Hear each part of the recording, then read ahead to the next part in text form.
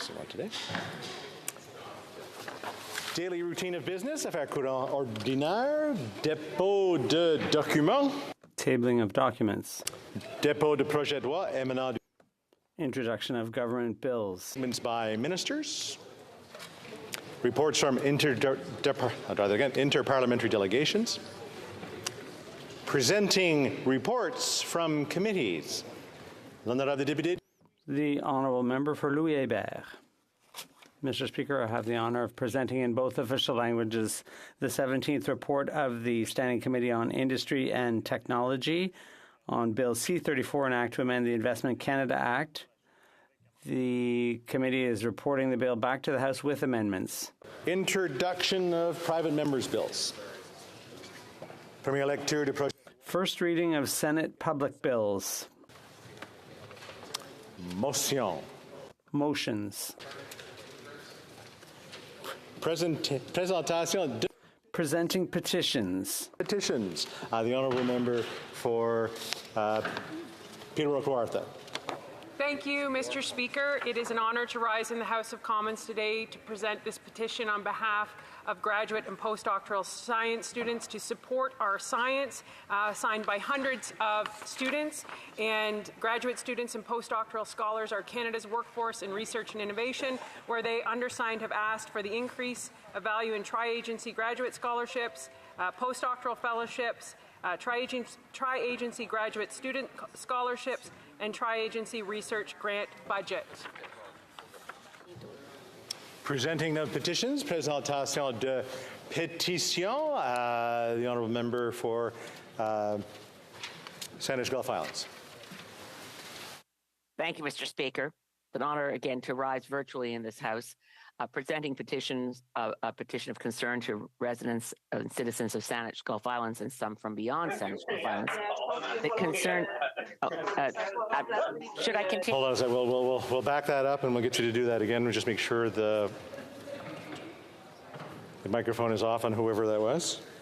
Bon, c'est bon. Okay. The Honourable Member for Sandwich Gulf Islands. You can start from scratch there. Thank you, Mr. Speaker. The petitioners asked this House to consider the state of Canada's waterways.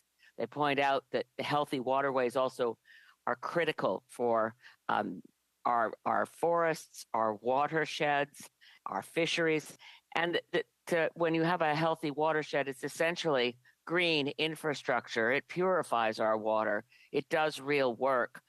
They point out that our water laws are inadequate to protect waterways from, and the petitioners particularly isolate large corporations that use their muscle to allow waterways to be denigrated through the pollution from their operations. They call on the government to update Canada's water laws and ensure that our waterways across the country are protected from industry and pollution, and they urge the government work with experts and professionals in the field of water conservation.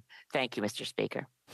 Presenting of petitions, présentation de pétitions. The Honourable Member for Haliburton, Kawartha Lakes, Brock. Thank you very much, Mr. Speaker. I'm proud to stand and present this petition on behalf of Canadians from across the country who would like to draw Parliament's attention to the ongoing unrest and violence happening in Ethiopia. These signatories would like the Government of Canada to take the following actions immediately. They're calling for an end to the violence and for restraint from all sides and parties involved in the ongoing conflict. Given that there is an election expected in the coming months, they're immediately calling for an increase in humanitarian aid and attention to that part of the forgotten conflict, those that are suffering because of it, and immediately call for international investigations into potential reports of war crimes and violations of human rights law. Thank you, Speaker. Presenting petitions, the Honourable Member for North Okanagan-Shuswap. Thank you, Madam Speaker. I rise today to present two petitions sent to me by members of the North Okanagan-Shuswap concerning the natural health products regulations the government is proposing. The citizens on these petitions call on the Minister of Health to work with the industry to embrace modern labeling and adjust Health Canada's proposed cost recovery rates to accurately reflect the size and scope of the industry, and that new regulation changes should only be implemented once the self-care framework is adjusted and the backlogs are cleared. Operations run efficiently, and there are policies and procedures in place to ensure stable operations continue. Thank you, Madam Speaker. Presenting petitions, the honourable member for Sherwood Park, Fort Saskatchewan. Thank you, Madam Speaker. I just have one petition to table, which is in support of my private member's bill C-257. Thank you very much. Presenting petitions, the honourable member for... Oh my gosh, I just... C'est quoi? Wait. Westlock, I don't know how I could have forgotten that. Thank you, Madam Speaker. I am pleased to stand and present a petition on behalf of Canadians who are concerned about what is happening in India. The petitioners are calling on Canada to recognize what the report from the U.S. Commission on International Religious Freedom says, that various actors are supporting and enforcing sectarian policies in India. The petitioners say that Christians, Muslims, and Dalit groups are being persecuted, and the petitioners are asking this government to ensure that freedom of religion is upheld in India, and that any relationship between Canada and India be based on a human rights framework. Thank you, Madam Chair. The honourable member for Kingston and the Islands. Thank you very much, Madam Speaker. I rise today to present a petition on behalf of Canadians that are calling to the attention of the government the most recent intergovernmental panel on climate change that is bringing to light to notice the impacts of flooding, wildfires, and extreme temperatures. They indicate that addressing the climate change crisis requires a drastic reduction in greenhouse gas emissions. And they are calling on the government specifically, Madam Speaker, to move forward immediately with bold emissions caps for the oil and gas sector that are comprehensive in scope and realistic in achieving the necessary targets that Canada has set to reduce emissions by 2030. Thank you, Madam Speaker. Presenting petitions. Questions on the order paper. The Honourable Parliamentary Secretary to the Minister of Environment and Climate Change. Madam Speaker, I ask that all questions be allowed to stand. Agreed? Agreed and so ordered. Orders of the day, ordre du jour.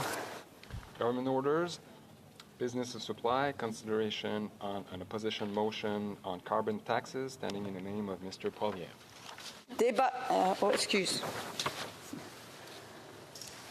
Monsieur Poilievre, appuyé par...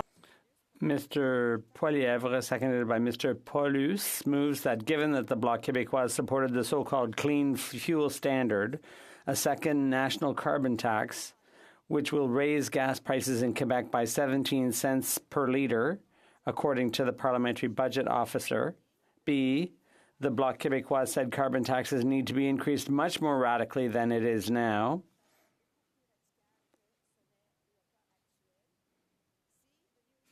Party and Liberals supported measures to quadruple the carbon tax to 61 cents per litre. And D, Atlantic Liberal members of Parliament alleged they are not in favour of the carbon taxes, but have supported carbon tax measures 23 times since 2015. La Chambre demande... The House call on the government to introduce legislation within 7 days of this motion being adopted to repeal all carbon taxes, to bring home lower prices on gas, groceries, and home heating. L'honorable... The honourable member for Carleton.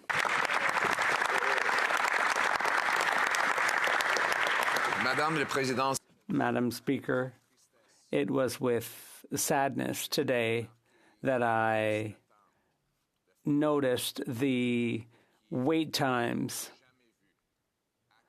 the lineups, which has never been seen before in Quebec City. Quebecers this morning are having to wait in the hope of getting food because they can no longer afford it. They can no longer pay their bills. Groceries are more and more expensive. They've gone up by over 20% in the past 2 years. And that increase is almost exactly the same as the carbon tax imposed all across the country.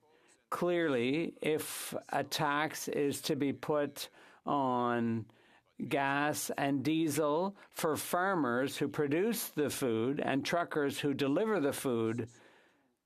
That's a tax on everyone who buys food. Unfortunately, and increasingly, Canadians can no longer afford to buy enough food. And we've seen the National Association of Food Banks that recently indicated that more Canadians than ever before, 7 million Canadians, are not getting enough to eat. More and more are resorting to food banks. That is the record of this Prime Minister after 8 years in office. And what is the Bloc Québécois doing? Not only have they supported the inflationary policies of this Liberal Prime Minister, they want those taxes to increase radically. I'll quote the member for Longueuil-Saint-Hubert, who said in the House, Madam Speaker, the carbon tax is an excellent measure, but it needs to be increased much more radically than it has been to date. Madam Speaker, that shows how disconnected the Bloc is from everyday people. And we can see that the leader of the Bloc is trying to distance himself from his own position. He was on TVA a few days ago, and he suddenly forgot that he'd supported the carbon tax. He said initially that the tax doesn't apply in Quebec. That's false. The second increase does apply to Quebec, and according to the parliamentary budget officer, it's going to cost 17 cents a litre. And on top of that, there's the sales tax for a compounded cost of 20 cents per litre. And, Madam Speaker, that's why I'll be sharing my time with the member for Charlesbourg, Haute-Saint-Charles. And the Bloc voted against a motion to eliminate the second carbon tax, which would have allowed Quebecers to keep their own money. And the Bloc leader forgot that too. He said they never voted on the second carbon tax. But it's on the record on June 5th. Either he forgot or he wants Quebecers to forget. But we haven't forgotten. I remember how he voted in favor of the second carbon tax. And I also remember that the Bloc wanted to radically increase taxes on Quebecers. Quebecers should not have to send their money to Ottawa. How is it that a so-called sovereignist party wants money collected in Ottawa and wants this in the hands of federal politicians and bureaucrats? I think Quebecers should be masters in their own home and masters of their own money.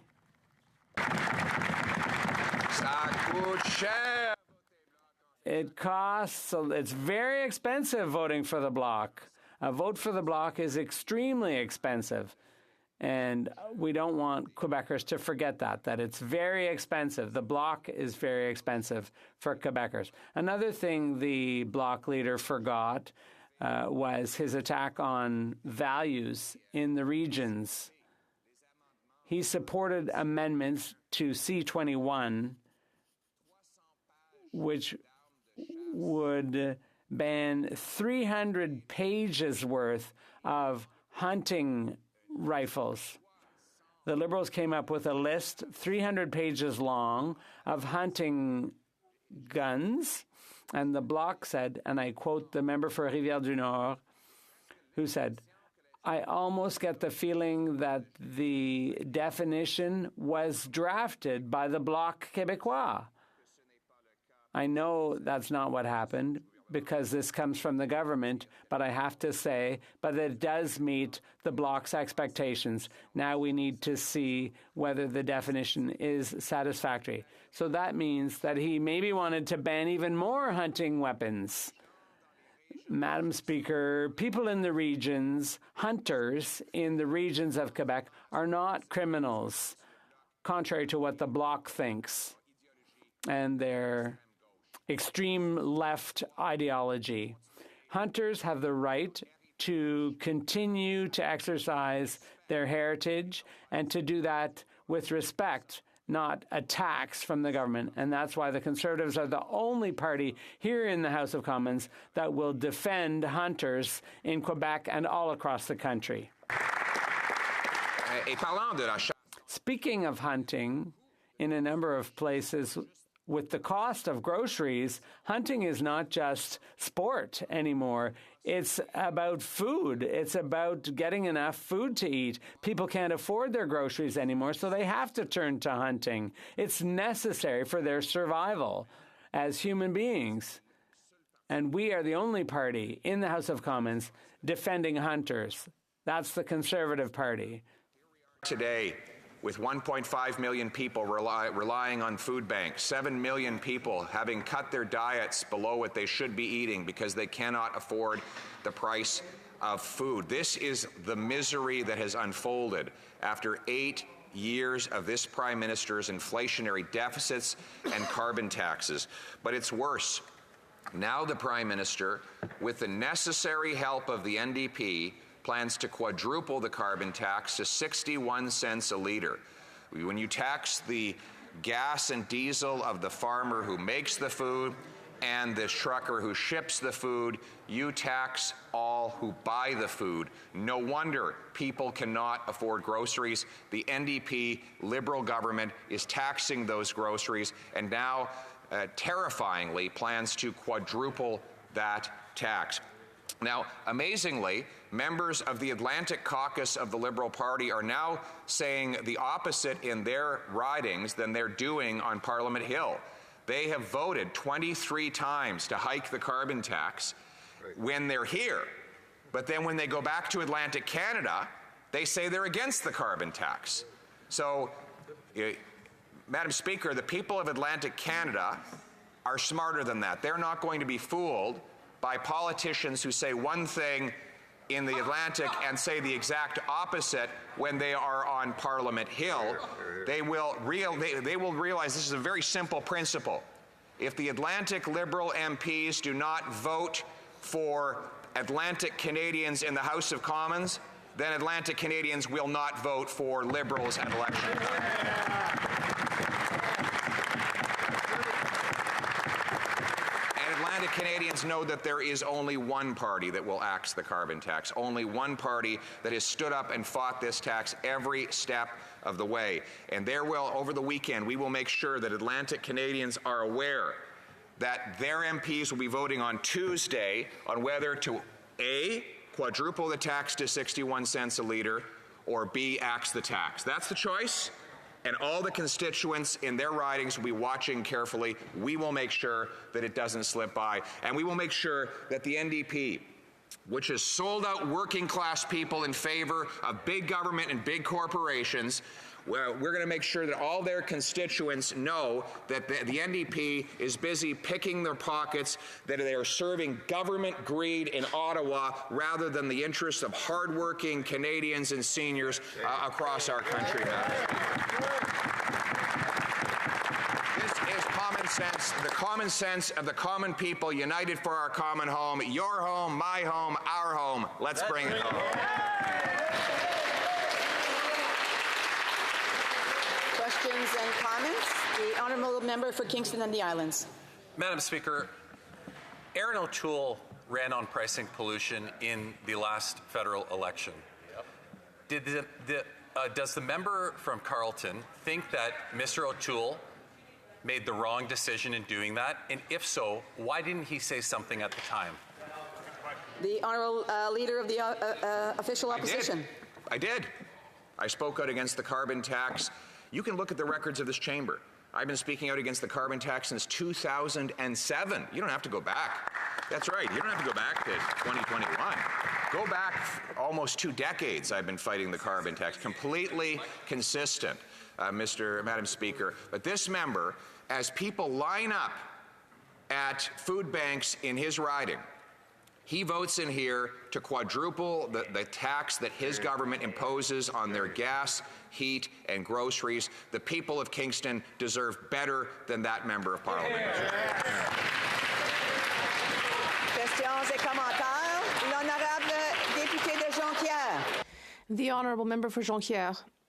Well, Madam Speaker, there is something that is not acceptable in Quebec. Lies. People will quickly realize that what the leader... I'm going to ask the member to start over because there seem to be some discussions between the two other parties. I would like the honourable member to start once again. I know the leader of the official opposition wants to hear the question. Well, I'm pretty sure he's going to hear what I'm going to say. Something that does not work in Quebec is lies.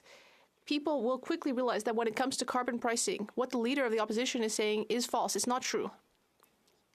Now, he says that he wants to defend Quebec, but what will he do when Bill 21 is challenged before the courts? Will he defend Quebec, or will he sit down and not bother to defend Quebec?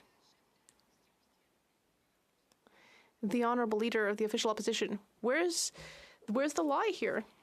I will just read the motion before the House that the Bloc Québécois supported the so-called clean fuel standard, a second national carbon tax, which will raise gas prices in Quebec by 17 cents per litre, according to the parliamentary budget officer. Madam Speaker, that is simply true. On June 5th, the Bloc Québécois voted against our motion to eliminate the second carbon tax. That's in the record. I would encourage everyone watching to go look at that. And then secondly, B, the Bloc Québécois said carbon taxes need to be increased much more radically than it is now. Again, that's in the record. It was the member for Longueuil-Saint-Hubert. Will my colleague deny the reality that any Quebecer can see with their own eyes? Questions and comments? The honourable member for Edmonton Strathcona. Thank you, Madam Speaker. Madam Speaker, that speech and this entire day of debate, this motion, I mean, honestly, if that member was a kid in the playground, he'd be the kid kicking sand in everyone's eyes. It's not exactly a good look. It doesn't look like someone who's working with others. But I will say one thing, you know, this is the same government or the same party that voted against an excise profit tax for the oil and gas industries. They were making $38 billion in profit in 1 year. This is the same party whose member tweeted about the carbon tax while her own city was on fire. This is the same party who the counterpart in Alberta is going to take Albertans' money and 53% of the CPP. My question for the member is this. Does he think Danielle Smith is entitled to 53% of the CPP? Does he agree with that plan? Will he...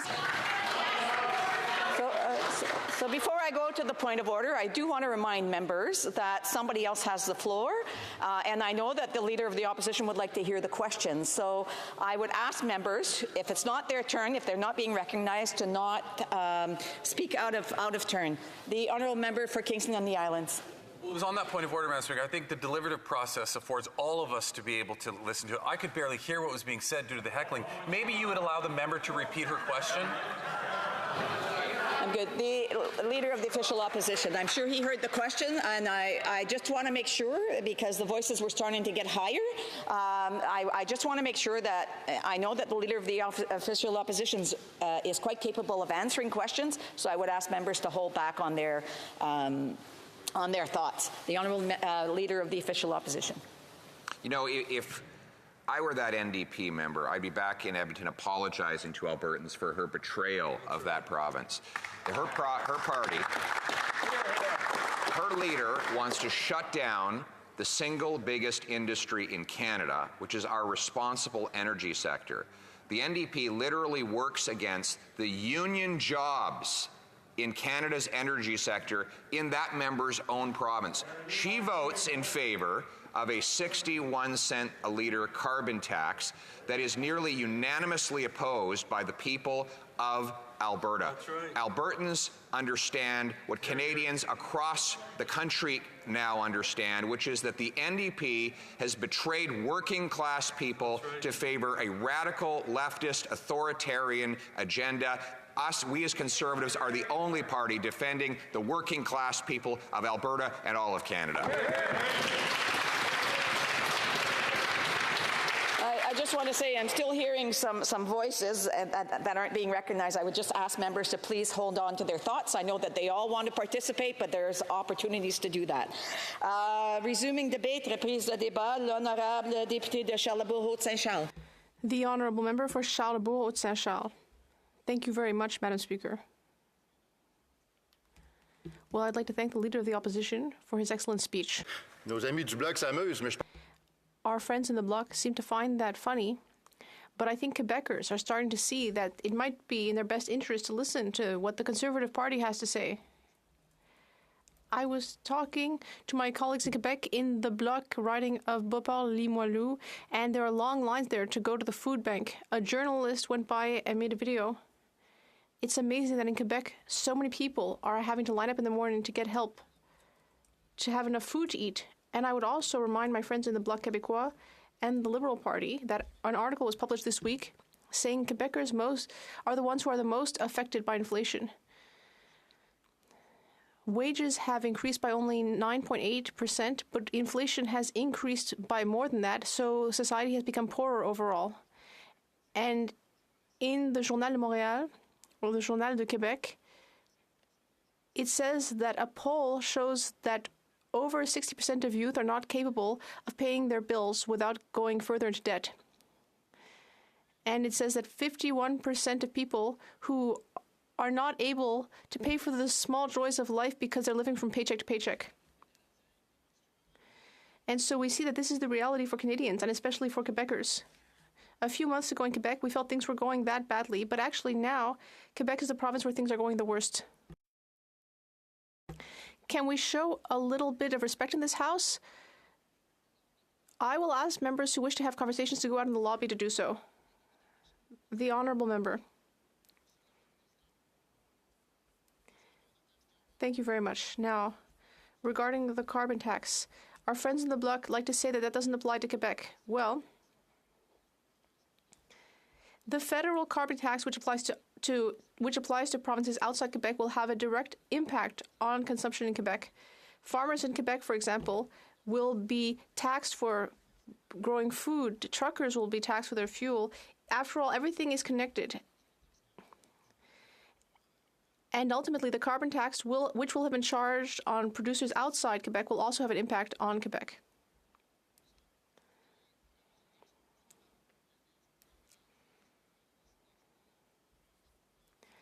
Now, the Liberal Party is always saying that the carbon tax is the best thing in the world, and it's pushing it onto Canadians. And the Bloc Québécois supported it, and they're always saying, well, we have our own tax in Quebec, we have our carbon pricing market, and so this won't have an impact. But like I said, there is an impact. I wouldn't even call it an indirect impact. It's really a direct impact. So what we're saying is simple. We're asking the government to give Quebecers and Canadians a break.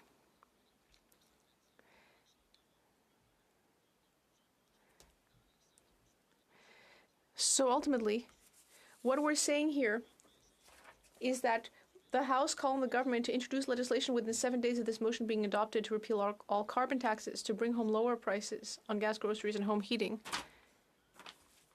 What we're doing, we're not attacking the Bloc Québécois. We're asking them to show some sense. We're asking them to understand that people are suffering. This isn't something that the Conservative Party has made up. This is the facts. This is what's happening. The Bloc Québécois members who like to call this a foreign parliament for them may not understand that this is having an impact for people in their ridings, like people in Beauport-Limoilou who are struggling to find something to eat and have to go to the food bank. I'm going to call upon simple logic here, common sense. Does the Bloc Québécois understand we need to do something to reduce consumer prices? Because people are already being taxed so much. And everything costs so much. Inflation is horrifying right now. The only thing we can do to help industry and to help consumers is to reduce taxes.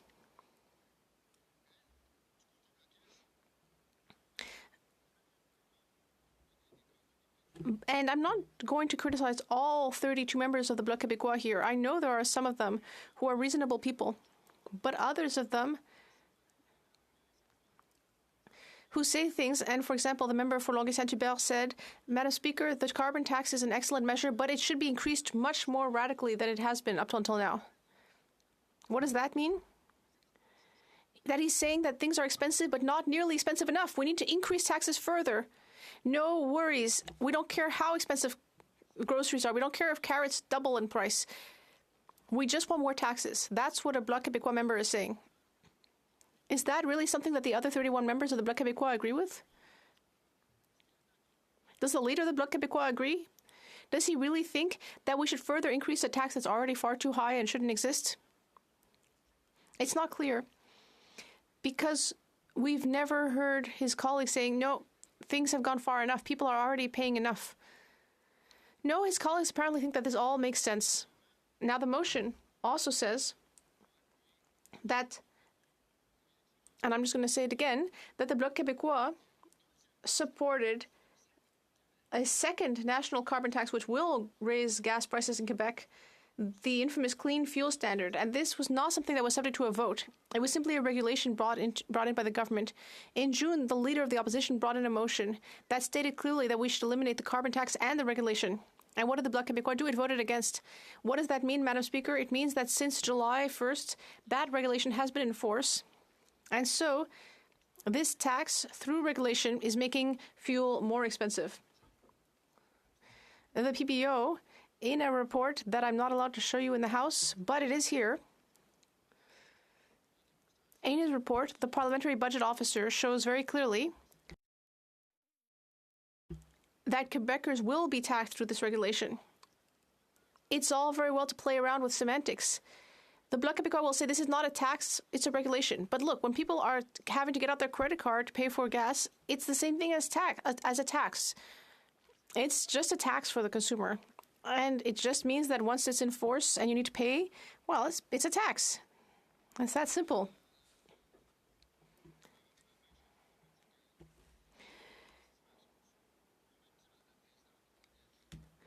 Now, what did Environment Canada say? They said the following.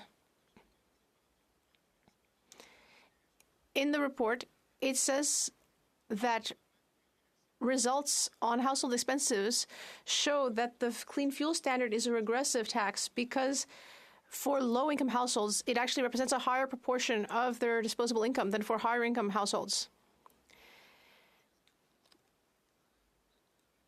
By 2030, when the clean fuel standard will reach its highest level, this will represent an extremely high impact on household expenses, and it could reduce Canada's GDP by up to $9 billion, or 0.3%. The Liberals and the Bloc Québécois always say they're listening to experts, but in this case they did not listen to experts, because the experts are saying that this is a problem. And this is not going to help Canadians or Quebecers. If anyone is wondering why people have questions right now, well, there's an answer. Now, the Bloc Québécois did do something good that happens from time to time. In their platform, well, the first part of their platform is that they want independence. We don't agree with that, and we would encourage them to take that back to Quebec, not here. But later in the platform,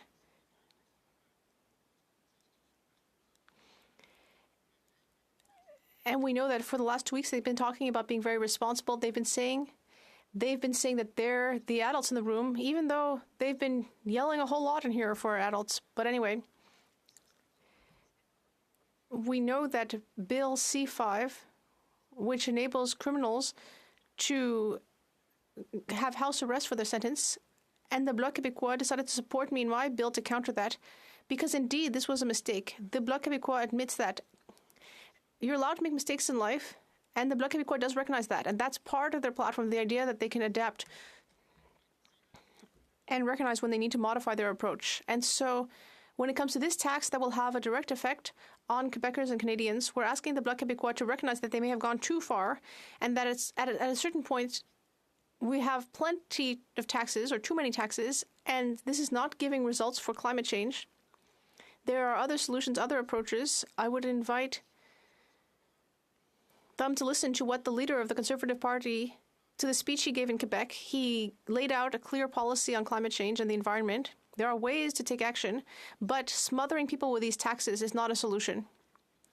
Therefore, I would ask the Bloc Québécois to support us and convince the Liberals and the NDP, of course that would be quite difficult, but to convince the Liberals to change their strategy and to adopt our motion. Thank you. Questions et commentaires. L'honorable secrétaire parlementaire du ministre de l'Environnement et du Changement climatique et du ministre des Sports et de l'Activité. Merci, Madame la Présidente. Thank you very much, Madam Speaker. I'd like to thank my colleague for Charlebourg-Saint-Charles. It seems to me that he's actually picking a fight with the Bloc Québécois today, but I still have a question. This member ran on a commitment to create a carbon price. He's a Quebecer, and he understands that this is important for supporting the province, and does not he believe that Quebec's plans for environmental protection are good ones, and does he not recognize that he made a commitment to run on carbon pricing? The honourable member for Charlebourg-Saint-Charles. I'd like to thank my colleague for the question. Well, first of all, what I really support, Madam Speaker, is people who are hungry and are lining up at food banks to try to get something to put on the table because they just can't pay their grocery bill. People who can't even make it to work because they can't fuel up because gas is too expensive. These are the people I support. Our primary priority in life is to be able to put food on the table, a roof over your head, and get to work. This is a serious problem in Quebec, and it's only getting worse. Questions et commentaires. L'honorable député de Longueuil. The honourable member for Longueuil-Saint-Hubert. Well, Madam Speaker, listening to my colleagues in the Conservative Party this morning, it sounds almost like the Bloc Québécois is in power in this country. It's hard to believe. My colleague says he cares about people who are hungry. Well, just shortly, or a short time ago, I was in Quebec where there was a meeting about homelessness. All of the federal parties were represented there, including the Liberals, but not a single Conservative. Curious, no? Now, regarding the invoice that the member for Lévis-Bellechasse raised in this House, is he not aware that this has nothing to do with the carbon tax, but rather the carbon pricing market that Quebec has like California? Really, what the member raised in this House was a total lie. The honourable member for Charlebourg-Saint-Charles. Well, I couldn't have asked for more than to get a question, for a better question than the one from the member for Longueuil-Saint-Hubert, who said we should radically increase the carbon tax. When he went to the meeting in Quebec City and just paraded around in front of people who care about homelessness, did he say that he is promoting a radical increase in the carbon tax? Is that what he's really boasting about? We need to show some consistency and stop just saying any old thing. The honourable member for Rosemont-La Petite Patrie. Madam Speaker, I just cannot get over my Conservative colleague's speech. What planet does he live on? Because we only have one planet, and we are destroying it with pro-oil, pro-pollution ideology like what he's sharing with us today. The Paris Accord aimed to limit global heating to 1 degree, but we're at 2.4 now, so that will lead to natural disasters like forest fires like the ones we had this summer. People's health will suffer. People will die from climate crisis. That's how serious it is. So why isn't he bending over backwards to save the planet? The honourable member for Charlebourg-Saint-Charles. Thank you, Madam Speaker. It's nice to hear the NDP member shouting. He lives in a very small riding. He can walk around his riding on foot in 5 minutes, but we represent rural ridings. People need cars in our ridings. People need cars to get around. We don't live along a train like he has in Montreal. Downtown Montreal has a totally different reality. He's in a bubble. with his reality and his situation. Now, I understand his riding, but we represent rural ridings. We need affordable gas so that people can buy gas so that they can drive to the grocery store to buy food, which is also too expensive. Resuming debate, the Honourable Parliamentary Secretary to the Minister of Environment and Climate Change and to the Minister of Energy and, the Honourable Minister of Environment and Climate Change and to the Minister of Sports and Activities.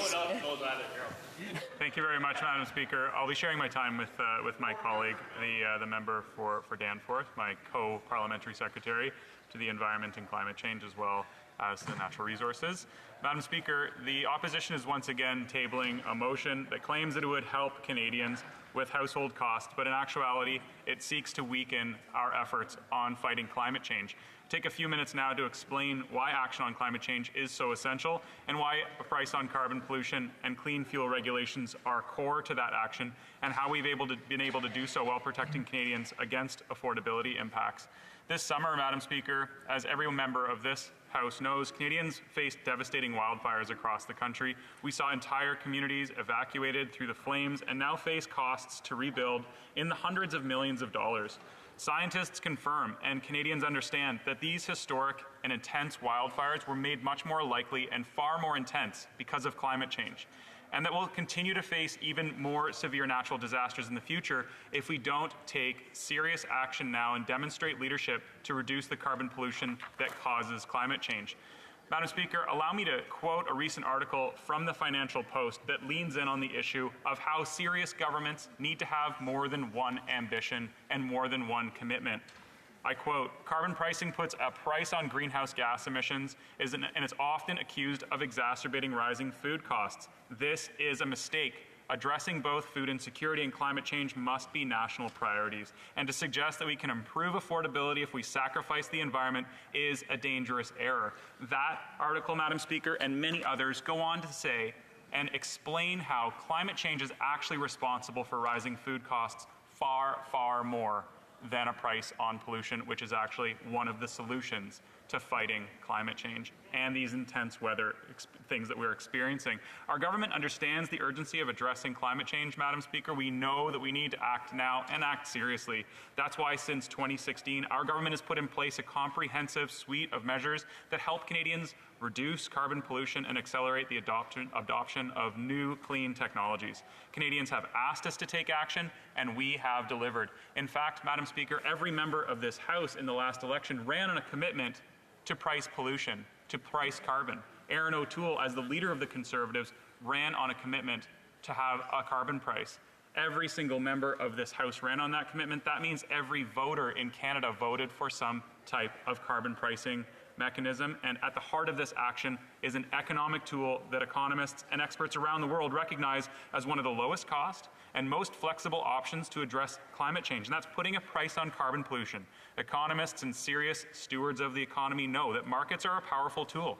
They can create prosperity, spur innovation, and solve problems by harnessing the decision-making power and knowledge of millions of households and businesses across the country. Madam Speaker, pricing carbon is a market-based instrument. It's actually at the core of conservative thinking. Conservative governments across the world believe in these market-based instruments and using markets to influence things like how much pollution a society can create. And this is an example of a conservative government that's lost in space. They don't believe in climate change. They don't believe in the simple math around fighting climate change with a market-based instrument like a carbon price, despite the fact that they all ran on one. I wouldn't be surprised, Madam Speaker, if they don't even believe in gravity. Climate change is right in front of them, and it's absurd to look at that in the face, particularly in the wake of the worst wildfire season our country has ever experienced, and deny its existence entirely. Markets fight climate change in large part by using price signals. Any rare or expensive or desirable good has a higher price, and this spurs new businesses to enter markets and innovate and provide more of these goods and services to find lower cost ways of delivering them. Putting a price on carbon works the exact same way. It sends a signal that polluting costs us all, encourages the market to create cleaner alternatives, and encourages households and businesses to adopt these alternatives and pollute less. Madam Speaker, we all pay when we flush the toilet at our homes. We all pay when we put our garbage out to get picked up on garbage day through our property taxes. what comes out of our tailpipes and the emissions created by heating our homes also has a cost. And it's important to recognize that those costs actually have a value. And provinces like Quebec and British Columbia have been doing this for a long time. I know a lot of Quebec members have stood up and talked about carbon pricing. They've been benefiting from it, as Ontarians did, until 2018 when Doug Ford cancelled cap and trade in Ontario. Madam Speaker, this is economics 101, and the opposition should know better than to claim it doesn't work. They ran on a similar plan. If they're serious about climate change, then they would know that real action requires significant investments and that a carbon pollution price will encourage the most efficient and lowest cost investments possible. Their constant demands to eliminate the price on carbon suggest they either don't understand how the economy works, or they don't believe in serious action on climate change, or both, or they just need something for bumper stickers and t-shirts, and I think that's probably the case, Madam Speaker. Let me now turn to affordability, which is top of mind for all of us these days. Canadians are facing higher prices due to rapid inflation, driven by pandemic supply chain disruptions in the war in Ukraine, and high housing costs due to long-standing shortages. Madam Speaker, I could stand for 20 minutes and talk about what we need to do in order to address housing costs, but today we're talking about climate action, and we know that the governments across the world who take it seriously are taking action. Our government is focused on affordability plan across our mandate via our $8.9 billion affordability plan that put in place multiple measures to make life more affordable, enhancing the Canada Worker Benefit, ensuring affordable childcare and dental care, increasing the old age security pension, and topping up the Canada Housing Benefit, just to name a few things that the Conservatives consistently vote against, and we continue to work to address the issues that causes affordability by taking action this summer. For example, to lower the costs of new rental housing and hold grocery store chains to account by managing price increases. Affordability is baked into our approach on climate change too, and pricing pollution is just the same. First, let's be clear. Carbon pricing isn't about raising government revenues, as the opposition has consistently implied. The enabling federal legislation, the Greenhouse Gas Pollution Prevention Act, mandates that every cent of proceeds from the federal system is returned to the province or the territory of origin.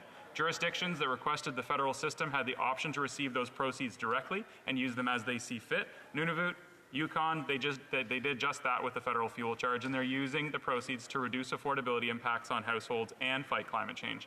In other jurisdictions, the federal government returns these proceeds directly to Canadians. For the fuel charge, this means that Alberta, Saskatchewan, Manitoba, Ontario, and the Atlantic provinces all receive a climate action incentive rebate 4 times a year. 90% of fuel charge proceeds in these provinces are returned via climate action incentive payments delivered directly to households, something that the Conservatives ignore entirely. These are set amounts based on the number of people in the household, with a 10% top-up for rural households. And over 8 out of 10 households receive more money back than the carbon price will cost them in a given year. And it's worth pointing out, Madam Speaker, that 80% are the 80% that need it most. It's the wealthiest Canadians that tend to heat higher, larger homes, drive less fuel-efficient vehicles, and maybe they heat more than one home, like a cottage. There's nothing wrong with that, but the fact is, when you use more fossil fuels, you ought to pay for the emissions. There are average amounts, lower and middle income households, and they particularly benefit. A typical family of 4 in Ontario received $976 in 2022, and they'll receive more this year, Madam Speaker.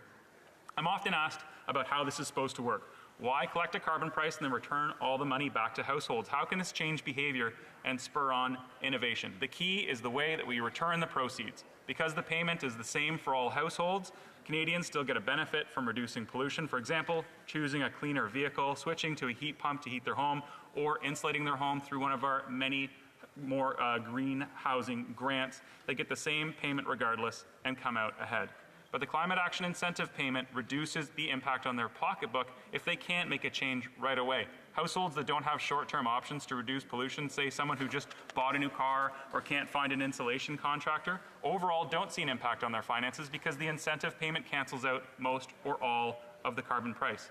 This approach gives Canadians flexibility to address climate change when it makes sense for their particular situation, and it complements the many other measures we have put in place to help Canadians transition to cleaner economy affordability, such as a $500 million program to support the move to home heating pumps rather than dirty and expensive home heating oil. Madam Speaker, there's a lot to talk about today. The clean fuel regulations are another powerful market-based tool for climate action that the opposition is so firmly against. But I would point out, Madam Speaker, since we're focusing on affordability, the #1 cost driver of food, particularly vegetables grown in drought-prone places like California, is climate change. When we resist the need to fight climate change, we are resigning ourselves to more expensive food from places like that. And back to the clean fuel regulations, Madam Speaker, for just a minute. This is a plan and another part of Canada's action plan, and we're expected to deliver another 26.6 million tons of emissions reductions annually by 2030. Madam Speaker, our plan to reduce emissions and ensure affordability is working, and the Conservatives should stop standing against climate action. Questions and comments? The honourable member for Regina Louvain. Thank you very much, Madam Speaker. It's a pleasure for me to take my feet today and talk about our opposition motion. I do have one question. There is so much factually wrong in that member's speech that it would take me all day to go through it all point by point. But he talked about all the supposed affordability measures his government has put into place. So a simple question. Since he's been the MP, the Member of Parliament for Milton, how much has food bank usage gone down in his hometown? The Honourable Parliamentary Secretary. Here's the very problem, Madam Speaker. The Conservatives want to use the pain of Canadians to drive this notion that fighting climate change is affecting their pocketbooks. Ask any economist. That's wrong. As the member leaves the room and doesn't listen to my answer, he apparently doesn't want to listen to the answer. And the reality, Madam Speaker. A point of order. The honourable member for Regina Louvain. Obviously, the member cannot say who is and who's not in this chamber. He's been here long enough. He should actually know the rules. So I just want to remind the honourable members that they're not to mention who's in the chamber and who's not. And I also want to remind the members they have opportunities to ask questions at appropriate times, so they shouldn't be trying to ask questions or making comments while someone else has the floor. The honourable Parliamentary Secretary. Thank you, Madam Speaker. I'm here for an honest and open conversation, debate on important issues, and it's a common decency just to stick around as the colleagues answer the questions. I think that's the least we can ask each other. And Madam Speaker, to the core of the question, we are all focused on affordability, and to conflate fighting climate change with rising costs of affordability and the hardship of Canadians and using that to fight a carbon price that we all ran on is wrong. Questions and comments? The honourable member Timmins James Bay. Thank you, Madam Speaker. People in Ontario didn't pay a carbon tax. We were part of the cap and trade system. But then a gang of grifters came in from Etobicoke, Doug Ford and his gang. They ran on buck a beer. They said they were going to give people buck a beer. But what they did was they decided they were going to rip up all the EV charging stations, and then they were going to kill the cap and trade program. So now Ontarians are actually having to pay into carbon pricing because of Doug Ford and his gang of grifters. Now Doug Ford is scrambling to say we're going to be the automobile center of the planet after ripping up the EV charging stations. And the only thing that we've actually seen Doug Ford deliver was $8 billion boondoggle to his insider corrupt friends. So I'd like to ask my honourable colleague about the Conservatives, their propensity for backroom deals, and the danger of grifter government at a time of climate crisis. The honourable Parliamentary Secretary. Thank you, Madam Speaker, and I thank my honourable colleague for the question. My honourable colleague knows the importance of fighting climate change because wildfires tore through his riding this summer.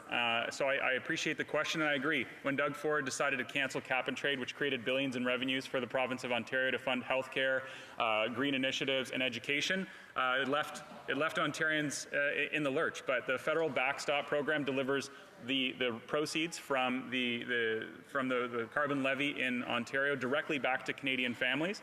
But it's very, very worth pointing out, Madam Speaker, that this Conservative government is exactly the same as the Doug Ford government. They won't say climate change. They won't say that we need to fight climate change and lower our emissions. They'll put up billboards like Doug Ford has around Ontario saying the future is electric. But when it comes to actually implementing policies and having good ideas and discussing with experts how to fight climate change and how a carbon price actually does that, they don't show up at those meetings. They're not willing to have those conversations. They don't ask experts. They rely on bumper stickers and T-shirts for all of their policy. Thank you, Madam Speaker. We have time for a brief question. Nous avons le temps pour une brève question.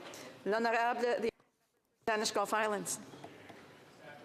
Thank you, Madam Speaker. I have to say I agreed with everything the Parliamentary Secretary said.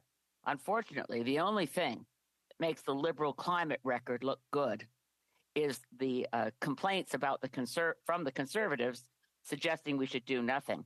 I note the parliamentary secretary is wearing an orange shirt for Orange Shirt Day and Reconciliation, and I ask him to comment on this government pursuing the Trans Mountain Pipeline and as our government, Crown Corporation, breaking a sacred promise to the Shuepucook First Nation, changing their plans to go through their territory so as to destroy their most sacred area. The National Energy Board, CER, just made the decision to do what TMX wants and yet again violate UNDRIP.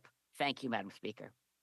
A brief answer from the Parliamentary Secretary. Thank you, Madam Speaker. I hope my honourable colleague and friend is doing okay. I can hear in her voice that she's a little bit under the weather, so I wish her a quick recovery. Madam Speaker, the member underscores it just perfectly. I hope she doesn't mind me borrowing her quote earlier with respect to if you don't believe in climate change, you might not believe in gravity either. It's so important that we continue to stand up for what's right. That includes truth and reconciliation. That includes climate action. That includes justice across our country. Three things that the Conservatives just consistently seem not to care about. Thank you, Madam Speaker.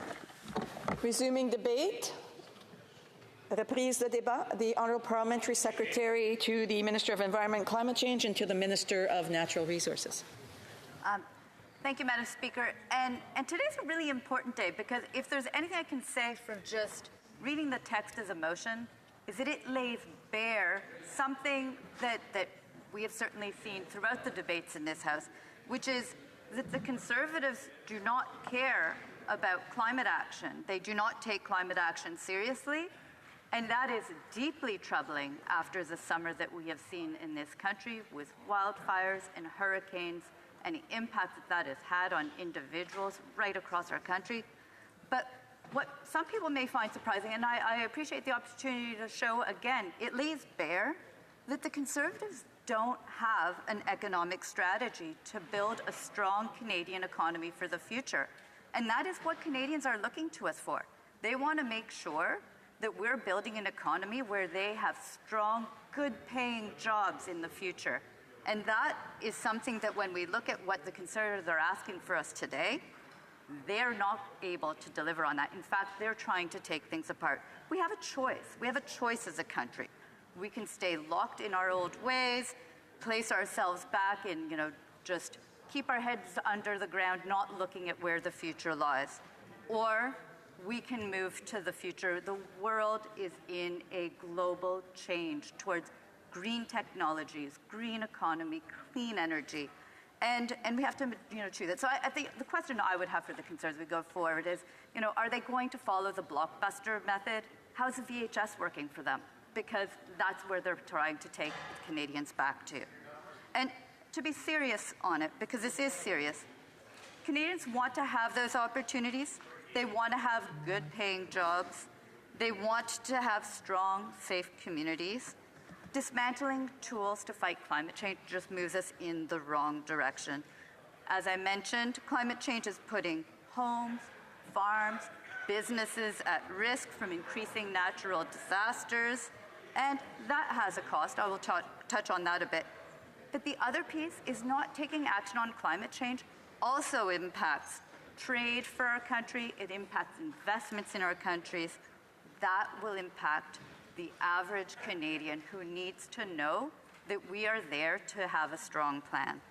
So, let's start. One of the other questions I had beyond the question about the VHS, why do the Conservatives not trust Canadians to make the best decisions by keeping money in their own pockets? In the next couple of weeks, Canadians are going to be receiving checks or direct deposits as part of the carbon pricing plan in the federal backstop provinces. They're going to be receiving those payments, and that is the underpinning for how carbon pricing works in their country. It's putting money in their pockets. That's how carbon pricing works. It lets them choose what they're going to do with that money. That means that they can carry on as they did before, and they will spend that money on it. Or they may be able to use that money to make some changes in how they're going to do things, and let themselves keep more money in their pockets. Now, it shouldn't come as a surprise to us that, the Conservatives aren't wanting Canadians to keep more money in their own pockets, because, in fact, here's another piece that they didn't support, which is that we are actually allowing, as of this year, that Canadians are going to have $3,000 more of their earnings tax-free when they file their taxes this year from when we went back to 2019. In 2019, the average Canadian's personal exemption would have been around $12,000. This year, $15,000. That's $3,000 more in a Canadian's pocket. They get to choose how to use that. So I'm not sure why Conservatives are opposed to these. These sound like the kinds of things that when I talk with people in my community, they want to see. They want to be able to make their own decisions with their money. And not only that, they want to have more money tax-free. And they want us to be acting on climate change. So just a bit surprised when I see that. Now, I think it's really important that we talk about how carbon pricing is efficient. That is something that is recognized by leaders in economic thinking. Now, perhaps they don't want to take my word for it. So let's look at what the World Bank said about a price on carbon pollution. They said a price on carbon helps shift the burden for the damage back to those who are responsible for it and who can reduce it. So instead of dictating who should reduce emissions, where, and how, a carbon price gives an economic signal. They go on to say, in this way, the overall environmental goal is achieved in the most flexible and least cost way to society. The carbon price also stimulates clean technology and market innovation, fueling new, low-carbon drivers of economic growth. I'm going to underline that. It stimulates clean technology and market innovation. It fuels new, low-carbon drivers of economic growth. I think that's what Canadians are looking for from us. Now, one more piece. Why don't we look at what the OECD had to say about it when they were reviewing the Canadian carbon pricing system? They said, the carbon pricing benchmark provides an economically efficient mechanism for raising the bar on emission reduction. Economically efficient. That sounds like what Canadians are looking for from us. So I would be questioning why the Conservatives seem to be so opposed to a system that is economically efficient, fuels economic growth, and actually helps to build that strong economy. There was an economist from the University of Calgary who was commenting and said that while regulations would dictate what one must do to cut back on fossil fuel use, carbon prices leave it to a consumer or a business to decide what works best for them. Let the person or the business decide what's best for them. And that makes it the most efficient way and usually the cheaper way to address carbon emissions. So personal choice, and it's a cheaper way to address carbon emissions. That sounds to me like a win-win. But Conservatives seem to be opposed to that, so I'm going to have to leave that with them to try and figure out why they feel so strongly. Look, Canadians want that efficiency. They want us to stimulate clean technology and market innovation. They want a solid economy that's creating good, paying jobs. They want to be able to make decisions with their own money. Let's talk about some other pieces for these businesses in our country. Let's talk about our international relationships. Now, when just earlier this year, the President of the European Commission, Ursula von der Leyen, came to speak to us. And in that speech, she really emphasized the importance of the work that we are doing, including the importance of carbon pricing. So I'll just remind the members opposite if they weren't really properly listening. What she said was, as renewable energy is the future, our partnership with Canada is crucial for speeding up the transition to clean energy. Canada and Europe are world leaders in the fight against climate change. We have written our climate targets into law. We have set carbon prices. And we have proven that it is possible to grow the economy and reduce emissions. New challenges await us, however. The global race for clean technology is on. There is growing competition to attract investment and to control the most important links in key supply chains. In this competitive environment, Canada and Europe must be on the same side. That is a trading partner of ours. That is what she came to deliver to us as a message. Carbon pricing was part of that message that she brought to us. And I want to underline, because I believe that many of us here celebrated when we signed the free trade agreement with the EU, the CETA agreement. We were very excited about that. Well, I have news for the members opposite if they haven't been also paying attention to this. Europe is introducing a border carbon adjustment, actually in the next days. And what that means is that products coming from a country where it's being manufactured that have a carbon price and place that price on it, they will face less barriers being traded into the EU. This is about simple economics. We want to be able to have that access so that our businesses can thrive, and then through those strong businesses, we can have good paying jobs for Canadians. Again, what the Conservatives are proposing today removes those opportunities for us. Now, the last piece, and I know that I'm running out of time, so if I might just add, the other piece is investments in Canada. We are seeing international industries coming to Canada to build battery manufacturing, build zero-emission vehicles, battery recycling, solar farms, all of that. And you know what they say? They say that they're choosing Canada because we have one of the cleanest electrical grids in the world, and because they believe that we are the forefront of green transition. So I would ask the Conservatives, are that opposed to carbon pricing? They can go into those communities where those jobs are being created and tell those people that they actually do not support those jobs being created. We have a strong plan for a green economy, Madam Speaker. Thank you. In comments, young member for Pitt Meadows, Maple Ridge. Yes, thank you, Madam Speaker. And the Liberals, backed by the NDP and the Bloc, are simply out of touch with everyday Canadians. She says that it's about simple economics and for people to thrive. Well, right now, at this moment, gas is $2.15 a liter, the highest in North America. The member from Kootenay, Columbia just told me that across the line, it's $1.30 Canadian. People are struggling. 1/7 of people that are food bank users are people that are working, that can't afford to eat. So will the member not recognize that enough is enough and it's time to axe the tax? Honourable Parliamentary Secretary. Madam Speaker, I thought I outlined actually in quite a bit of detail why carbon pricing works as a system. And I do want to say, we recognize that people have been struggling with the high costs of inflation.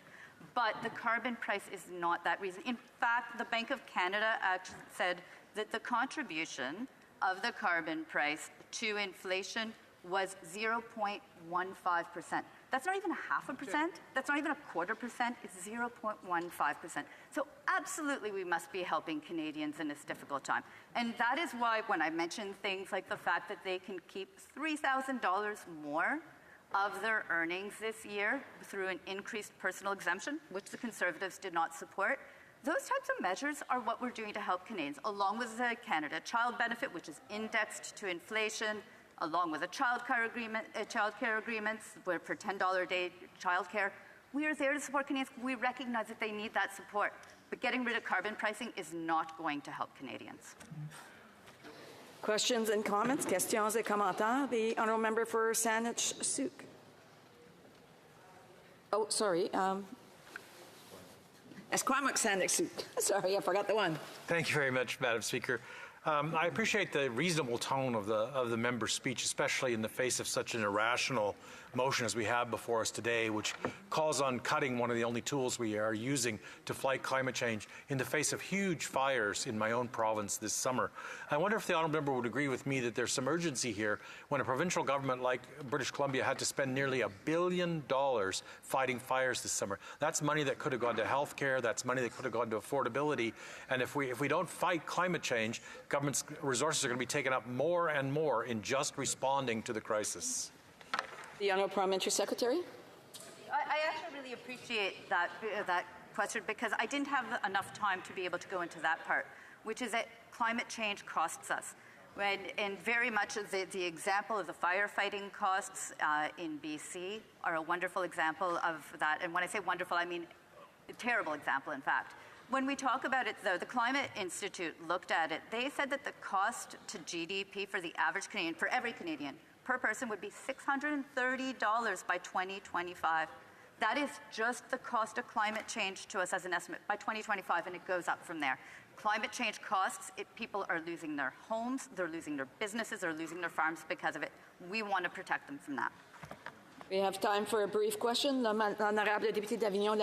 The honourable member for Avignon. Thank you, Madam Speaker, and I'd like to thank my colleague for that speech. The Environment Minister often says that greenhouse gas emissions went down in 2022. Well, that was just at the end of the pandemic. We were still fully in the pandemic. But I read an article just yesterday from the Climate Institute, and according to their research, it actually went up.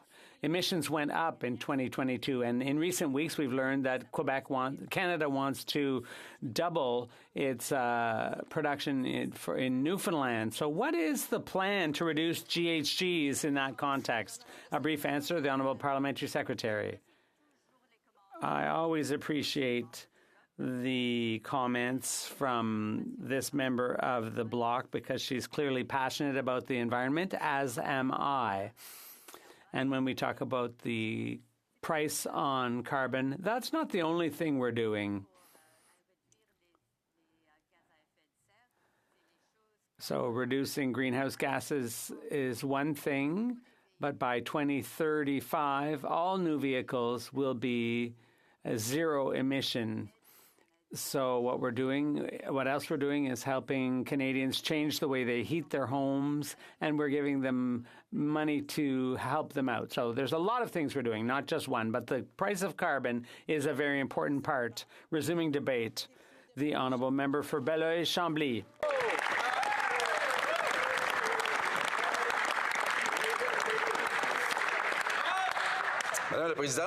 Madam Speaker, I'd like to say first off that I'll have the pleasure of sharing my time with the very, very, very honourable member for Jonquière. And after that, I'd like to quickly thank the Conservatives. They're giving us a golden opportunity, way too soon, in my view, to expose their belligerent tactics and these tactics that will backfire. Their tactic is to say the opposite of the truth, or quite plainly put, to lie. For example, with guns, they're saying all kinds of things about, for example, hunting weapons. That was actually thanks to the member for Avignon, La Métis, Matapédia. So to say anything else is a crass lie. The emissions regulations is another big joke. We don't get to vote on regulations, but true to form, given their dinosaur tactics, the Conservatives have just cooked up a motion with a lot of hyperbole in it. And if you don't agree with one part of it, they say you have to take it as a package.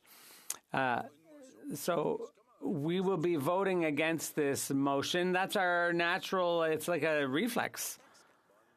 The carbon tax does not apply in Quebec.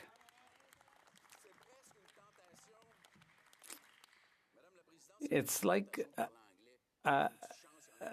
the temptation to speak English in the hopes that a few people will understand. The carbon tax does not apply to Quebec. In Quebec, we have a carbon exchange, a cap and trade system negotiated by the minister who was in that position in 2013 in Quebec, and I know that guy pretty well. It was me.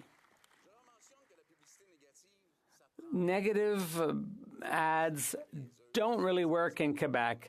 You can make jokes about people, but they really don't work in Quebec. But the Conservative leader doesn't know that, because what does he know about Quebec? He comes once a year and he thinks he can speak about Quebec. He only comes to Quebec once a year and would have us believe that that's where his summer house is, his cottage. But this is a tactical error, and I have a year to expose his lies, to expose his tactics. I have a year to show that whether he becomes Prime Minister or not, he does not deserve the trust of Quebecers.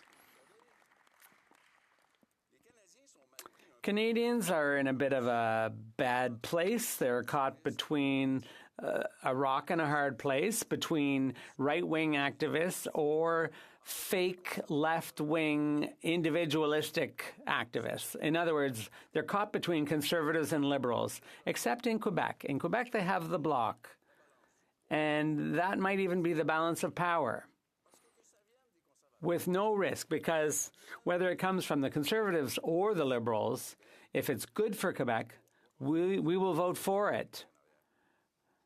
There's some joking going on behind me, but if it's good for Quebec, we'll vote for it, and if it's bad for Quebec, we'll vote against it.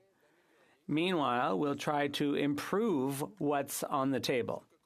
So let's look at this new motion. It's a right-wing piece of right-wing propaganda. So first of all, as I said, the Bloc Québécois hasn't supported anything because we don't vote on regulations. As usual, the Conservatives have cobbled together a motion. It's a trick. It's a trap. Like today, it's a bad motion, and we'll be voting against it because it's bad for Quebec. But the Conservative leader has done us a favor, because after buying a tight T-shirt and a pair of Ray-Bans, he basically is recognizing, by attacking us, he's acknowledging implicitly that the Bloc Québécois is going to prevent any other party from forming a majority in this House, like we did in 2019 and like we did in 2021. Because with those two parties, Madam Speaker, a majority would be bad for Quebec. The Bloc has never been in favor of a new tax hike. That's false. That's conservative. It's unreliable. Yes, we're concerned about the cost of living, the cost of gas, the cost of groceries, costs to farmers, costs to truckers, poverty among seniors, and so on. All these things worry us, but they're not due to the carbon tax in Quebec. It doesn't apply in Quebec. I often have a question for the Conservatives, and that is, what's your problem with the truth? Why do you take issue with the truth? And I will tell you why, Madam Speaker.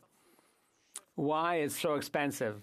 And I'll tell you why the Conservative leader's far-fetched idea of imposing conservative rule over the central bank, well, I'll explain why that's a ridiculous idea. $20 trillion, Madam Speaker, $20 trillion.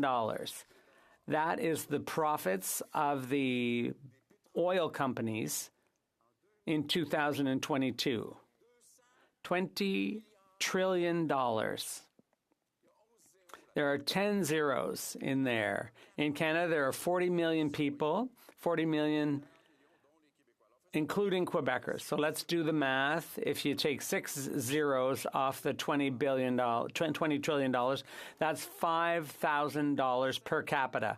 $5,000 per capita. That's the profits of the oil companies. It includes newborns and seniors, $5,000 a head in profits. The Conservatives claim that fighting climate change is causing the cost of living to go up. That's false. It's the disgusting profits of oil companies that is causing the increasing cost of living. $20 trillion in 2022 alone, at the expense of farmers, seniors, truckers, and families. So stop bugging me with your lies. You are the low-flying lobbyists for the oil patch. And the Liberals are no better. They're liars too, and they cover things up. And they are subsidizing the oil patch's $20 trillion in profits. No one in either of those two parties is working for the environment. None of them is working for Quebec. Madam Speaker, the Bloc will continue to work in good faith to make Parliament work, even in the election campaigns. We're going to fight against inflation in a responsible and proper way. but we're not going to let anyone get away with anything. No lies, no cheating, no trickery. Madam Speaker, we'll be voting against this motion. Of course we'll be voting against this motion. And you can tell the Conservatives and the Liberals that if they want Quebec, if they are going after the Bloc Québécois, they know where to find us. Thank you. Questions and comments? The Honourable Member for Surrey Newton. Thank you, Madam Speaker. I want to thank the Honourable Leader of the Bloc Québécois and for his leadership on this file when he was in charge of that file. He mentioned, Madam Speaker, that the leader of the Conservative Party not know anything about Quebec, even though he goes there once. I'm sure he comes to British Columbia a few times, but I personally believe that he doesn't know about British Columbia either. British Columbia was the very first province. BS was... I only recognized one individual, and that individual is speaking, and I'm hearing other voices. I would ask members if they wish to participate to wait till the proper time till I recognize them. The Honourable Member Surrey Newton. Thank you, Madam Speaker. Madam Speaker, I know why they are aggravated, because they know that he does not know anything about British Columbia. British Columbia was the first province to bring in carbon tax in 2008. It covers 70% of the emissions created by the fossil fuels. I would like to ask the leader, because it's taking a global position, what are his comments about British Columbia being the leader in that particular field? L'honorable député de Belleuil-Chambly. Fort intéressant. Well, in 1999, I went to Vancouver for 4 days, which means that I know about as much about BC as the Conservative leader knows about Quebec. And I'm not going to pretend that I know British Columbia well. And I say this in all friendship, but I am not one of the people who speaks for BC.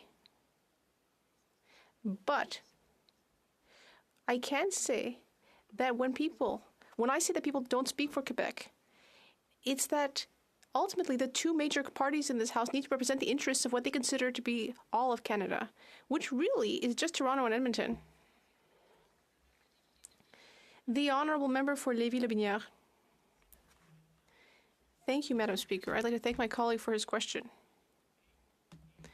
I listened closely, and when he started talking about oil company profits, but my question is going to be quite simple, and I'll bring that back to Quebec. He used to be the Minister of the Environment there. When we talk about the fuel tax and how that might affect an average family in Quebec, can the leader of the Bloc Québécois tell me the amount of liters of gas per capita for an average family in Quebec for a year? How much did they use? And he seems to be very good at math as well. So, how many liters are we talking? How many liters for an average 4-person family in Quebec? The Honourable Member for Belleuil-Chambly. Well, I really don't know what I'm listening to. And if you do the math, it's $5,000 per person. And I would love to say, it's a scandal, Madam Speaker. Questions and comments? The Honourable Member for Rosemont-la-Petite-Patrie. Thank you, Madam Speaker. I'd like to thank my colleague for his speech.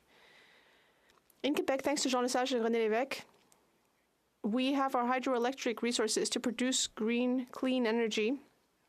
We don't have oil production in Quebec, although the leader of the Bloc Québécois has flirted with Anticosti and oil exploration there. But Canada is one of the most polluting countries in the world. And we know that Quebec is one of the biggest producers of SUVs. So should we not push our compatriots to do more? Because it's not just English Canada's fault. Quebec also needs to work hard. The Honourable Member for Belleuil-Chambly. Well, yes, we always need to do more. But actually trying to make individuals bear the responsibility is regrettable, because it tends to remove responsibility from the biggest emitters. I would remind my colleague is that my job when it came to Anticosti was to look at a project that would never actually be implemented. But I think his party was strongly in favor of a project called Energy East, and they paid the price for that. So I think that indeed everyone needs to reduce emissions and make an effort. Quebecers are not angels on this. We're not perfect. We do have the advantage of being in an exceptional geographic position. And we have a lot of advantages when it comes to green energy, and that means that we have an obligation to be an example to others. Resuming debate. The Honourable Member for Jonquière. Thank you, Madam Speaker. Well, it's hard to follow my colleague who is so eloquent, but I will try, just for you, Madam Speaker. Looking at this motion, I feel that the Conservative Party has moved from populism, which we're familiar with, where they always give us simplistic solutions to complex problems, but they've gone from populism to deceit, to base and odious deception, hypocrisy, guile. That's what I see here.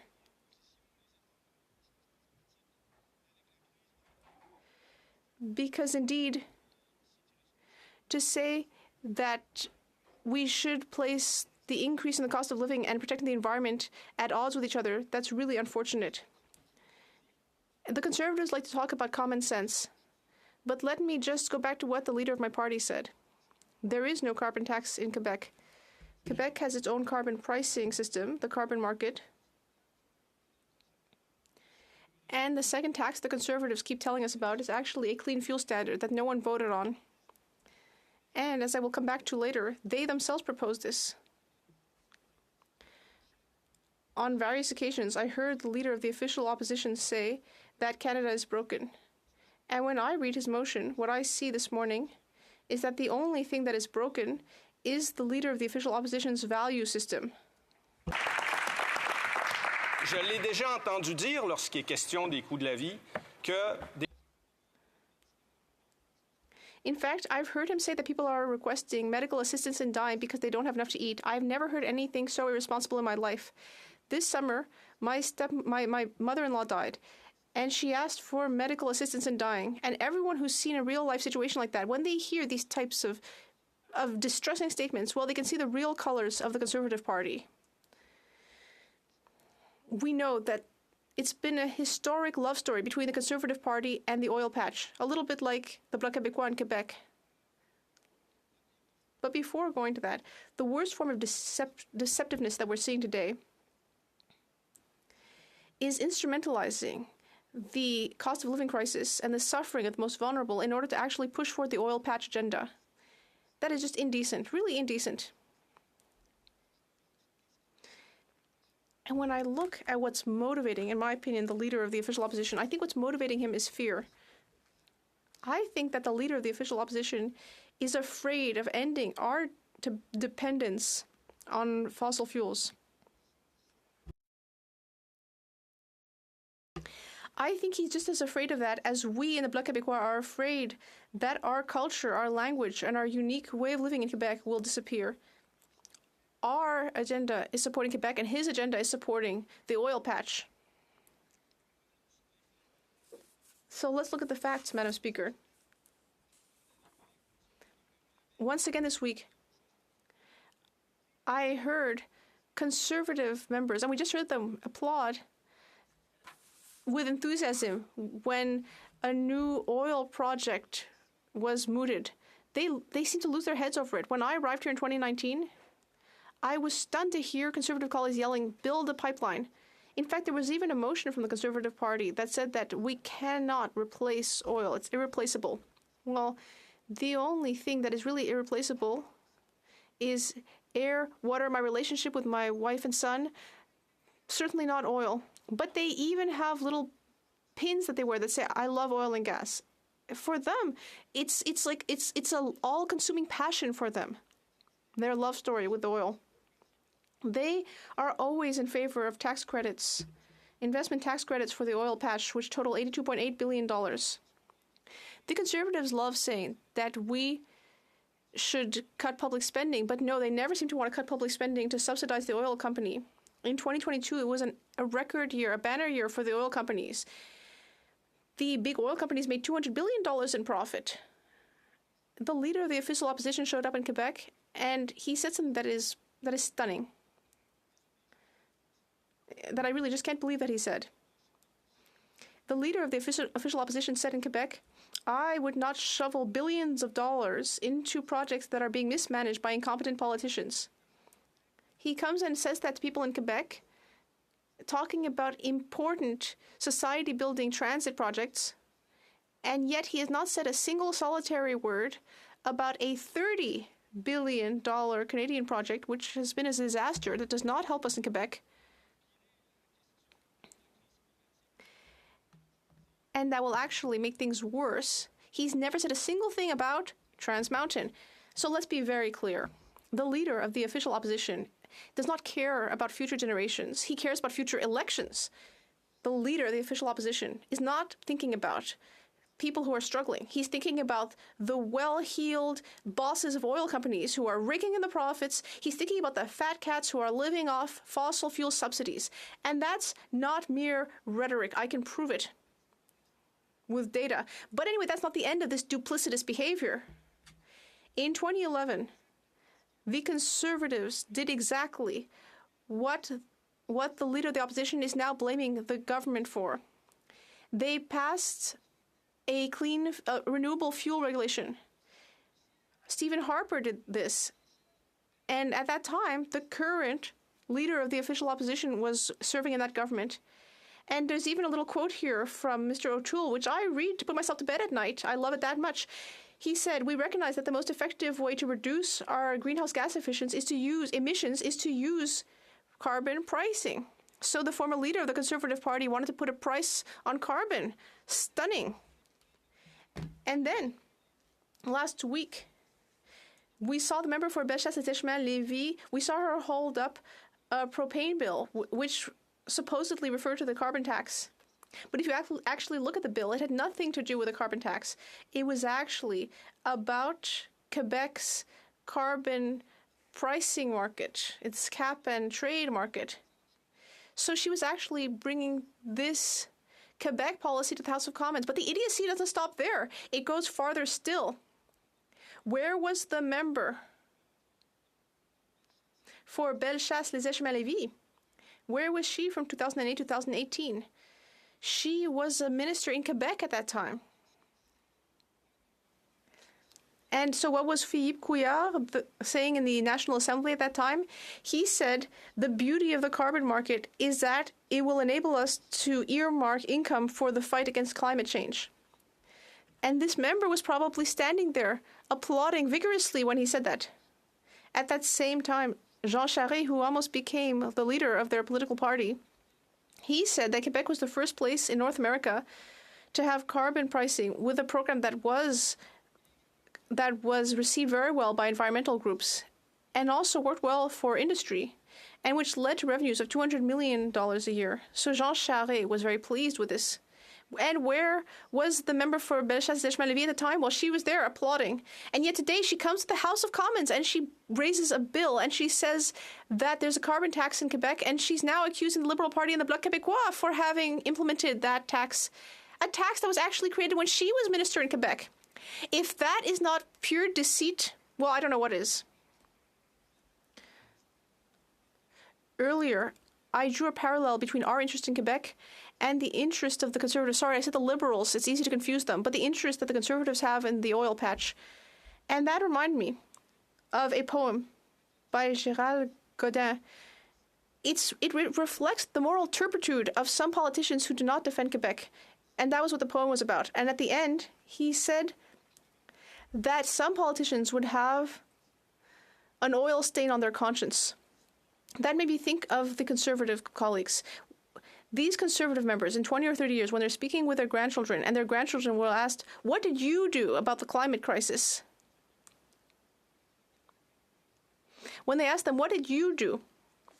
well, the only thing they'll be able to answer is, "I stood for the interests of the big oil and gas companies. I didn't do anything. I defended these companies." there will be a heavy oil stain on their conscience. Thank you.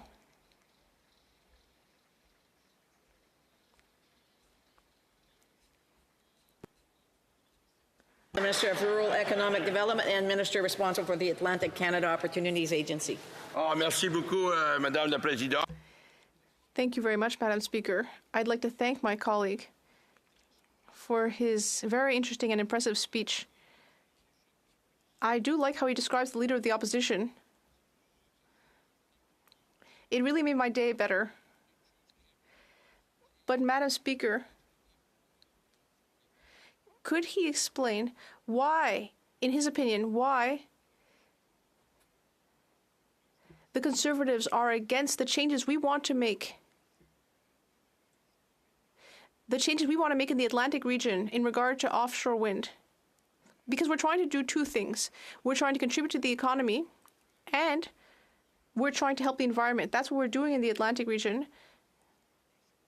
Do the Conservatives realize that the Atlantic region is making money off this, or is it just that they don't want to invest in the green economy?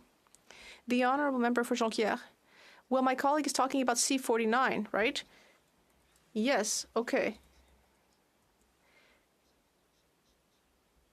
Well, the Conservatives, who knows why they're against this? It's up to them to know that. But what I find confounding about that bill is that it mentions renewable energy, but I don't think that offshore petroleum is renewable energy. I just don't think it is. So it's all very well, and the Conservatives can answer for their own part, but I would say to my Liberal colleagues that they should be very careful because ultimately the Liberal government often greenwashes the oil industry, and in that way they're kind of like the Conservatives. Thank you, Madam Speaker. You can tell sometimes when the NDP, when the Bloc Québécois are not comfortable, they go in all directions, putting accusations in every place. But here's the question. The question is, how can the member of Bloc Québécois support a radical tax increase on Quebecers by 17 cents a litre by supporting the clean fuel standard? L'honorable député de Jonquière. Le hasard est bien fait. Well, I think that this is good luck here, that my colleague asked a question, because my colleague tabled the motion that said that oil was irreplaceable. And not only did he say that, but he even said we should have a day to celebrate oil and gas. He said we should have a day to celebrate oil and gas, a global day. Or rather, everywhere around the world globally, we're moving towards renewable energy, and yet the Conservative Party wants us to continue being a dinosaur and continue living in the past with the oil and gas sector. In fact, they're the chief lobbyists for the oil and gas sector, and they're telling people who are struggling to feed and house themselves that they should give more money to the oil and gas sector. It's heinous, Madam Speaker. Questions and comments? The Honourable for Edmonton Strathcona. Merci, Madame Presidente, and je m'excuse. I'm sorry for the quality of my French, but I will try. I'd like to thank my colleague for his eloquent speech. I feel that I have to say that even though the Conservatives are doing everything they can to divide this House and deny climate change and to prevent Parliament from acting on climate change, still, despite this, most Albertans want the federal government to take action on this. Albertans want a healthy, clean environment for their children, just like all Canadians. So I would ask my colleague, how can we protect the environment and take care of the climate to protect Albertans, even Albertan Conservatives? The Honourable Member for Jonquière. Well, as we've said on several occasions, no one wants to harm Albertans. Unfortunately, their economy is based on the fossil fuel sector. Earlier, the leader of our party said very clearly that we're not perfect in Quebec. We do have renewable energy, we're lucky, but we need to review our industrial strategy, the industrial strategy in Canada. We need to develop solar energy, wind energy, just like they're doing in the States. But unfortunately, we're so far behind. We're trying to invest in carbon capture technology that will never work, and Canada is trying to create net zero oil. That's complete idiocy. We need to stop chasing these castles in the sky and instead ask ourselves the hard questions about the energy transition. Reprise de débat. L'honorable député de Rosemont-la-Petite. The honourable member for Rosemont-la-Petite-Patrie.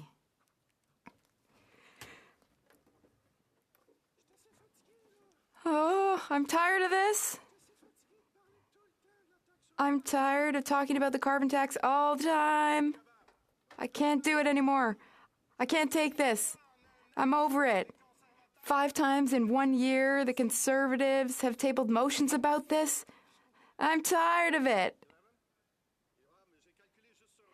And, you know, in just 1 year, 5 times in 1 year, I'd like to inform the House that I'm sharing my time with the dynamic, experienced, and expert member for Timmins James Bay.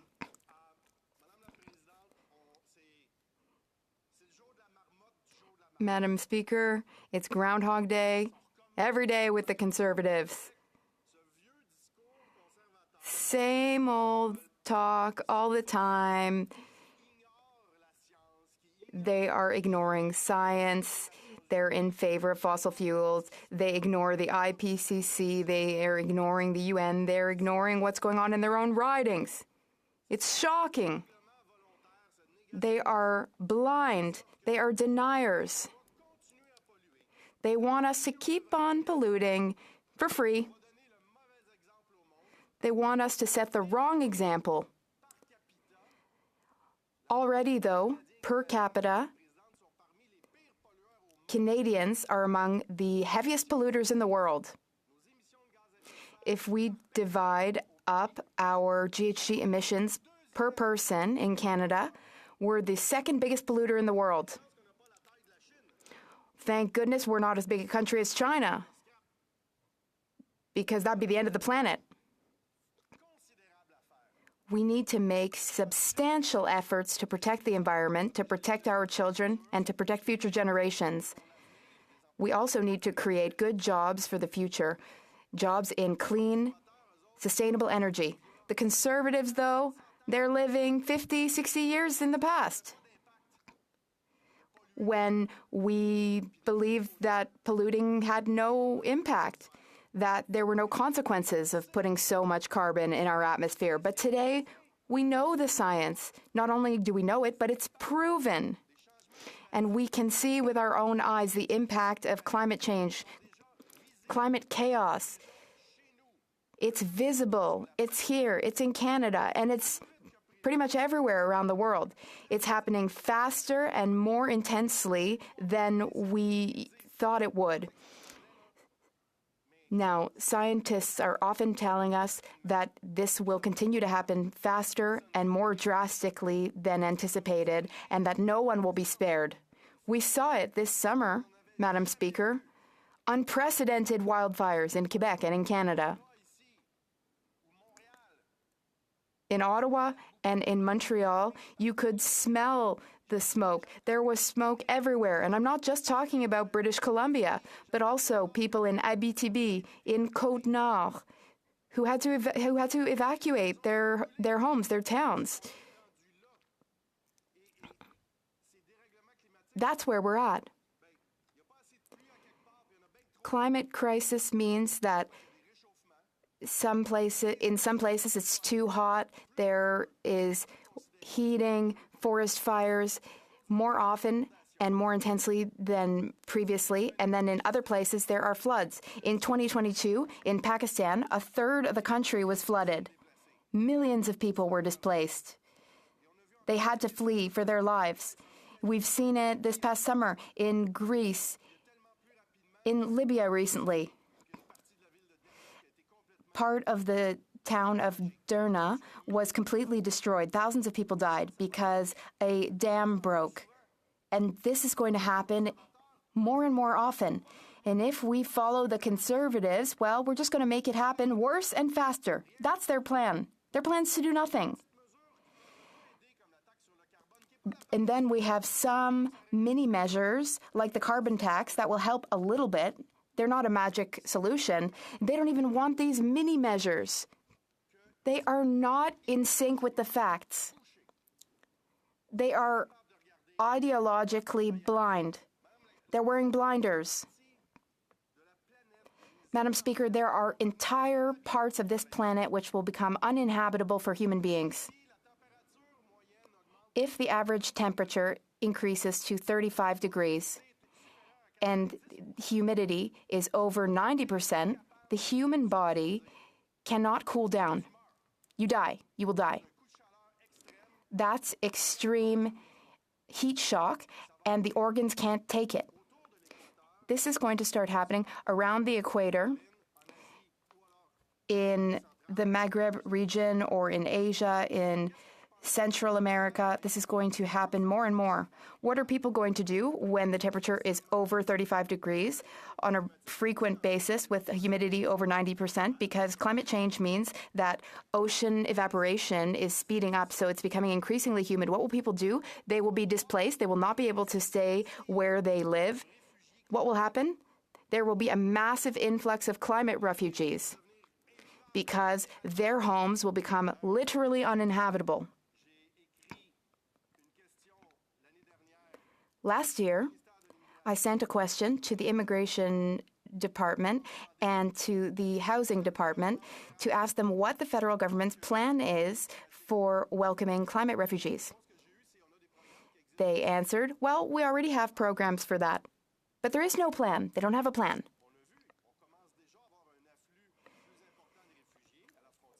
There are more and more refugees arriving at our borders. For example, the refugees who were arriving at Roxham Road. There was a lot of populism about that, though. But we will have more and more refugees, and I need to make it clear to this House that the current government has no plan for that. People will have to move because it's too hot, and also because they will be hungry. The American President Joe Biden's special envoy, Dr. Carrie Fowler, said in an article in The Guardian, Mr. Fowler said that by 2050, there's every reason to believe that there will be a global food shortage. We have already seen that conflicts, such as the conflict in Ukraine, has an impact on many countries when it comes to food supply. But what I'm referring to is a whole nother level of global food shortage, which will be enduring and permanent in some regions of the world because it will become impossible to grow fruits, vegetables, and grains. These are tangible, real consequences of climate change, Madam Speaker. The Conservatives, though, they prefer to pretend it's not happening. The federal government, the current federal government, the Liberals, they have a responsibility. They have a duty to act, and they are not doing enough, not by a long shot, because sometimes they do one thing, but then they do its opposite. We need to reduce global emissions by 50% by 2030 if we want to reach net zero by 2050. This will require much more ambitious measures starting now, all while investing in clean energy. That's why the majority of the Canadian population, and that includes the people of Alberta, believe that it's necessary to set a strict cap on emissions for the oil and gas industry. All businesses and regions who set net zero goals cannot continue to invest in new sources of fossil fuels. Businesses cannot change things by buying carbon credits. They can't produce oil and gas while pretending to be climate action champions. All net zero action needs to be independently audited and verified. Who wrote that? I just quoted Catherine McKenna, former Environment Minister. She wrote this in an open letter which was published in La Presse. According to McKenna, that's how we need to proceed. But despite the promises of the member for Laurier-Sainte-Marie, the government promised a strict cap on oil and gas emissions for the oil and gas sector. But here we are in September 2023. Nothing's been done. We're still waiting for such a plan, for such a measure to be announced by the Environment Minister. It should have been done months ago, though. That sector produces 30% of Canada's GHG emissions. And the emissions are on the rise. They are really the dunce, the worst performer of all Canadian sectors, and we're not doing anything about it. And unfortunately, GHG emissions are rising, especially when you compare 2005 numbers with 2021 numbers. Do I have more time, Madam Speaker? Not really? Oh, well, I would have had so much more to say. Honourable member, l'honorable secrétaire parlementaire pour le... The Honourable Parliamentary Secretary to the Minister for Indigenous Services. For that excellent speech. I really appreciate, again, that he's offering Canadians facts and truth. And when it comes to the climate crisis, we have to all face this reality together. So just if you could comment quickly on how important it is to speak about, again, what's really happening across the country and in this world, and you know, the fact that it's a clear waste of our time with what we're seeing with this opposition motion. Thank you. The Honourable Member for Rosemont-la-Petite-Patrie. Thank you, Madam Speaker. I thank my colleague for her question. She cares deeply about the environment and works very hard to protect it, and I thank her for that. I'd like to make an important point. Canada is a dunce at this point. Successive Conservative and Liberal governments have not been able to set us on the right course in order to avoid natural disasters and keep our planet habitable. We cannot go over 1.5 degrees per year, but we're already at 1.3. We're very close to the limit. And if we continue on the same track, we will be at 2.4 degrees. 2.4 degrees, that corresponds to disaster scenarios that I outlined earlier. So I hope that we will work together to improve things. We have a lot of work to do in many sectors, but it's very clear that we can't count on Conservatives when it comes to this. And comments? L'honorable député de Longueuil. The Honourable Member for Longueuil-Saint-Hubert. Thank you, Madam Speaker. I appreciate my colleague's outraged tone about the fact that the Liberals across the way are not doing enough to combat climate change. But here's my question. In Budget 2023, billions are given to oil companies for carbon capture. Meanwhile, we know it doesn't work at all. And the NDP voted for the budget. So how do they explain that? The Honourable Member for Rosemont-la-Petite-Patrie. Thank you. I thank my colleague, and I thank him for noticing how outraged I am about climate change. Madam Speaker, we have been pushing the Liberals to do more on many things, especially the climate crisis, but also on the housing crisis. They're not doing enough for either crisis. We negotiated a deal with them to make them do things that they had never accepted to do previously. So thanks to us, Canadians will have more. Canadians will benefit. We were able to get things for Canadians for dental care, health, and also for Indigenous peoples. So we have accomplished a lot of unprecedented things. Well, thank you, Madam Speaker. The honourable member is from Quebec. Can he deny that the Bloc Québécois supported the clean fuel standard, which is added 17 cents per litre on every Quebecer? L'honorable député. The Honourable Member for Rosemont-la-Petite-Patrie. Well, Madam Speaker, the Conservatives are on a partisan mission today to attack the Bloc Québécois. So sure, let them go ahead. That's their prerogative, and that's clearly their priority. But I would like to underscore that, for example, Mr. Rich Kruger, CEO of Suncor, said, let's stop talking about renewable energy and climate change. Let's stop pretending. Our only goal is to make as much profit as possible, as fast as possible, and too bad for anyone else, too bad for Canadians, too bad for the planet, too bad for the environment. People like Rich Kruger are those that this party and this member seems to promote. Colleague, you know, as the critic for Labour for the NDP, he has done so much to put in place things like anti-scab legislation. I know he cares about workers. And one of the things that I know from the Conservatives is that they do not. You know, when Suncor actually a week after the provincial election laid off 1,500 workers, the Conservatives said nothing about it. And when Rich Kruger says that he will burn this planet to the ground just so he can get that last dollar out, we don't hear a peep from the Conservatives. So perhaps he could talk about, you know, why it is that the Conservatives care so much about CEOs and so little about Albertan workers. The Honourable Member for Rosemont-la-Petite-Patrie. Thank you, Madam Speaker. I thank my colleague from Edmonton, Strathcona. She works very hard to support and defend Alberta's workers. I think that we need to be able to go through this transition to create lasting jobs in energy sectors, which will be lasting, sustainable, so that people will be able to make this transition with support, with professional training, job training, so that we can prepare the future of renewable energy. And there is massive potential in Alberta for solar energy, for wind energy. I hope we'll be able to work with unions and with the Alberta Labour Federation to create these good jobs in these new sectors. During debate, the honourable member for Timmins James Bay. Thank you, Madam Speaker. I'd like to bring a little bit of history to start off today, because I know it's something the Conservatives hate deeply, our facts and history. I'm going to read from the People of the State of California, the Attorney General versus ExxonMobil, Shell, Chevron, ConocoPhillips, American Petroleum Institute, and BP. In 1988, Shell, along with all the other big oil companies, did major scientific studies of the dangers of fossil fuel burning.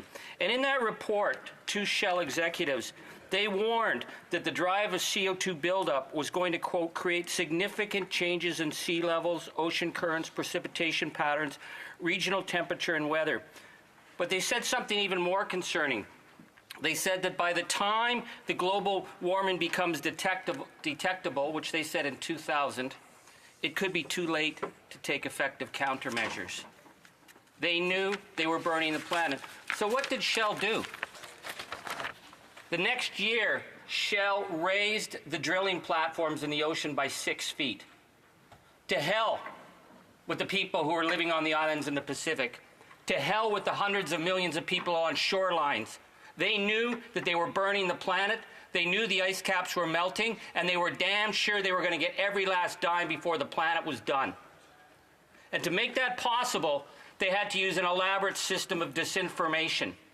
And so today we are in the House yet once again with what the Conservatives bring forward, which is constant disinformation, but it's not even smart disinformation. It's distilled down to this kind of dumb meme that they're going to send out for their attack ads. So what are we seeing here? We see the leader of the Conservative Party, who we were told yesterday had a paper route. Apparently he had a paper route. He has no other job history, but he had a paper route at one time. Bully for him. And he announced, do you remember he came in June and said he was going to keep speaking until the government dropped the budget and got rid of dental child benefits. And he spoke for 3 hours to his rapturous backbench, and then even they got bored and the budget passed. So he needed a new stunt. Because with the Conservatives, it's always about stunt, spin, smear, and smoke. Smoke and mirrors and smoke from fires. So he announced in the hottest summer in the history of the planet that he was going to go from coast to coast to coast to pitch the idea that burning fossil fuels should be free. Again, to hell with the 14 million hectares of forest lands that burnt this year. To hell with the 200,000 Canadians displaced. To hell with the communities that lived in fear. When he came into my region, we were having people trying to escape from the fire by canoe because we couldn't get Hercules planes up there. And he was promising, not only was he going to expand pipelines everywhere, but fossil fuel burning was going to be free. But it didn't work out so well for him, because even he had to flee the fires from the choke. But it didn't stop them with their sock puppets of disinformation. The member for Kelowna, who as her community was burning, was going on about making fossil fuel burning free, the disconnect, the disinterest in keeping people safe, and recognizing that there is a direct link between fossil fuel burning and the destruction of our environment. The member for Kelowna would rather promote the sock puppet messages from the Conservative War Room than protect her own people. And I mentioned the member for Kelowna because just recently the West Kelowna Fire Chief, Jason Bruland, spoke at the United Nations. This is what leadership is. He said that climate change became very, very real for West Kelowna. He said that the scope and scale for us to fight is nearly impossible to be successful against because of the changing climate leading to conditions that's making it easier for fires to burn and grow. And he asked the simple question, why are we spending money fighting fires when we should be spending money dealing with climate change. But you wouldn't hear that from the member for Kelowna, because she is a loyal sock puppet of disinformation for the Conservative Party office. The new member for Calgary Heritage, his very first speech in the House, he was going on about the rise of the price of potatoes, and he blamed it on a carbon tax. But you know, in Calgary, they get their potatoes from Idaho. There's no carbon tax here. That doesn't matter to Conservatives, because facts is something they're deeply opposed to. Facts makes them angry. They need spin. So what caused the rise of price of potatoes in Calgary Heritage? It was the droughts and the wildfires in the western United States. But they don't want us to hear that. So here we are with this motion that's not a credible motion. It's more just like political toxic gibberish, which is what we've come to expect. But what they're failing to deliver for Canadians, as well as leaving our children and our grandchildren to deal with a planet that is now on fire, is they're missing and deliberately undermining the opportunities. I want to just say one more thing for people to understand how serious it is. The EU just released its graph on Canada's forest fire average. In the last weekend, just 3 days over this past weekend, Canada pumped more than 50 megatons of carbon into the atmosphere from wild, out-of-control forests. That's more than what we would normally put in a year, and this is at the end of September. They know the planet is on fire. To hell with the planet, to hell with the truth. And yet at the same time, this past week, the International Energy Agency said the explosive growth in renewables does give us a fighting chance against the 1.5 barrier. It does give us a chance. That what we're seeing around the world is a huge investment in renewables. And yet, this Conservative government or party, at every level, they try and stop and delay and deny the ability of Canada to participate. I would offer my friends to look at Texas. I mean, Texas is so right-wing, it would fit in right comfortably with the Conservatives. Texas got through the death-causing heat wave because of the massive amount of solar that's online right now in the state of Texas. Over 890,000 jobs in Texas in clean energy. More and more coming on stream all the time.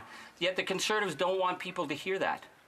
That's why Danielle Smith tried to shut down the huge opportunities for Alberta workers, because they would rather tie themselves to an industry, as we saw from Rich Kruger, that is more than willing to burn the planet to get the last dollar and leave Alberta workers and Canadian workers on the sidelines, as they said that they were going to go after work. That was what Kruger's statement. They just fired 1,500 workers. We've lost 50,000 jobs in the oil patch. As profits go up, $200 billion they made. They made $200 billion while our planet burns, and they're not putting any of it back in. They expect the taxpayer to pay for their carbon capture, and they're firing the workers. And so the Alberta energy workers came forward and said they wanted a vision to get into the huge opportunities in clean energy. And all we've seen from the Conservatives is absolute ridicule. Madam Speaker, people will look back on this era and wonder whether or not there were any leaders willing to stand up to protect the future of the planet, because the planet is in crisis now. And if you ever want to hear laughter from the Conservatives, talk about the planetary crisis, because it's to hell with the planet, to hell with our burning forests, to hell with the people who are living in the coastal regions like in Nova Scotia this last weekend, where we had 2 years in a row catastrophic hurricanes. They would rather leave people to that fate than actually be part of the solution that the rest of the world is embracing and moving ahead. It's about ideology. It's about disinformation. It's about rage farming, because they believe if they run disinformation and get people angry and spin disinformation, that the member who lives in Stornoway will become Prime Minister. To hell with the planet. To hell with our children. To hell with our burning forests. So, Madam Speaker, we need to come together and show a better vision. And what we've seen right now in the United States with Biden's massive investments in clean tech, it's leaving us at the side of the road. You see the Conservatives ridiculing the investments in the battery plants. We either compete or we're left at the side of the road, but to hell with the workers. To hell with the future economy. To hell with our planet. It is about rage farming. It is about obstructing anything that we are doing as a nation to live up to our global obligations and to preserve this planet for our children. Questions and comments. The Honourable Member for Regina Luan. Thank you very much, Madam Speaker. And I listened to that member's speech, and speeches like that are why he's going to lose a seat in Timmins James Bay, because to him, to hell with his constituents. He doesn't care what they have to say, Madam Speaker. We've been up there. We know that they have an affordability crisis, and he spent the last 10 minutes rage farming, talking about, oh, Conservatives don't care about the environment. Conservatives don't care about children. I have 3 children. What a ridiculously stupid comment by that member to say that we don't care about children. Can we avoid the insults, please? The Honourable Member knows that is actually going overboard. The Honourable Member for Regina Luan. Comments can be stupid, Madam Speaker. I didn't call the member that. So I think sometimes when people do say things on this floor, like we don't care about children, Madam Speaker, that is ridiculous. So my question to the member would be, has his constituents from Timmins James Bay talked about the affordability crisis, and how much has the food bank usage gone up under his watch? Member for Timmins James Bay. Well, thank you, Madam Speaker. Yes, they come to Rage Farm in Timmins and they refuse to meet with the Cree, the Ojibwe, the Algonquin people. They never will meet with the Indigenous people in the riding. They don't seem to think they count. But yes, let's talk affordability. What is the price for a Chassange Montrachet? Bottle of wine, $818. Les Passages de Co, $265 a bottle. Valo Amaran, $719 Canadian a bottle. That's what was drunk by 4 Conservatives who were flown over to England by apparently the climate crisis crank Dan McTeague for one night. Talk about affordability, but here's the kicker. Those 4 Conservatives then finished the night off with a $1,791 bottle of champagne. For them to talk about affordability when their leader lives in a 19-room mansion, when they're being flown around the world by cranks claiming that it's being paid, and they're spending $1,800 on champagne, to hell with them. The Honourable Deputy House Leader. Well, with all due respect to the member from Regina Luvan, at least the member from Timmins James Bay is allowed to stand up and speak in this House. We've only been back in session for a week and a half, and we've already seen the Conservative leader silence members from debating on a very important issue with respect to India. We've already seen the leader of the opposition send out an email that has been leaked telling his caucus members not to talk about the LGBTQ rights that are being discussed literally on the streets in front of this place. So I think it's very rich for the member from Regina Luvan to stand up and somehow tell the member from Timmins James Bay that he's unable to speak on behalf of his constituents. I'm wondering if you'd like to comment on that. Comment. The Honourable Member for Timmins James Bay. I feel at a disadvantage. I've never had a paper route, but I have been a carpenter. I have worked to raise my kids. I've done many jobs. And the thing that I've learned from people is they expect you to be honest. And so we have a leader of the Conservative Party at a time of international crisis who refused to get a clearance, security clearance. You know why?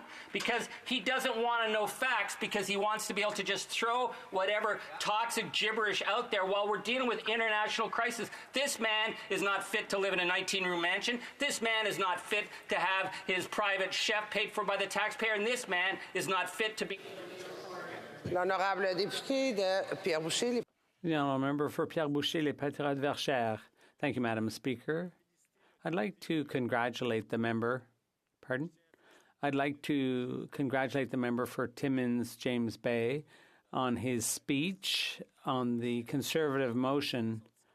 In his speech, he addressed the intelligence of people, unlike the Conservative motion, which is really reptilian in terms of the intelligence level of it, and if not worse.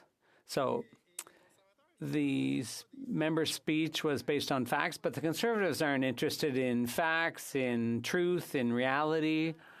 That doesn't matter to them. They make up their own alternative reality, and they draft half-truths in their motions, and then they stand up and say, they voted against it.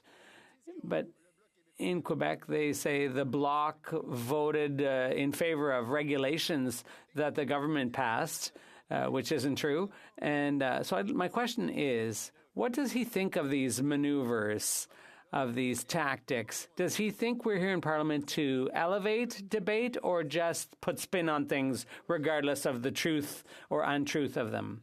Really dangerous moment, because what we're seeing is the Conservatives are using disinformation, rage farming, toxic memes to attack and get people to actually start getting more and more threatening towards MPs that disagree with them. We need to elevate this to a level where we're dealing with a climate crisis of unprecedented proportions. Instead, we get toxic gibberish from the Conservatives. And we have to resume debate. The Honourable Member for South Shore St. Margaret. Thank you, Madam Speaker. The volume and verbosity of the member for Timmins James Bay is in inverse relationship to the quality of the content of that presentation. I'll be splitting my time with the member for Banff Airdrie.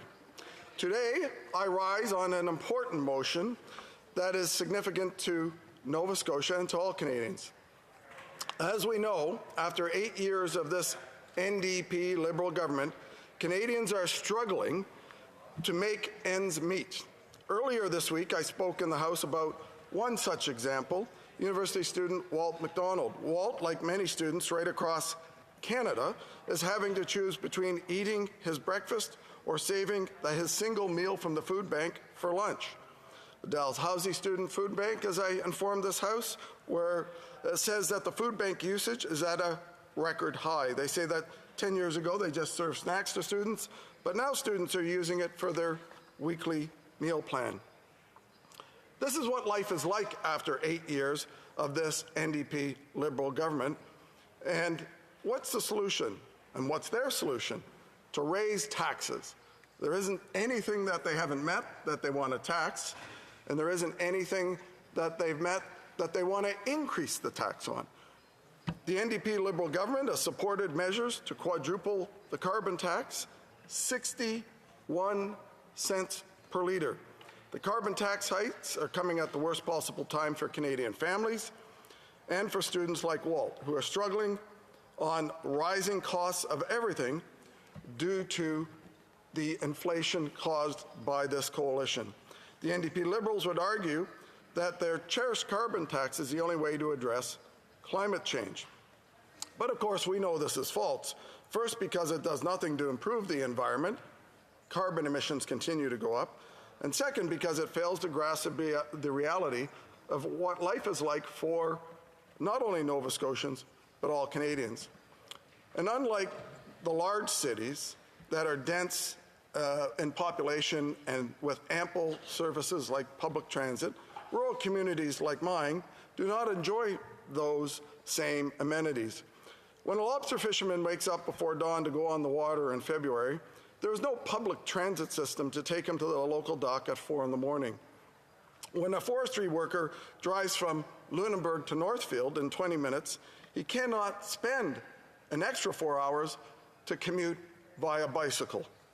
A senior living on OAS and CPP does not have $30,000 to spare to upgrade their heating system to solar, or even $10,000 as the MP for Central Nova brags about his solution on everything for our affordability crisis, is that they should just install a $10,000 heat pump. These are the realities of what life is like in Nova Scotia and other rural communities across Canada. Taxing these everyday realities is not a solution and is doing nothing to combat climate change. Now, while the Liberal approach is to punish working people for heating their homes and driving to work, Conservatives believe we should protect our environment with technology and not taxes. By developing Canada's energy sector to utilize cleaner energy like natural gas and propane. By reducing our reliance on fossil fuels like coal in favor of clean natural gas, Canada could develop its energy sector from coast to coast and finally end its import of dirty fuels from overseas dictatorships such as Venezuela and Saudi Arabia, which is what we have to do in Nova Scotia. These are the fuels we are forced to use in our homes and to drive our vehicles in Nova Scotia, because these Liberals would rather us do that than have a pipeline to the East Coast with some of the cleanest oil and gas on the planet or from our prairies. They would rather have us use electricity from burning coal imported from Colombia than extract the trillions of cubic feet of shale gas we have right in Nova Scotia and New Brunswick. We actually import shale gas from the United States into Nova Scotia, thanks to the efforts of the NDP Liberal coalition. And by unleashing Canada's natural resource sector and approving good Canadian projects, global emissions will be reduced.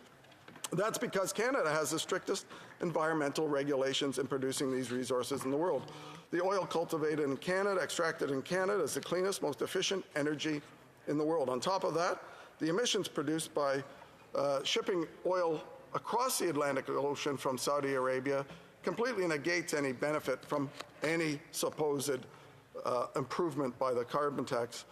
Let's greenlight Newfoundland's and Labrador's planned increases in oil and gas production, which will allow us to fully replace every single barrel of oil we're importing from abroad within 5 years. Let's make Canada a place where nuclear and hydroelectricity are welcomed, not admonished. Now, the other issue, Madam Speaker, that is that the Liberals will argue, obviously, that they believe this tax is revenue neutral and that through this climate action incentive payment, as they euphemistically call it, they argue that 8 out of 10 families will receive more in rebate checks than they pay out. That's sort of typical Liberal math where they can't find 1 million people that they've let in, they can't add that, and on top of that, they actually believe that one can actually tax somebody and give them back more money than they already gave. Doesn't make any basic economic sense. It's completely false, as we know from the Parliamentary Budget Officer report, who has stated that Nova Scotians will see a net loss of $1,500 from the carbon tax, despite the receipt of climate action incentive payments from the Liberals. The truth is, the Liberal carbon tax is bad for Nova Scotia. And if those rebates were working, Nova Scotia Liberal MPs would not be calling on their own government to increase the size of those checks. Obviously, those checks are not having any impact on our cost of living prices.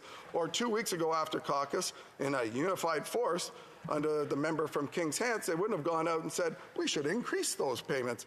Government solution, the Liberal solution to the carbon tax problem on cost of living, in the government's view, is to actually increase payments to people, not get rid of the problem in the first place, which is the carbon tax causing the problem. Despite this, the Liberals in Atlantic Canada support, as a result, raising the cost of living on Nova Scotian families. Since 2015, the Liberal members in Atlantic Canada, in this Parliament, have voted for the carbon tax and the increases in the carbon tax and the budgetary measures to increase the carbon tax 23 times. Now, the Liberal members from Atlantic Canada have an opportunity today to show that they will actually speak up for their constituents and not for their leader, and demand that the cause of the problem be removed on cost of living, and demand that their own government remove the carbon tax. They know, because they heard it all summer, that the carbon tax is the main irritant that this government has caused to the economic well-being of Canadians. Now, the previous member who spoke mocked anyone drawing attention to the cost of living increases, but I'll do it again since he doesn't seem to care about the price of anything, which is, again, why he will soon be the former member from that riding. Lettuce is up 94%. Onions are up 69%. Cabbage is up 70% under the NDP government coalition. Carrots are up 74%. Potatoes are up 73%. Oranges are up 77%. And apples are up 61%. The only thing that's up in this country, besides taxes, is the cost of everything thanks to the NDP Liberal government. Now, it's hypocritical of these members to stand up and say that we should stand out and take a different view on this and stand up for our constituents. I challenge them to, for once and for all, speak for what their constituents told them this summer, which I know was not happy because they've told me it wasn't happy personally, that they got it at the door, that they stand up and support this motion and oppose their government's continued policy of increasing the cost of living on every Canadian and every Nova Scotian. Thank you, Madam Speaker. Questions and comments. The Honourable Parliamentary Secretary to the Minister of Indigenous Services. Thank you, Madam Speaker. The assertions of this poorly constructed and willfully ignorant motion are categorically false. And as a member of the Atlantic, I'm being targeted by this farce. And so I really want to just speak on behalf of my constituents who are very aware of what we're facing with the climate crisis.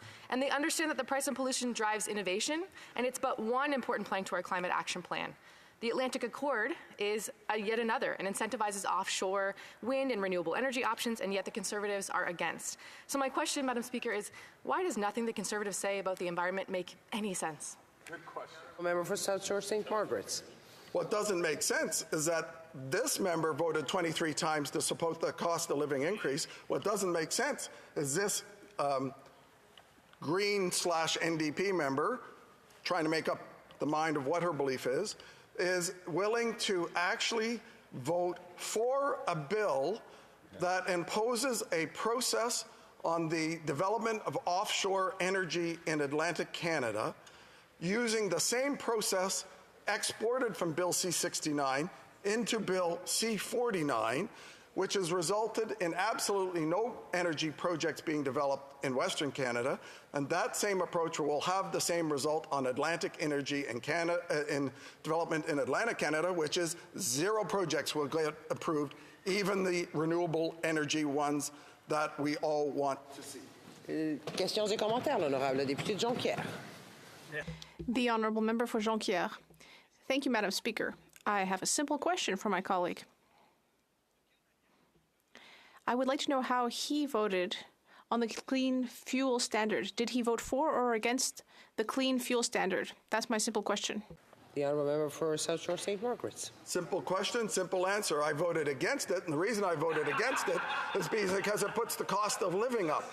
It puts the cost of living up. On July 1st in Nova Scotia, gas went up 14 cents a litre, and 5 days later it went up another 5 cents a litre. As a result of the NDP Liberal coalition, gas went up from $1.49 up to $1.69 in the space of 5 days and is now almost $2, thanks to the great cost of living concern of the Liberal NDP coalition. Honourable Member for Windsor West. Thank you, Madam Speaker, and I thank my colleague who I enjoy working with at Industry Committee. But when you look at this motion, I'd like to ask him a very serious question about process here. The motion calls for the government to actually introduce legislation within 7 days. So for all the hyperbole and what we've heard today, they're asking the Conservatives right now, the government, to come with its own legislation within 7 days during a time when we actually have a national holiday to recognize Indigenous persons and actually table it back in this House.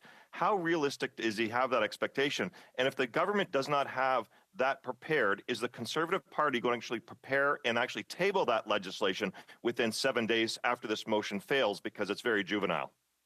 The Honourable Member for South Shore St. Margaret's. Well, except for that last word, I do enjoy very much working with the member on Industry Committee. He's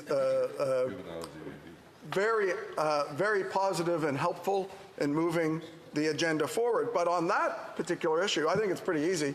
We've got legislation and bills that we've introduced in the past on the carbon tax to simply remove the carbon tax. They don't have to create a new bill. It's already there, and the ones that they voted against, just reintroduce it and vote for it. Questions and comments? The honourable member. Get it right for Hastings, Lennox, and Addington. Thank you, Madam Speaker. There have been consultations, and I believe you will find the unanimous consent for the following: that notwithstanding any standing order or usual practice of the House, on Tuesday, October 3rd, 2023, should the regular business of the House following the election of the Speaker commence between 2 p.m.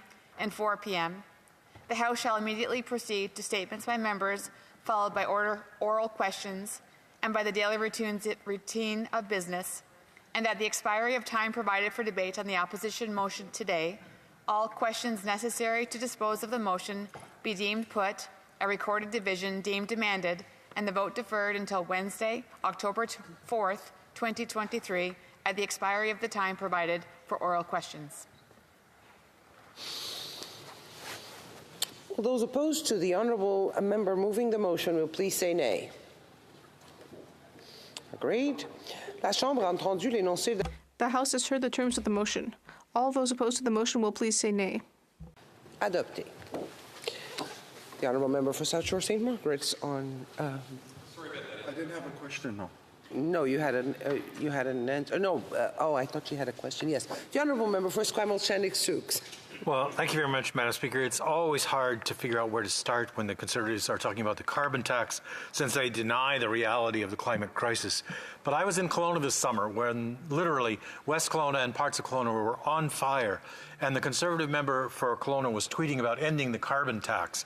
One of my friends and a friend of many in this House, the former member for Kelowna Lake Country, Stephen Fuhrer's house burned to the ground during these fires. And so when the members talk about how expensive things get, I think they're forgetting that for those who are the victims of fires, of floods, of the typhoons, things are really very, very expensive, very difficult. Lives are completely disrupted. If we don't take action on climate change, we're going to see those costs passed on to people in huge numbers. The honourable member for South Shore St. Margaret's in 20 seconds. The first part of the member's question is false. That member from Kelowna Lakes did not actually tweet that tweet while the fires are on. It was an earlier tweet that was retweeted by the Minister of Environment to actually create a false impression of what was going on, so they should get their facts straight. On the second, I'll take no lessons from a member down there about the fact that I had forest fires and hurricanes in my riding. The hurricanes I've had in my riding since 400 years, have been coming up for 400 years, and the fires in my riding were started by man-made initiatives. So, resuming debate, the honourable member for Regina Banff-Henry. Well, thank you, Madam Speaker, and rise today to speak to this motion regarding the Liberal NDP carbon tax, and I want to try to answer five questions in my remarks today. The first is to talk a little bit about the effect of the tax. And there is certainly no doubt that this Liberal NDP carbon tax is having a significant impact on affordability for all Canadians. You only have to look at how it layers on top of layers on top of layers. When farmers are hit with a carbon tax, what do you think happens? Of course, that raises the cost of food. When those who transport those goods, whether it be our food or whether it be other goods, when they're hit with the carbon taxes on the fuel they use to do the transport, what do you think happens? That increases the price of goods that everyone buys. When producers, when stores, and businesses that are faced with the cost, those cost increases that come all along that whole distribution chain, and then of course on their inputs that they have as well, what do you think happens? Well, of course, that raises the price of everything that people buy.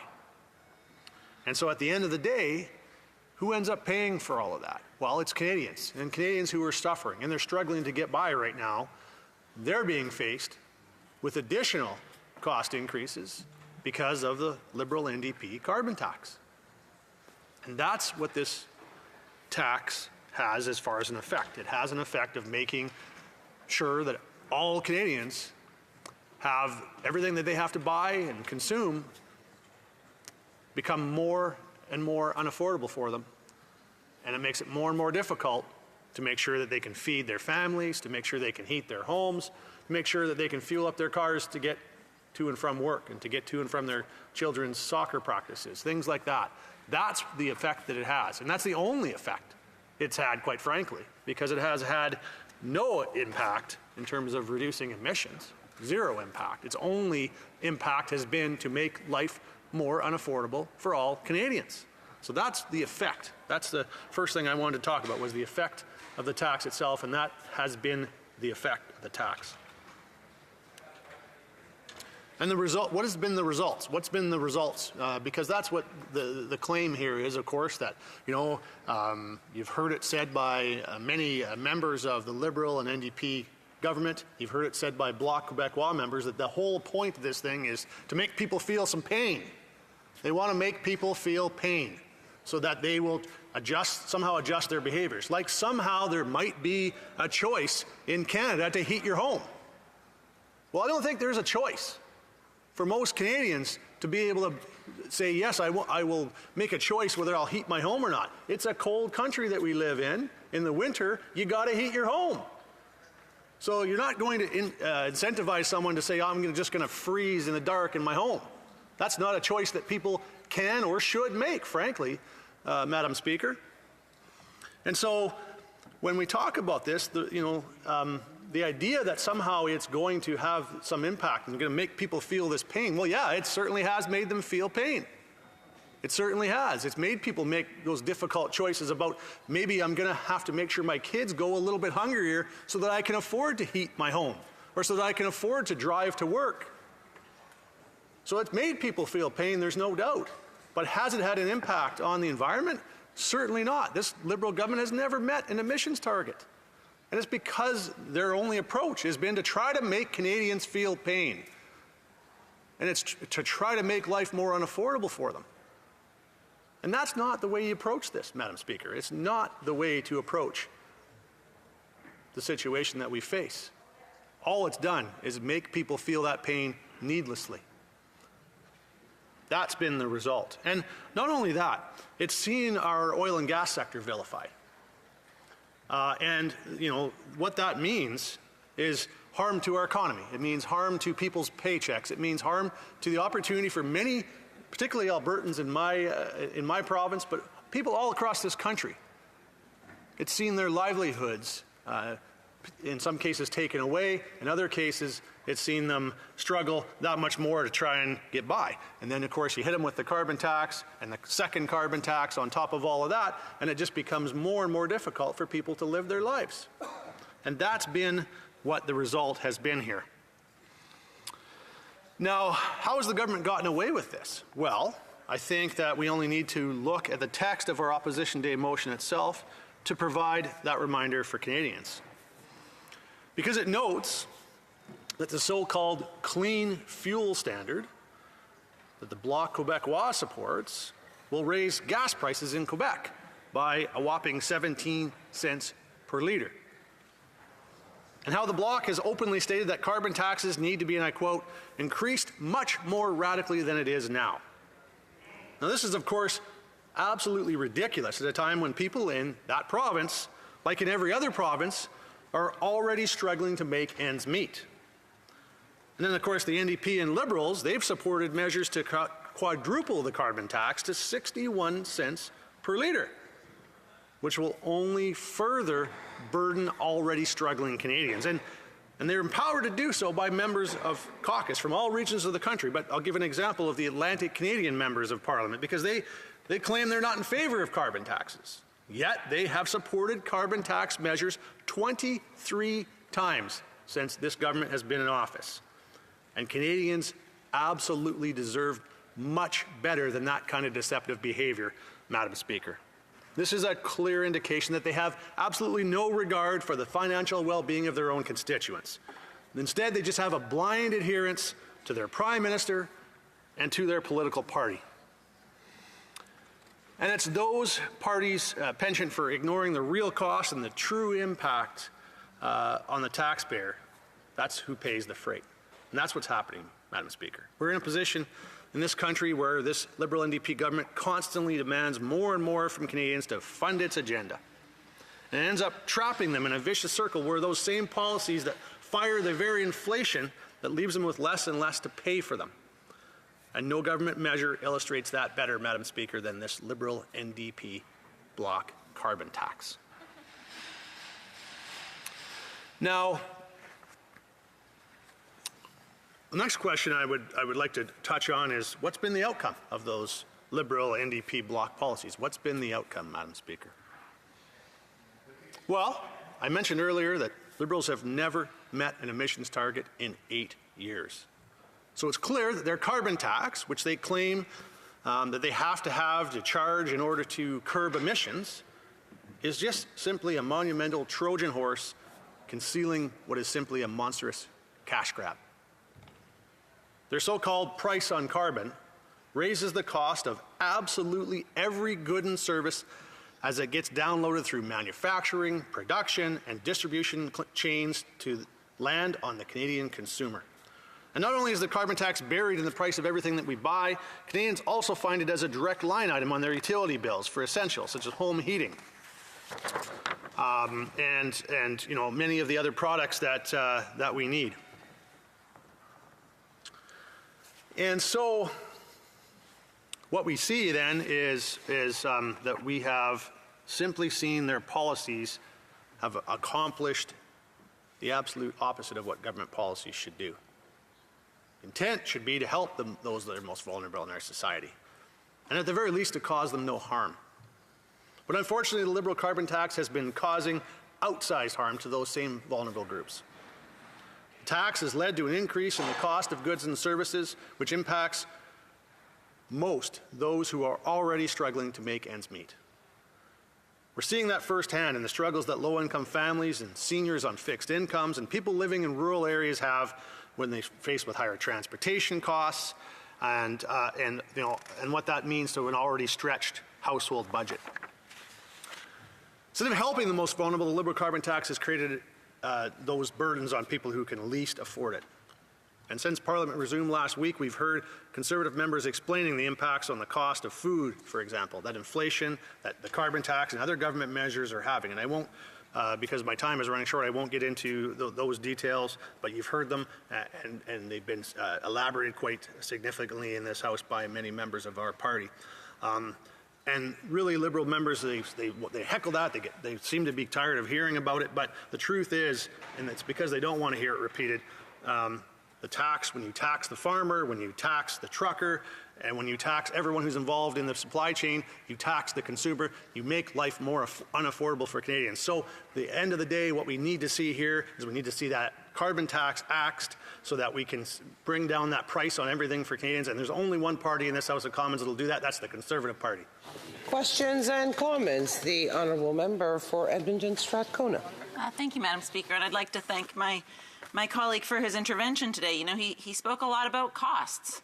And I have to say, you know, we're in a situation where in Alberta, workers are losing their jobs because the oil and gas sector is no longer able to keep them employed. So those workers are already losing their jobs. We just lost 1,500 from Suncor just recently. But also the fact of the matter is, in 2016, the wildfires in northern Alberta cost almost $10 billion. You know, the wildfires in British Columbia, we spent $357 million fighting those wildfires this year. So when he talks about costs, surely he can recognize that the cost of us having inaction on climate change is much, much greater. You know, in his constituency, in Canmore, the community is working so hard to fight for climate. They're reducing emissions by 80% by 2050 in that city.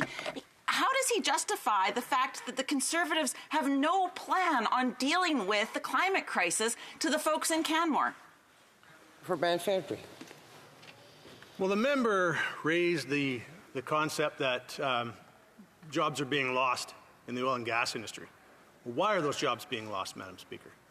Those jobs are being lost because of members of that Liberal NDP government, like this member, who claims to represent Albertans, vilifying that industry, They're vilifying that industry, and they're putting up policies that make it impossible for that industry to survive. And what does that mean? That means that instead of using Albertan and Canadian oil and gas, that is the most environmentally friendly in the world, what we're seeing instead is oil being used from places like Saudi Arabia, Venezuela, and others who don't have that same environmental record. And that then harms the opportunity for Canadians to make a living and for Canadians to be able to afford to heat their homes and to be able to feed their families. And that's the policy. Questions and comments. The Honourable Parliamentary Secretary. Thank you, Madam Speaker. I guess I'm trying to make sure I properly understand what the member opposite is saying, because people in Alberta, family 4 in Alberta, will be receiving a check for $386 in the next couple of weeks. Is he suggesting, is it motion today that he would like to scrap that and not have people in his community receiving that payment? And does he not trust the people in his community to make the best economic decisions as to how to use that money? The Honourable Member for Brant Fairtree. Well, I would challenge that member to come to Alberta and tell Albertans to their face that somehow they're better off because of this carbon tax, because I can tell you that is not how anyone in Alberta or anywhere in this country feels. They feel the effects on their bottom line. They feel the effects on their ability to be able to feed their families, to be able to heat their homes, to be able to drive their vehicles to get to work. That's what they feel. That's what this Liberal NDP carbon tax is doing. It's making life more difficult for all Canadians. And there is only one party that will axe that tax and bring home lower prices for all Canadians, and that's the Conservative Party of Canada. Honorable député d'Avignon-la-Métis, Matane Matapédia. The member for Avignon-la-Métis, Matane Matapédia. The Conservative Party is making an intellectual shortcut. They are trying to link the carbon tax to the rising cost of living. But when they speak, they never say that we need to do more to fight climate change. And they never say that oil companies recorded $200 billion in profits in 2022. They never mention that. The government helps big oil, gave them, in fact, $82 billion in subsidies. If the government had the courage to stop with these subsidies, we could take that money and then help those who need help the most. We could help the most vulnerable. We could help with the housing crisis. We could bring down the cost of the food basket. We could solve homelessness. So why don't we take that money and use it on that? But this intellectual shortcut linking the carbon tax and the rising cost of living, I find that irresponsible, Madam Speaker. Well, the carbon tax clearly has had the effect of making life more difficult and less affordable for all Canadians. It certainly has had no impact on the environment. We've seen under this government, they have never met any of their emissions targets.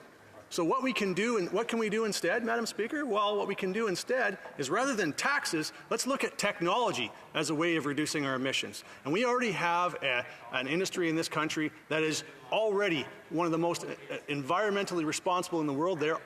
They're constantly looking to ways to improve on their technology, and we can be leaders in this world, both environmentally and economically, by ensuring that we are leaders in all forms of energy. And that's the approach that we need to see in this country, and not taxation.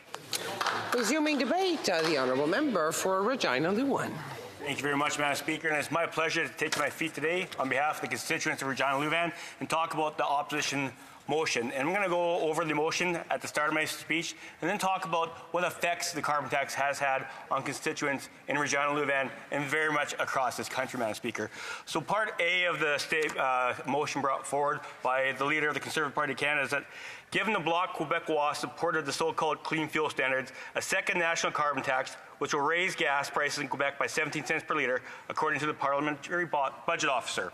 B, the Bloc Québécois said carbon taxes need to be increased much more radically than it is now. Part C, the New Democratic Party and Liberals supported measures to quadruple the carbon tax to 61 cents a litre.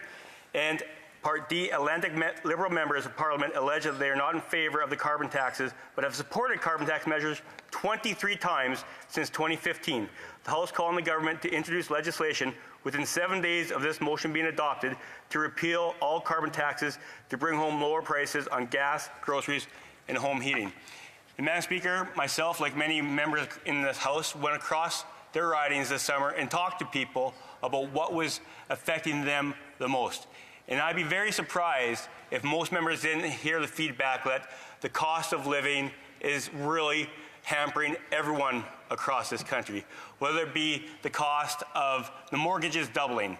25% of mortgages in Canada now have increased rapidly, and they're struggling to make that mortgage payment, 25% of Canadians.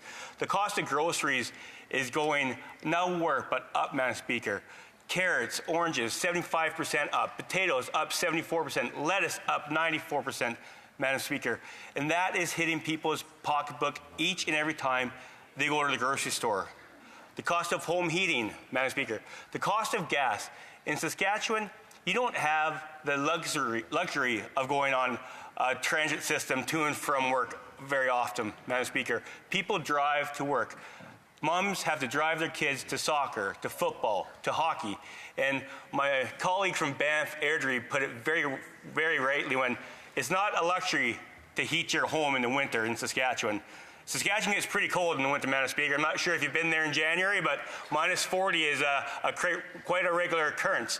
And I say that because I want to tell a bit of a personal story about what happened to my family and a friend of mine and their kids on the way home from hockey one night a couple of years ago.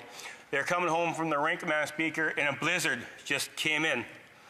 They were halfway home, and people from the rink all actually stopped in the middle of the road to make sure that they could see. But they couldn't, Madam Speaker, so they're really stuck. And actually, eventually, my wife and kids and my friend, they ended up hitting the ditch. And it started, the temperature that day when they got to hockey practice, it was minus 10. And by 8 o'clock at night when they're in the ditch, it was minus 30. One thing I always think about when we talk about the use of electric vehicles, which sometimes in some places they would be useful. But Madam Speaker, that night my wife, my 3 kids, my friend and his kids spent 9 hours in a vehicle in minus 40. Madam Speaker, if that was an electric vehicle, they'd all be dead right now. So there are places where electric vehicles may be able to be used, but this would be a situation where it would have been catastrophic. There was 10, 12 cars lined up in a row when this snowstorm hit, Madam Speaker. And these are some of the things that, yes, we have to do better and use technology to make sure that we can lower our emissions, but sometimes there is a necessity to maintain what we have right now. And that's one thing I wanted to put on the record, because sometimes when you tax people, there is no choice but to still use fossil fuels in this country and still use clean, sustainably made and produced fossil fuels from our country. Madam Speaker, my colleague also had another great point.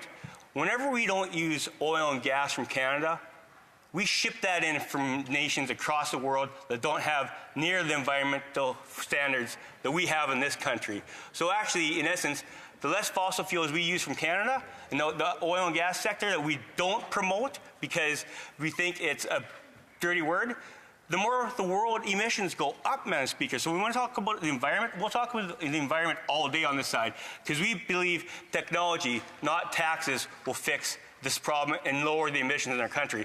And I do look forward to splitting my time with a member from the Liberal Party sooner rather than later, Madam Speaker.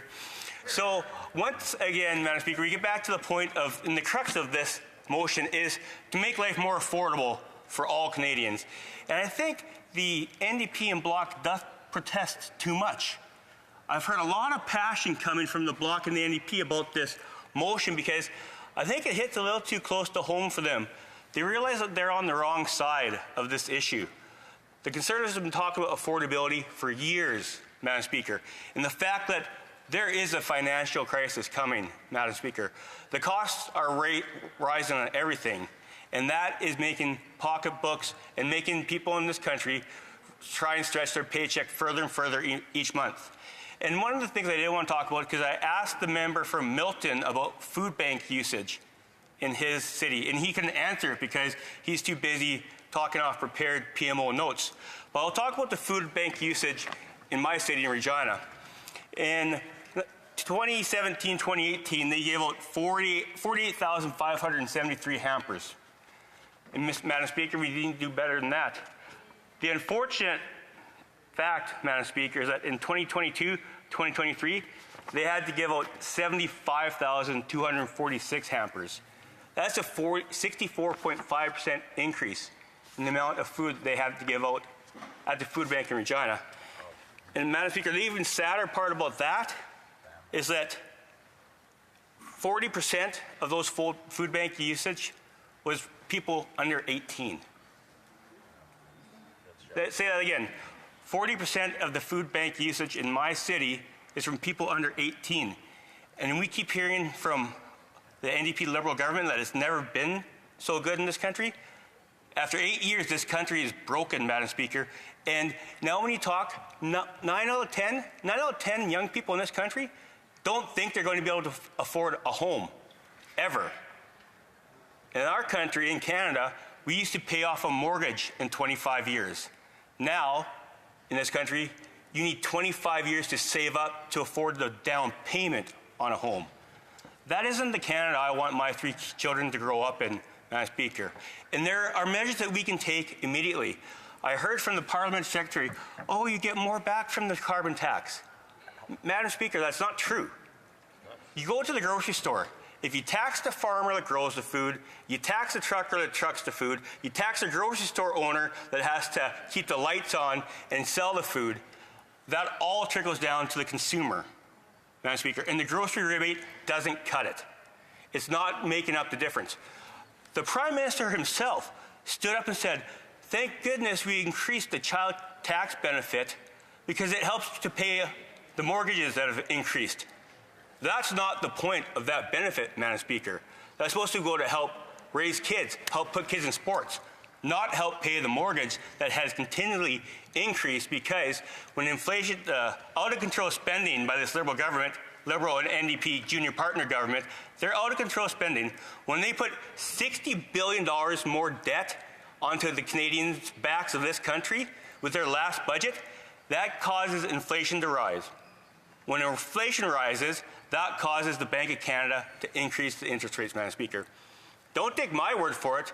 Tiff Macklin, the governor of the Bank of Canada, said, every time there's an announcement that the carbon tax goes up, inflation goes up across the country, Madam Speaker. That's exactly what the governor of the Bank of Canada said to the people of Canada. So when we're talking about what we can do, and everyone says, well, what's your plan? Well, our plan is control spending, which will decrease inflation, which will decrease interest rates. Incentivize municipalities to build houses so housing becomes more affordable once again, and actually give building bonuses to those municipalities that are far exceeding the targets that they have. That's what we're talking about to do, Madam Speaker. This country, there is hope for this country, and we're going to turn that hurt into hope in the coming years. And we'll roll out plans that involve technology, not taxes for the environment. You know what's interesting, Madam Speaker, is they've all, the NDP, the Bloc, the Liberals, they've all talked about how much they care about the environment. The funny thing is, this NDP Liberal coalition government has never met an emission target they've set. They've caused all this pain in our country, an affordability crisis, a housing crisis, double the price of rent, and they've done nothing to hit an emission target for the environment. Nothing. They've committed to planting 2 billion trees. I think I remember the member from Lakelands actually planted more trees than this entire government, Madam Speaker. So when it comes to putting Canadians first, we'll always put Canadians first and listen to our constituents, and I'm happy to support this motion. Questions and comments. The Honourable Parliamentary Secretary to the Minister of Environment. Thank you, Madam Speaker, and it's very interesting to hear the member opposite, but I feel it's very important that we correct some of the things that he put forward because they're patently untrue. So let's start with oil imports. In fact, today, the rate of oil imports into our country is lower than it's been in decades. In fact, lower than it was at the time of the Conservative government, the Conservative government with which the leader of the opposition was a member of that government. There were actually higher oil imports at that time. So I wanted to correct that. But if I can also correct another piece, when we're talking about inflation and the connection to carbon pricing, in fact, the Bank of Canada said that the impact of the carbon price on inflation is 0.15%. That's less than 0.5%. So the numbers that the member opposite is stating are just incorrect. So that's my comment. I don't really have a question. I just wanted to add that comment. Home member for Regina Louvain. Well, I know Liberals are generally very, very loose with their facts, but I didn't say a number when it came to inflation. I said the Bank of Governor, Tiff Macklin, said every time there's an announcement that the carbon tax goes up, inflation goes up. And if she wants to stand on a record of a $60 billion more debt onto Canadians, and that doesn't affect inflation, she can explain that to her constituents. And the other thing I'd say is she's part of a government whose prime minister stood on national TV and said, we will take on debt so Canadians don't have to. What an absolute, who does he think pays the debt of the government in Canada? Taxpayers across the country, so I'll take no lessons in fiscal or monetary policy from her. Questions et commentaires, l'honorable député. Questions and comments. The Honourable Member for Longueuil-Saint-Hubert. Thank you, Madam Speaker. The Conservatives today are putting on a big show, smoke and mirrors, to demonstrate that they care about the little guy. But in Quebec, we have a housing crisis. It's terrible. There are single mothers sleeping in their cars. There are pregnant women who give birth outdoors. Now, the oil sector made $20 billion in profits last year, and the government gave $50 billion to the oil industry last year.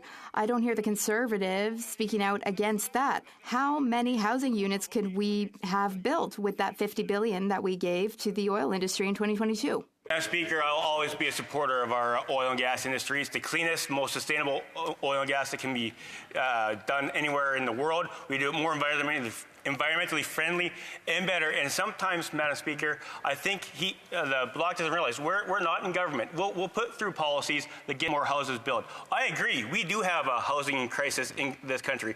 We have people paying double for rent. We have people paying double for the mortgages. And it's all set up by the NDP Liberal Reckless Coalition. Questions and comments. The Honourable Member for Timmins, James Bay. Madam Speaker, still trying to get an answer about the four Conservatives, a member for Northumberland, Peterborough, Lakeland, Cumberland, Colchester, Battleford, Lloydminster, who flew over to England for a single meeting, and they were fed Chateaubriand, porterhouse steaks, oysters, smoked salmon at a cost of $4,690. Now, who paid for that? Well, they say that Dan McTagg, the well-known climate crisis denier, paid for that, but that's simply not credible. Then they started into the booze, $818 Canadian for one bottle of wine. Well, that wasn't good enough. That just wet their lips. $265 Canadian for the second bottle of wine. The third bottle of wine, when they're really tipsy talking climate denial, was $719, and then they finished it off with an $1,800 bottle of wine. So that was $3,593 just on the booze alone. So will the member be honest and tell us who paid for that trip?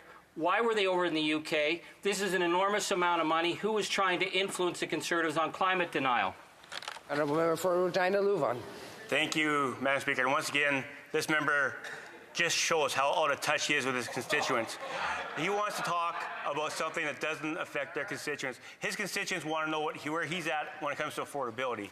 His constituents want to know where he's at when it comes to supporting them in this House. And I can't wait to actually share that clip and say, when he's on his feet, the only thing he can do is rage farm and try and make a point and trying to actually make people feel bad and do personal attacks instead of supporting his constituents. It's actually quite embarrassing for him, and I hope he has a great time retiring in California, where he should be happier there.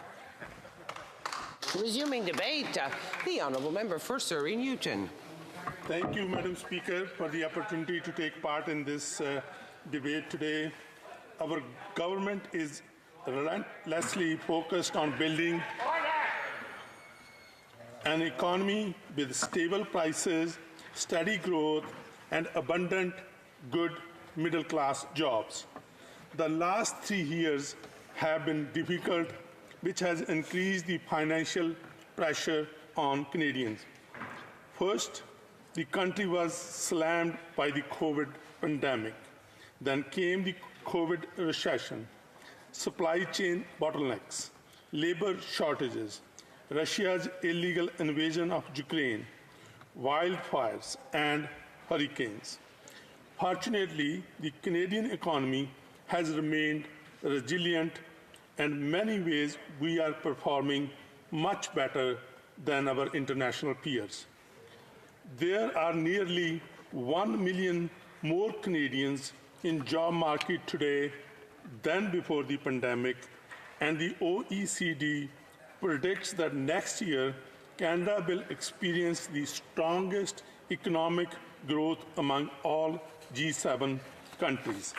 Madam Speaker, since 2015, our government have making significant investments to support Canadians and make life more affordable through actions that are making a real impact and putting more money in the pockets of Canadians.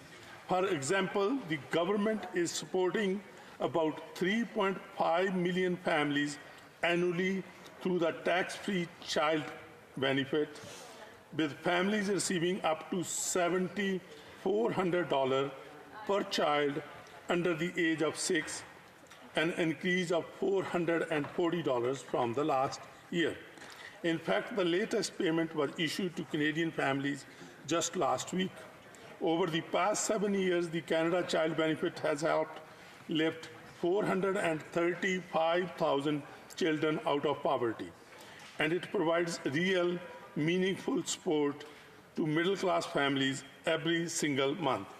Our government has also increased old age security benefits for seniors aged 75 and older by 10% as of July 2022, which is providing more than $800 in additional support to full pensioners.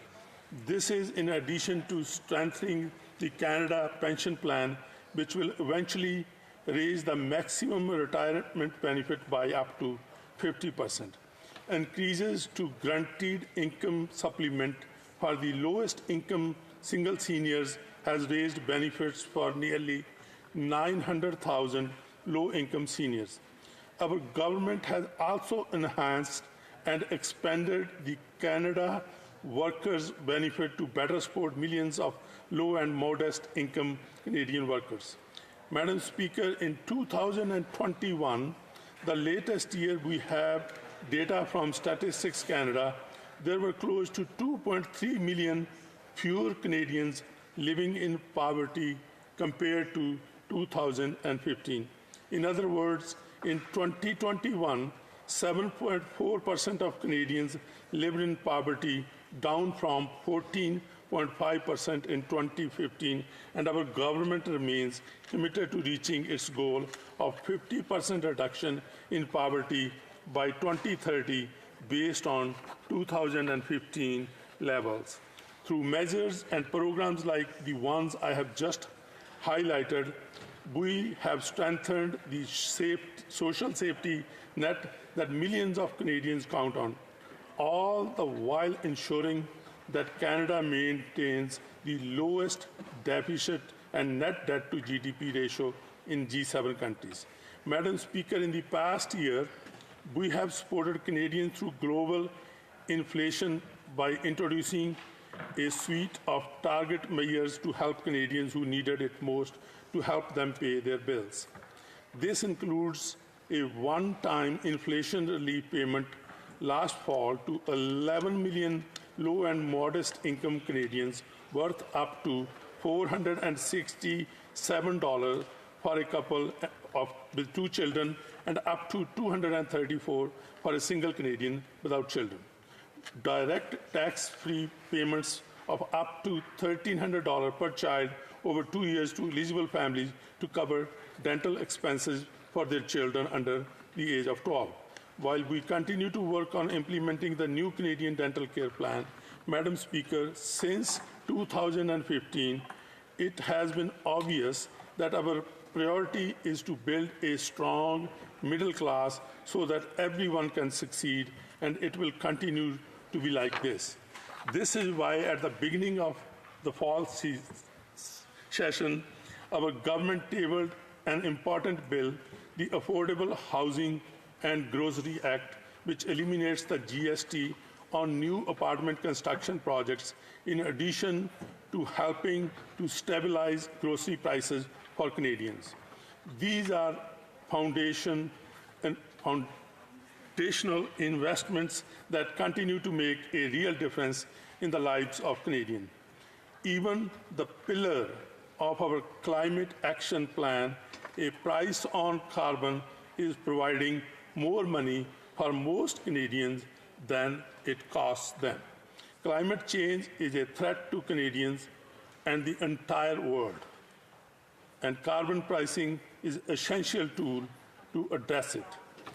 We know that Canada, like the rest of the world, needs to transition our economy as quickly as possible to clean sources of energy so we can eliminate carbon pollution that is changing the climate. In 2008, Madam Speaker, in my own home province of British Columbia, the government implemented North America's first broad-based carbon tax, which applies to the purchase and use of fossil fuels and covers approximately 70% of provincial greenhouse gas emissions.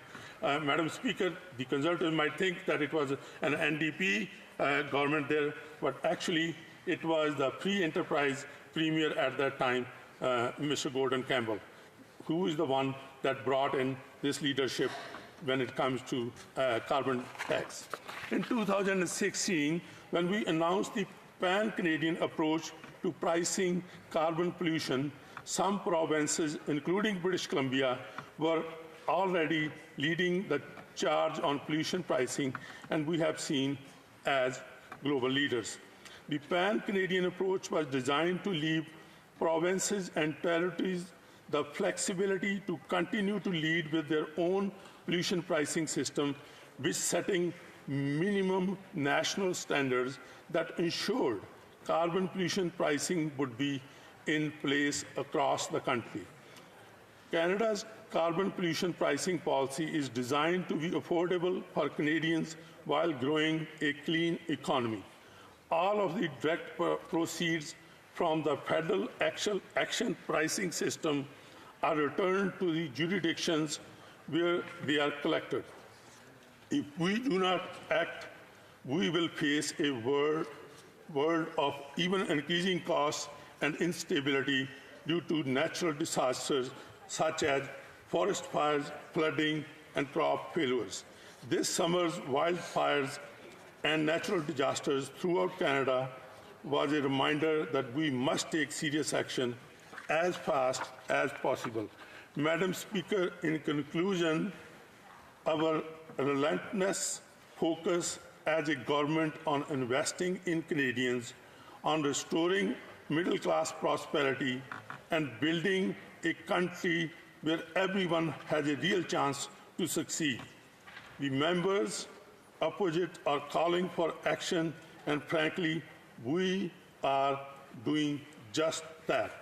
With this, Madam Speaker, I want to thank you and always want to thank the people from Surrey Newton who have given me a chance to bring their voice right here in the Parliament. Questions and comments. The Honourable Whip for the Official Opposition is rising on for a question. Yes. Thank you, Madam Speaker.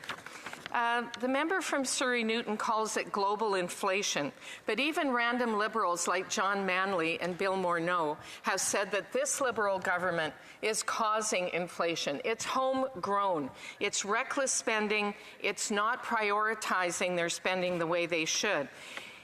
In our ridings, we have adjacent ridings, Madam Speaker. In fact, the member lives in my riding, and I'm often in his riding because we're neighbors.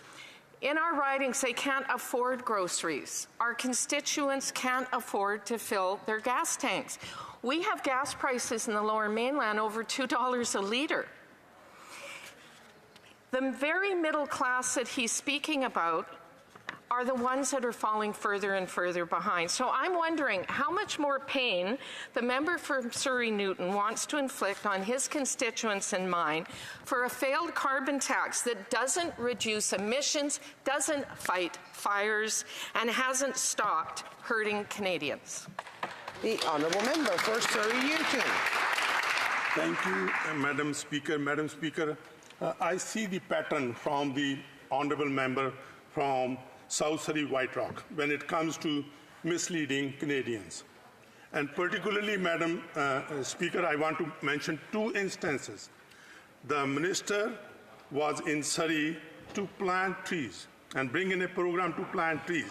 I still recall the honorable member put a tweet in where she said that we did not meet the targets. In fact, the truth was that I was able to come up with the numbers that clearly said that we are ahead of those targets. But when it comes to the middle-class families, Madam Speaker, the highest, the biggest number in childcare is going into Surrey Newton. I'm very proud of the policy that we brought in, and people of Surrey Newton have given me chance time after time. The only reason is because their voice is here, not misleading the people. Questions et commentaires. Questions and comments. The honourable member for Windsor West. Thank you, Madam Speaker. And one of the curious aspects of this motion is to require the Liberal Party to actually create the legislation within 7 days. So that comes at a time where we actually have to do that during a national day of significance during First Nations recognition of what we need to reconcile. But I find it rather curious in the sense that why they wouldn't actually create their own legislation. So I asked the member how he feels about that is because if the motion passed in its current context, the Conservatives, and I've checked, they don't actually have on table legislation for this. And so they'd have to draft it up within a few days. So how does he feel, I guess, that his party actually has to create legislation? And I find it rather curious that the Conservatives would say not trust the Liberals, but at the same time want them to actually create the legislation. Have to give the honourable member for Surrey Newton to give an answer. Thank you, Madam Speaker, and I want to thank the honourable member from Windsor West for bringing this issue. And Madam Speaker, I'm very proud of the Liberal government. The legislation that we brought forward has always been well thought and the one that helps middle-class families in Canada. And everything that we brought in, whether it was, to do with the Canada Child Benefit, whether it's to do with the environment, whether it's to do with safety, all those legislation that we brought forward are very well thought and very well planned. And I can assure the honourable member, any legislation moving forward that we will bring in will be in the best interest of every Canadian. Questions and comments, the honourable member for Saanich Gulf Islands. Thank you, Madam Speaker. And again, another day's debate on carbon pricing, which is a necessary but completely insufficient response to the climate crisis. This is one of the things that lacks context in these debates, as if carbon pricing was an adequate response to the climate crisis. It's not. And Canada's emissions have continued to rise as the government of the day has, while talking a good game, actually increased subsidies to the fossil fuel sector and increased production of fossil fuels from Canada at the very time that we must slash them deeply. I wonder if the honourable member has any comments on the sorry record of his government. Honourable member for Surrey Newton, a very brief answer. Thank you, Madam Speaker. Madam Speaker, I can perfectly go back to my home province of British Columbia, where the government implemented this carbon pricing in 2008, and now it covers approximately 70% of the provincial greenhouse gas emissions. It helps, but there is more to be done, and our government is committed to do that. Resuming debate, the honourable member for Vaughan Woodbridge. Merci, Madame la Présidente. Thank you, Madam Speaker. My esteemed and honourable colleagues this afternoon, I do wish to say, Madame la Présidente, I'll be splitting my time or sharing my time with the member from Louis Saint Laurent, if that's what I've been told. Madame la Présidente, Madame la Présidente, it's wonderful to rise today, and I'm quite interested to speak on today's CPC opposition motion brought forth by the leader of the Canada's official opposition party. And Madame la Présidente, I think it speaks to many of the issues that we're dealing with in society, but of course how best to tackle the issues that we are dealing with in today's economy, in today's Canada, and the world context that we're situated in. Madame la Présidente, thank you very much. I'm pleased to take part in today's debate to speak about the economic situation in Canada and the rest of the world, and some of the measures we as a government are taking to make life more affordable, Yes, from coast to coast to coast of this beautiful country. We know that interest rates are high and are weighing heavily on Canadians. We know rates have become what I would call to be normalized again after the 08-09 financial crisis, and we are seeing that both here in Canada and in the United States, and many measures that brought in liquidity measures have been reversed, quantitative easing and so forth, and we are seeing a return to normalized rates. But we do know that this is part being driven by global inflation and the battle against, and also in part due to the normalization of the economy post-COVID. Global inflation has driven up the cost of necessities, and people are worried about their family finances. Canadian consumer prices rose by 4% last month. That is why our government is focused on building an economy with strong and consistent growth and abundant, well-paying middle-class jobs. We are committed to helping Canadians get through this difficult time, and we are seeing some positive results from all our hard work. The OECD projects that Canada will have the strongest economic growth in the G7 next year. DBRS Morningstar also recently confirmed our AAA credit rating earlier this month. I would note I actually worked at DBRS for a number of years before going into the bond markets here in Canada, and I say hello to many of my colleagues who are still at that entity. 988 000. We are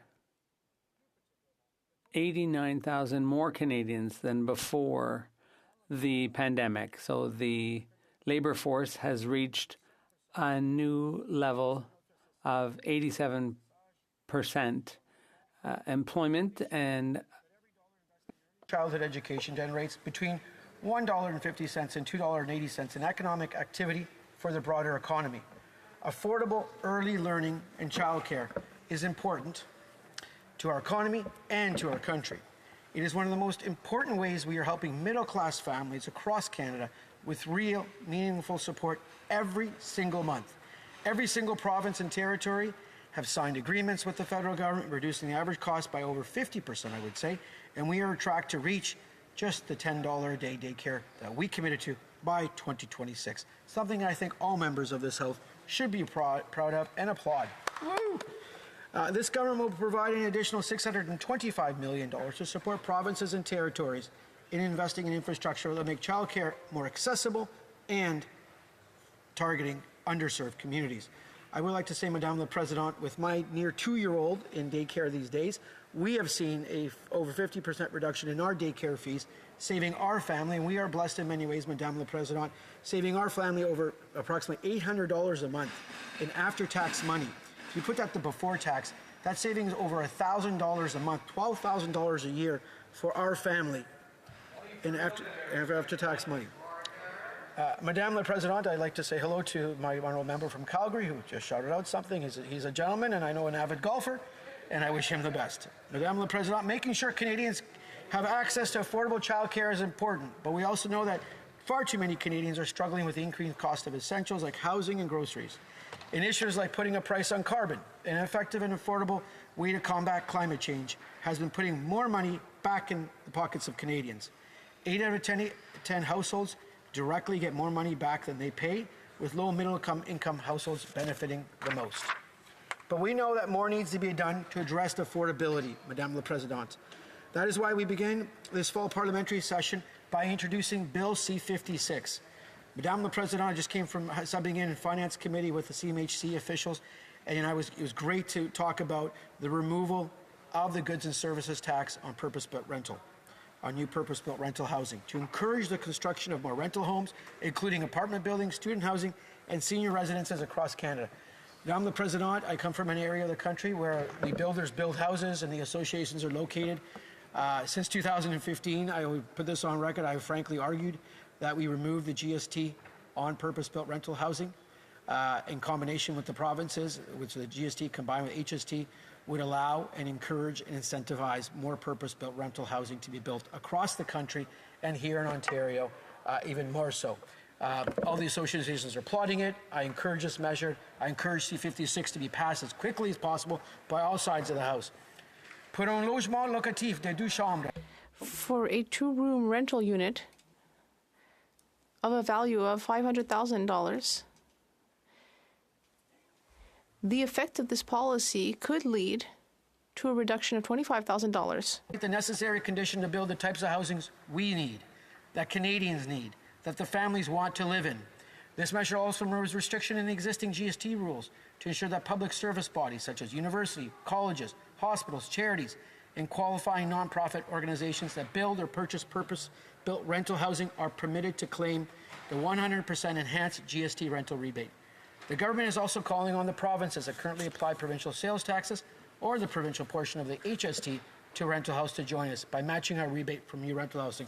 In fact, the Finance Minister of Ontario, an old colleague of mine who I worked with for a number of years in Toronto at DBRS, came out that same day and said the province of Ontario will be joining the federal government in removing the tax on purpose-built rental housing, the GST, the HST portion on the federal side. So we encourage all provinces and territories to join in, follow the lead of some of the provinces and territories, and eliminate the provincial component.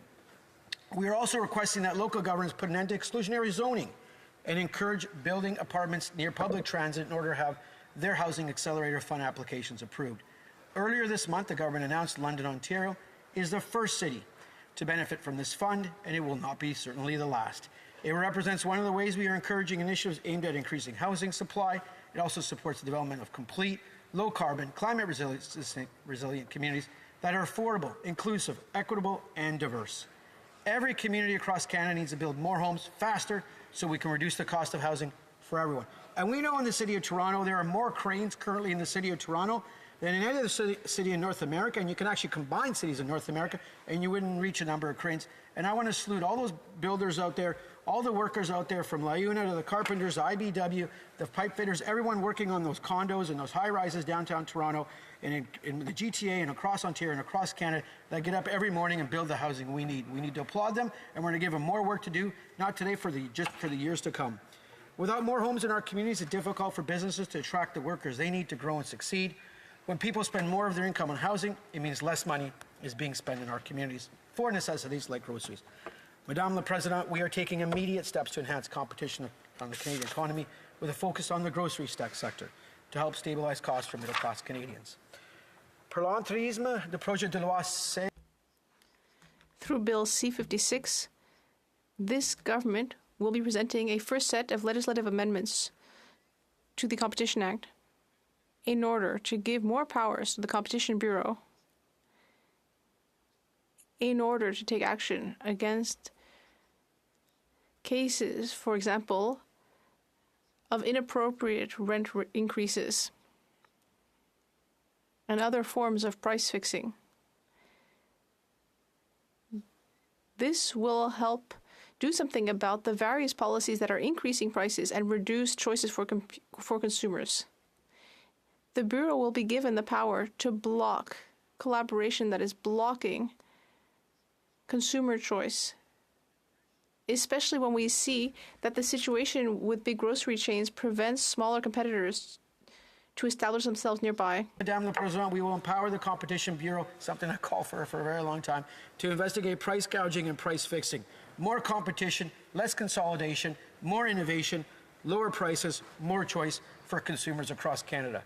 In conclusion, Madame la Présidente, our government understands that many Canadians still need to get through these difficult times. Canadians are being pressured, and we understand that, and I understand that. Our focus in our government is investing in Canadians, on restoring middle-class prosperity, and building a country where everyone has a real chance to succeed, and we will continue doing that day after day. Merci beaucoup, Madame la Présidente, and I look forward to the questions et comments. Questions and comments. The Honourable Member for Chatham-Kent-Leamington. Thank you, Madam Speaker, and I want to thank my honourable colleague across the way. I note that he spent much of his speech talking about measures this government is introducing to address other measures that this government has done, which have raised the cost of living for so many Canadians. And I applaud the efforts to outline the mitigation efforts. But today is about a Conservative motion to eliminate the carbon tax, which is one of the drivers of these increased costs that Canadians are suffering. We've heard much about greenhouse gas targets. Let's go to the environment for a second.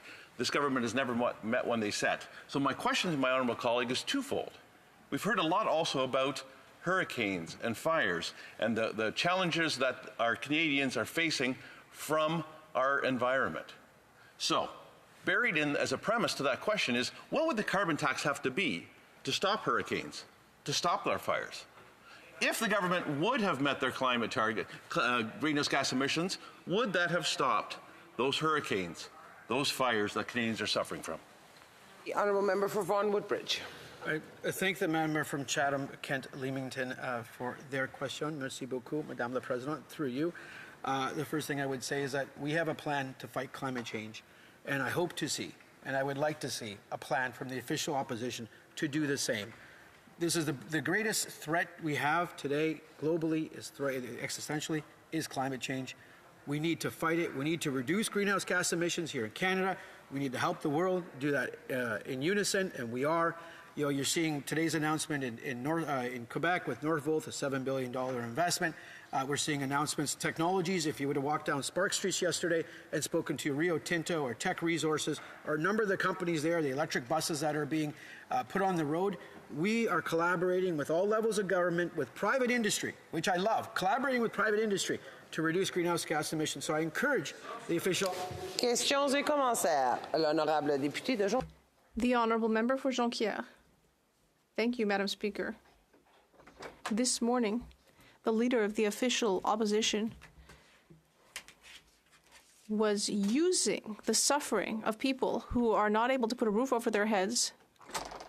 He was using that in order to push the agenda of big oil companies.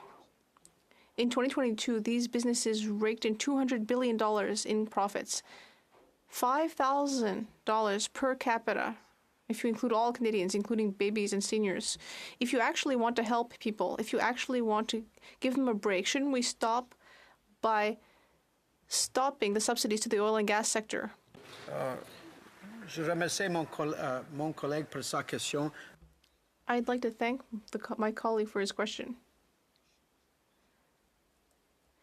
The housing crisis is one of the most important priorities for our government. We have put into place a number of policies to help Canadians. Levels of government, through the Housing Accelerator Fund, through increasing the Canada Mortgage Bond from $40 billion to $60 billion, something a little esoteric, and with finance guys like myself, we love to see that, and there's about $200 billion of CMB bonds out there trading, which will encourage 30,000 new purpose-built or new rental apartments to be built every year across this country. C'est très important pour nous. That's very important for us. Canada, and to make sure we're doing everything to help Canadians purchase a home. Questions and comments. The honourable member for Edmonton Strathcona. Thank you very much, Madam Speaker, and I'd like to thank the colleague for his intervention today.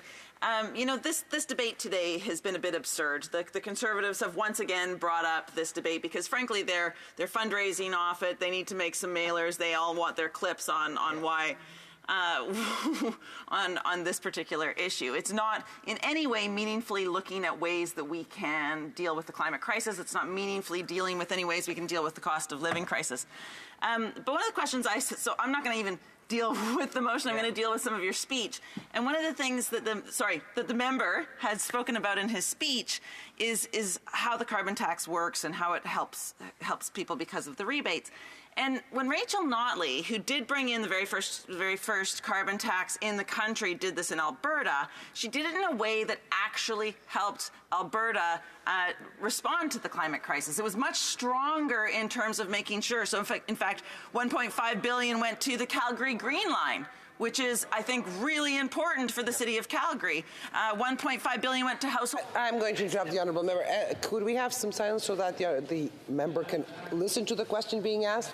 Thank you. Because it's actually a member of Calgary who is complaining and whining about the fact that $1.5 billion was spent on the Calgary Green Line. Yeah. So interesting times. So the question I have is, would the government look at Rachel Notley's carbon tax and perhaps manage the carbon tax, the federal carbon tax, in a way that would... The honourable member for Vaughan Woodbridge, 15 seconds stops. Thank you to the member from Edmonton Strathcona for that question. We put in a carbon tax, a price on carbon for Canadian provinces. If there is one existing already in place, then that does not apply. So for the province of Quebec, the price on carbon doesn't apply for that province, from my understanding, and each province can determine their own usage of that. Prise du débat, l'honorable député. Resuming debate, the honourable member for Louis Saint Laurent. Thank you, Madam Speaker. Well, Madam Speaker, climate change is real and has serious effects on Canada and the entire planet. We need to face that reality. We have two ways forward: taxing, like this government does, or taking concrete action with effective measures. On September 8th, in Quebec, the leader of the official opposition, the member for Carleton, made a major speech which lays out the overall direction that the next government, we hope, and for the good of Canada, we hope that the next government will be conservative. But in any case, in his speech, he laid out the measures. He noted the real impact of climate change. And that is why, in order to face this reality, which is affecting Canada and the entire planet, we need concrete actions. First of all, we need clear investment in order to reduce pollution through the use of cutting-edge technology. So we need to use tax incentives in order to stimulate technology. And we also need to give the green light to green energy. We need to enable Canadians to access it more easily, whether through hydro, whether through solar or wind energy, or new technologies that we'll be developing. Regardless, we need to give the green light to green energy and stop constantly overwhelming the situation with red tape.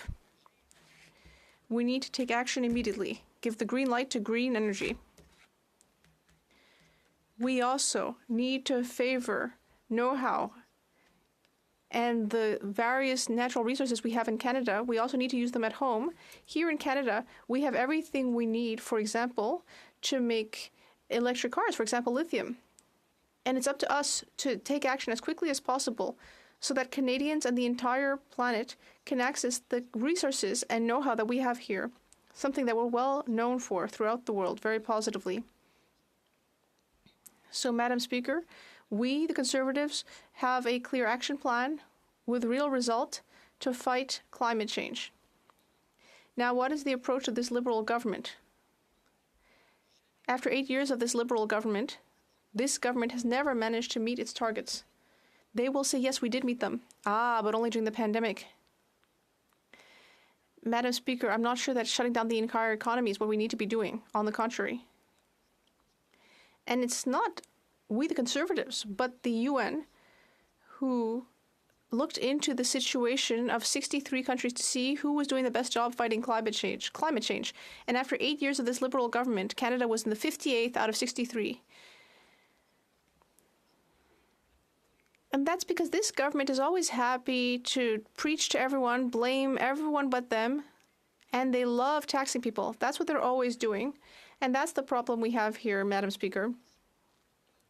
Because not only is this government so greedy that it always wants to take money away from people, but in addition, they have an ally in all this, the Bloc Québécois. And the Bloc Québécois has said it wants to radically increase the amount of money that this government takes out of Canadians' pockets. It really just wants to reach into people's pockets and take out radically more money. That's not a good idea, Madam Speaker. Let's be very clear. There are two parts of the current carbon tax in Canada. First of all, the Liberal carbon tax applies from coast to coast. And let's remember the facts here, as we've always stated them. Quebec and the other provinces have full authority on this. That's why for more than 10 years in Quebec, we've had the carbon pricing market, the carbon exchange. And it's not up to us to judge that in the federal government and think it's good or bad. We respect Quebec's responsibility in this matter. There are sometimes debates about this in Quebec, and that's how it should be. We heard about that in the last couple of days, and it's completely normal. Let's think about what a former member of the National Assembly said, a former minister in the Quebec government, and also a former PQ MNA, a former MNA minister for the PQ. And I'm not speaking of the current leader of the Bloc Québécois. who will remain the most polluting Minister of the Environment in the history of Quebec because he gave the green light to the most polluting project in the history of Quebec. No, I'm not speaking of him. I am speaking of Sylvain Gaudreau, a former MNA for Jonquière and former minister, who said that the cap-and-trade system was buying a permit to pollute and was saying that ultimately it was leading to capital flight. So ultimately, without getting into the details, we're talking about a healthy debate in Quebec. And what we're forgetting here is that the Liberal federal government has given itself the power to levy the carbon tax on the Quebec carbon market. And yet, you'd think the Bloc Québécois would say that Ottawa shouldn't be sticking its greasy fingers into the Quebec system. And yet they don't say that because the Bloc Québécois love the carbon tax. And that brings me to my next point.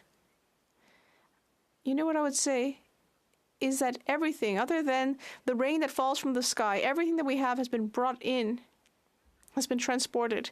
We are not completely self-sufficient. Quebecers buy stuff from the rest of Canada, for example, very frequently, and those products have been transported, and those products have had to be transported by vehicles that use fuel, that use oil-based fuel.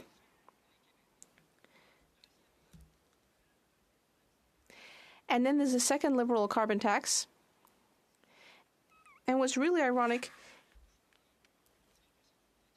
is that these people will do anything rather than admit that it's a carbon tax. They'll say anything. And they give it this long, boring name. They called it the Clean Fuel Standard. Well, that's just a smokescreen. What's the reality? When the government places a price after something is bought, no matter what you call it, we will be calling it a tax. And that tax will apply in Quebec.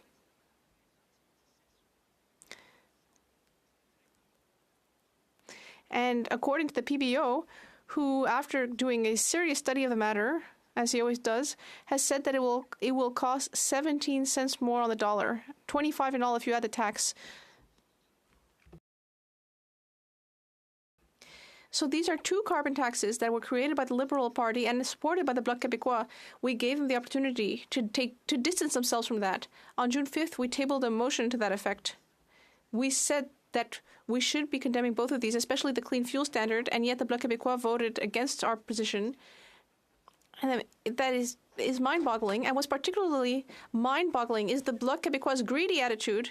They wanted to take even more money out of the pockets of hard-working taxpayers.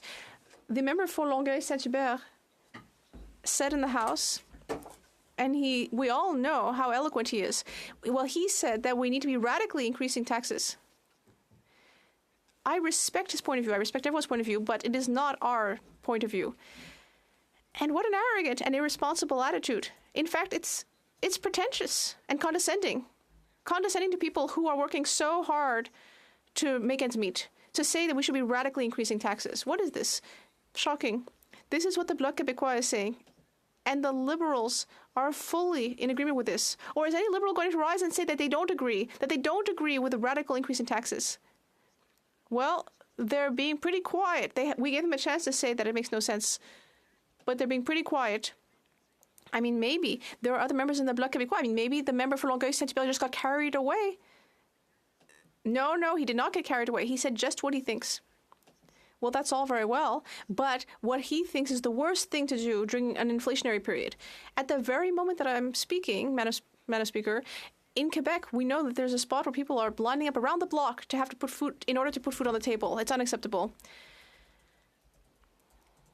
And we all know that housing prices have skyrocketed over the last 8 years. We have not seen such inflation for 40 years. And yet, what does the Liberal Bloc want to do? Increase Liberal carbon taxes radically.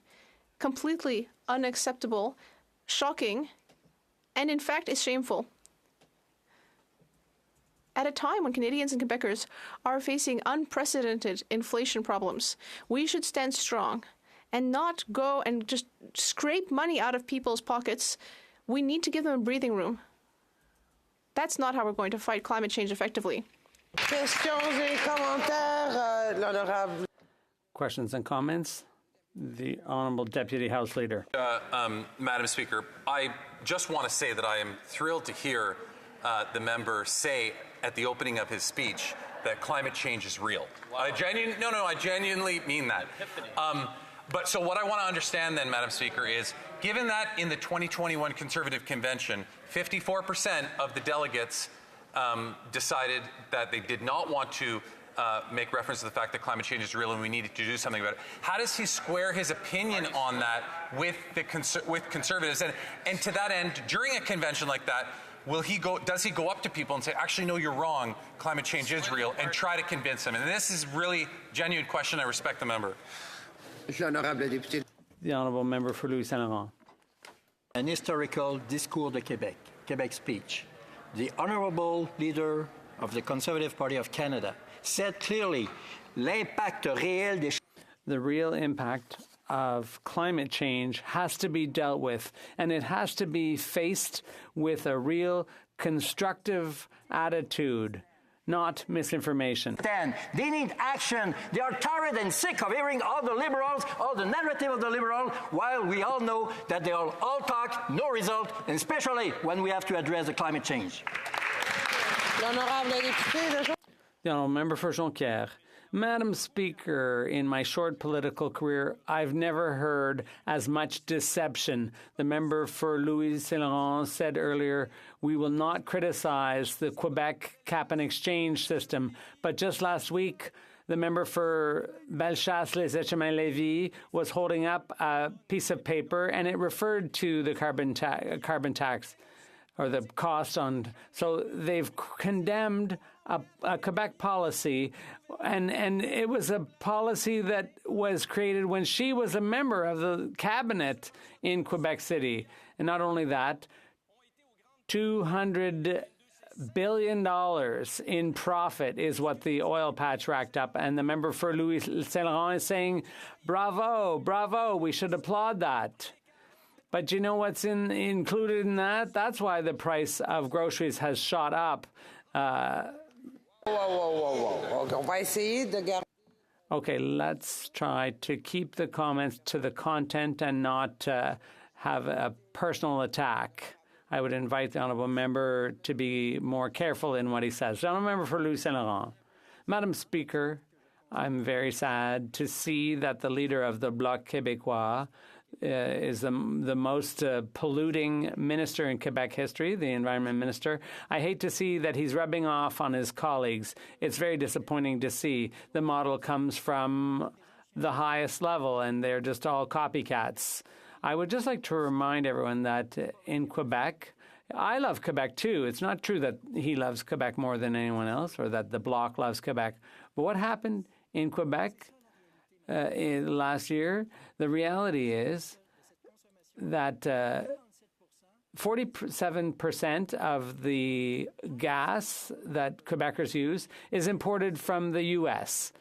And when you need that much fossil fuels, I'll always fight on behalf of Canada. I have nothing against Texas or Louisiana, but the latest word is that they don't contribute to equalization that is so dear to Canadians. The Honourable Member for Rosemont-la-Petite-Patrie. Thank you, Madam Speaker. I know the member for Saint Laurent likes facts, so I'll give him some facts. Here's a few. Canada has the 60th largest population in the world, but we're the 11th largest producer of GHGs. So for a 60th ranked population, we're the 11th ranked emitters of GHGs. Only Saudi Arabia pollutes more than Canada. We rank second in pollution. Even Americans, on a per capita basis, pollute less than Canada. So what's the solution? More fossil fuel consumption and hoping for a magic wand to solve the problem? The Honourable Member. Hopefully, the next Prime Minister of Canada, the current leader of the Conservative Party, will not follow this path of taxation and will create tax incentives to invest in high technology to fight climate change. We want technical solutions. We're open to green energy. Instead of spending years and years talking and studying, no, we need action. We need action right away, Madam Speaker. And more than ever, we need people with expertise in Canadian energy and resources. We need to export them, and we need to be self-sufficient. Debate, the Honourable Member for Kingston and the Isles. Thank you very much, Madam Speaker. And I hope you will indulge me just for a moment before I start my debate to give a special thank you to my father, actually.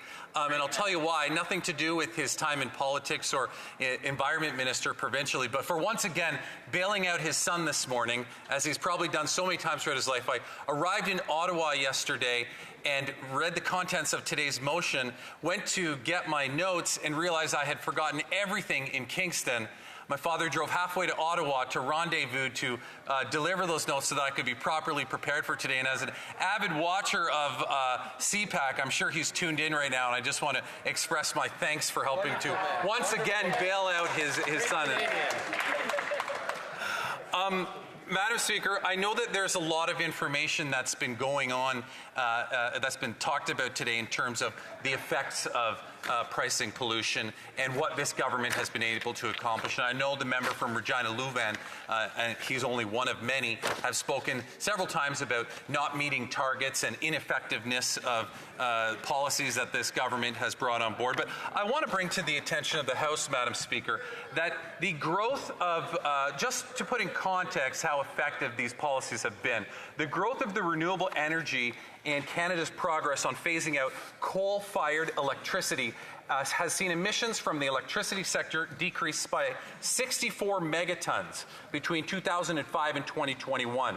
This progress puts Canada in an excellent position to meet those 2035 targets that we've set to get to net zero electricity grid by that point. The data, Madam Speaker, also shows that a 16% decrease in residential emissions with less home heating by oil is being used, as many Canadians are taking the steps to move to their home's energy efficiency, making the switch to heat pumps, solar, and cleaner options. And I think it's very important, Madam Speaker, while I say this, to also point out that there is one sector that has continued and that has actually grown in terms of emissions, and that's the oil and gas sector specifically.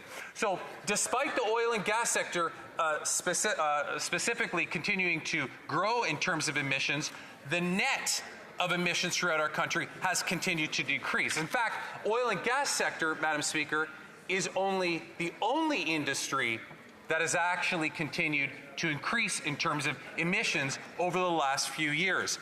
And I think it's actually, very telling, and Canadians are rightfully concerned of this. I've presented already, I think, 3 or 4 petitions since the House resumed last week, specifically calling on the government for strong and bold emissions caps when it comes to this sector in particular. And I think that it's the right thing to do. I know I never comment on it when I'm presenting the petition, Madam Speaker, because the rules don't permit me to, but I certainly think that it is the right thing to do to put on bold caps. We are in a transition. Whether Conservatives like it or not, the world is moving away from fossil fuels. 1 in every 10 cars in this country now, Madam Speaker, that's being sold is an electric vehicle. The evidence, regardless of the fact that Conservatives don't want to believe it, is absolutely true. As a matter of fact, in 2021, the average new light-duty vehicle had 25 to 35% lower greenhouse gas emissions than the new, similarly new vehicle in 2011. And so, Madam Speaker, the progress that we're making is working. The member from Regina Louvain gets up and says, well, you haven't met your targets, and there's a lot of Conservatives that say you haven't met your targets. Well, I would rather have very bold, ambitious targets that you don't quite achieve than loose statements like, we're going to fix the environment with technology. What does that even mean? Like, that's their entire plan, Madam Speaker. They say, we're going to fix the environment and climate change, which they suddenly now believe in, with technology. And then then stop. Nothing else after that. They don't talk about, well, yeah, thank you. We've evolved for the last several hundred years with the advancements of technology. Really appreciate that insight, but could you provide a little bit more specifically with respect to how you're going to do that? And so I find it very, very interesting, Madam Speaker, that Conservatives, now the 11th time, the member from Rosemont-Le Petit-Patrie earlier said that this was the 5th time this year. It is also the 11th time since this Parliament resumed 2 years ago after the election, the 11th time that Conservatives have brought in this motion, which I'm glad to hear that the Leader of the Opposition allows them to speak to this motion. We certainly know, or to this topic, we certainly know that he restricts their opportunities to speak to other issues, such as that take-note debate we had last week on the possibility that India was involved in murdering a Canadian citizen. We had a take-note debate on that. Not a single Conservative member asked a question. The House Leader for the Conservatives spoke for 5 minutes, and then they vacated the entire debate from that. They vacated the debate from that point forward, Madam Speaker. They weren't allowed to speak on it. They were hushed on it. Wow. But it also happened a couple days later when an email was sent out by the Leader of the Opposition's office telling and instructing Conservatives not to comment on the protests that are going on outside with respect to the issue on LGBTQ rights. And we saw Conservatives once again being silenced by their leader. They didn't say a single word. Nothing on Facebook, nothing on Twitter. They were, as a matter of fact, one member, and I feel really sorry for her, I won't name her by name, actually did tweet something which I thought was great, that she was showing support for the LGBTQ community, but only to remove that later on. And I think it's extremely unfortunate that the leadership with the member from Carleton went and told her, you have to take that down. And then she obviously did that. So I think it's, I think it's really interesting that here we are today speaking about something that they brought up 11 times, and meanwhile the Leader of the Opposition silences them with regard to other very important issues. But what makes this even more interesting and confusing and perplexing, Madam Speaker, is the fact that Conservatives have a history of running on pricing pollution. I asked the member from Carleton why he, led by Aaron O'Toole in the last election, didn't say anything during the election about why he was against pricing pollution when Aaron O'Toole, the man with a plan, had it in his platform. And he said, oh, you can go back to 2007 and see that I've been against it. Well, why didn't he say anything about it at the time during an election when it actually meant something? Back to we did. Well, they're heckling me, we did. Well, guess what? The public never heard about it, Madam Speaker. I guess you made a phone call or sent an email that only Conservatives got to see. Please, stand for your principles if you were really against it back then. Stand up back then during the election and actually say, I'm against pricing pollution. But they didn't. They bought into Aaron O'Toole's plan. They ran on Aaron O'Toole's plan. And now they're in this place, Madam Speaker, and they brought forward 11 motions, one after another, against that plan. But Aaron O'Toole wasn't the only one. Stephen Harper also did it, Madam Speaker. So some of these Conservatives have run under multiple leaders looking to price pollution. But yet, here they are, once again, no shame at all in saying I did this twice under Stephen Harper and Aaron O'Toole, but now I'm suddenly against it. How can people actually believe what Conservatives tell them? I want to read something to you, Madam Speaker. This comes out of the BC legislature, Madam Speaker. I found this morning. I found it very interesting. I'll read your quote, Madam Speaker. Listen to this, Madam Speaker. In 2008, our government made decisions to implement a tax on carbon. It was designed to help British Columbia reduce greenhouse gas emissions while at the same time be fair to hardworking families. To do that, by law, we made the carbon tax revenue neutral. What does that mean to have a revenue-neutral carbon tax? It means that every dollar collected from the BC carbon tax is giving back to taxpayers in the form of tax credits or tax cuts. I know that the member from Vancouver Kensington made a comment about it and tried to blame on the federal government as far as revenue neutrality. Well, Madam Speaker, the member continues to say, well, the fact of the matter is that we have an option of how we wanted to bring this about as far as the carbon tax. Our policy, its law, is to put it back into the pockets of taxpayers. We don't see it as a slush fund, which it appears the NDP sees it. Since 2008, the carbon tax has raised almost $8.5 billion and returned more than $10.6 billion in tax reductions for businesses, individuals, and families. The quote goes on. The member in the BC legislature goes on to say, our carbon tax appears to be working. Independent studies have found that between 2008 and 2012, fuel use in BC dropped by 16% per capita. In 2015, a review of 7 independent studies suggested that the BC's carbon tax has reduced emissions in the province by up to 15%.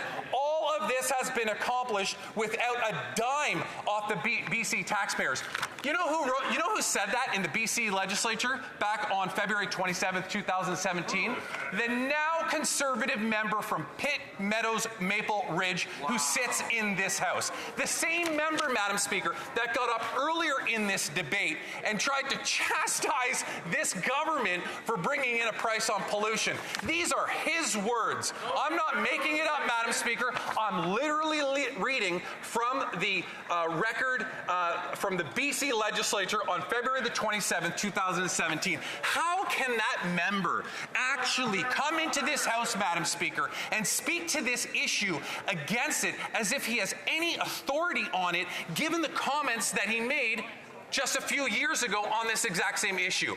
And all I'm doing for you here, Madam Speaker, is I'm underscoring the hypocrisy that we see time after time after time after time. I should really do that 11 times because it's 11 times that they brought in a similar motion. We see it time after time after time. They ran on it. They didn't ever challenge their leaders on it. They spoke about it in other legislatures as if it was the be-all, end-all to fixing the problem that we have with climate change. And now suddenly they come in here and act as though, a carbon tax, a price on pollution, absolutely ludicrous. That'll never work. Well, here they are. Here they are. And explain to me, Madam Speaker, how this is not one of the ultimate forms of hypocrisy. It's literally oozing down the steps on that side of the aisle. I can't understand how they would ever put themselves in a position to demonstrate such incredible hypocrisy. And all we get from conservatives, as I indicated earlier, Madam Speaker, all we get from conservatives is finally the recognition that climate change is real. Whether or not humans have created it, well, they haven't gone that far to say, because I'm sure they're still debating that internally. But at least now, the member from Louis-Hébert mentioned moments ago that climate change is real, and I think I've heard a couple others say it from time to time. At least we're hearing that now. But all they offer, Madam Speaker, is to say that we will fix this with technology. That's their solution. We will fix this with technology, and that's it. Hard stop there. Madam Speaker, I know it looks like you want to interrupt me. I'm still good to go. No, the Speaker would like me to continue. So, Madam Speaker, when we talk about what more we can do, because I agree with the member from Sandwich Gulf Islands earlier, Madam Speaker, when she was speaking about this issue, and she said the carbon tax is only one thing. Of course, it's only one thing, putting a price on pollution, and we need to do more. I think, as I indicated earlier, that another great system that we need to implement is cap and trade. We need to bring in cap and trade and put on strong emissions caps in the oil and gas sector specifically. And a lot of people, don't understand that, rightfully so, because it's not as simple as explaining as an actual price on pollution. But the cap-and-trade model, Madam Speaker, allows the government to set an overall cap on the GHG emissions for sectors covered over a given period. And this cap is gradually and progressively reduced over time, encouraging the emission reductions. At the end of a 3-year period, for example, Madam Speaker, emitters must obtain an emissions allowance for each ton of GHGs they released into the atmosphere and surrender those to the government. They must surrender enough allowances to cover their emissions or penalties will apply. So the whole idea here, Madam Speaker, and it's nothing new, Madam Speaker, this idea was conceived and brought at least into North America back in around 2005, 2006, and that was with the Western Initiative. This was a number of states. This was Quebec, who's still to their benefit and rightfully so in the Western Alliance, and Ontario at the time, although Doug Ford has backed out. These were, this was a plan that basically allowed to put a price or to put a cap on the amount of emissions, and if you needed to exceed that, you would have to sell off your emissions. I see you want to interrupt me, Madam Speaker. I look forward to continuing up. The honourable member for Kingston and the Downs will have 5 minutes to complete his speech after oral questions. Statements by members. Déclaration des députés. The honourable member for Don Valley East. Thank you, Madam Speaker. I'd like to acknowledge the outstanding work of the Flemington Park Ministry, a local charity in my beautiful riding of Don Valley East. The ministry has been helping residents in Don Valley East for over 40 years and has worked tirelessly to create a sense of belonging and support within our community. Their work is a testament to the power of community and the spirit of giving. One of the major accomplishments of the Flemington Park Ministry is the Common Table Urban Farm, which aims to help eliminate food insecurity by giving people space to grow their own fresh food. As we enter the season of giving and goodwill, I want to thank the Flemington Park Ministry for their service to community, their dedication to fighting food insecurity, to all the volunteers who have continued to work hard to provide services, foster connection, and nurture hope for all people in Don Valley East. Thank you, Madam Chair. The honourable member for Leeds, Grenville, Thousand Islands, Rideau Lakes. As we approach Thanksgiving, I'm mindful of what and who I'm thankful for, like my wife Amanda and our children, Luke, Emma, Michaela, James, and Nathan, like my friends who are joining me on the Hill today, Matt Grills and Kyle McDonald. And as Canadians gather to give thanks for the blessings in their lives, it's important that we not lose sight of our neighbors who have had hard times forced upon them. With this NDP Liberal government, it's gotten to the point where 7 million Canadians aren't sure how they're going to be able to feed themselves. That's the result of taxing the farmer who grows the food, taxing the trucker who moves the food, and taxing the Canadian who buys the food. Canadians are resilient, but they're losing hope. That's why a Conservative government will restore hope with the common sense of the common people. We're going to axe the carbon tax, and we're going to allow Canadians to bring home powerful paychecks. The great Canadian comeback is coming. Let's bring it home. Bring it home, yes. The honourable member for Humber River Black Creek. Thank you very much, Madam Speaker. It is with great sadness that I rise in the House today to share the tragic passing of a great supporter of the Liberal Party and a truly great Canadian, Ernie Lustig. Ernie was the riding president of Humber River Black Creek since 1999. His contribution to the community and to my family and I was much appreciated. He was a passionate man committed to his family and his country. Our deepest condolences to his son Joel and daughter-in-law Fern, daughter Ellen and son-in-law Jerry, his grandchildren Lauren, David, Josh, and Aubrey, and his 2 great-grandchildren, Drew and Chloe. Ernie was predeceased by his wife of 70 years, Sharon Lustig, our First Lady, as we called her all the time. Ernie Lustig will always be remembered as a smart, generous, dedicated man that was truly one of a kind, and it was an honor to have been his friend. Rest in peace, my dear friend.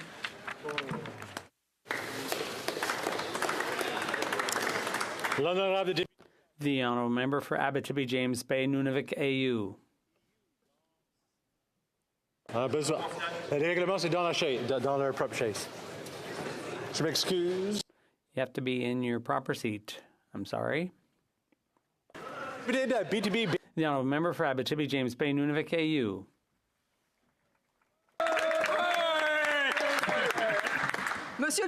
Mr. Speaker, 2 weeks ago, Le Château de Marie-Ève welcomed its first tenants in downtown Val-d'Or. The name pays tribute to Marie-Ève Charon, a well-known homeless woman who was tragically murdered in 2016. The project, headed up by La Piole, aims to put a roof over the heads of 41 people at risk of homelessness. Each new tenant shares their needs, and an appeal is made to the public for donations. I encourage the public to donate tables, chairs, beds, and appliances. The marked increase in homelessness in our cities is worrisome. Every level of government is trying to find solutions. But as Stéphane Grenier, president of La Piole Shelter, says, no matter how much money we invest in homelessness, we'll keep going in circles as long as we don't have housing to offer them. In closing, I'd like to underline the remarkable work of La Piole and congratulate the entire team on this wonderful initiative. Thank you, Mr. Speaker. The Honourable Member for Argenteuil, La Petite Nation. Thank you, Mr. Speaker. The town of Namur in the Outaouais region shares a special bond with its namesake in Belgium. On August 26th, I had the privilege of attending the welcome dinner orchestrated by Mayor Gilbert Dardel and the whole team from the regional municipality of Papineau in honor of our valued Belgian guests. In return, last week, a 26-strong delegation from Papineau, led by the Reeve Benoit Lauzon, was received by Maxime Prévost, Mayor of Namur, and member of the Belgian Federal Parliament. Since 2015, these municipal exchanges have been emblematic of the cooperation and friendship Canada cultivates with other nations of the world. To our Belgian friends, it was an honor to welcome you once again to our magnificent region. We hope your visit was as valuable as the friendship shared by the two Namurs. Thank you, Mr. Speaker. The Honourable Member for Foothills. The job of a federal government, first and foremost, is to protect Canadian interests. But once again, farmers are paying the price for this Prime Minister's failures on the world stage. The Liberals are trying to fast-track the United Kingdom's accession to the CPTPP, ignoring devastating trade discrepancies for our beef and pork producers. The numbers are staggering. Last year, the United Kingdom imported more than 4,000 tons of beef worth $33 million into Canada. By contrast, Canadian beef exports to the United Kingdom, zero. And it's a similar trajectory for our pork producers. Whether it's beef and pork or peas and pulses, our producers are losing valuable market access because of the failures of this Prime Minister. That's right. For Conservatives, we believe in free and fair trade that benefits our allies and our producers. As Conservatives, we will succeed where the Liberals have failed. When it comes to trade negotiations, we'll show strength. We'll focus on economic opportunities. We'll defend our producers and our world-class standards. Conservatives will restore Canada's reputation as a trusted and tried economic and trading partner around the world. Conservatives will bring it home. The Honourable Member for Fredericton. Thank you, Mr. Speaker. On National Day of Truth and Reconciliation, we commemorate the thousands of children who were stolen at the hands of residential institutions. It's a painful reminder of the horrors that occurred and of what was lost. It's also a day of cherishing what is being regained. I recently had the privilege of visiting Getgiman Westlake Language Immersion School. Children attending this land-based and experiential learning center are little busy bees. They are connecting to their culture, relearning their language, and maintaining a healthy relationship with Mother Earth through nature. It's truly beautiful and heartwarming to witness. It's healing in action. Language is key to one's identity, and these children will grow up being loud and proud of every aspect of who they are, a feeling that their ancestors were violently robbed of. I want to say a special shout out to the founder and staff at Getgiman, and I want to celebrate the children who recently received their traditional names, notably Benson, Wapspe, Polar Bear, the son of Rachel, who is one of my team members. I also wish to tell my own two Wolastoqey boys that I am so grateful to be their mom and to witness them grow up. You are my motivation and the reason why I am here, to fight and create a better world for you. Gizelmo and Wiliwen. The Honourable Member for Oakville North Burlington. Thank you, Mr. Speaker. In July, we lost one of the pillars of the Oakville community. John Marlott, owner of the iconic Moonshine Cafe, passed away after a brief illness.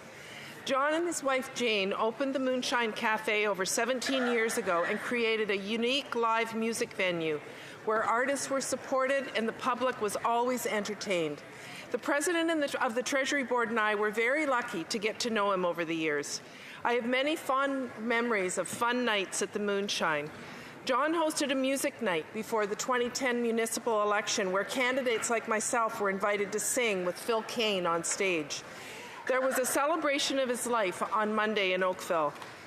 He had a heart of gold and he will be missed by all, but none more than Jane and his family.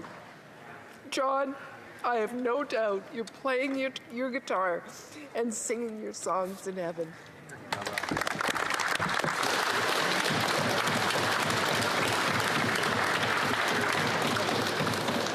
The honourable member for Kildonan, St. Paul. Hear, hear. Hear, hear. Mr. Speaker, millions of Canadian seniors are struggling to afford food, rent, and basic necessities. Over 1/3 don't have sufficient income to meet their needs, and we know 1.5 million Canadians are going to food banks each month. After 8 years of the Liberal government's reckless spending, resulting in record high inflation and rising interest rates, many Canadians are falling further and further behind. But my community is taking action. Good Neighbours Active Living Centre in Winnipeg opened the Supports to Seniors Food Pantry program for seniors struggling with food insecurity. Neighbour helping neighbour is what Canada is all about, Mr. Speaker, and I know that this program will make a positive difference in the lives of many, many seniors. Fighting inflation and lowering the cost of living is the Conservative Party's #1 priority. We will return to balanced budgets and stop throwing fuel on the inflationary fire. The golden years of Canada's seniors should be filled with dignity and financial security, not food banks. And Conservatives, we will make that happen. Hear, hear. Thank you. Hear, hear. Well said. The honourable member for Vancouver Centre. Mr. Speaker, Tuesday was World Contraception Day, and as access to sexual and reproductive services come under attack globally, more voices are calling for the right to universal free contraception. My province of BC set an example this April by implementing the policy. It is time for all of Canada to follow suit. Preventing an unwanted pregnancy is vital to reproductive health and gender equality. It empowers individuals, especially women. It ensures that cost is not a barrier to low-income Canadians, especially adolescents. It reduces unintended pregnancies and promotes responsible family planning. I urge all parliamentarians to support universal free contraception. Make contraception a fundamental right and not a privilege. Ensure a healthier and more equitable future for all Canadians.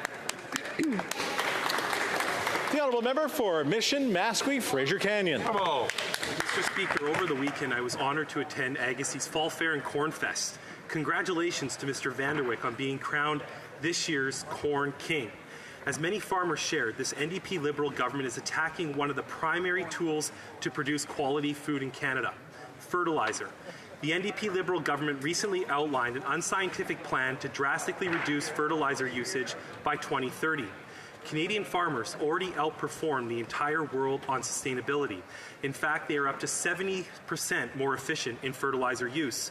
Rather than praising Canadian farmers as the global standard, they are insulting producers and the pocketbooks of every Canadian through higher costs at the grocery store.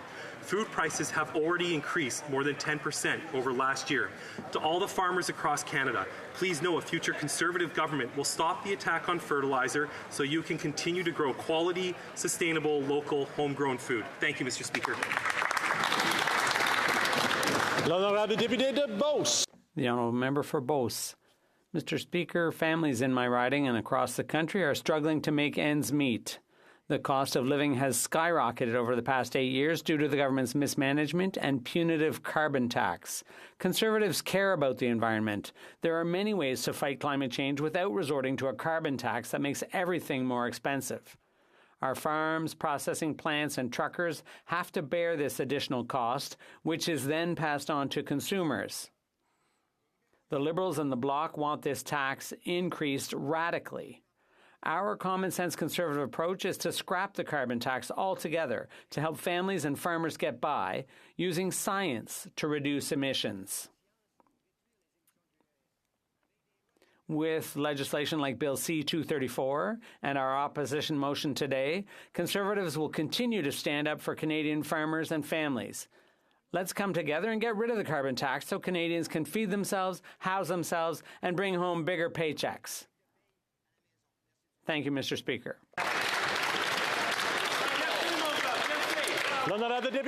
The honourable member for Sherbrooke. Thank you, Mr. Speaker. This morning, the Minister of Innovation, Science and Industry announced the largest private investment in the history of Quebec.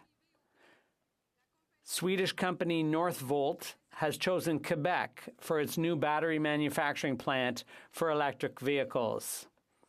This project will create thousands of manufacturing jobs and once again demonstrates the enviable position of Canada and Quebec in particular in the battery industry.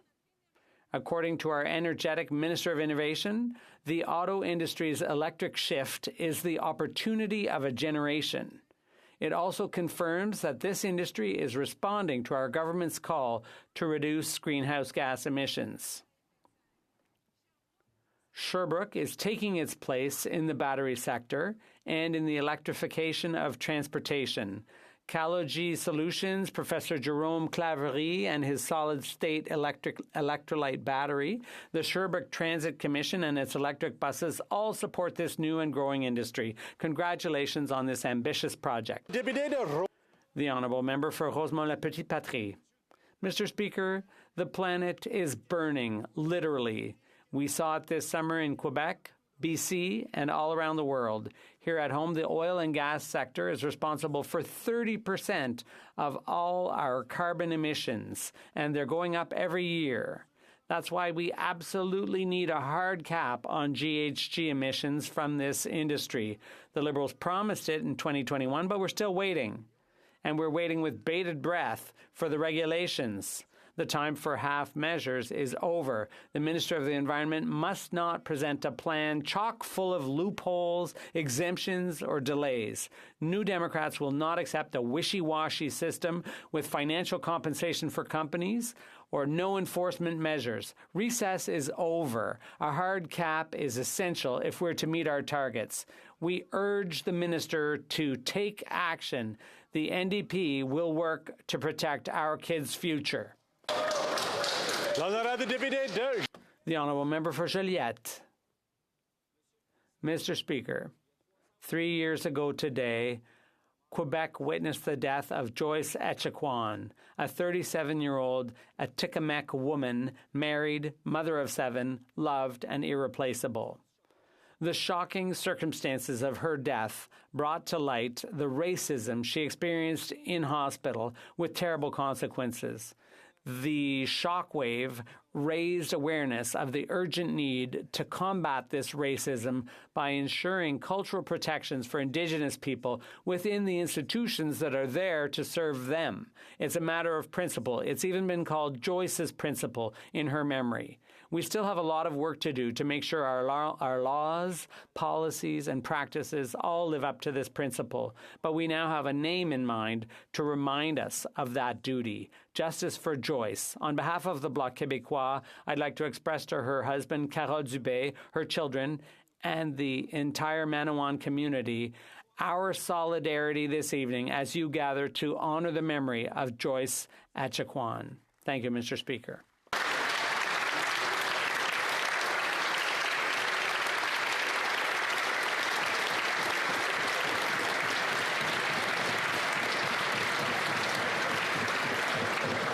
Member for Flamborough-Glenbrook.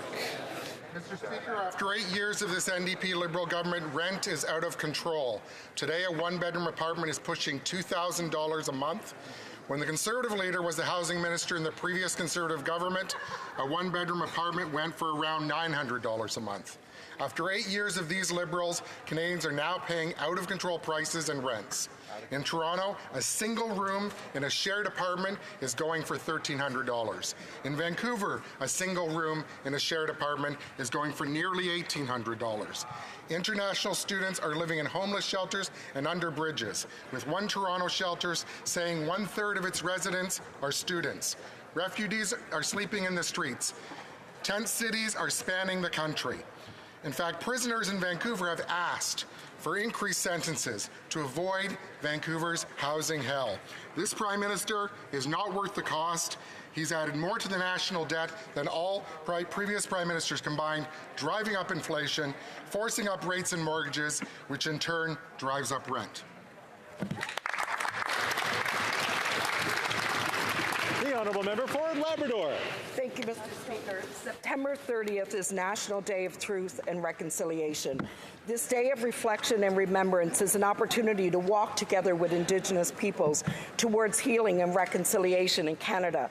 We must begin by acknowledging the painful history that has brought us to where we are today. For centuries, Indigenous peoples endured colonialization, the residential school system, the loss of their land, their language, and their culture. It's a history we must continue to confront head-on. Unlike the combative and aggressive words used by the leader of the Conservatives when he said, and I quote, "Canada's Aboriginals need to learn the value of hard work more than they need compensation for the abuse suffered in residential schools." That is the cold, harsh views that have set back progress of Indigenous peoples for generations. We must never forget that the atrocities of residential schools and the generational trauma that still lingers in this country. Let us stand united in our commitment to truth, to reconciliation, and to a better Canada for all people, Mr. Speaker.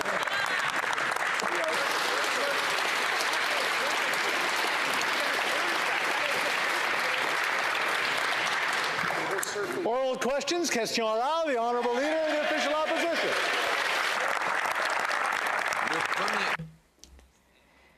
The Prime Minister is seen as a clown around the world at the moment.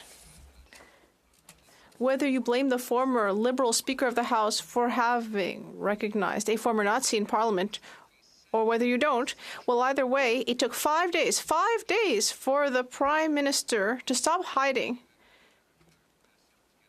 and avoiding his responsibility to defend Canada's reputation.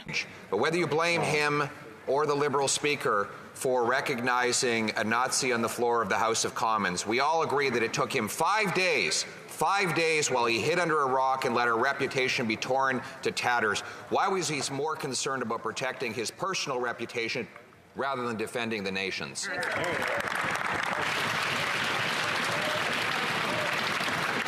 Honourable Leader en Chambre du Gouvernement. Thank you, Mr. Speaker. Every member of Parliament actually recognized that it was the Speaker's responsibility. That's why they called upon him to resign, and that's why he did resign. Thank you, Mr. Speaker. The honourable Leader of the official opposition. And for 5 days, the Prime Minister was in hiding. And he's in hiding from answering my questions today about the people who are starving. We've got 7 million Canadians who are not eating enough because of the price of food. 1.5 million going to food banks. Food banks across this country have lineups that go around the street never before seen. The middle class hungry is the new phenomenon the Prime Minister has brought us after 8 years in power. His solution? A radical quadrupling of the carbon tax to 61 cents a litre on the farmers and truckers who bring us our food. Will he finally adopt the Conservative common sense plan to axe the tax to bring home affordable food?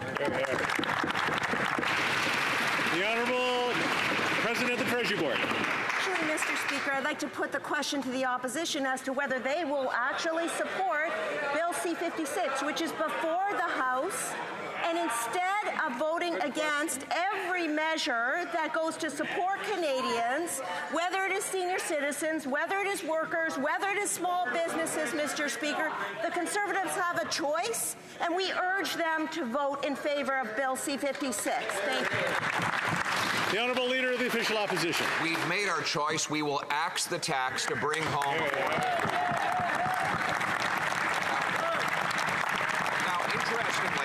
Interestingly, Liberal members of Parliament from Atlantic Canada tell their constituents that they agree with me and not with the Prime Minister.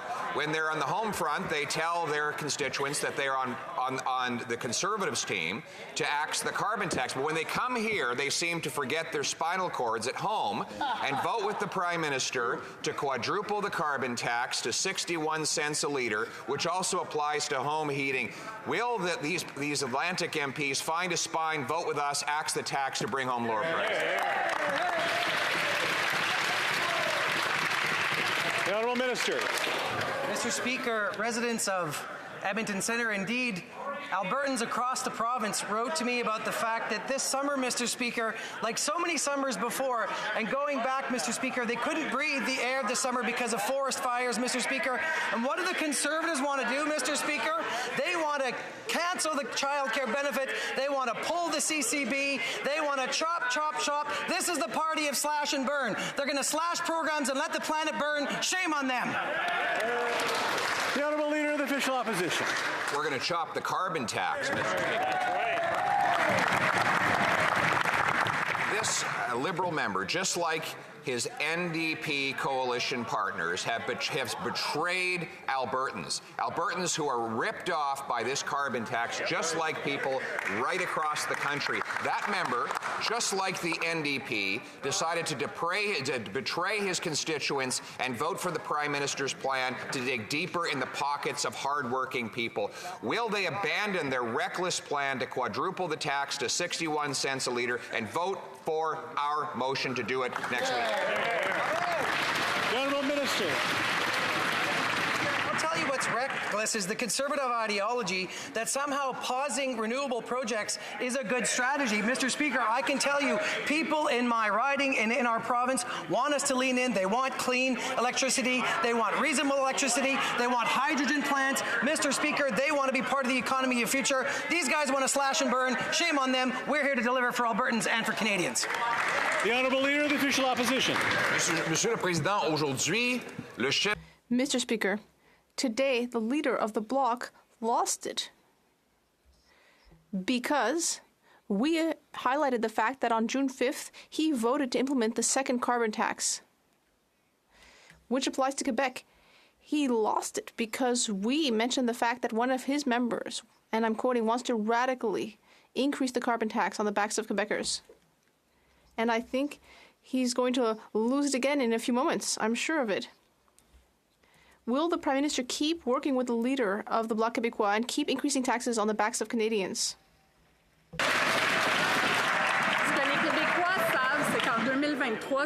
What Quebecers know is that in 2023, it makes no sense that a party that aspires to govern the country has no plan to fight climate change.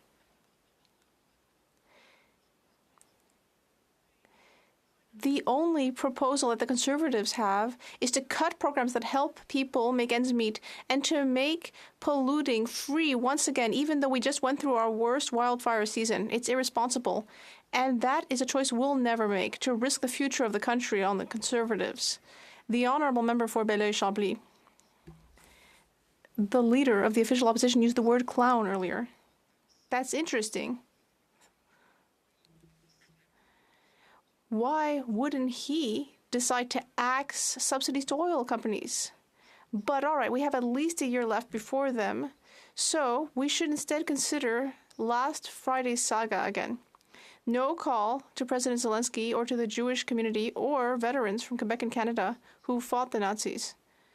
Does this government recognize the terrible effects of the Prime Minister's negligence, and what will it do to correct that? The Honourable Leader, the Honourable House Leader. Thank you, Mr. Speaker. Yes, calls were made, and it's very clear that everyone in this House was very upset by what happened on Friday. That everyone was wounded by what happened. The Prime Minister apologized to the Canadian people and to every community that was harmed by what happened on Friday. We will continue to do so, because it was something that was really harmful for everyone in this House and also for Canada. The Honourable Member for Belleuil-Chambly. Inaudible for the interpreter. Well, that doesn't mean much if the appropriate actions aren't taken. Meanwhile, because 5 days were spent without anything being done, Russian, Indian, and Chinese propaganda, none of those being friends of the government or Canada, of course, well, all of them were able to strongly act against Canada's global reputation, and unfortunately Quebec as well. Things wouldn't have been as bad if, as the leader, the Prime Minister had immediately come out and apologized. The headlines would have been quite different. What will the government do to stop embarrassing its allies and allow us to finally move on? The Honourable Government House Leader. I'd like to thank my honorable colleague for his question. As soon as we learned about this unfortunate event in this House last Friday, the Prime Minister recognized that it was something that was very painful for Canadians and for affected communities. Calls were made. Apologies were made. Through diplomatic channels, right from the beginning, Mr. Speaker, and Canada will continue to work with its allies to defend Ukraine and work with them for justice and sovereignty. The Honourable Member for Rosemont-le-Patrie, Mr. Speaker, this summer, wildfires raged in our rural regions. We are seeing the climate crisis, and the inaction of the Minister of the Environment is becoming shameful. There was a recent report by the International Energy Agency. It states that Canada should stop approving new fossil fuel projects and move our net zero goal forward to 2045. But the Liberals are doing exactly the opposite. They bought a pipeline. And this Minister of the Environment has said yes to the Baie-du-Nord project. Will this minister finally wake up and listen to the agency's recommendations? The Honourable Minister, Mr. Speaker, like our colleague, our government is concerned about the future of the planet. That's why, since 2019, we reduced our greenhouse gas emissions by 62 megatons. That's the equivalent of 11 million cars off the roll, and we will continue fighting the climate crisis, Mr. Speaker. The Honourable Member. Well, I'm sorry, but the Liberals are asleep at the switch on the climate change. And now, regarding the transfer to a new insurer for the public service is causing all sorts of problems for employees who are already struggling due to the cost of living. There are all sorts of delays to get their money back. Some claims are being rejected even for sick children, and it's almost impossible to talk to someone about it because no one answers the phone. Workers deserve better, but the Liberals are leaving them to cool their heels. What is the Liberals' plans to fix the chaos they caused and help families that are suffering? Monsieur le Président, j'apprécie beaucoup le... Thank you very much, Mr. Speaker. Of course, all public servants, retirees, and everyone needs appropriate support to access their benefits. And we know that wait times at Canada Life call centers are unacceptable. And I have spoken with the leadership at Canada Life. I have told them the same thing, and we will work very hard to ensure that public servants can access their benefits. The Honourable Member for Wellington-Halton Hills. Mr. Speaker, I listened carefully yesterday to the Prime Minister's apology in the House. He did not apologize on behalf of the government or on behalf of Canada. He apologized on behalf of the House, but a Prime Minister does not speak for the House. A Prime Minister speaks for the government or for Canada. Yesterday in this House, he did not apologize on behalf of either for the embarrassment and shame of the government's mismanagement of an official state visit. Why? The Honourable Government House Leader. Mr. Speaker, my colleague knows perfectly well that the Prime Minister issued an apology on behalf of all of us, because those of us that were present here in this chamber on Friday all stood unbeknownst to any of us that this individual were to be here or that he would be recognized by the Speaker. I think all of us feel a deep shame about this, and had we known otherwise, not a single one of us would have stood and applauded this individual. Thank you, Mr. Speaker. The Honourable Member for Wellington-Halton Hills. Mr. Speaker, for 5 days, the Prime Minister let Canada's reputation wither. For 5 days, the Prime Minister did not apologize. And when he did, it wasn't on behalf of the government or on behalf of Canada. It was on behalf of Parliament, for whom he does not speak. Why did he avoid speaking on behalf of himself, the government, or Canada? The Honourable Government House Leader. Thank you, Mr. Speaker. As the member opposite knows perfectly well, As soon as this was discovered, the Prime Minister spoke about how deeply hurtful this was to all parliamentarians, indeed all Canadians, particularly all communities who were impacted by the Holocaust. Conversations and apologies were made through diplomatic channels immediately upon knowing about this. And as soon as the Speaker admitted his responsibility, took responsibility, the Prime Minister issued his apology. Thank you, Mr. Speaker. The Honourable Member for Mégantic-L'Érable. Mr. Speaker, while Canada was undergoing the worst diplomatic crisis in its history, what did the Liberal Prime Minister give us? 5 days hiding under a rock. 5 days when he did not even pick up the phone to call President Zelensky or the communities that were affected. 5 days during which the entire world was so upset about what happened here that the situation got out of hand and Canada lost a great deal of credibility. Why did it take 5 days for the member for Papineau to act like a prime minister, defend our reputation, our communities, our country? The Honourable Government House Leader. Thank you, Mr. Speaker. As members on the other side know very well, the Prime Minister, as soon as he recognized what had happened, he immediately said that it was something painful and shameful for Canada. Everyone in this House knows very well that it was the Speaker of the House who decided to invite that individual without letting any other member or the government or the Ukrainian delegation know that they were going to recognize that individual. He has taken responsibility, he has apologized, and he has stepped down. The Honourable Member for Mégantic-L'Érable. This morning, there was an incredibly long queue outside a food bank in Quebec. People can no longer put food on the table after 8 years of this Liberal government.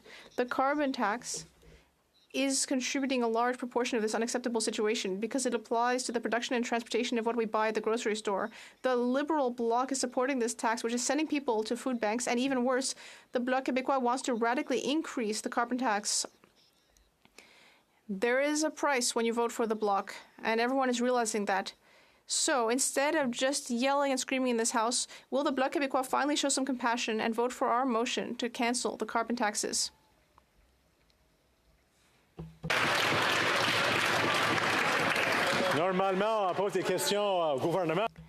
Normally, one asks question of the government, the Honourable Parliamentary Secretary.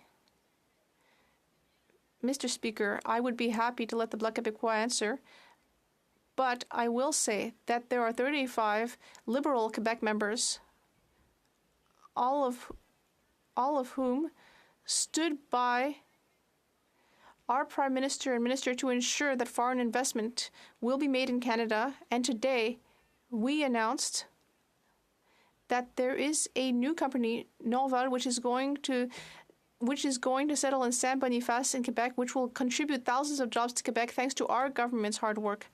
That is the future. That's what it means to work hard for Quebec. Forest Lawn.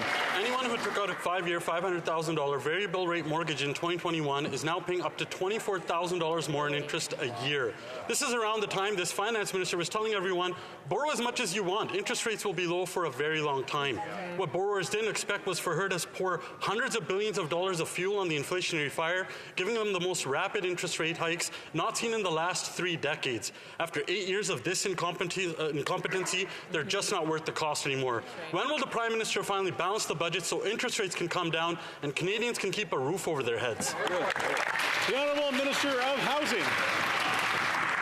Mr. Speaker, I find the honourable member's newfound interest in building more homes for Canadians fascinating when he's got a history of voting against measures that will build more homes for Canadians. Mr. Speaker, I'd point out to the honourable member that officials at Finance Committee yesterday confirmed the Conservative proposal will build fewer homes than the measures we have introduced already. Why is the honourable member's plan to cut funding for home building and to raise taxes for home builders? It's not going to work. There are members who will work to build homes for Canadians, and they sit on the government side of the House. The Honourable Member for Calgary Forest Lawn. So the guy responsible for breaking immigration is now responsible for breaking housing even further in this country. I've built more homes than their government combined. That's right. So I would know a little bit more about holding it. This finance minister is out of touch and out of control. She said 2 months ago that she solved inflation. It's gone up 43% since then to a whopping 4%. Their interest rates, the interest rates went up because of their high deficits. When will they finally balance the budgets so Canadians don't lose their homes? The Honourable Minister of Housing. Speaker, in typical Conservative fashion, he's ignoring the homes that we built over the last number of years for low-income people. The reality is, when I look at the plans that they... I'm really having trouble hearing the minister's answer. The Honourable Minister of Housing. It's fascinating, Mr. Speaker. When we make a point that stings, all they have to do is yell. The reality is the plan they have put forward is not worth the paper that it is written on. Their plan is literally to cut funding to build homes and to raise taxes on the people who will build them. It will not work, Mr. Speaker. We are going to put measures forward that change the financial equation for builders. We are going to change the way that cities build homes, and we're going to build the workforce to get it done. L'honorable député de Avignon-Lamitis, Matane-Matapédia. Monsieur le Président, la semaine dernière. The Honourable Member for Avignon-Lamitis, Matane-Matapédia.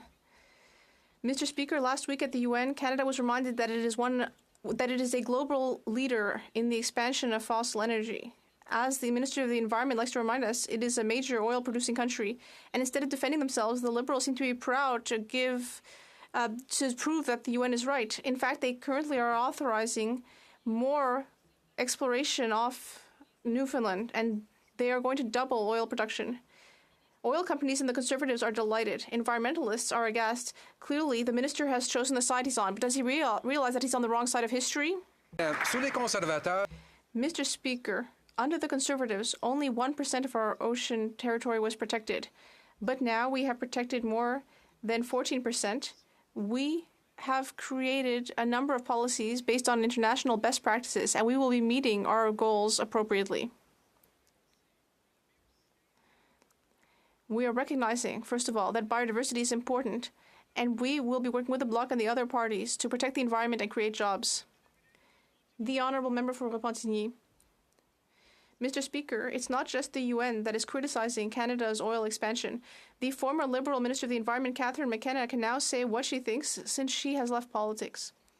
And what she said in La Presse is that Canada will soon be the second biggest producer of new oil deposits in the entire world by 2050.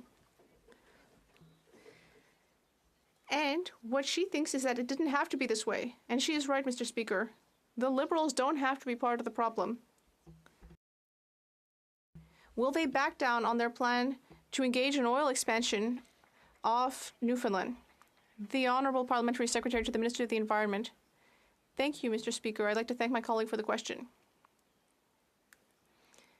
Setting a threshold for oil and gas expansion is one of the major planks of our plan to reduce GHG emission.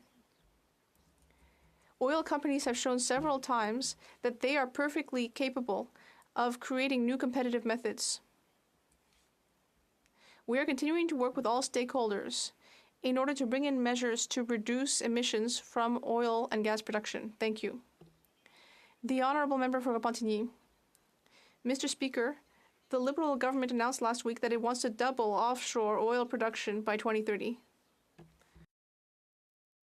Right in the middle of a biodiversity area. This might affect endangered species. And the Conservatives seem to be delighted. Go ahead, kill all the whales. No problem, as long as the oil continues to flow. It's shameful. It's a threat for the future and for the planet. This has been created by the Liberal government, and it's being applauded by the Conservatives. Will the government finally hear reason and cancel these irresponsible decisions? The Honourable Parliamentary Secretary to the Minister of Natural Resources. Protecting all of our ecosystems remains a priority. The developer will have to ensure that they are creating a plan to protect marine life. There have been extensive environmental assessments. The plan was examined and approved by experts from Fisheries and Oceans Canada. And I would just like to state that no production project has previously been proposed in a protected marine area, and it's possible that it still won't be. The honourable member for Cumberland Colchester. Mr. Speaker, what this Conservative team has been warning about for more than a year has become an awful reality. After 8 years of this NDP Liberal government policies, my home province of Nova Scotia has been plunged into a failing grade, an F in fact, with respect to 13 indicators of poverty. Their punishing carbon tax has vaulted Atlantic Canadians past the point of being able to feed themselves, put a roof over their heads, and heat their homes. This Liberal Prime Minister is not worth the cost. Will the Prime Minister cancel his plans to increase his inflationary carbon tax? Good question. The Honourable Minister of Housing. Mr. Speaker, I have to point out that it's unacceptable that the member repeats the talking points from a recent $45,000 junket he joined where he enjoyed porterhouse steaks and Chateaubriand, where they ordered 10 bottles of $600 wine and champagne. Mr. Speaker, we're going to put forward measures that are going to protect the environment and put more money in the pockets of families. What the Conservatives are proposing is to take money from my constituents so they can make it free to pollute. In the era where our province has dealt with Hurricane Fiona, Hurricane Lee, wildfires like we've never seen, and floods that have taken loved ones from their families, it is completely unacceptable for a Nova Scotian to take that position.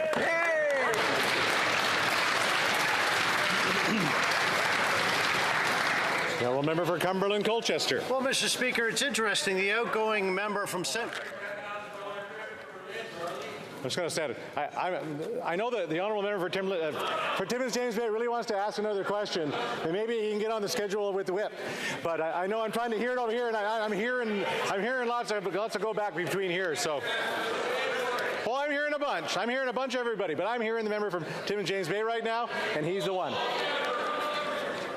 The honourable member for Cumberland Colchester. Well, thank you very much, Mr. Speaker. It's kind of rich. The outgoing member for Central Nova, failed Minister of Immigration, now failing Minister of Housing, over there doing some chest thumping and backslapping antics of the Atlantic Liberal members. Our Parliament is nothing but a charade and lacks a backbone. Voters know their carbon tax is increasing the price of home heating fuel, food, and housing, and that's serious business. They want Atlantic Canadians to believe that they're not in favour of the carbon tax, and yet they have voted for carbon tax measures more than 23 times since 2015. This Prime Minister and his acolytic Liberal Atlantic members of Parliament are not worth the cost. Will the Prime Minister cancel his plans to increase the punishing and inflationary carbon tax? That's a good question. The Honourable Minister of Housing.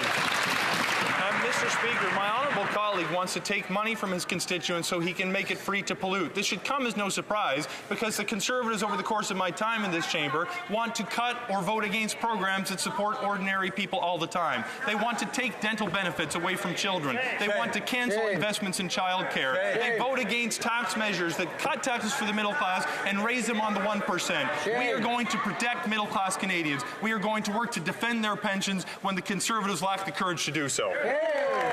The honourable member for Foothills. Here is NDP Liberal logic. We're going to increase the carbon tax on the farmers who grow the food, on the truckers who transport it, on the manufacturers who process it, and the retailers who sell it. But we're going to try to convince Canadians that these higher taxes don't impact the price of the food that you're buying at the grocery store shelves. No one believes you. No one believes you when 7 million Canadians have to access a food bank every single month.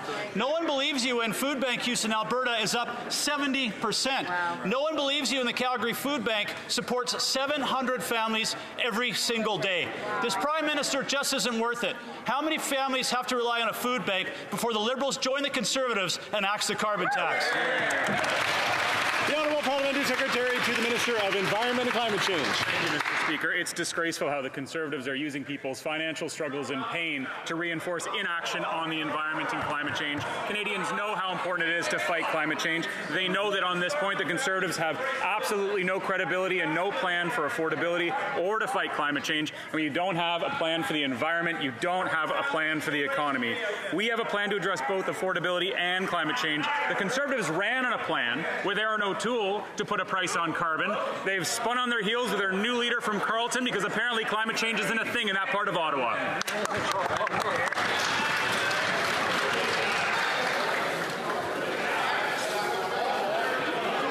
Order.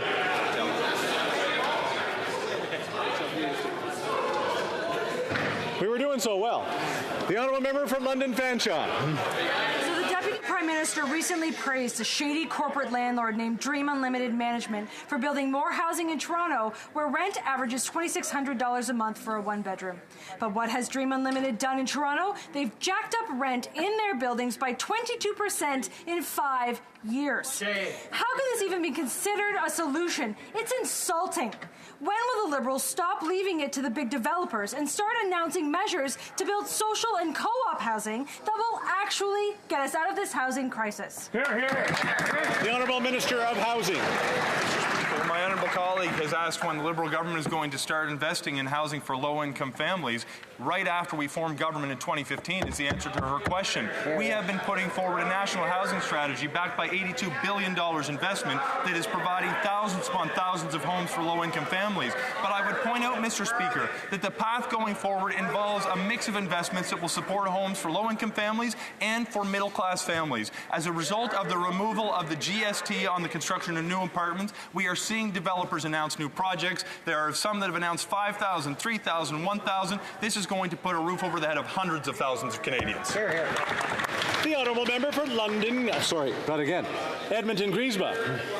The leader of the Conservative Party has made it very clear where he stands. He wants to cut Canadians' pensions and seniors get less money, and now they're applauding that plan. Now his friend, Miss Danielle Smith, is taking his lead and threatening to pull Alberta out of the CPP. Shameful. Albertans are worried that their pensions will be gambled away by unpredictable, unreliable Conservatives.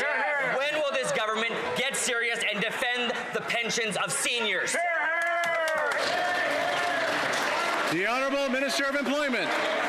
Thank you, Mr. Speaker. Let me be really clear. I have emails today from Brett and Eva and Ryan, all seniors just in Edmonton Centre, and many emails beyond that, Mr. Speaker, imploring our government to make sure that the Premier of Alberta keeps her hands off of Albertans' pensions that are in the CPP. And I can tell you one thing, Mr. Speaker, just on performance alone, a few years back, CPP 20%, AIMCO 0.5%. The math speaks for itself. Pensioners need their pensions. This is not the time to play politics with pensions. It's simply not worth it. The Honourable Member for Calgary Skyview. Mr. Speaker, in my riding and across this country, companies are in a race to deploy cutting-edge technologies that deliver the energy we need while driving down emissions and costs. This is a win-win-win because Albertan workers are using their expertise to build projects that deploy green, affordable and reliable energy to households, and the Government of Canada is investing in them. Can the Minister of Employment, Workforce Development and Official Languages please update this House on recent developments in the energy sector? Minister of Employment. Mr. Speaker, I want to thank the Honourable Member for Calgary Skyview for the incredible work that he does every day for Albertans. This summer alone, our government invested more than $300 million in investments for over a dozen great projects, Mr. Speaker, powering over 100,000 homes and giving thousands of good-paying jobs. Today, Mr. Speaker, we announced nearly $24 million for Cypress 2 wind farm in Alberta. This project with EDF Renewables and the Kainai First Nation will reduce emissions equivalent to 20,000 cars off the road. Mr. Speaker, while the Conservatives want to chop, chop, chop and block projects, we're delivering for Albertans. The Honourable Member for Simcoe North.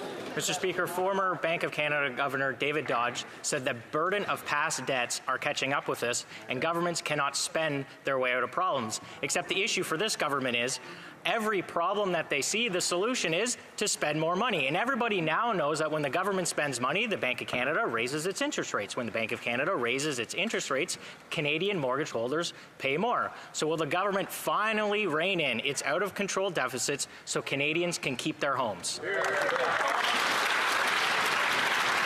The Honourable Parliamentary Secretary. Thank you, Mr. Speaker, and I'd like to thank my colleague from the Finance Committee for his question. As he well knows, all of the rating agencies have reconfirmed our AAA credit rating, Mr. Speaker. But what I would like to address is the fact that the Conservative members are oddly silent silent when it comes to investments that our government has made in order to attract companies like Northvolt, which just announced today, Mr. Speaker, that it is coming to Canada. It could have gone to California. It could have gone to anywhere else around the world. But it has decided to partner with our federal government in order to install a brand new company right here in Canada. That will create thousands of jobs for Canadians who need them. That is us working for Canadians. The honourable member for Simcoe North.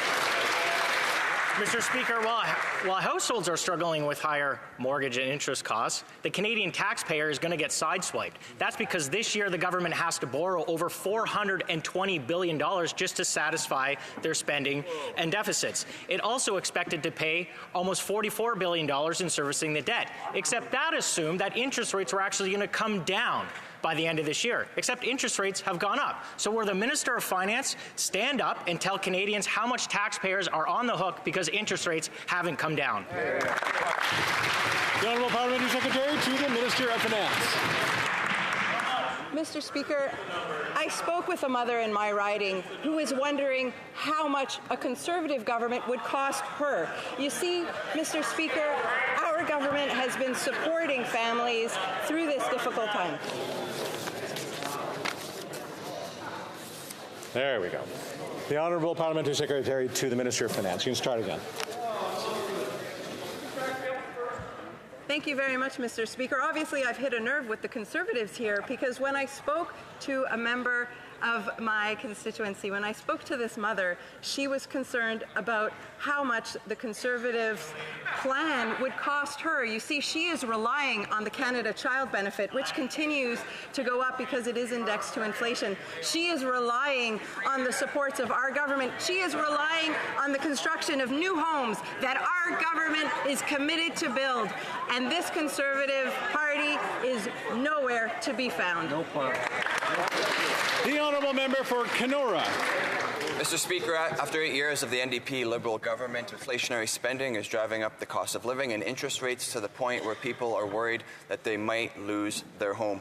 The more this government spends, the more inflation grows and the higher interest rates get. Now with mortgage interest costs up 31%, it is clear, Mr. Speaker, that this government, that this Prime Minister, is not worth the cost. So when will they finally control and put an end to their out-of-control spending so that Canadians can keep a roof over their heads? Honourable Minister of Housing. Mr. Speaker, if the honourable member is concerned about making sure Canadians have a roof over their head, I find it curious that he seems to be supporting a plan that has been described as being so unaware of the scale or urgency of the housing crisis that it's come up with measures such as a snitch line to rat out your neighbours. He's put forward measures that are actually going to result in raising taxes on the people who build homes. That will not result in more homes. He's proposing a plan that's going to result in cuts to the funding that is supporting home building. We are going to change the financial equation for builders by putting incentives forward. We are going to change the way that cities build homes, and we're going to continue to make investments so that the most vulnerable people in our communities do have a roof over their head. There is one party in this House who is committed to building homes for low-income families and for the middle class, and we are right here. The Honourable Member for Kenora. Mr. Speaker, the Minister talks about the urgency of addressing a crisis that him and his government has created. Unfortunately, it's not just homeowners who are struggling. After 8 years, housing prices have doubled and young adults have given up completely on their dream of home ownership. In Toronto, students are paying $1,500 a month for one bedroom. Not a one-bedroom apartment, Mr. Speaker, but one individual bedroom within a shared apartment. This is just one example of the housing crisis that this government has caused. So I ask again, when are they finally going to stop their out-of-control spending so that Canadians can afford a home? The Honourable Parliamentary Secretary to the Minister of Natural Resources. Mr. Speaker, affordability is our top priority, and I'll give another example here to the member. In my constituents, Danielle and Hélène Gingras from my riding of Nickel Belt, Northern Ontario, took advantage of the Greener Homes program to help cover the cost of the installation, and they're now saving hundreds of dollars a month on their energy bill, while at the same time reducing emissions. Addressing affordability and fighting climate change go hand in hand. Canadians know that the Leader of the Opposition is just not worth the risk. The Honourable Member for Longueuil-Saint-Hubert. Mr. Speaker, Where is the $900 million that is owed to Quebec for housing? There's no Liberal trick or distraction that will make us forget about this. Mr. Speaker, I've been all over Quebec, and there are needs everywhere, not just in Montreal. In Saint-Anne-des-Monts, people talk to me about homelessness. They'd never seen anything like it. In Saint-Jérôme, there are 40 households living in their cars. Across Quebec, there are families without a roof over their heads. Meanwhile, the federal government is depriving Quebecers of $900 million for housing. When will they release the money to Quebec? Without conditions. The Honourable Housing Minister. Mr. Speaker, as the member knows full well, we are in talks with Quebec to establish a new agreement to support Quebec in building housing across the province. Mr. Speaker, I've had many conversations with my counterpart to determine our shared priorities. Mr. Speaker, reaching an agreement between Quebec and Canada is good for Quebec and Canada. The Honourable Member for Longueuil-Saint-Hubert. Mr. Speaker, if the Liberals' priority was to house people, they would have transferred the housing money to Quebec a long time ago. But by withholding the money, what they're showing is that their priority is not building housing as quickly as possible, but rather starting flag fights with Quebec. Mr. Speaker, they should start by giving us the means to build buildings. But they need not worry. We will invite them for all photo ops. We'd be delighted to. When will they transfer to Quebec the $900 million for housing? Because it's urgent. The Honourable Minister. Thank you, Mr. Speaker. I thank my colleague for his question. As he knows, we work very well with Quebec. We have reached many agreements with Quebec, and we have made historic investments in housing in Quebec. We're very happy to be able to, hopefully soon, make even more announcements. Many projects in Quebec are ready, and we're excited to announce them, Mr. Speaker. The Honourable Member for Bellechasse-Etchemin-Lévis.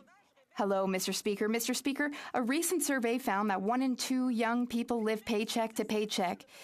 Also, Mr. Speaker, 8 out of 10 young people say that they cannot afford to buy a home. That's where 8 years of this Liberal government has gotten us.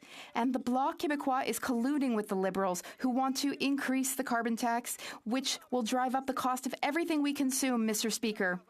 It's clearly, definitely expensive to vote for the Bloc.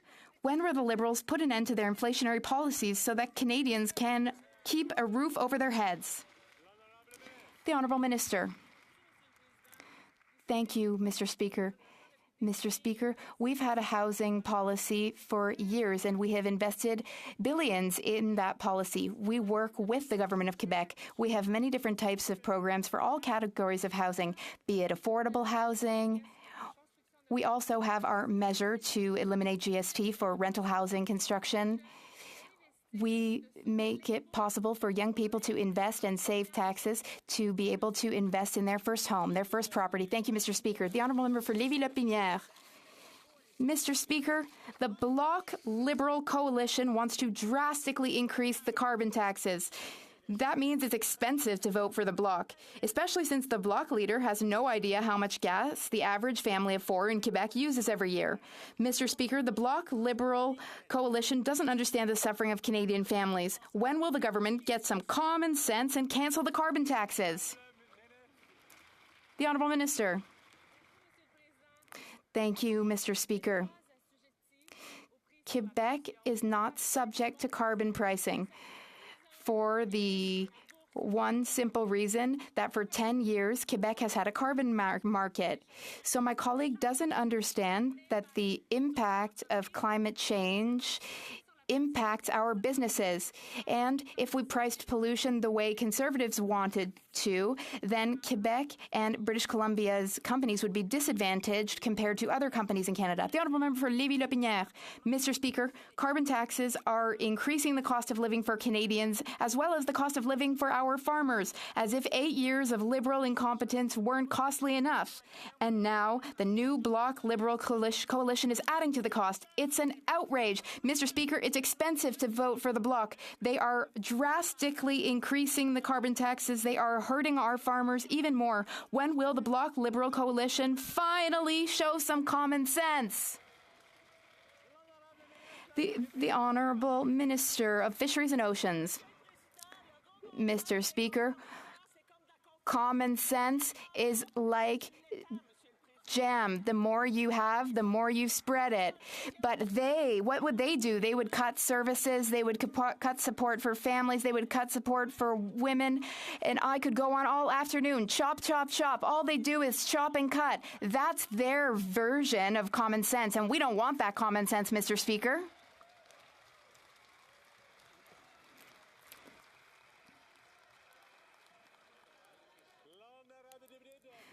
The Honourable Member for Dorval, Lachine, LaSalle. Mr. Speaker, in communities across Quebec and Canada, and in my riding of Dorval, Lachine, LaSalle, many businesses are having trouble finding the workers that they need. Can the Minister for Immigration, Refugees and Citizenship inform this House of our government's plan to bring in newcomers who have the skills that are in high demand in order to stimulate innovation and economic growth? Thank you very much. The Honourable Minister. Mr. Speaker, Canada is a top destination of choice for skilled immigrants. Immigration is a key ingredient of our solution to labor shortages. We have programs for temporary foreign workers and foreign students. We are also welcoming newcomers who have in-demand skills to boost economic growth. We will continue to use all the tools at our disposal in our toolbox to address labor shortages because that's good for economy and our country. 29th, the Liberal NDP coalition voted against a Conservative motion to sue the companies responsible for the opioid crisis for all damages and devote the money received to prevention, treatment, and recovery. Liberals sided with McKinsey and Big Pharma against the victims of the opioid crisis. McKinsey just agreed to pay another $230 million in damages in the U.S. While American victims are collecting big time from these corporate drug dealers, why did this government vote against bringing home full compensation for victims here in Canada? The Honourable Minister of Mental Health and Addictions. Thank you, Mr. Speaker. And it seems, as usual, the opposition is behind the times and is offering nothing when we address this critical issue. Thankfully, we have other members of the House who do. And we'd invite them to work with us rather than promoting the fear and stigma that they continue to do. But we've been working with BC since 2018 on litigation against Big Pharma and those who enabled them. And we're part of the Purdue settlement in 2022. At the government's request, BC also amended their legislation to reinforce the federal government's participation in these class actions. Get on board and get up to speed.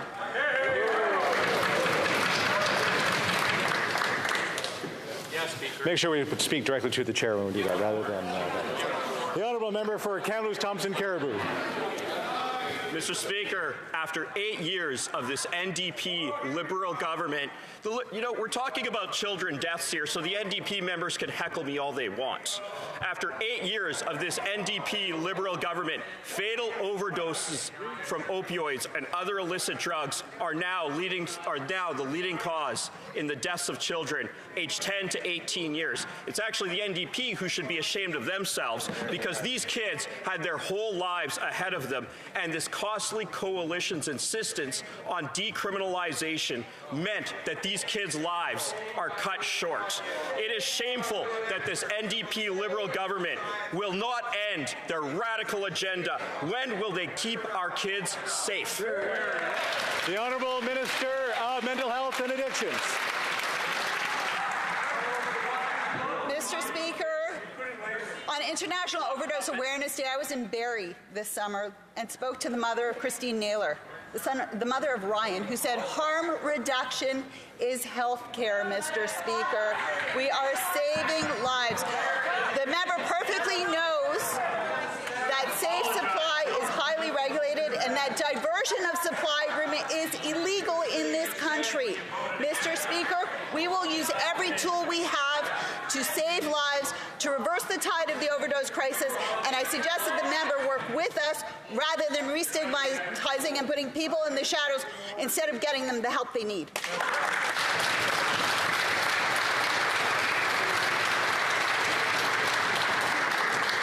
The Honourable Member of South Shore St. Margaret's. Yeah.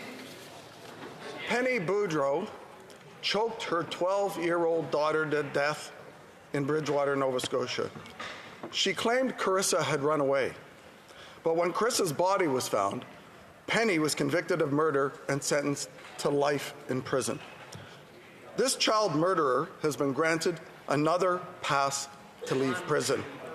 Carissa will never live her life, but her murderer is free to live hers. Can the Liberals tell my community where the justice is in this?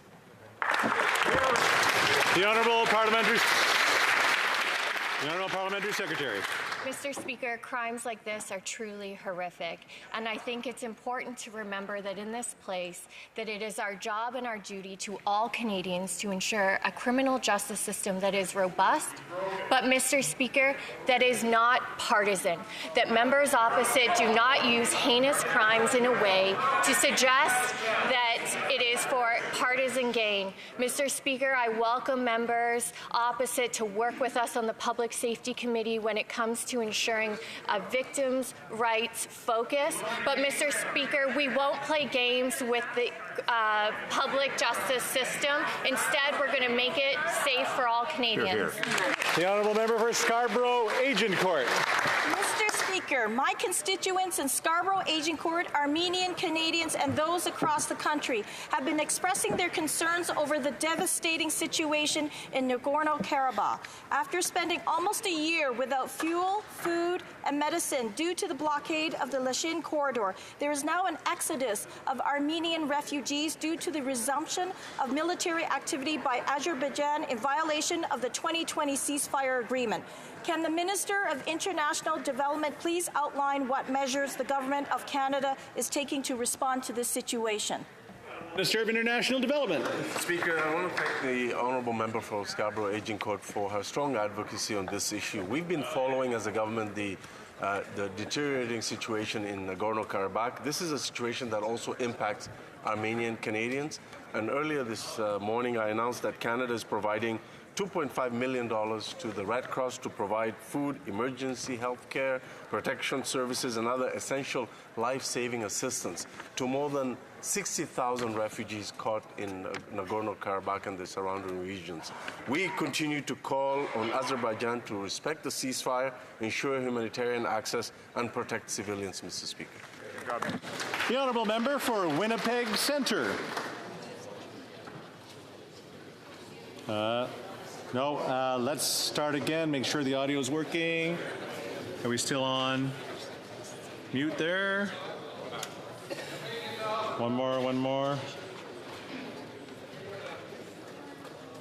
Let's get another sec. All right, what I'll do is I'll go to the next one and then we'll see if we can come back. So I know this is not going to give us a whole lot of time to get that figured out. The Honourable Member for Kitchener Centre. Mr. Speaker, while climate-fueled wildfires burned over 175,000 square kilometers across the country this year, oil and gas companies are gouging Canadians at the pumps and raking in record-breaking profits. The Liberals have already imposed a windfall profit tax on banks and life insurance companies. Greens have put forward a motion to apply this same tax to the oil and gas industry to help fund proven climate solutions. Will the minister commit to this responsible, reasonable measure and tax those most responsible for the crisis? The Honourable Parliamentary Secretary to the Minister of Environment and Climate Change. Thank you very much, Mr. Speaker. The Canada Recovery Dividend was a pandemic program, and it was a one-time tax banking and life insurance program for those groups. And since then, we've continued our work to eliminate inefficient fossil fuel subsidies that are encouraging smart government investment, because that's going to increase Canada's global competitiveness. In Budget 2023, Mr. Speaker, our government also announced our $120 billion clean economy plan to grow Canada's clean economy, to create good-paying jobs and careers for workers right across Canada, Mr. Speaker. Phasing out fossil fuel subsidies in our country will ensure government programs and spending support the energy sector, and they're aligned with our ambitious climate goals. Thank you very much for the question. Questions and comments? The Honourable, it's been a long week, folks. The Honourable Member for Winnipeg Centre. No. The Honourable Member for Timmins James Bay. State of California is that the 5 big oil companies are now being sued for active disinformation on the climate crisis, on false promoting of both natural gas and petroleum as a solution. What we see is the big tobacco moment, where they are now being held accountable for the disinformation, of course, which is supported by the Conservatives and the Conservative leader. I'm asking this government, are they considering going after big oil for disinformation like the state of California, holding them accountable and making them pay for the massive damage that they've done to our forests, our communities, and our children's future? Good question. The Honourable Parliamentary Secretary. On a day where we're confronted with climate change denial and actions to bring us back to a Harper era where he called the Kyoto Accord a socialist regime, it's actually heartening to hear from members in this House who are following through on their commitments from the last election, where we all ran on a commitment to price carbon, Mr. Speaker. I appreciate the question from my colleague opposite. I'll look into the issue and we'll have a conversation offline. Thank you very much, Mr. Speaker. And that's all the time we have for question period today. We're all good? All right.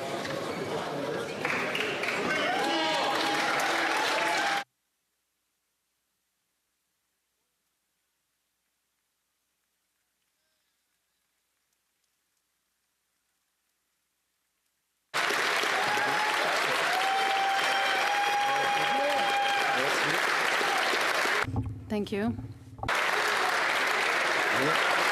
Merci. Thank you. Merci. Thank you. Merci de votre... Thank you for your welcome, and above all, thank you for the unanimous support that you have given me in giving me the honor of being the acting speaker for 5 days. It's something that I will remember forever. In my long 39-year career, I have had the longest career as an MP, but the shortest as a speaker. So now we will continue with the Thursday statement. I have the opposition House Leader. You have the floor. Thank you very much. I'm used to calling you Mr. Dean, but today I will call you Mr. Speaker. Thank you for recognizing it's been a difficult few days, but hope while your tenure won't be long, I hope it is smooth.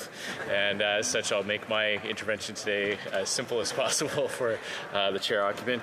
I'm sure you'll do a great job over the next few days, but I'm not sure a 5-year tenure will qualify you for a portrait in the hallway, but I'll leave that for you to negotiate with the clerks.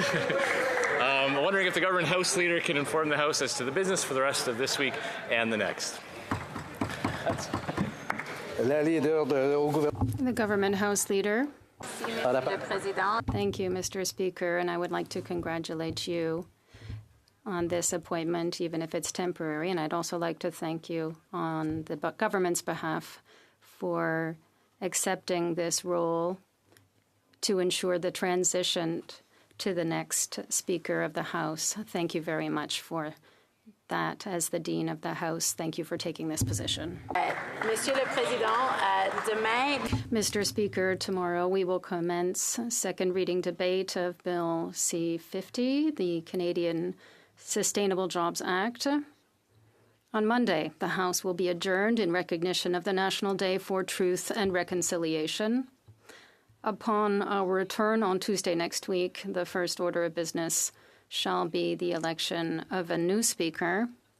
When we get back to regular business that day, we will continue with second reading debate of Bill C-56, the Affordable Housing and Groceries Act. On Wednesday, we will resume second reading debate on Bill S-12, which amends the Criminal Code, the Sex Offender Information Registration Act, and the International Transfer of Offenders Act. If debate on Bill C-56 has not yet concluded, we would return to second reading debate on Thursday, and on Friday we will call second reading of Bill C-49, the Atlantic Accord Implementation Act. Thank you. Passons à l'ordre du jour. Orders of the day. Orders of the day, government orders, the business of supply, resuming debate on the opposition motion on carbon taxes in the name of Mr. Poilievre. I would now invite the honourable member for Kingston, the Islands to continue. Thank you very much, Mr. Speaker, and I too want to extend my congratulations to you in your new position. I've always had an incredible amount of respect for you ever since the first time that I entered this House in 2015, and you being the Dean of the House resided over and have since resided over all elections of the Speaker, so it's nice to see you filling into this role, and we greatly appreciate you doing that during the time of the need of this House. Mr. Speaker, I will pick up where I left off on my speech prior to question period, and that was just pointing out what I see as the rich hypocrisy that tends to come from the other side of the House when it comes to pricing pollution. As I indicated during my speech, all members of the Conservative caucus who sit here today, and indeed many of those from before them, all ran on pricing pollution, some dating back to Stephen Harper's time. But you know what I find to be even richer than that, Mr. Speaker, is the fact that some members of the House, in particular the member from Pitt Meadow Maple Ridge, actually was part of a government who supported pricing pollution, introduced pricing pollution, and then he went on to give a long speech in the British Columbia legislature about how effective that pricing pollution was and how well it was working in British Columbia. Now to suddenly come into this House, and I'm sure he felt quite confident when he ran in the 2021 election on the plan that Aaron O'Toole had put forward at the time. I'm sure he thought this is the right plan because I've seen this successfully work in British Columbia. Now he is with a new leader of the opposition, Mr. Speaker, who doesn't feel the same way and has suddenly changed his tune. Indeed, he rose in this House earlier today when asking questions and asked a question specifically on this topic as though he never made those comments or took those positions in the past. So I think I find it extremely difficult to give any credibility on this issue to Conservatives. They tend to do exactly what the member from Timmins, James Bay, was saying earlier, which is looking for any opportunity to exploit individuals, and in particular individual hardships, in order to utilize that for some kind of political gain, and that's what we're continually seeing. Mr. Speaker, I won't say much more other than the fact that I just wanted to touch on my comments with regards to the Atlantic Accord. And what we do know, Mr. Speaker, is that both in Nova Scotia and in Newfoundland, the premiers have been calling on the government to release and install legislation to give the opportunity for Atlantic Canada to benefit tremendously economically and environmentally, but in particular economically, on a new opportunity to produce wind energy in Atlantic Canada offshore. This is where the future is going, Mr. Speaker. You can put your head in the sand and pretend that the future still remains in oil and gas, and you can die by that sword in terms of, insisting that it's the only option and the only form of energy that'll ever be required, or you can actually get with the times, open your eyes, and see what's going on throughout the world, see what's going on just in our country alone in terms of that transition, and even if, as Conservatives have said many times in the past, they're not in favor of that Atlantic Accord, even if you still believe that oil and gas is the only way to go, why you would not be in favor of unlocking the opportunities of Atlantic Canada to potentially prosper off of a new form of energy, you would think that Conservatives would at least say, well, I don't believe it's ever going to happen, but sure, go ahead and try. They won't even do that. That's how beholden they are, in my opinion, to oil and gas, generally speaking, to Atlantic, to the industries that are profiting billions of dollars every year. They, for some reason, are absolutely relentless in their quest to shutter any opportunity of any kind of new technology that doesn't involve the extraction of fossil fuels from the ground. And I find that extremely troubling. I always thought, Mr. Speaker, that eventually they would come around and eventually they would say, well, yeah, 10 out of every 100 cars in Canada being sold are electric cars now. It's probably going in this direction, but it seems as though they will, at every possible opportunity, just absolutely claw onto and grasp every last little straw in an attempt to hold on to the fossil fuel industry as though it's the only thing that is here for their survival. Thank you, Mr. Speaker. Questions and comments. Question commentaire. The honourable member for Costa Bay Central Notre Dame. Thank you, Mr. Speaker. And while St. Peter denied Christ 3 times, the Atlantic Liberal MPs denied the harmful effects of carbon tax on their constituents for 23 times. And based on Canadian averages for carbon emissions per kilometre, the honourable colleague across the way here created 75 kilos of carbon emissions this morning when his daddy drove his papers to Ottawa for him. I wonder if he knows that the documents can be scanned and emailed, and that would cause no carbon footprint.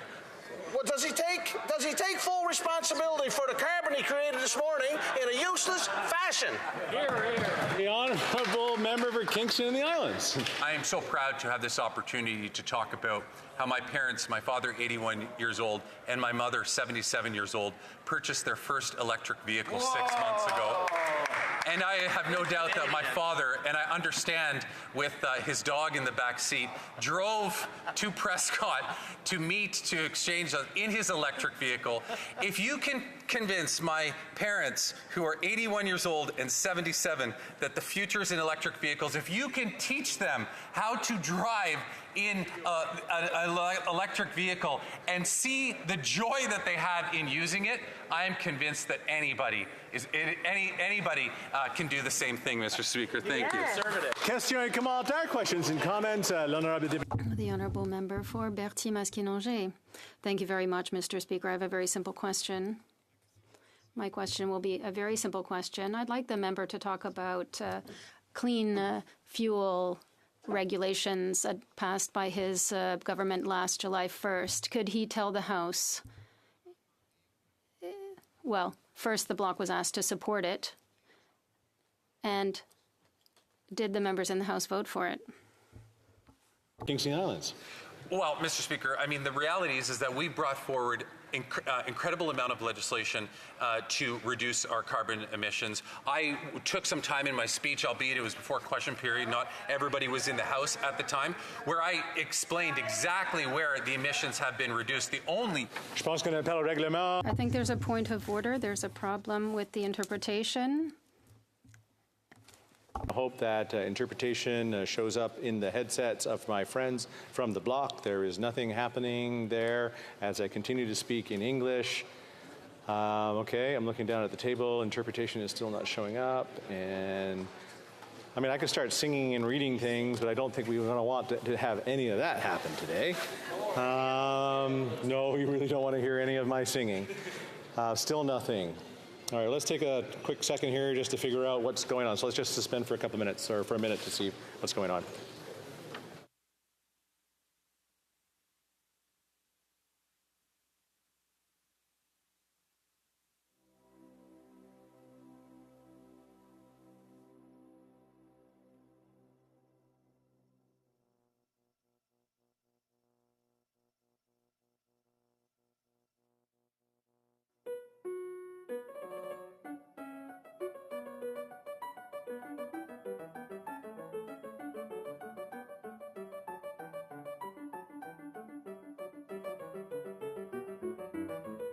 English, and I hope that it shows up. Okay, bon, c'est là. There we have it.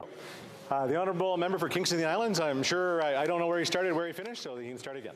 Thank you, Mr. Speaker. Well, what I was saying is that there's been a number of initiatives that our government has brought forward that have lowered carbon emissions. I indicated in my speech, and I'll give the benefit of the fact that perhaps a number of our colleagues weren't in the House before question period when I read this part out, but I specifically talked about the impacts that those have had. The one area although, which is keeping the number up and not allowing us to meet our objectives, is the oil and gas sector specifically. It's the only area where GHG emissions have continued to increase. So I'm calling on the government to bring in significant, bold caps when it comes to emissions. I think that that's what's going to give us the ability to continue to see that downward trajectory. Questions and comments? Question commentaire. The honourable member, and I always make sure I get it correctly. South Okanagan, West Kootenay. Well, thank you, Mr. President. I'd like to, Mr. Speaker, and I'd like to thank the member for his speech, although I have to say I wasn't here before our question period, so I missed most of that. And I'd like him, if he can repeat or the details about how much the carbon tax affects the price of food, say. I've heard from the parliamentary budget officer, for instance, that it increases it by 0.15%. And compare that to the 80-cent increase I see in the gas pumps at home because of the greed of oil companies. The Honourable Parliamentary Secretary, or the Honourable Deputy House Leader. Well, there's a whole bunch of things that are going on when you talk about the inflation of food. For example, in the United States, 20% of the market share of groceries is with Walmart. That's a lot, right? In Canada, 43% is with Loblaws. So when you start to develop these monopolies and other practices, you're going to naturally start to see anti-competition acts that are going to inflate the prices. So yes, you can point to that. You can also point to the global impacts of what's going on with when Ukraine produces 15% of the world's grain. What happens when that all of a sudden stops? That's going to increase the prices. Now, Conservatives want you to believe, Madam Speaker, that it's just a price on pollution that is contributing to that. Sure, that's their angle. They've been at it for months and months now. But I think that the vast majority of Canadians realize that these situations involve a lot more complex variables, and it's not as simple as their one-liners and their three-word slogans that they spout out so much. Questions and comments. The honourable member for Moody Port Cook. Aye. Thank you, Madam Speaker. I appreciate my colleague's introduction of the mention of the carbon pricing that we introduced in British Columbia in 2008. As a BC member, it has been my experience that it has been most effective and revolutionary, in fact, and I would like the honourable member to speak further to that if he can. The honourable member for Kingston, Indiana. Yeah, thanks for the opportunity to repeat this, Madam Speaker. The member from Pitt Meadows, Maple Ridge, said in the BC legislature, independent studies have found that between 2008 and 2012, fuel use in BC dropped by 16% per capita. In 2015, a review of 7 independent studies suggested that BC's carbon tax has reduced emissions in the province by up to 15%. These aren't my words. These are the words from the member from Pitt Meadow, Maple Ridge, when he was part of a government in British Columbia that introduced a price on pollution. Questions and comments. The honourable member for Simcoe North. Thank you very much, Madam Speaker. You know, John Maynard Keynes says, when the facts change, I change my opinion. What changed in the last few years is we're now in a cost of living crisis, and you don't have to be Einstein's cousin to understand if you reduce the carbon tax, you'll reduce inflation. Everybody's saying it. So why can't this member exercise some independent thought for once? The honourable member for Kingston, Indiana. Circumstances certainly have changed. The only thing that's changed in terms of reevaluating the position of the Conservative Party is a new leader. Because this member that just asked me that question ran in 2021 on pricing pollution. His colleagues ran on it in previous years. So, yeah, absolutely circumstance changes and that leads to other outcomes. But the only circumstance that has changed is the individual who he is taking his marching orders from now. Yeah. Questions and comments. The honourable member for Don Valley North. Oh, the East, Don Valley East. I'd like to thank the member for his statement. When he was talking, he talked about government investments into programs and looking for ways to mitigate the carbon footprint here in Canada. I know his father, John Gerritsen, was responsible for the Greenbelt. Can the member talk a bit about the advantage of government really investing in climate change and looking for ways to mitigate CO2? Well, Parliament, the Honourable Deputy House Leader. Well, thank you, Madam Speaker. And I mean, given that the member brought it up, certainly under the leadership of Dalton McGuinty, my father was the Environment Minister at the time, who created, of course, with the help of so many people, the Green Belt and introduced that. And it was established an area that homes would not be built on because the policies of the day were to intensify and densify in areas.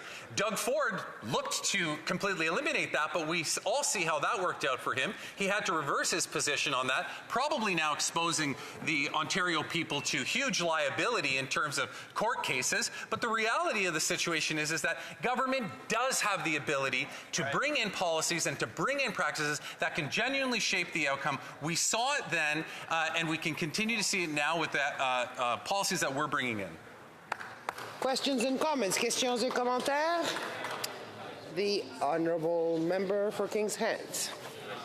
Speaker, as a Nova Scotia Member of Parliament, I stood in this House last week and was frankly disturbed by the fact that the Conservative Party of Canada is standing against Bill C-49, which is a piece of legislation that drives Atlantic Canada's offshore future. I see, of course, and I was calling on the members, I should say, from Newfoundland and Labrador and Nova Scotia that are Conservative to stand up for their constituencies to be able to make a difference. Now, of course, the Conservatives like to talk about the carbon price, but what they refuse to talk about is actually the ways that we enable renewable energy, the way that we drive innovation forward. Can the member from Kingston and the Islands provide some reflections of his surprise about the fact that the Conservatives will not support us on this bill?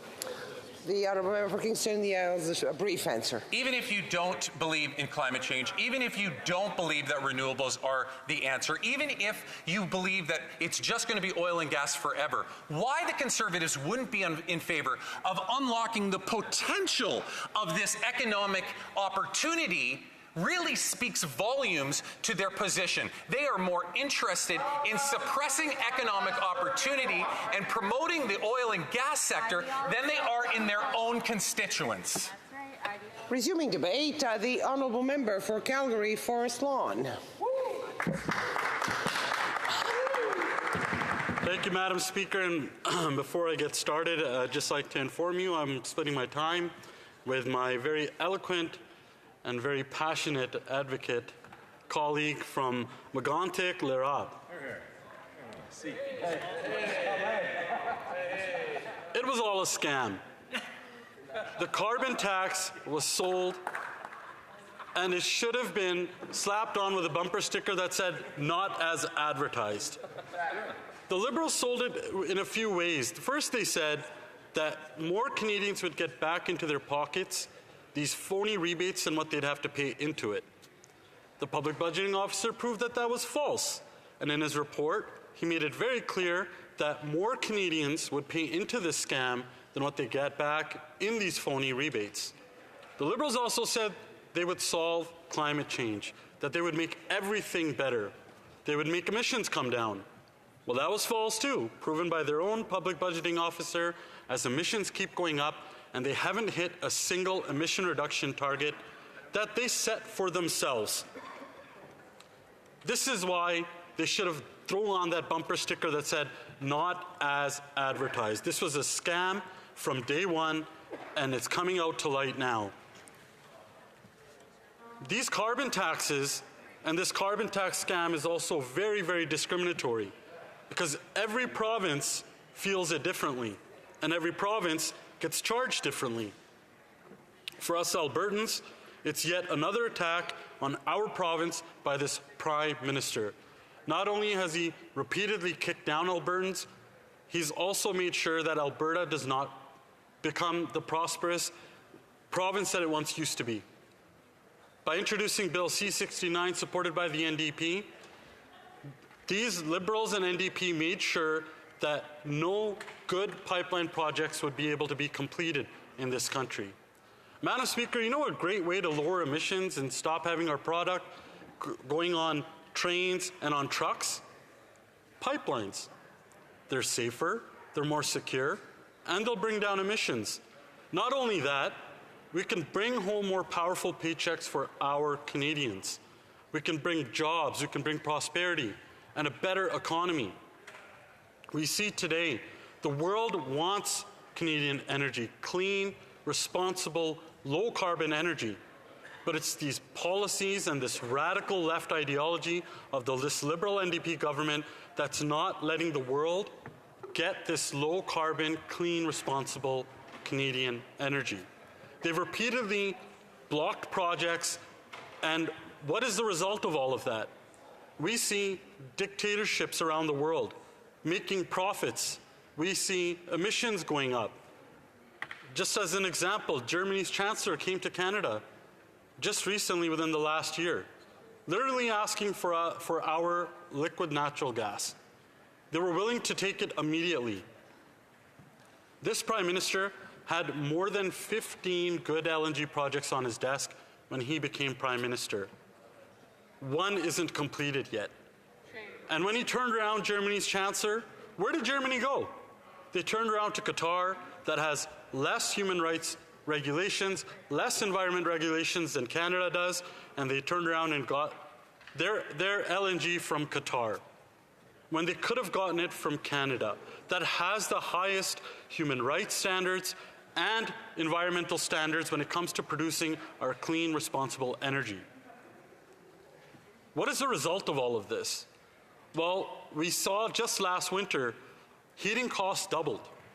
Heating costs doubled. We hear stories of seniors that are having to turn down the heat in their home and literally make do with blankets during the wintertime. Because after 8 years of this irresponsible NDP Liberal government, things are just way more expensive than they've ever been before. These costs that have driven up everything have made it so now that 1.5 million Canadians are visiting a food bank in a single month. I met a mother just a month ago, and she's a single mom of 3 kids. Liberal inflation drove up the interest rates, and now Canada is most at risk in the G7 for a mortgage default crisis.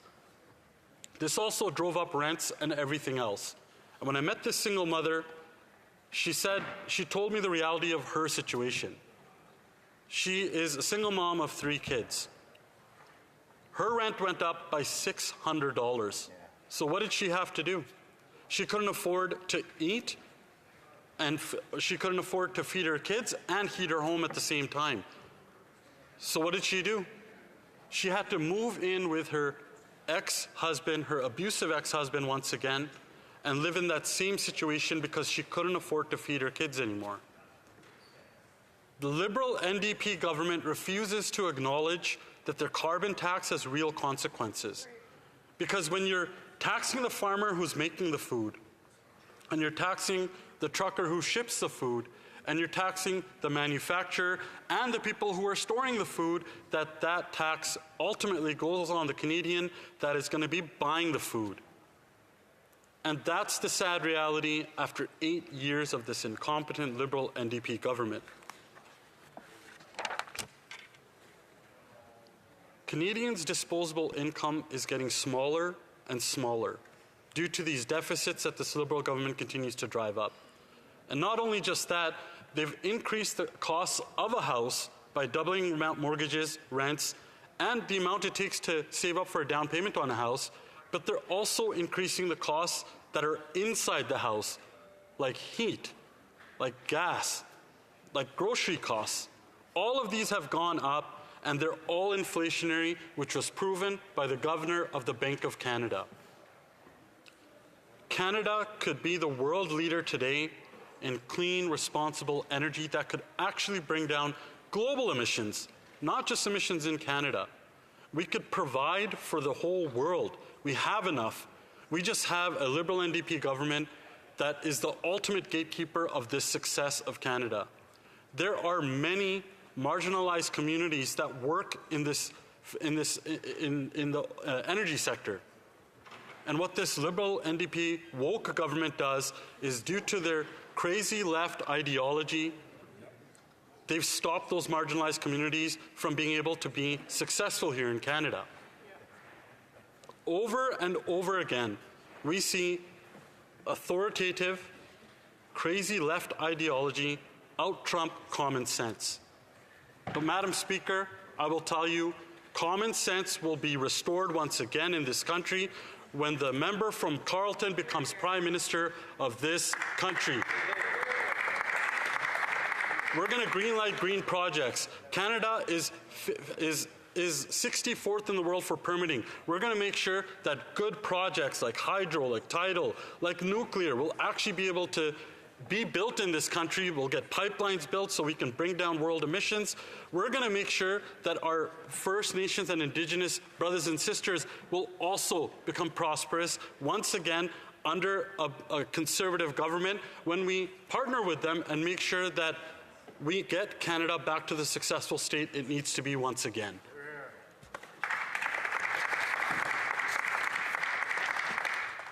We're going to scrap this failed carbon tax so the cost of gas, groceries, and home heating will come down. We're going to make sure that we get more energy produced in this country so that we can lower the cost of energy. That's what the world needs, that's what Canada needs, and that's what Canadian needs. And when the member from Carleton becomes Prime Minister, we're going to bring those things home. We're going to bring home powerful paychecks, and we're going to bring home lower costs for our people. Thank you, Madam Speaker. Questions and comments? The Honourable Member for Kings Heads. Madam Speaker, I will thank my honourable colleague for his remarks. There was a lot that he touched upon in that 10 minutes that I have real trouble in its factual basis of what he said. One, farmers are exempt from the carbon price. They continue to talk about that. They are exempt. Two, he talks about Indigenous communities and large industrial projects. His party is standing in the way of legislation that Indigenous communities in Atlantic Canada are calling for to help make a difference on those industrial projects he talks about in the renewable energy sector. But I'm going to ask him a very simple question, because I do want to actually see where the Conservatives stand, Madam Speaker. They talk about cutting all carbon pricing, but yet many industrial projects, like ones in Saskatchewan and his home province of Alberta, are building industrial capacity on the basis of carbon pricing. So would his party cut all forms of carbon pricing that are really important to the industrial future of his province as well? The Honourable Member for Calgary Forest Law. Madam Speaker, this member is completely out of touch. He is out of touch with the farmers that his government continues to attack with this carbon tax that have actually driven up the cost of everything.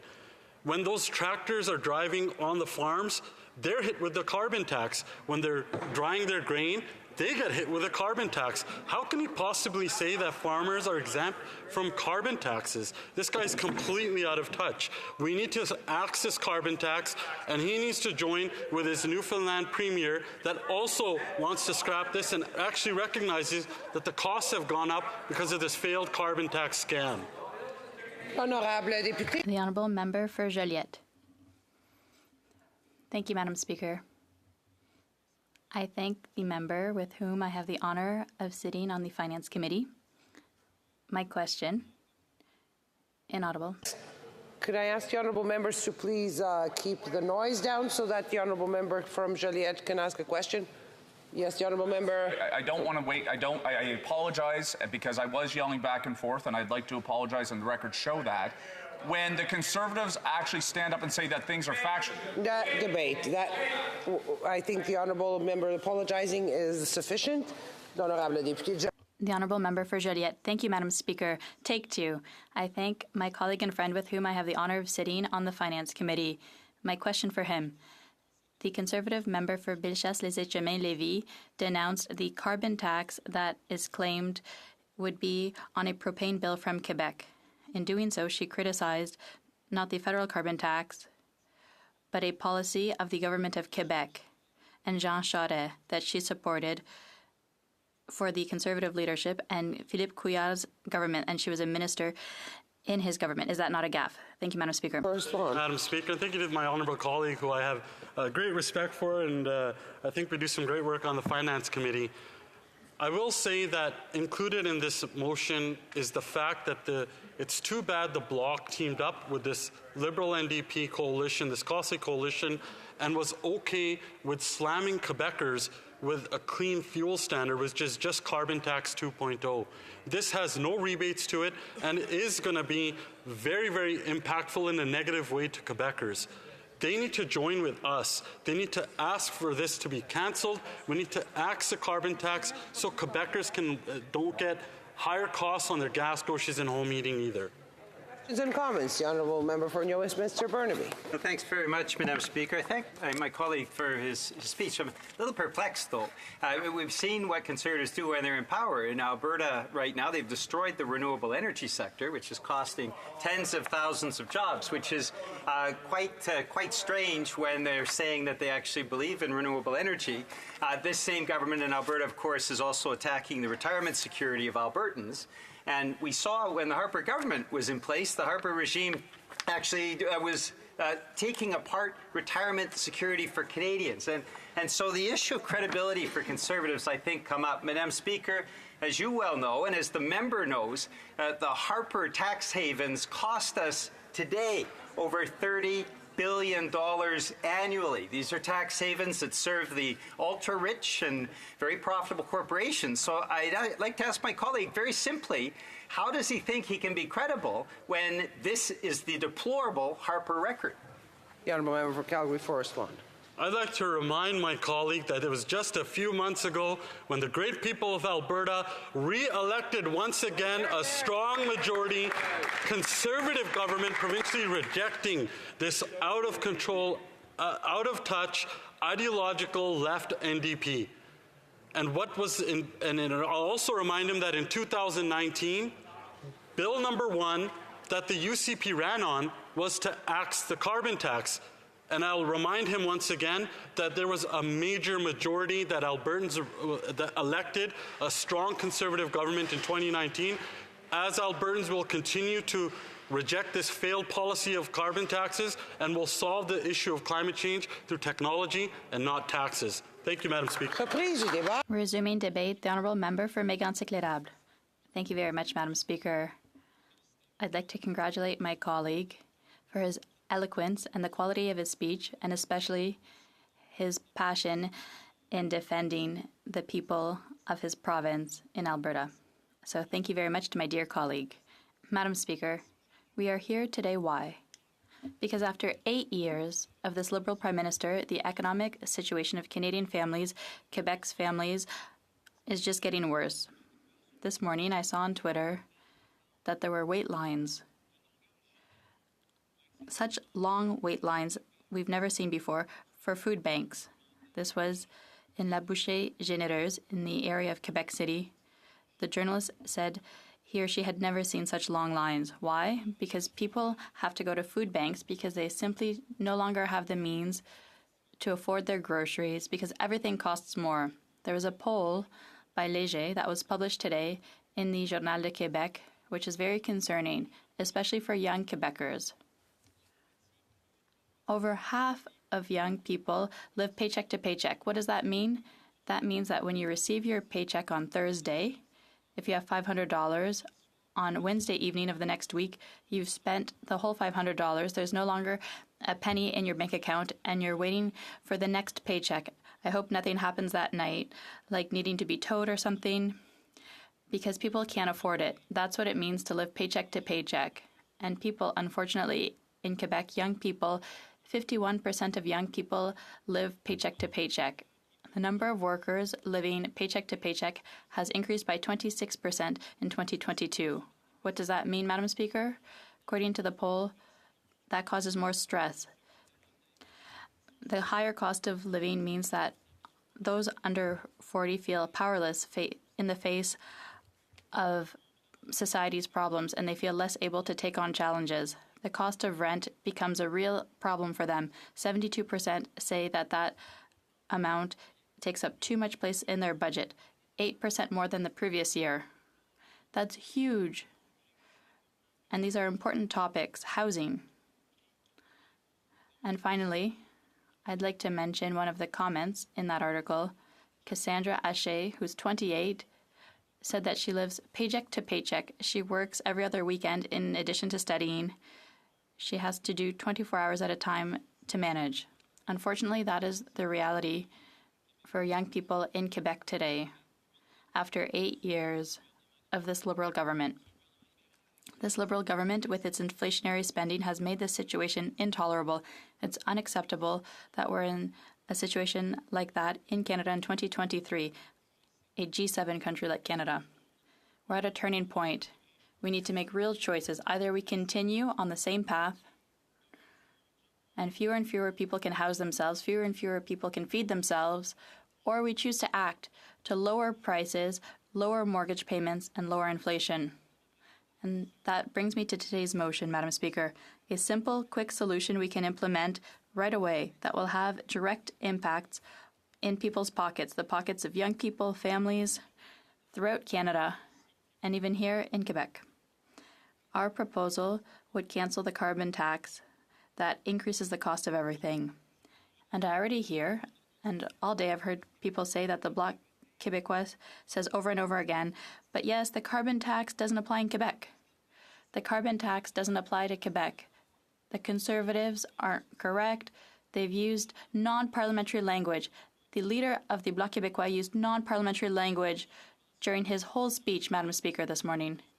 And unfortunately, nobody underlined that, but I'm doing it today because unfortunately the leader of the Bloc said things he should not have said. Madam Speaker, why is it that the carbon tax imposed on Canadians has an impact in Quebec? Why? It's simple. Everything that's produced elsewhere in Canada is taxed by the carbon tax. What is produced elsewhere in Canada and isn't at home, and so we have to transport that food. And we know that there's a lot of food processing that is done in Ontario. Well, that needs to be transported by truck, and they are affected by the carbon tax. So when food arrives in Quebec on store shelves, well, of course it's more expensive, Madam Speaker, because it's had carbon taxes imposed twice in addition to sales tax. So Quebecers are suffering from the carbon tax that was imposed by the federal government on other provinces in the country. In Quebec, the Bloc Québécois had an opportunity to ensure that there wouldn't be another cost on carbon added to the price at the pump. The government, by the back door, adopted a clean fuel regulation that wasn't voted on in this House. They did it in hiding because they didn't think it would be acceptable to do it, so they did it in hiding. But we saw that. We saw it coming. We did a motion on June 5th to say that it didn't make any sense to increase the price of the liter of gas when Canadians and Quebecers don't have money left in their pocket. In a big province like Quebec, well, to get around in the regions, you need a vehicle, sometimes two vehicles, to go to work, to do what needs to be done, to get to activities. So we saw the Liberals coming, so we said, let's have a motion to abolish the carbon tax that directly affects the price of groceries. And we will ask to abolish the clean fuel standard, which is a carbon tax 2.0 that was adopted in hiding by the Liberals so that it wouldn't go up 20 cents per litre with sales tax for Quebecers. That seemed like common sense to defend the interest of Quebecers. Anybody would agree. So we can put money in the pockets of Quebecers right away. Well, surprise. The Bloc Québécois claims to stand up for the interests of Quebec, the interests of Quebec's regions. Well, we were sure that the Bloc Québécois would support that motion. The Liberals voted against it. The NDP, well, it's no surprise. They have the coalition, the costly coalition, the Liberals and the NDP. They followed the Liberals. And the Bloc Québécois also voted against that motion, against abolishing the carbon tax 2.0, which would have allowed to reduce or to not increase the cost of gas for Quebecers by 20 cents per litre by 2030. So since July 1st, because Conservatives were the only ones to stand up, unfortunately there aren't enough of us, so Quebecers are included in the clean fuel standard,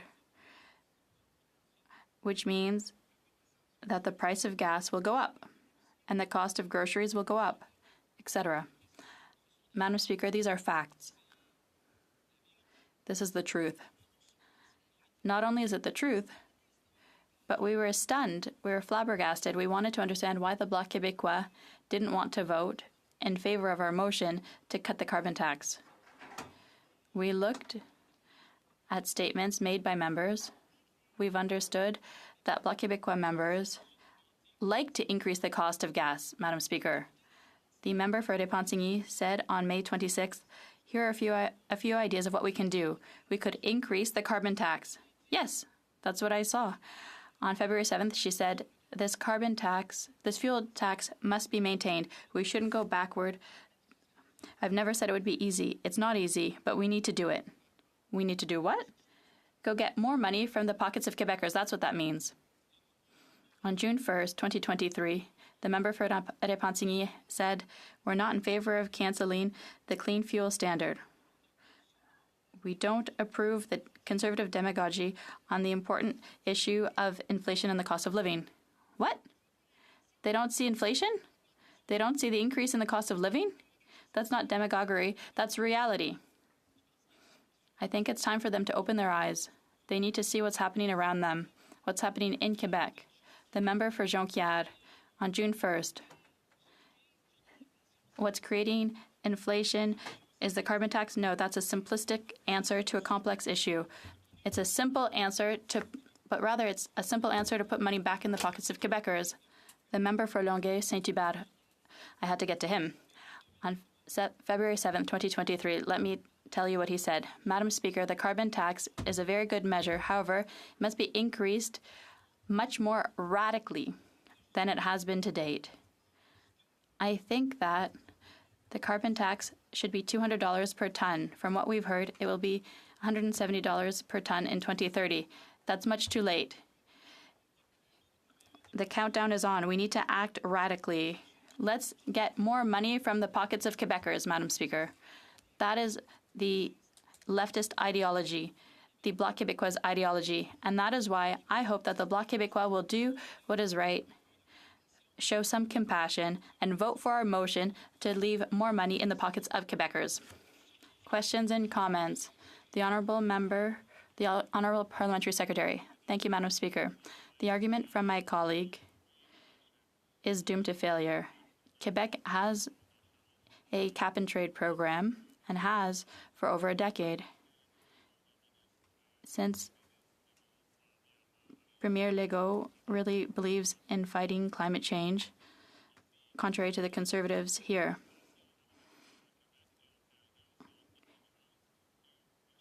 We are putting in place real solutions, but Conservatives have no credibility on the issue of affordability or climate change.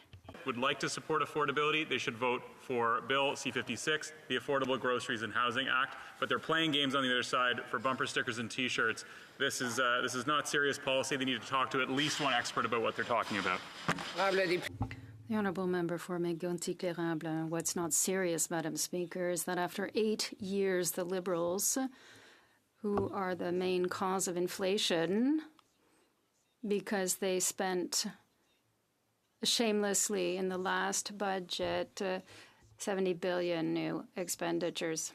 60 billion. What did it do? It put more money into the economy. Well, that increased the cost of living. What did that do? Well, the Bank of Canada then to say, hey, hold on, everything's going up. We're going to raise interest rates to slow down the economy. What did that do? Well, it means that mortgages are more expensive. Well, Canadians no longer have hope of being able to purchase a home later. That's what's happened under 8 years of this Liberal government. The Honourable Member for Mirabel.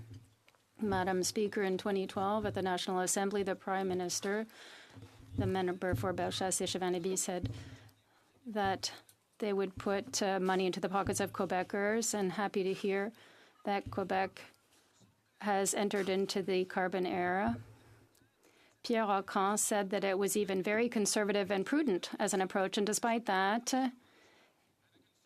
they came to the House with a propane bill and criticized the Quebec portion of the tax for the carbon exchange. I'm convinced that the member is smart enough to understand a propane bill, so it was not honest with the House. Point of order, the Honourable Member for Mégantic-Lérable. I think that the member has gone too far. He treated a colleague as you heard what I did, Madam Speaker. Please ask him to retract his comments and apologize. I would remind the Honourable Member for Mirabel to restrict his comments to actions, not individuals. If he could make an apology, that would be great. Thank you, Madam Speaker. I apologize. I wanted to say that the House was misled, obviously. And since they seem very uncomfortable with the Conservative position, I'd like to know if the member has a valid Conservative Party of Canada card. I think that this is getting a little bit outside of the business. I will ask the honourable member for Mégantic-Lérable to respond. I would ask the member to stick to the business of the House and not to ask questions about things that concern another legislature. But I have a question for my colleague. Does he agree with the carbon tax, with the radical increase, as one of his colleagues proposed, to radically increase the carbon tax, which will ensure that all Quebecers will pay more? You have to know, if you live in the regions, that you need a car. And when you see the cost rising, be it federal, provincial, municipal, or anything else, when people can't pay gas, put gas in their car, they can't pay for their groceries, that is a scandal.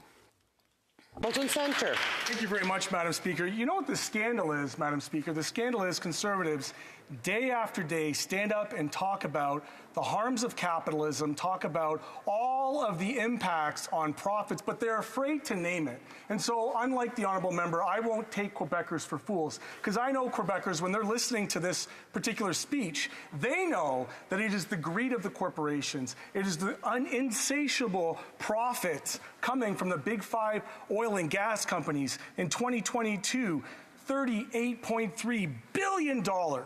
Not to even mention the obscene profits that are held by the corporations related to food and food supply. You know, you look at what they do day in and day out, shilling for these corporations shamelessly. So my question through you to the honourable member is, when will he have the courage to finally stand up against the big money interests, Bay Street and the corporate elite, and the real perpetrators of inflation, Madam Speaker, which are the price gougers in these big oil and gas companies?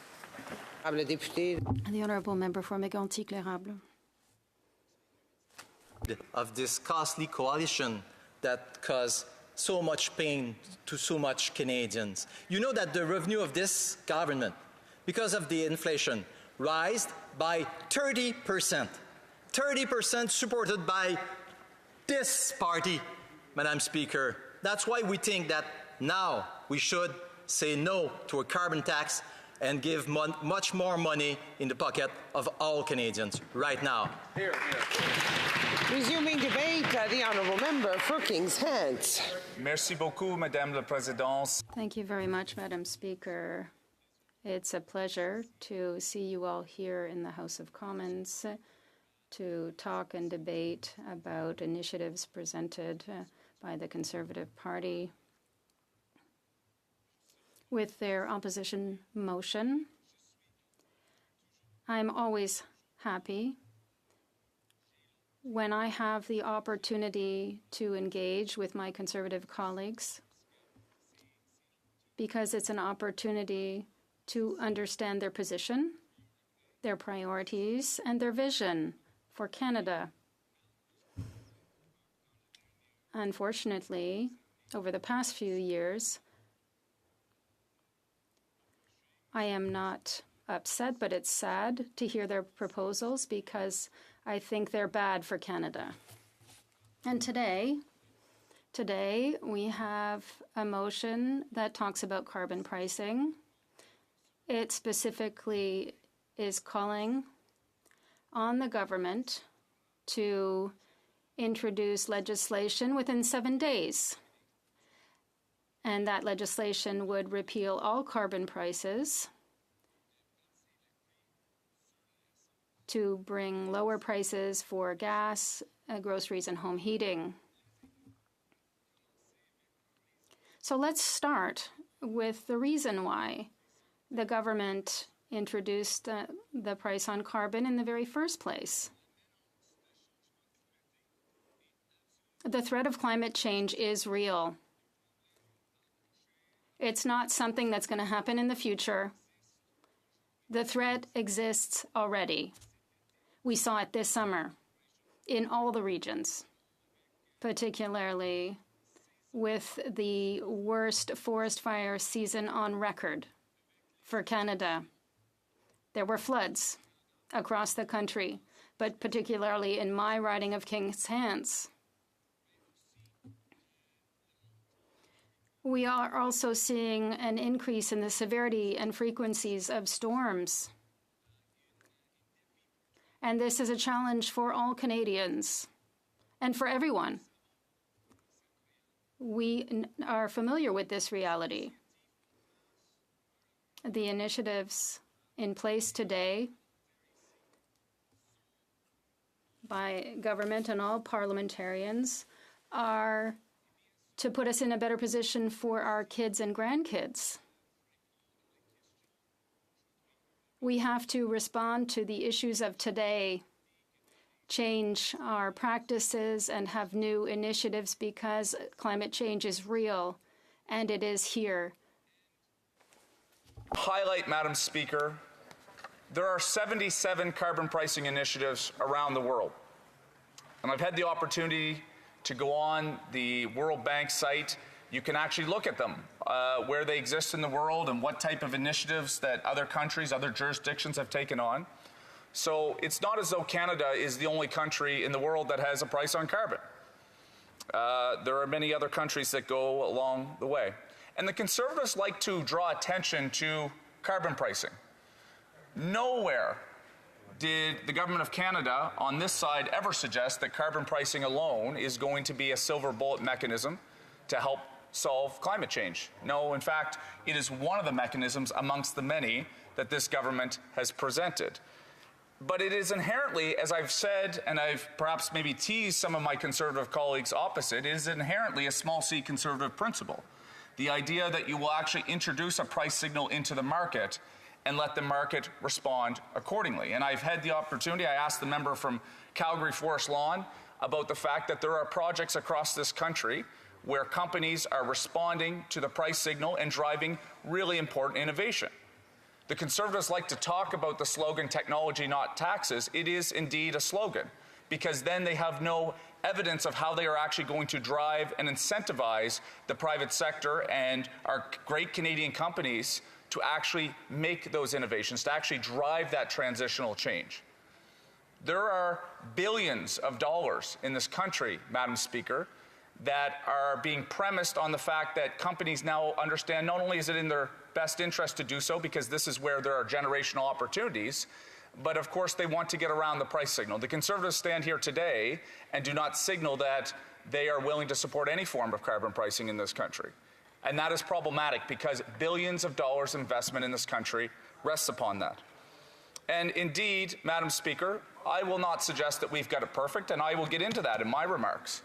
But the Conservatives don't offer a compelling alternative whatsoever. They just simply oppose without putting forward any solutions of their own. Et au sens de la question. And with regard to political issues, given the text of the motion, I am interested to say that it seems there's a battle brewing between the Conservatives and the Bloc. The Conservatives have named the Bloc Québécois in the very text of their motion.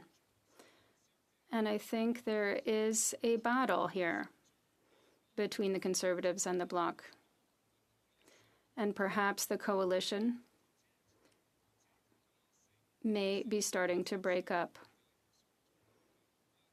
Well, we'll see. But that is my observation. Madam Speaker, with the clean fuel standards. And this is an initiative, just so people can understand, indeed all my colleagues and Canadians watching at home, people perhaps here in the gallery, what the clean fuel standard is. Well, the clean fuel standard, Madam Speaker, is an initiative to actually reduce the carbon intensity in the fuels that we use. There have been other initiatives throughout time that are, I would say, similar to this. For example, there was times that we moved on regulations to actually remove lead from the fuel that we used in our cars. That was an initiative, I believe, Madam Speaker, that was championed by the Mulroney government some years ago, back when the Conservatives were progressive, Madam Speaker, and we had actual action on climate and environmental initiatives that was coming from the Conservative Party of Canada, but indeed it was the Progressive Conservative Party of Canada, Madam Speaker, and I will continue to remind Canadians that there is a difference. And indeed, my constituents, Madam Speaker, remind me every day that there is a big difference between the predecessor and the party that someone like Scott Bryson was elected in 1997 versus what the Conservative Party of Canada has become today. But this is the initiative to decarbonize our fuels. And we're essentially asking oil and gas refiners in Canada to be able to do that. And they can do so by a number of different initiatives. They can be able to add biofuels into the content of their fuels. They can be able to work with farmers. I think there's tremendous opportunities in the agriculture sector to actually offset through credits. They can be able to work on being able to put out charging stations. They can be able to put home heating pump programs in place to be able to demonstrate that they are getting the carbon intensity of their fuel down. There is a ton of options. And I want to talk about the projects, because the Conservatives often talk about the cost. Indeed, they have in the text of this motion 17 cents a litre. Well, Madam Speaker, yes, the Parliamentary Budget Office has said perhaps in 10 to 12 years there will be a 17-cent cost. In Nova Scotia, Madam Speaker, that was 3 cents a litre this summer. So yes, the program is not designed to rebate, but the program also drives industrial action. So, for example, the Conservatives have not stepped up today and said and talked about Come By Chance, a sustainable aviation fuel facility in Newfoundland and Labrador. $87 million worth of investment in Newfoundland and Labrador in its economy. It matters. They have not talked about the, I always struggle with this word, the electrolyzer. I got to be honest with you, Madam Speaker, I don't even know what the hell that is, but Irving Oil knows that this matters to its clean energy future. They've invested $90 million in it as part of the hydrogen strategy, Mr. Speaker. I was out in Regina, in Saskatchewan. I don't know, hopefully, maybe perhaps there's a Saskatchewan member of Parliament that will address my question or engage with me, but Co-op, a big billion-dollar cooperative, is spending hundreds of millions of dollars to help drive their initiatives, in part because of the Clean Fuel Standard. But the Tories, I should say the Conservatives, never talk about that. And I think that that's important to note. So, if the Conservatives are concerned about the 3 cents a litre in Nova Scotia, which I don't want to be sounding dismissive. I know every penny matters right now. The affordability question is an important one. But if the Conservatives want to highlight the 3 cents a litre increase in Nova Scotia on gasoline as a result of the Clean Fuel Standards, they also need to highlight the major industrial investments that are being made in the Atlantic region.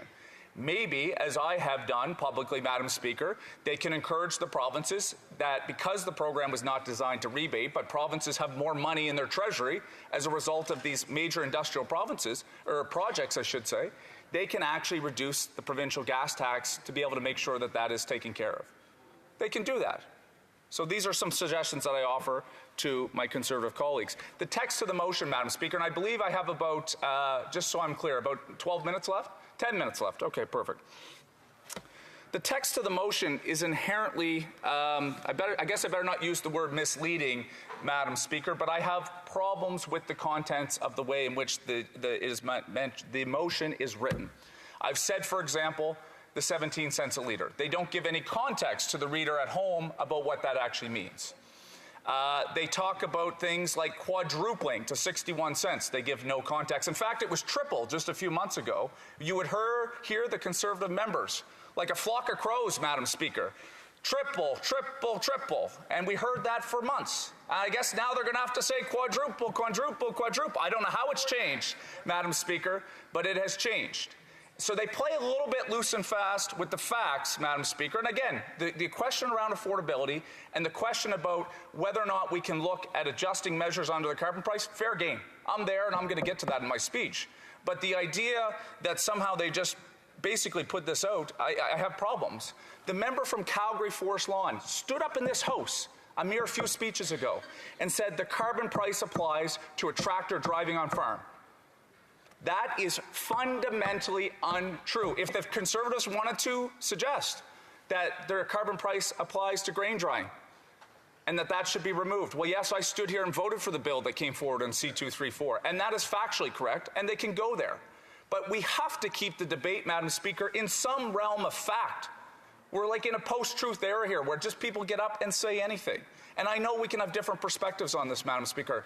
I know there's a range of debate, but we have to keep this in the confines of what is actually real. And on that, so we talk about the price of food and groceries and home heating. Well, I have here an article from the National Post. And I know the Conservatives read the National Post because, of course, it's a bit more conservative leaning. I think some of it's fair. I read it too. And the article is from September 21st, 2023, so not that long ago. I would encourage all members of this House to read it.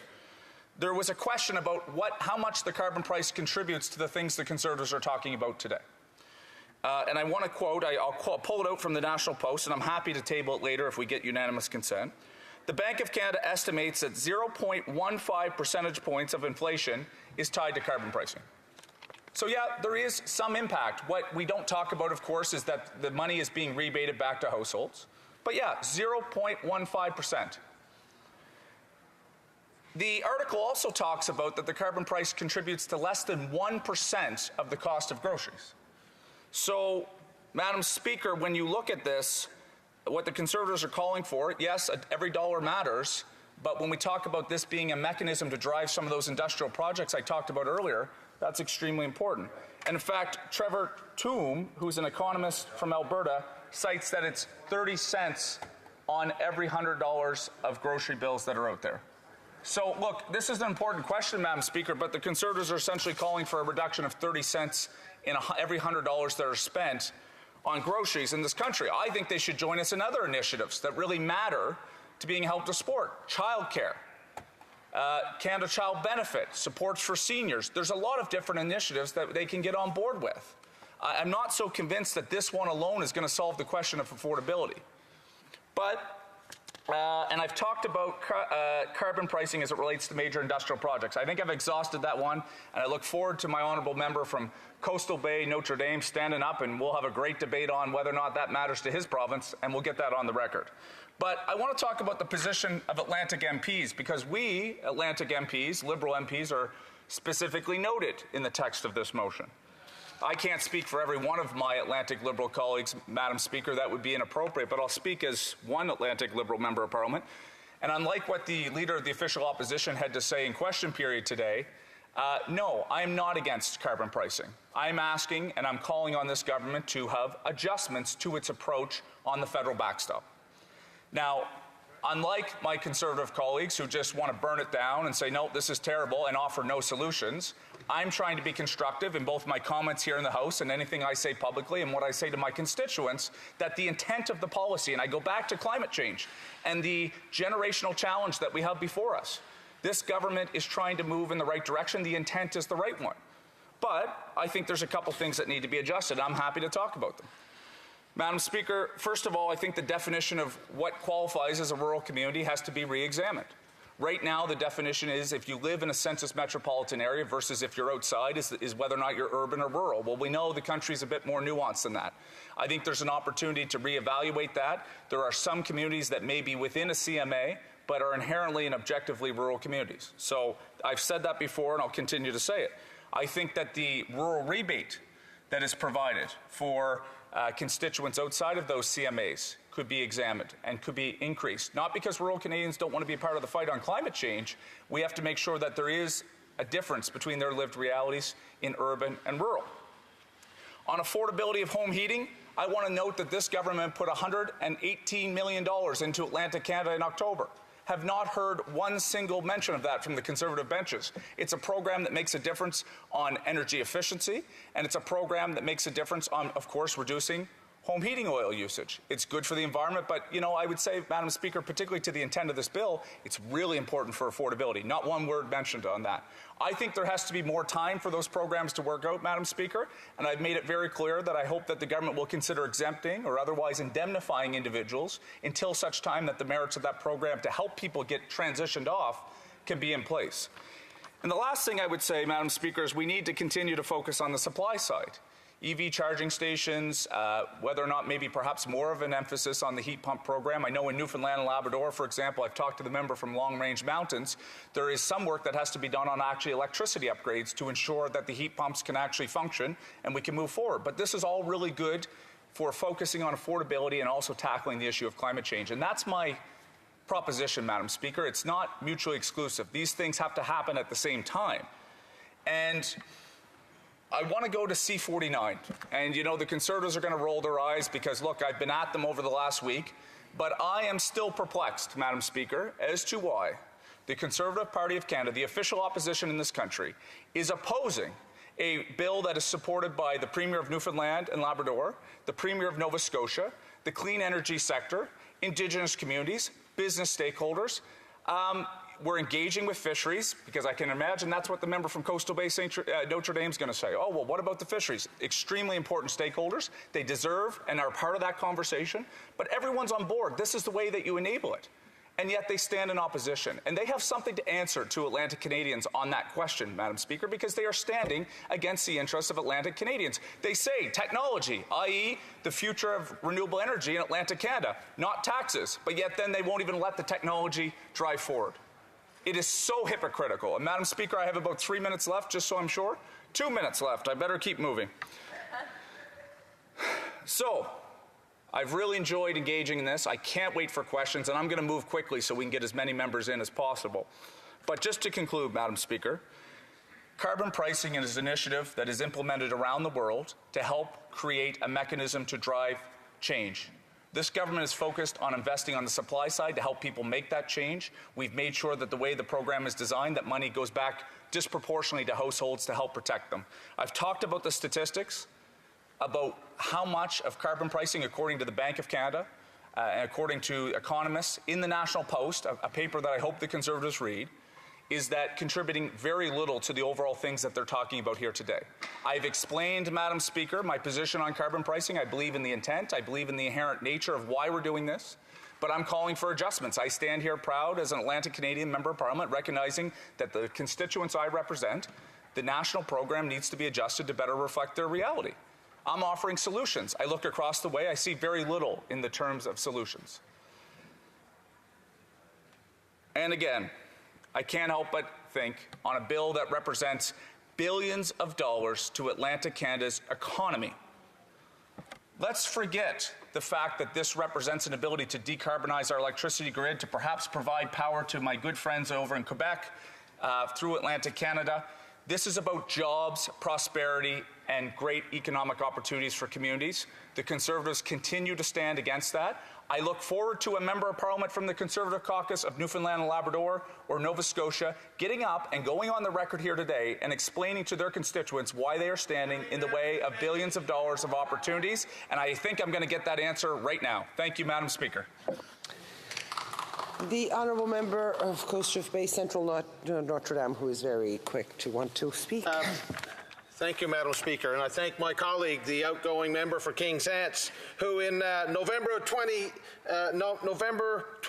2022, to the Laker, a local paper, I guess, he said they're playing a bit of a boogeyman on the federal fight in relation to carbon tax pricing right now. That was what he said about Premier Houston's party in Nova Scotia. Fast forward to September 15th, the CBC headline, Atlantic Liberal MPs press the Prime Minister for rural carbon tax carve-out. So what's it going to be? Is it going to be support for his constituents, Madam Speaker, by voting for a motion, or is he going to be with the boogeyman? The honourable member for King's Hants. I'm going to walk some Q-tips over to the honourable member, Madam Speaker, after I'm done answering this, and see whether or not he was able to listen to the 20-minute speech that I provided very clear answers on where I stand on this policy. Premier Houston, I actually had a conversation with him in May of 2022, Madam Speaker, to say that I would hope that the provincial government would implement their own Made in Nova Scotia carbon pricing plan. They stand against that. I believe in the intent of the policy, but I think there needs to be some serious adjustments. I'm on record in this House. He can look at the record afterwards. He can read it so he can understand where I stand, and I've been very clear. But where is he as it relates to C49 and the great opportunities for Newfoundland and Labrador? He will have to answer to the good people of his riding on that one. Questions et commentaires, The honourable member for Berthier-Maskinonge. Thank you very much, Madam Speaker. I'd like thank my colleague for King's Hants for his speech. It's always nice to hear a fact-based speech. I would like to ask a very specific question. Could he inform the House about the rules with respect to clean fuels that were adopted by his government on July 1st of last year, and tell us when the government asked for the support of the bloc on this and when the government had a vote here in the House on this? Was there one? The honourable member for King's Hands. Thank you very much, Madam Speaker. I would like to thank my colleague opposite for his question. In fact, I don't know, because I'm not responsible for the opposition's motion. And as I mentioned, there are several problems with the text of the motion from the Conservatives, so I don't know. But I would like to raise a very important issue with the bill, C-49, a bill to create an opportunity for the Atlantic oil sector. And now we're looking at electricity and clean energy in Quebec with the concern of Hydro-Quebec. And we have a nice opportunity to work together with members from Quebec and Atlantic Canada to make sure we do have a very clean source of energy, very green, for his province, for my provinces in the Atlantic, and I'm very happy to work together with my honourable colleague. Thank you. The honourable member for Edmonton-Transcona. It's Edmonton Strathcona, but thank you very much, Madam Speaker. And I would like to thank my colleague for his intervention in the House this afternoon. And in fact, I've said this before today. I've been in this chamber all day today, and I think that the motion that has been put forward is frankly a fundraising opportunity for the Conservatives. They aren't treating this seriously. They're not interested in engaging seriously on debate on how to make this program work for Canadians, how to actually meaningfully address climate change. So I'm going to ask the member about his speech and about how we could fix a carbon program. You know, in my province of Alberta, Rachel Notley brought in the very first the carbon levy, and it was highly successful. But one of the things that it did is actually contributed to reducing our carbon footprint. So things like billions of dollars of investment into transport, billions of dollars in rebates so that folks could put solar on their homes, so we could retrofit our homes. You know, there was millions of dollars that went to developing bioenergy, millions of dollars that went for methane reduction. So what I'm wondering is whether he would be interested in looking at a carbon levy, a carbon tax that would actually be used to reduce the outputs or reduce our carbon footprint and actually deal meaningfully with the climate emergency. Honourable member for King's Hands. Thank you, Madam Speaker. I'd like to thank my honourable colleague for the important question. And again, what I heard from her comments is that she understands the importance of a price signal, the importance of carbon pricing, and recognizing that whether it's in her home province of Alberta or one of the other 76 jurisdictions around the world, that this is seen as a really important way to be able to support the fight on climate change. I agree with her in terms of her comments that we have to construe this policy in a way that is fair and equitable to all parts of the country. And as I said in my remarks here today, I'd like to see a higher rural rebate. I'd like to see some thought given around the home heating question in Atlantic Canada, where 40% of our households still rely on home heating. I think the government has put really good programs in place, $118 million that I mentioned, which would be very similar to the transit piece that she mentioned in Alberta. But those programs need time to get out, and we have to balance the affordability question versus environment. They go hand in hand. So I think any of these, I would actually really welcome a mature and responsible debate instead of some of the mudslinging I see. And to be fair, there are some Conservative members on the other side that actually stand up and provide credible positions. But far too much I've seen in this debate today, just information that is just not actually factually correct. And I think we have to be better as parliamentarians here, Madam Speaker. Questions and comments. The honourable member for New Brunswick West. Thank you very much, Madam Speaker. We've cited a few headlines. Here's one that came out 4 hours ago from the National Post. Most Canadians want carbon tax reduced or killed. Poll. And this is astonishing. Quote, while Alberta typically charts as the most anti-carbon tax jurisdiction in Canada, this time it's Atlantic Canada, where 50% of respondents want the carbon tax completely eliminated. My question to the honourable member is, he talked about 3 cents. In my province of New Brunswick, the carbon tax 2 was 8 cents plus HST. But you're dealing with numbers that people don't see. the carbon tax between my province of New Brunswick and Maine shows just how big the gap in gas prices is. Pump prices in the state of Maine are 50 cents per litre less than they are in New Brunswick. Now that's all taxes. My question, member, is this. How can you say Conservatives aren't representing Atlantic Canada when you're the one punishing them with these taxes? You oppose the Isthmus deal. May I just remind the honourable member that I'm not punishing anybody, and I would ask the member to speak through to the colleague through me. Thank you. Through you, Madam Speaker, I wonder how Atlantic Canadian Liberals can say they are the ones standing with their voters when they're the ones punishing them with the carbon tax, which is going to go up another 62 cents between now and 2030, when they have targeting law-abiding firearm owners, when they're not supporting the premiers of New Brunswick and Nova Scotia on funding for the Isthmus, and of course, they're the ones who are continuing to vote for higher carbon taxes. Answer me that, please. Member for King's Heads. Madam Speaker, I had to take out a pen because there was about 16 interventions there, but you better give me time, I hope, please, Madam Speaker. On the Isthmus, we are there with 50%, and as I said on Radio-Canada actually this week, if the courts indeed determine that this is a pure federal responsibility, we will be there with 100% of the costs. I stand here asking for adjustments to the carbon price. That member opposite suggests that carbon pricing should not exist in Canada, contrary to the fact that 77 jurisdictions around the world point that this is an actual effective policy. And beyond that, the Conservatives have provided no credible plan on how they're actually going to challenge and address the issue before us. So that member has some explaining to do as well. On C-49, Madam Speaker, very quickly, so when he clips this and he sends it home to his constituents, this is a generational opportunity for Atlantic Canada for offshore wind. The premiers of Nova Scotia, the premiers of Newfoundland and Labrador want it. That member stands against it. He needs to go home and explain why he's standing in front of billions of dollars of generational opportunity, especially when the line from the Conservatives is technology, not taxes. And lastly, on the 50 cents between Maine and New Brunswick, I'm sure if he goes to Maine, there's a 50-cent difference between the price of milk in Maine and there is in New Brunswick. There is a lot of price differential. He's tying this exactly to what we're talking about today, which is not necessarily a true reflection of the fact that there's a price differential between Canada and U.S. on a number of products. Or maybe he's actually saying that he doesn't want to support his dairy farmers in New Brunswick and across this country, and he wants to get rid of supply management, which we have seen from the Conservative Party. They have not been strong on that policy that matters for rural Canada. Thank you, Madam Speaker. Resuming debate, the honourable member for Peterborough-Kawartha. Thank you, Madam Speaker. I would like to say I'm sharing my time this afternoon with the member from Lakeland.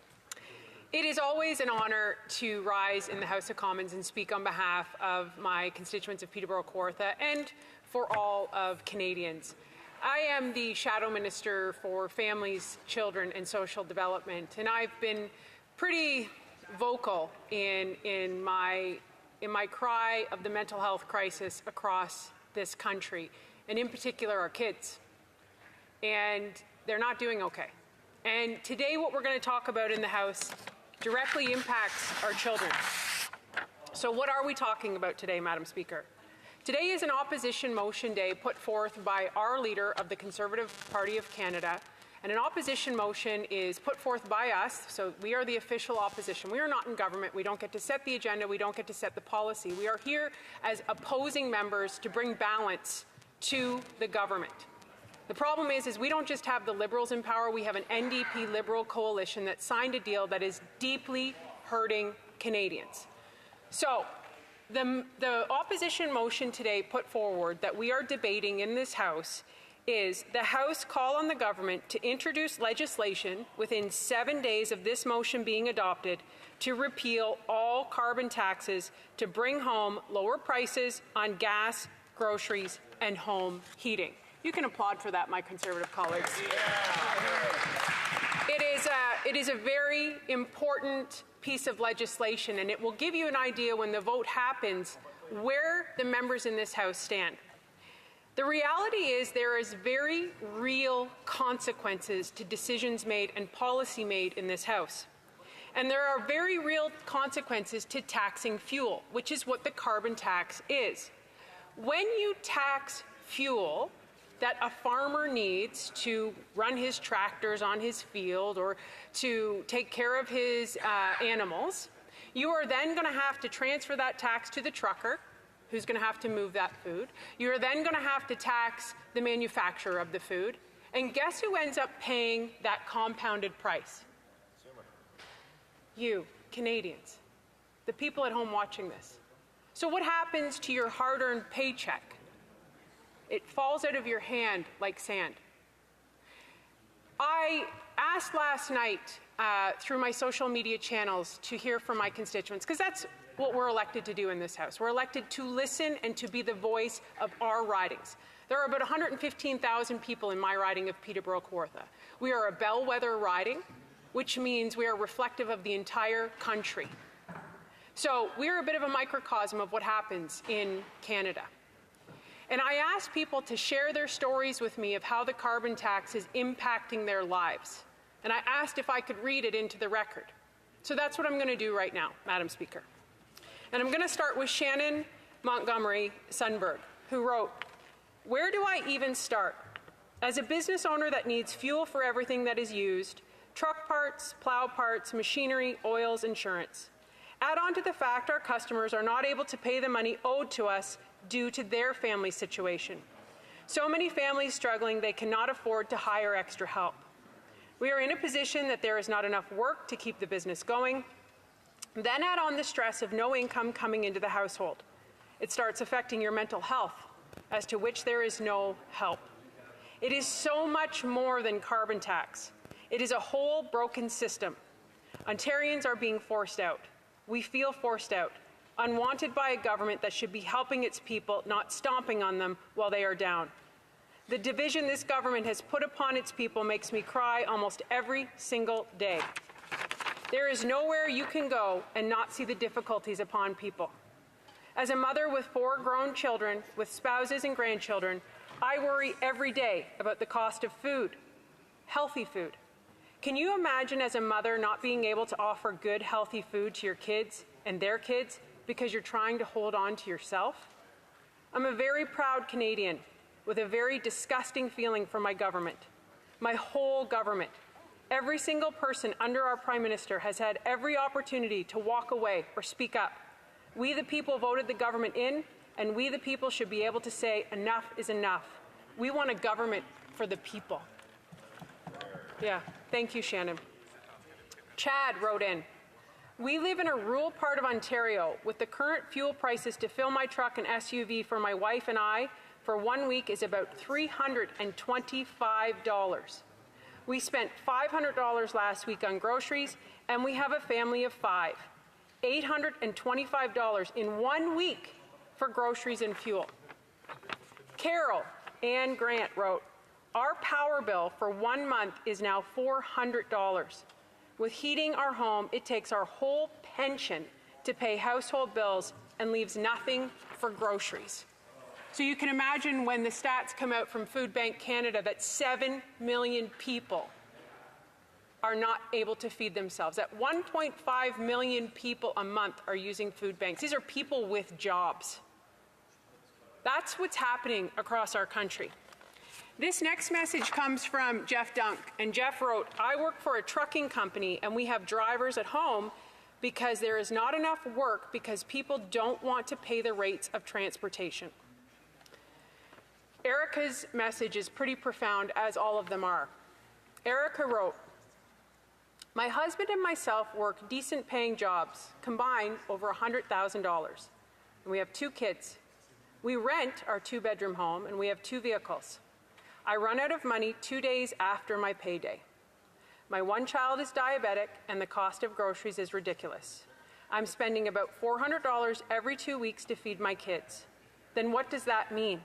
Hydro isn't getting paid, or only a portion is, just enough to keep the lights on. Or gas isn't getting paid to heat the house.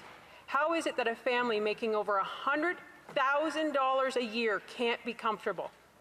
We are just as broke as when we were barely making $50,000 a year combined. I worked my way through life, and I finally have a wage I always dreamed of having, and yet I'm getting nowhere. I am stuck in the small rental because I can't afford the rent for anywhere else. I'm penny pinching for 2 weeks to make it to the next payday. I'm tired. I feel defeated. It is no wonder mental health has become a crisis. Trudeau is to blame for that. Have to use the title. I understand, but we cannot use the name, so just the title, please. Madam Speaker. So this is the reality across the country. Because parents are not okay, because they are so busy worried about paying for food, heat, hydro, groceries, their kids are less engaged. They don't get the attention they need. They feel disconnected. We know this. If you read the Child First Agreement study that came out in August, this is an incredible organization that studies. This is what's happening to children in our country. Food security in children is up 29%. Canada ranks 30 out of 38 in the OECD child well-being. Canada ranks 81st out of 193 countries on the Global Kids' Right Index, which is down from 48th in 2022. And Madam Speaker, listen to this one. Suicide is a leading cause of death in children. Yes, this is linked to carbon tax, because the most compassionate thing you can do as a leader is make life affordable. That is what we need in this country. Jennifer wrote to me, "We have lived comfortably in a budget so that I could stay home with our kids because childcare was through the roof. My husband works nights at a logistic warehouse for a major grocery corporation. Never in the time that he has been there has there ever been such a slowdown, especially a week now before Thanksgiving. They are cramming more orders onto less trucks. The stores aren't selling the volume, so the orders are smaller, less frequent, and production is down to a third of normal volume. Hero workers who worked there, I'm reading this into the record because she wrote it, asses off during COVID, are now getting slapped in the face right before Christmas with layoffs and jobs lost. That is what the carbon tax has done to my family." Donna is a senior from my community. She called me this summer and she said, "Michelle, would you please stand in the House of Commons and ask the Prime Minister this question?" She wanted to know if he could live on $1,300 a month, because that is what she is doing. I have traveled this country. I have listened to the frontline workers who have severe burnout because they too are struggling with the cost of living. If the people who are on the front lines of our healthcare, of our social services, of our education system are not okay, if our parents are not okay because they're laying in bed at night wondering if they're going to be able to keep their house, our kids are not okay. The most compassionate thing we can do today is approve this motion, get rid of the carbon tax, and care for these Canadians who are suffering. Thank you, Madam Speaker. Questions and comments. Questions et commentaires. The Honourable Member for Châteauguay-Lacombe. Thank you, Madam Speaker. Madam Speaker, the last time I heard my honourable colleague speak, it was during the debate for childcare, that we were trying to put into place childcare framework to ensure that childcare, affordable childcare, was available across the country. My honourable colleague mentioned how unaffordable childcare was by one of her constituents, and so I'd like to hear from her, why did she spend all of that time during that debate arguing against affordable childcare? A member for Peterborough-Kawartha. Thank you, Madam Speaker, and to my colleague across the way. Everything I said in that debate is true, because 50% of the people eligible for the Liberals' childcare that's going to save the world can't even access it. So that is what we're reading into the record. And for her record, we absolutely voted in favor of it. But the reality is, it's not working. And if she does a Google search today, she will see local childcares across this country shutting down because the program is doing exactly what we said, which is not rolling out correctly, and people can't access it. Questions and comments. The Honourable Member for Saint-Bagot. Thank you, Madam Speaker. I'm looking at point A of the Conservative motion. The Bloc Québécois supported the so-called clean fuel standard. So maybe you can answer this question for me, Madam Speaker. You know a lot about parliamentary procedure. How is it possible to support a regulation, a standard? Honourable Member for Peterborough-Kawartha. It sounded like the member was asking the Speaker that question. Is there It was, I have The honourable member was being a bit facetious, but the question was to the honourable member. Facetiousness in the House of Commons, Madam Speaker? I'm shocked. Listen, I think the reality is what I would say to my member, to my honourable member from the bloc, is I would like to know how many constituents have called them and said, we support a radical increase in tax on our fuel. That's what I would like to know. How many constituents are happy that fuel is going through the roof and increasing the cost of their home, living, groceries, and food? Questions and comments. The honourable member for South Okanagan West Kootenay. Well, thank you, Madam Speaker, and I'd like to thank my colleague from Peterborough-Kawartha for her speech. And she's right in that Canadians are hurting. The price of gas, the price of food, and yet all the Conservatives put up as a solution is to cut the carbon tax. The carbon tax went up 3 cents a litre this year. There was such a lot of rage farming. I did get a lot of calls from my constituents who didn't know that federal carbon tax doesn't apply in British Columbia, that it was only going up 3 cents. The price of gas had gone up almost $1 in that time. Nothing of that was due to the carbon tax. The reason people are hurting in terms of the fuel increases is because of the greed of the big oil companies. And so when the Conservatives had said absolutely nothing about that in this place, when are they going to face the facts and tackle the real problem? Oh, member for Peterborough-Kawartha. Thank you, Madam Speaker. Listen, I respect all my colleagues in this House, but that's laughable, okay? Like, the interest rates that the Liberals and NDP, who signed a coalition, said, lock your interest rates in. They're never going to go up. Everything's going to be great. People are losing their homes. So to say that we are not doing anything for affordability it's bonkers. You have people that Liberal NDP are wasting money at an astronomical amount. Inflation is through the roof. Interest rates have jumped to 5%. People cannot make their mortgage payments. They can't feed their kids. So to tell us that we're not doing anything, it's bonkers. The Conservatives are the only members in this House fighting for affordability to help people be able to afford to live.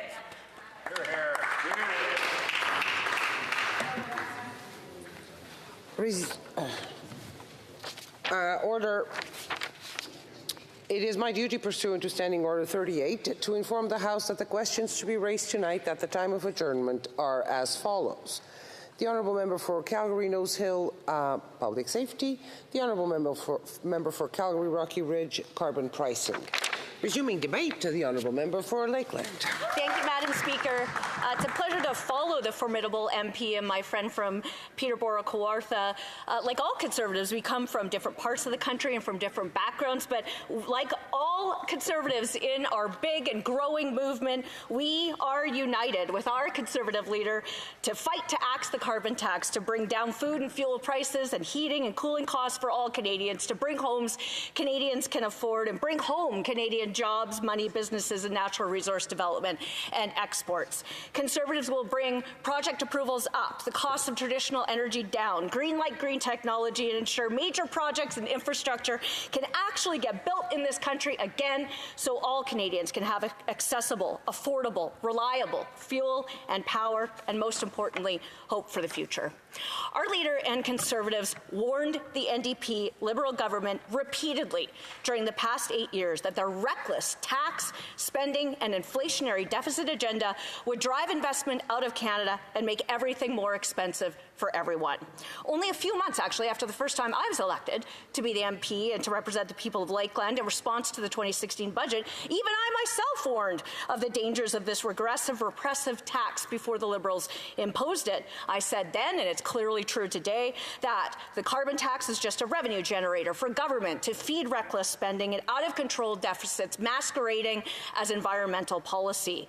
But these NDP Liberals have traded on all Canadians' deep concern and care for the environment to cover their obvious cash grab.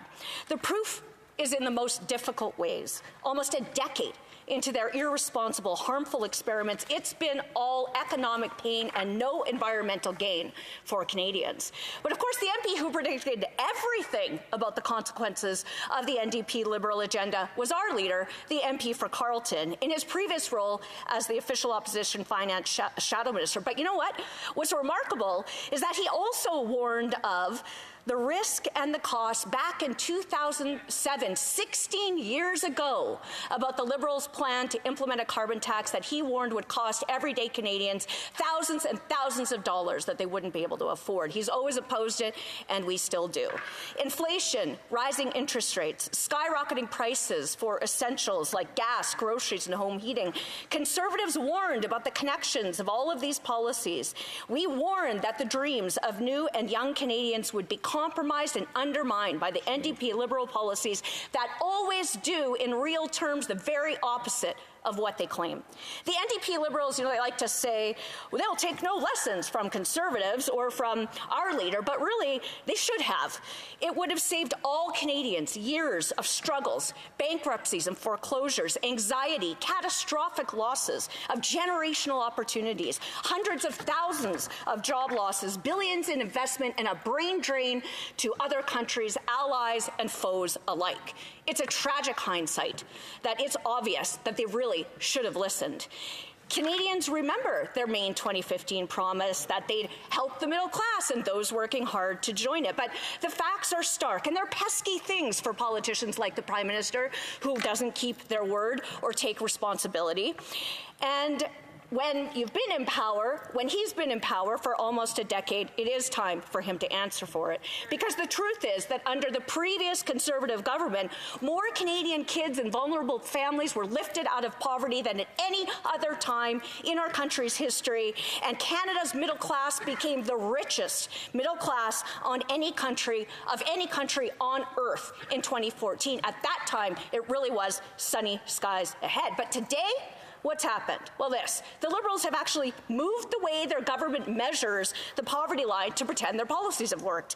And the middle class is dwindling because the vast majority of Canadians can't pay their bills and cover their essential costs, and more Canadians are falling behind after 8 years of this Prime Minister and his NDP Liberal government. The truth is, there's just no honest way to skirt the fact that the NDP Liberals' carbon taxes have very real, punitive, and burdensome impacts on everyday Canadians. In Lakeland, the NDP Liberals' carbon tax will cost people nearly $4,000 a year in the next 6 years. The consequence is that Canadians everywhere, of course, not just in Lakeland, are struggling to make ends meet, to put food on their tables, to fuel their vehicles, to heat and cool their homes and businesses. In the vast majority of our country, there just isn't other immediately available and affordable options for Canadians. They're left with no choice. They are squeezed by all sides, and it's at a breaking point after 8 years of this Prime Minister and his NDP Liberal policies. So the Liberals can spin all they want to dig in and stubbornly justify their harmful agenda, but the Independent Parliamentary Budget Officer confirms what we warned, that the NDP Liberal carbon tax hikes the cost of literally everything, which is why 80% of Canadians pay more than they will ever get back from these Liberals, exactly as we said. But the independent PBO also found that the tax hasn't actually reduced emissions since it was imposed. It's a cash grab. It's also not a bug, not an accident, not an unintended consequence. It's a feature of their agenda.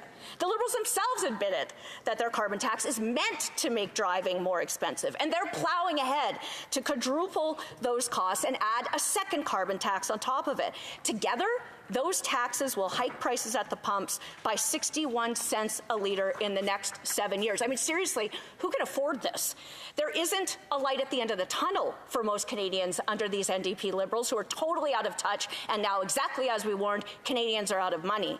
Canadians aren't sitting around hoping the government that claims it's here to help will make it totally impossible for them to afford to drive and to heat their homes, but it's actually exactly what the NDP Liberals and Bloc want to do and are doing. And as we warned, it's hurting the working poor, people on fixed incomes, rural and remote Canadians, Indigenous communities, and people, especially in rural regions in the West and Atlantic Canada, the most because of the differences of realities of the various regions and provinces. And Canadians in our biggest cities can hardly even afford to rent a single room in a single house. It's thousands of dollars alone. They can't keep up with soaring inflationary deficit spending caused interest rates hikes that are pushing their rent and mortgages out of reach. We also warned all about this in 2016. It's not a pleasure at all to tell the NDP Liberals that we told them so, because of all the pain and anger and anxiety that they've caused. But they also can't pretend Conservatives didn't. Gordy from Cullenton, a village of 170 people near Athabasca, in a beautiful area where the landscape shifts to rolling hills and more lakes and gives way to the treasured and beautiful boreal forest that spans throughout northern Alberta. He wrote me and said his daughter and her husband have 4 kids, and this is the crucial and horrible part that will be familiar to most Canadians. They both have good-paying jobs, but by the time they pay for rent, gas, power, heating, his family has to skimp on groceries or choose to not pay some bills, which we all know often ends up in a spiral people can't escape. This isn't just happening in Lakeland. It's a common reality, and it's a travesty that Canadians now face after almost a decade of this Prime Minister in both urban and rural communities alike and every region of the country. You know, Ron from Bonnyville, he never contacted my office before, but he recently did because he needed to tell me about the dire situation with his gas bill. He said, quote, "We are paying more than 100% tax on the small amount of gas we are using. If it's supposed to be for the amount of CO2 generated by the burning of the gas, something's definitely wrong here. What happens in winter when the gas bill is $100 or more? Are we going to be gouged over $100 for the tax as well?" This is an unfair tax charged to Canadian citizens. He says, what about the seniors on fixed incomes? They can't afford this kind of charge. Right. Well, it was minus 52 for a couple of weeks in my backyard last Christmas, so it's obvious why Ron is worried. But he's just one of the 4 out of every 5 Canadians who will pay more in carbon tax than they get back, while nearly half of Canadians are forced to borrow for basics, just for basics, and have no emergency savings. More than ever before, 20% of Canadians are skipping meals, and 7 million struggle to put food on their tables. 69% of seniors have to postpone their retirement because of these NDP Liberal policies. All of this in a first world country blessed with all the human capital and abundant natural resources that underpin our entire economy. If only this government would stop red taping and gatekeeping all of it in the ground. What a disgrace. This isn't really a theoretical debate either. What Conservatives are saying is true. It's happening in real time. It's literally how things work. When an out-of-touch, out-of-ideas government taxes the farmer and ranchers who grow the food, tax the processors and all the agri-food businesses making the food, tax the truckers who ship the food, tax the store that sells the food, taxes the people who buy the food, which is literally all of us because we all need to eat, who are also taxed on their own fuel and home heating. The consequences is Canadians can't cover the basics. They can't afford to eat. For what? Well, no one can really answer that anymore because there's no proven or discernible impact on emissions reduction. Emissions have increased every year in the past 8 years, except when all Canadians were locked down by COVID. It's more... Am I... The time is... Very briefly. Conservatives will axe the carbon tax to bring prices and costs down for Canadians. They can have hope for the future. We'll turn hurt into hope. The NDP Liberals should be ashamed of themselves, and it's clearly not worth the cost. It is really past time. Questions and comments. The Honourable Parliamentary Secretary to the Minister of Environment and Climate Change. Thank you very much, Madam Speaker. I appreciate the commentary from my colleague from Lakeland in Alberta. I love Alberta. I visit often. Always enjoy a warm reception when I'm there. But there was a couple of things that I take umbrage with in her speech, namely child poverty rates. Madam Speaker, child poverty rates in 2015, when this government took office, Canada was ranked 24th in the OECD, and today, thanks to the Canada Child Benefit, Canada is ranked 2nd. There's more work to be done. Madam Speaker, a Calgary-based economist looked into the price of carbon pricing on a grocery bill.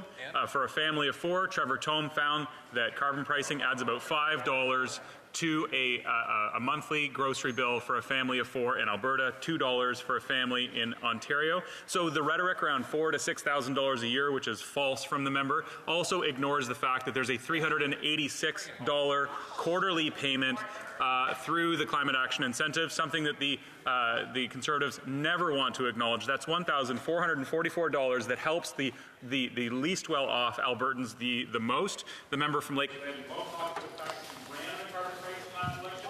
I have to give the honourable member the chance to answer the question. The honourable member for Lakeland. I don't know why these Liberals keep asking me this question, since I was a very strong internal and then later external critic of that policy. I didn't run on it, and the person who put it forward unilaterally is no longer here because Conservative caucus made an extremely difficult but principled decision, and we will axe the carbon tax. But you know what? I think that these Liberals should just keep right on saying that Canadians have never had it better, that their agenda is working, that it's so easy and so good for Canadians. And we will, like my colleague said, remain the only party in this House of Commons who wants to make life affordable, who wants to bring prices and costs down for all Canadians, and who wants to give every single Canadian hope for the future that they deserve. Questions et commentaires. Questions and comments. The honourable member for Edmonton. Strathcona. Thank you, Madam Speaker. It's difficult because I sit next to the member for Edmonton or for Winnipeg Transcona.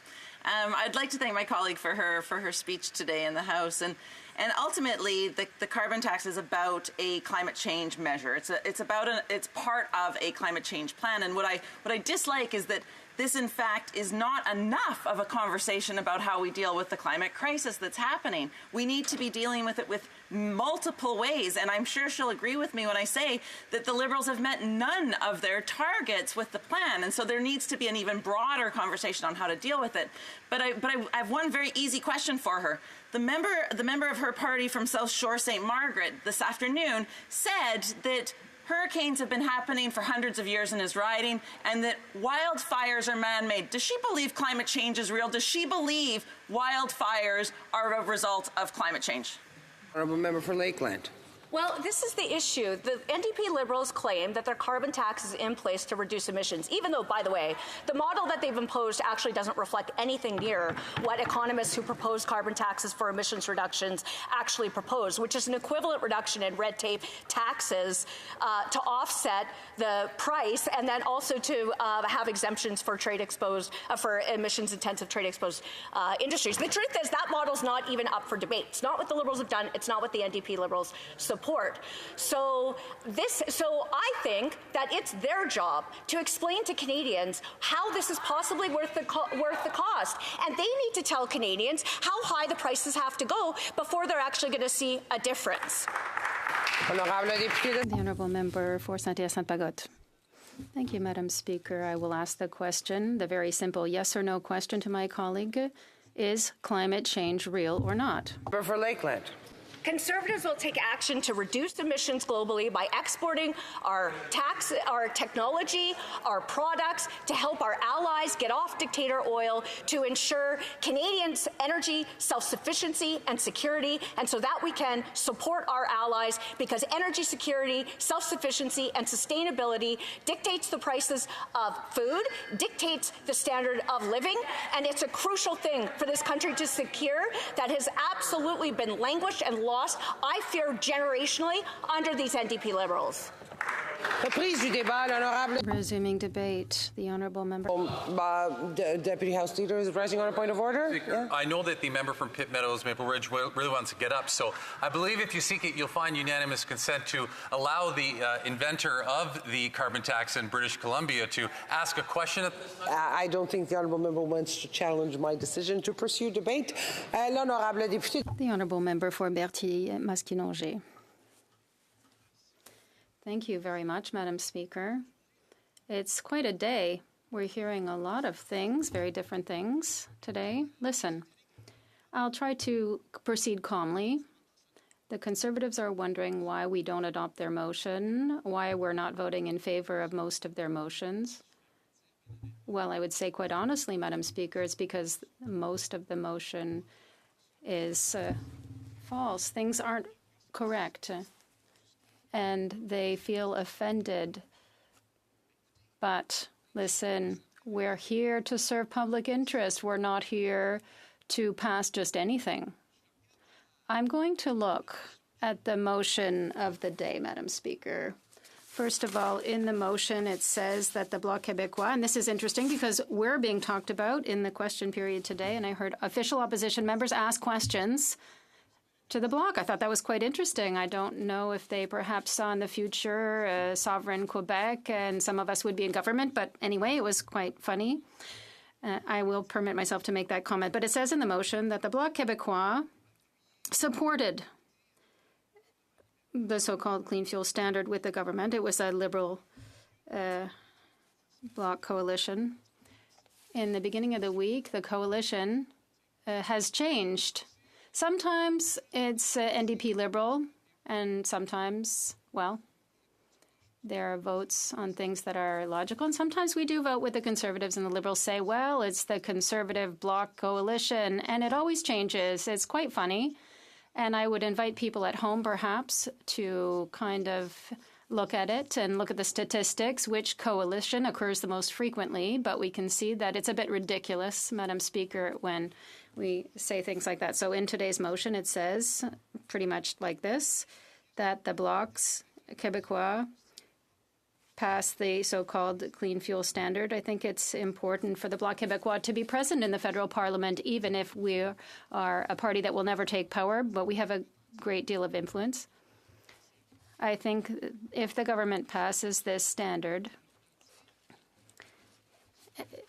it's passed by the government, and to say that we passed it, well, that's not true. Well, what are we to say about this? I come back to what I said earlier. Furthermore, we're talking about the clean fuel standard, which will have no impact on Quebec because the Quebec government already has a standard which asks for a reduction in greenhouse gas emissions of 15% by 2030. That's what's in the standard. So we didn't pass it or support it, but no impact on Quebecers' wallets. So that's what I'm telling you. It's serious. We've been told this the entire day, and you know, when you repeat something that's not true a million times, it doesn't make it any truer, but it depends what untruth. Because for a year, the Conservatives have been saying that under the 8 years under the Liberal government, when you say that, well, it's actually 7 years, but in a month it will be 8 years, so then it will become true. I don't know if that's going to work with other types of untruths, but this will work for that one. So we're here to work on behalf of people, to move files forward, and perhaps you'll think I'm a dreamer, but I want to quote John Lennon. I just had something pop into my head here.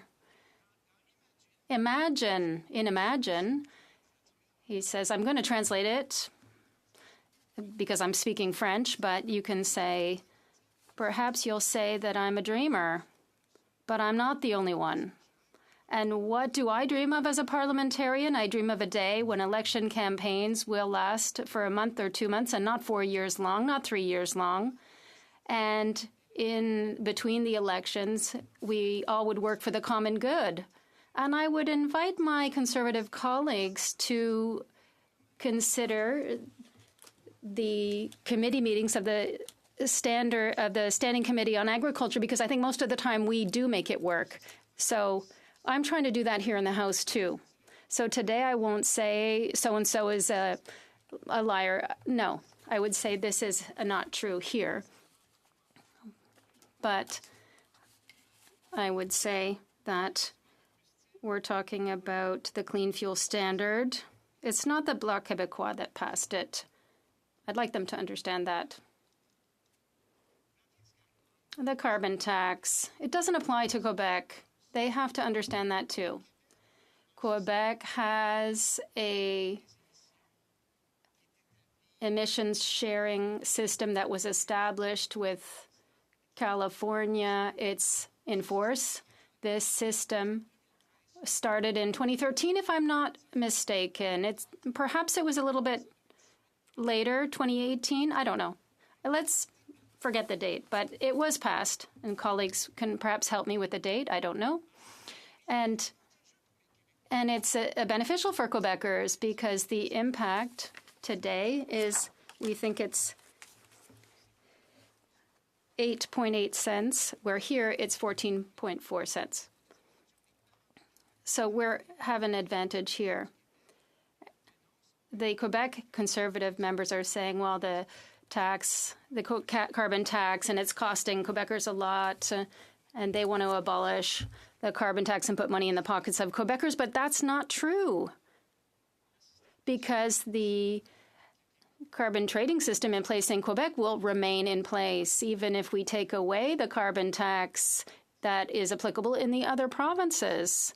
That's what is important to say and do. And it is always my duty when I rise in the House to explain the real facts calmly. And when they propose simplistic things, somebody earlier said, well, it's simple, we're going to put money in the pockets of other people. Well, no, it might seem simple, but it's inefficient, and it's not well thought out, and it doesn't respond to the problem. So they should look at the definition and perhaps think again, with all due respect, of course, but perhaps we have to stop trying to use the opposition when it comes to climate change and the cost of living. The cost of living is something that is significant. It's very serious. There are other places where we can go and get money, Madam Speaker. Oil and gas company profits, that's been talked about today. It's terrible. And sometimes, you know, there was a study that was done at the Standing Committee on Agriculture on grocery inflation. And in the few minutes I have left, I don't know how much time I have left anyway, Madam Speaker. 2 to 3 minutes, Madam Speaker. Okay, fine. So in the last study that we did, we looked at grocery inflation and we made recommendations. And in those recommendations, we had, of course, a goal of looking at what the breakdown was for the grocery chains. And we're talking about 5 chains that control 90% of the market, and we're talking about the gas price, too. There's also a megapoly there, and we know the profits, but for groceries, we don't. And then we'll know what to do once we do know that information. Concrete measures can be taken then to help agriculture and agri-food businesses when we talk about climate change. And this is something that I can't understand. People say we're going to produce oil and gas, build pipelines, and climate change is not taken into consideration, and people think this is going to reduce the cost of living. I would invite my colleagues to go and talk with vegetable growers, in particular those in Quebec, but perhaps elsewhere as well, who have had to deal with flooding, heavy rains all summer. There's a link, I think, between climate change and those rains. I can also talk about forest fires or storms. So you can't say necessarily there's a direct link all the time, but you see there's a greater frequency occurring. And there's climate change. It's significant. It costs a lot of money. It's not true that it doesn't cost any money. In fact, climate change costs a lot of money. It's huge. It's costing us a lot of money this summer, $8 billion for forest fires, and we're not calculating the long-term effects there. The cost of insurance. One day, Madam Speaker, companies will no longer want to insure people who live in areas where there could be a fire. This is also significant. When I talk about insurance, we should look at it together and look at how to share the cost. The risk factor with farmers, and if we look at local food production in the future, this too will reduce the cost of living if we look at using local producers, not bringing things in from outside who one day might decide to increase the prices overnight. So I would invite my Conservative colleagues, with all due respect, to be a little bit more rigorous and to work together for the common good. Thank you. It being 5:15, pursuant to order made earlier today, all questions necessary to dispose of the opposition motion are deemed put and recorded and a recorded division deemed requested and deferred until Wednesday, October 4th, 2023, at the expiry of the time provided for oral questions. Mr. Garrett's rising on a point of order. The Honourable Deputy House Leader is rising on a point of order. Thank you, Madam Speaker. I believe if you seek it, you'll find unanimous consent to see the clock at 5:30 so we can start private members' business. Agreed. Agreed? Great. It being 5:30? Yeah, orders. Yeah. Just read that then. Okay, yeah, 5:16. Comme il est 17h16. It being 5:16, the House will now proceed to the consideration of private members' business according to the order indicated on today's order paper. Ordre du jour, private members' business, consideration at report stage of Bill C-284, National Strategy for Eye Care Act, standing in the name of Ms. Sgro. There is one motion in amendment standing on the notice paper for the report stage of Bill C-284. Motion number 1 will be debated and voted upon. Je vais maintenant soumettre la motion. I will now put motion number 1 to the House. Grow, seconded by Mr. Gerritsen, moves that Bill C-284 in Clause 2 be amended. A, by replacing in the English version line 10 on page 2 with the following. Quote, A, identify the needs of healthcare professionals and other professionals in relation to. B, by replacing in the English version line 12 on page 2 with the following, meant of eye disease and on vision rehabilitation. Debate? Is the House ready for the question? La Chambre est-elle prête à se... Is the House ready for the question? La mise aux voix porte... The question is on motion number 1.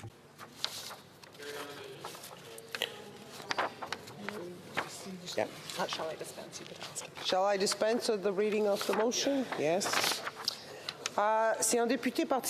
If a member participating in person wishes that the motion be carried or carried on division, or if a member of a recognized party participating in person wishes to request a recorded division, I would invite them to rise and indicate it to the chair. Deputy House Leader? I think we can carry this on division, Madam Speaker. Agreed? I declare the motion number 1 carried on division. Ms. Grove, seconded by Mr. Gerritsen, moves that Bill C-284, an act to establish a national strategy for eye care, as amended, be concurred in at report stage, with a further amendment. If a member participating in person wishes that the motion be carried or carried on division, or if a member of a recognized party participating in person wishes to request a recorded division, I would invite them to rise and indicate it to the chair. Deputy House Leader. Carried on division again, Madam Speaker. Agreed? Okay. I therefore declare the motion carried. When shall the bill be read a third time? Now. Ms. Grove, seconded by Mr. Gerritsen, moves that Bill C-284, an act to establish a national strategy for eye care, be now read a third time and do pass. Debate. The Honourable Member for Humber River Black Creek. Thank you very much, Madam Speaker. And I want to begin by always acknowledging my colleagues that are here, because it takes all of us for anything to get passed in this House. And Bill C-284 is important to me, but it's very important to the communities that we all represent, whether it's CNIB, Fighting Blindness, all of those organizations, plus all of the people who are suffering from blindness and vision problems. And I know that there's many in this room itself. So now that I've managed to get to third reading, I want to begin by thanking all of you to getting it that far, and I hope that this is the last time that I'm speaking to it, and that maybe we can get this eventually moved over to the Senate and get the work done there that needs to be done that will improve the vision for thousands and thousands of Canadians. And there are many MPs themselves that have vision loss or eye vision problems, and I'm hoping that a national eye strategy will bring all of the partners together as we move forward. So October is a particular month, starts next week, and it happens to be Vision Month in Canada.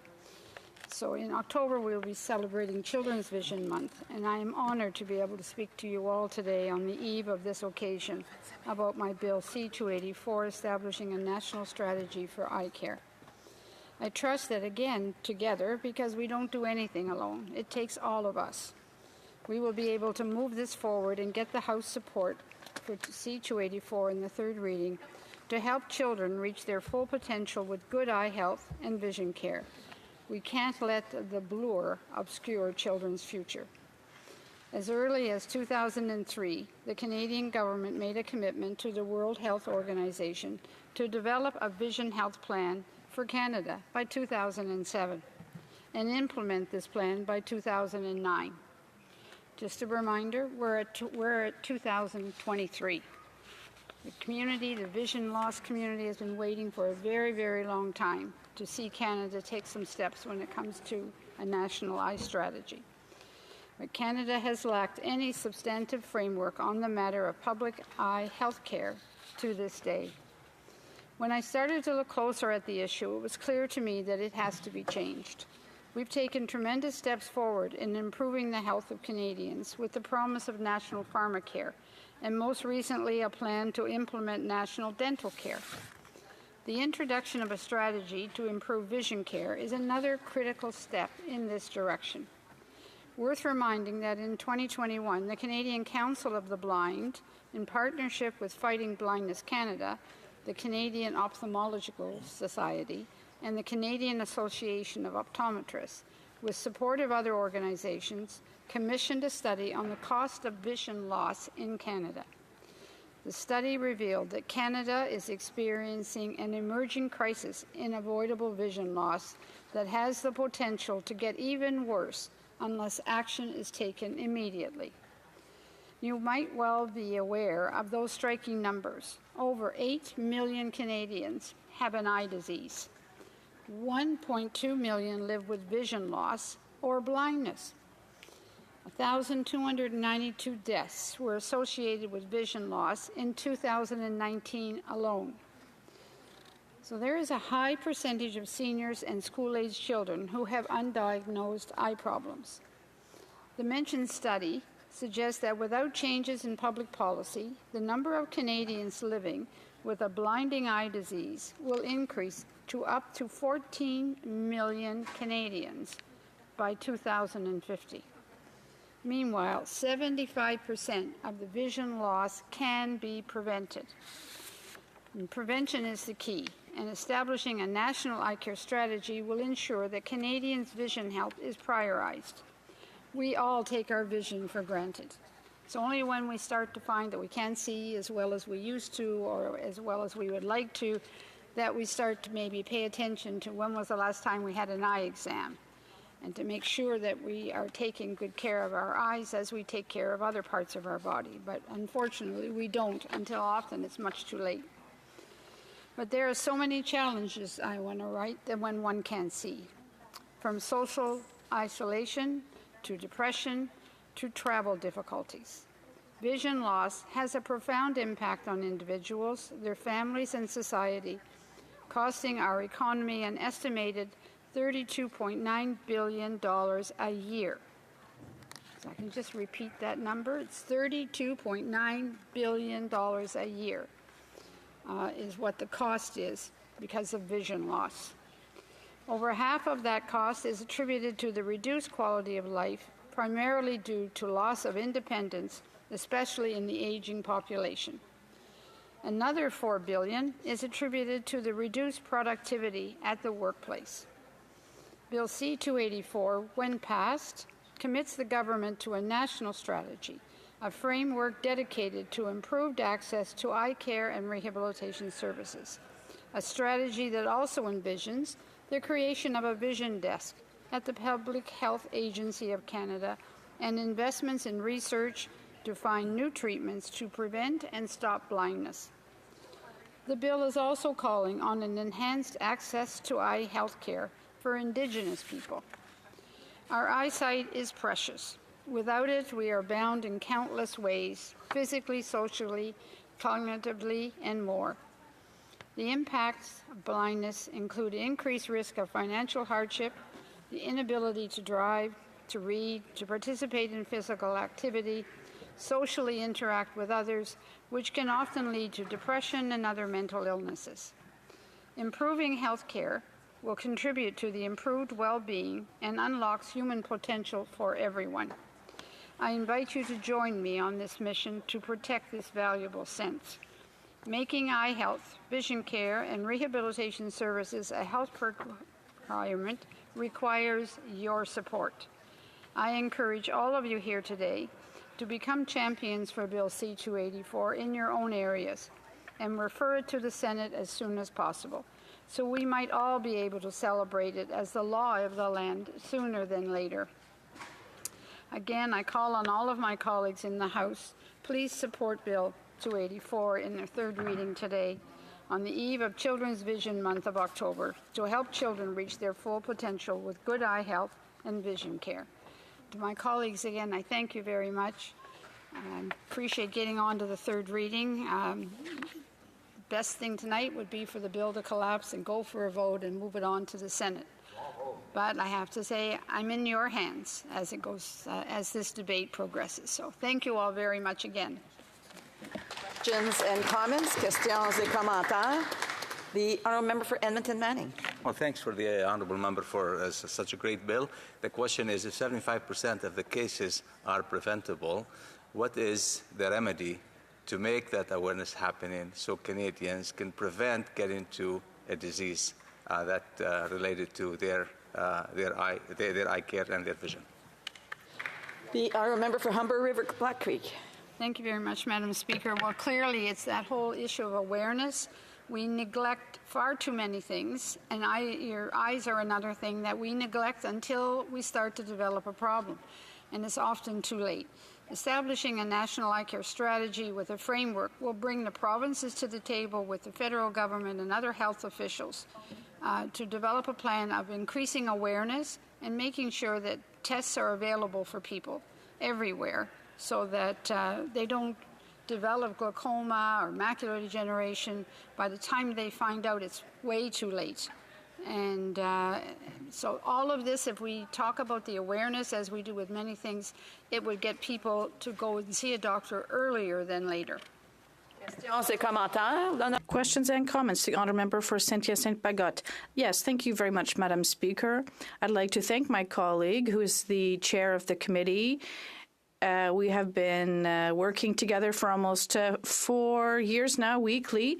So we are obviously in favor of this bill because there's nothing that we can be against in it. However, it is a bill that does contain a certain number of symbolic measures in terms of awareness and the production of reports. How come we can't go quicker to advance this rapidly in a tangible way? The honourable member for Humber River Black Creek. Colleague that we work very well together and advance a lot of good, important issues at international trade. If there was another way to have advanced this any faster, I think many of you I have lobbied over this last year, spoken to you about the bill, CNIB and Fighting Blindness and all of the other 25 organizations that are supporting the bill. They've all sent letters, they've all lobbied everybody. Tonight it's in our hands. If we simply speak briefly, let the bill collapse, it'll go to a vote next Wednesday, and it'll be in the Senate right away. And then we can get the Senate to work as fast as all of us do, I hope. Questions and comments? Questions et commentaires. The honourable member for Sault Ste. Marie. Thank you, Madam Speaker. I'd be remiss in not thanking the member for Humber River Black Creek. My wife was an ophthalmologist, medical tech, and your comments about 75% of the eye issues being preventable are right on. And I just wanted to say thank you, and I do hope that the request of the honourable member happens, it collapses, goes to the Senate, and comes back for a vote. So thank you. I want to remind the honourable member he's to address questions and comments through the chair. The honourable member for Humber River Black Creek.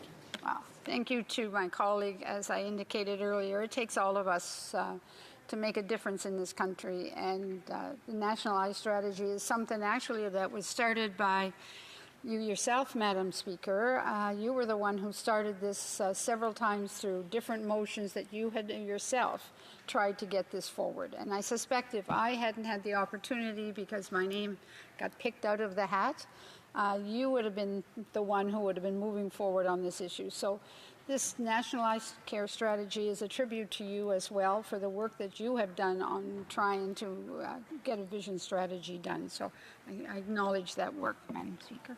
We have time for a brief question. Brief question. Oh, the honourable member for Peterborough. Oh, yes, I had it a few minutes ago. Peterborough, Kawartha. Thank you so much, Madam Chair, and thank you to my honourable member for bringing forth this private members bill. I guess I would just ask, what does this look like for her in terms of sort of the provincial jurisdiction or trying to sort of navigate that waterway when we're looking at a national eye care strategy, but we still have sort of provincial jurisdiction, territorial jurisdiction. How does she see that panning out? Brief answer from the honourable member for Humber River Black Creek. I think one of the first things that has to happen is that there needs to be, as part of this framework, the establishment of someone from each province and each territory that's going to sit down at the table with the federal government, and together they will move forward on how the framework would look and how it will establish the treatment opportunities for many people. Resuming debate, reprise de débat. The honourable member for Edmonton Manning. Madam Speaker, most of us take our eyes for granted until we have a problem with them. When we have a problem isn't the time to be scrambling for solutions. That's why I support Bill C-284, the National Eye Care Strategy Act. And I thank the honourable member for Humber River, Black Creek for bringing this matter before the House. One of the reasons I like this legislation is because it understands the need for cooperation in healthcare. It calls on the Minister of Health to establish a national strategy for eye care in collaboration with provincial and territorial governments, as well as Indigenous leaders and other healthcare-related stakeholders. There are approximately 8 million Canadians who suffer from some form of degenerative eye disease. That means 1 in 5 Canadians. Look around this chamber. Statistically, it's like 68 honourable members are afflicted by degenerative eye disease. Sometimes people aren't aware of it. It could be you, it could be me. Fighting Blindness Canada, the largest charitable funder of vision research in Canada, estimate that 75% of eye disease cases are preventable in the event of early diagnosis. That is a sobering number and explains why we need a national eye care strategy. This afflicts 1 in 5 Canadians and in most cases is preventable. We would be derelict in our duty if we don't work to address this issue.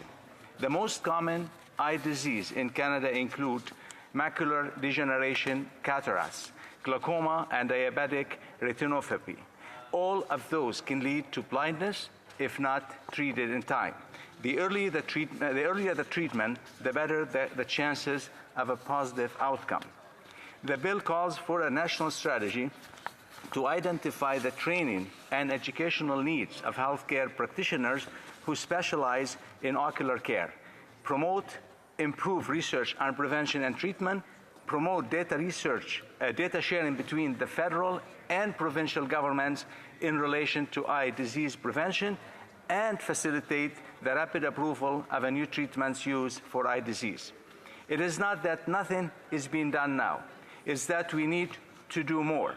That's why this bill calls upon the Minister of Health to take into consideration existing strategies directed at prevention and treatment of eye disease. A national approach taking into account what is already being done in the provinces should be of benefit of all Canadians. This is a health care issue, one that affects the quality of life of millions of Canadians. As I said earlier, we tend to take our eyes for granted. I can think of few things that are more terrifying than slowly going blind. But that is the reality many Canadians are facing, and we have the opportunity in this House to do something about it. If we are serious about health care, then we should be serious about eye care, as our eyes are vitally important to our health.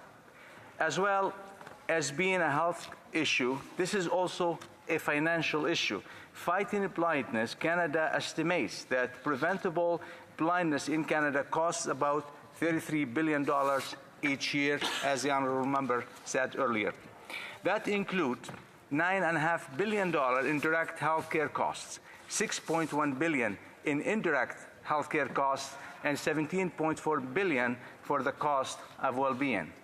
Admittedly, this is not as much money as the Liberal deficit, but is still a staggering amount when you stop to think about it. That is the cost of eye disease that could be prevented through early detection and treatment, something that would be enhanced by having a national eye care strategy as outlined in this legislation. Vision loss will usually have a negative impact on individuals' financial health. Along with that comes a loss of independence and reduced quality of life. Canada's population is Asian. Many eye diseases are age-related. That means the number of individuals living with vision loss is growing. Those numbers will increasingly impact Canada's health system and economy. It is important that we act now.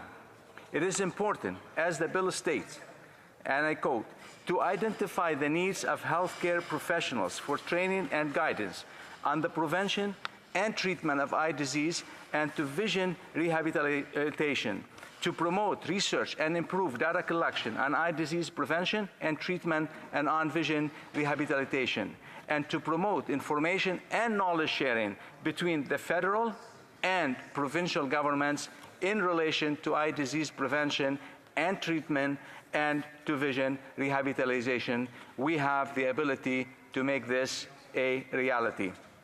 Bill C-284 also calls for the designation of the month of February as, quote, Age-Related Macular Degeneration Awareness Month. I also support that. This designation has been used in other countries as a way to bring the issue to a wider audience. In so many cases of eye disease, prevention starts with awareness. By concentrating on the issue for the month of February, more Canadians will become aware of the eye issues that may face as they age and what they can be done in terms of prevention. All of us age. Though most of us can't imagine what things will look like when we are older. We may think that macular degeneration, eye disease, is going to happen to someone else, but not to us. The truth, though, is that it also affects too many Canadians. If you don't suffer from it, probably someone in your family will, or a close friend or colleague. The experts tell me that macular degeneration occurs most often in people over 60 years old, and Canada does have an Asian population problem. What is problem now will only grow larger as the rest of the baby boom generation moves into retirement. Age is a big factor when it comes to degeneration eye disease. A person in either 50s has about 2% chance of getting age-related macular degenerations. By the time you reach 75, your chance is about 1 in 3. Yet, as I said, most macular degenerative eye issues can be prevented with early recognition and treatment. That's why a month spent raising awareness of this issue is so important. Losing your eyesight is terrifying to contemplate. Vision loss is an issue that literally affects millions of Canadians. We have the ability to do something to prevent that. There is no reason to delay.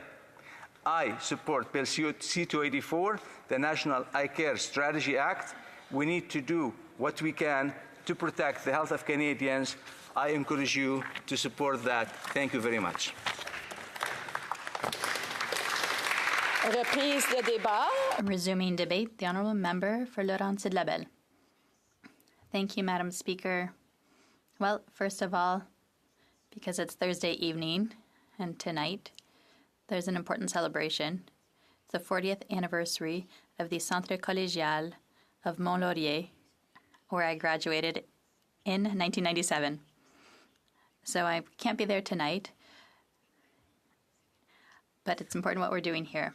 So first of all, I'd like to thank the member for Humber River Black Creek for her initiative. Congratulations. She's the member behind Bill C-284. We've talked about it earlier.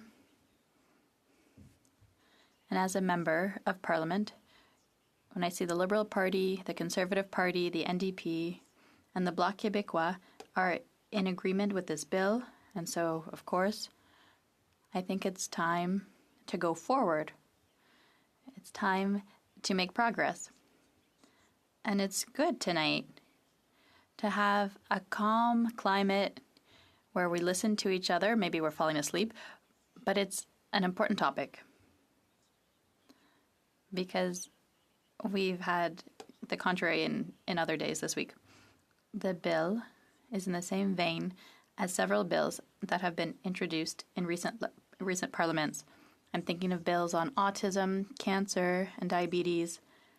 These bills aim to raise public awareness of these diseases, both to prevent and to raise awareness, because we know that prevention is the key to a healthy world.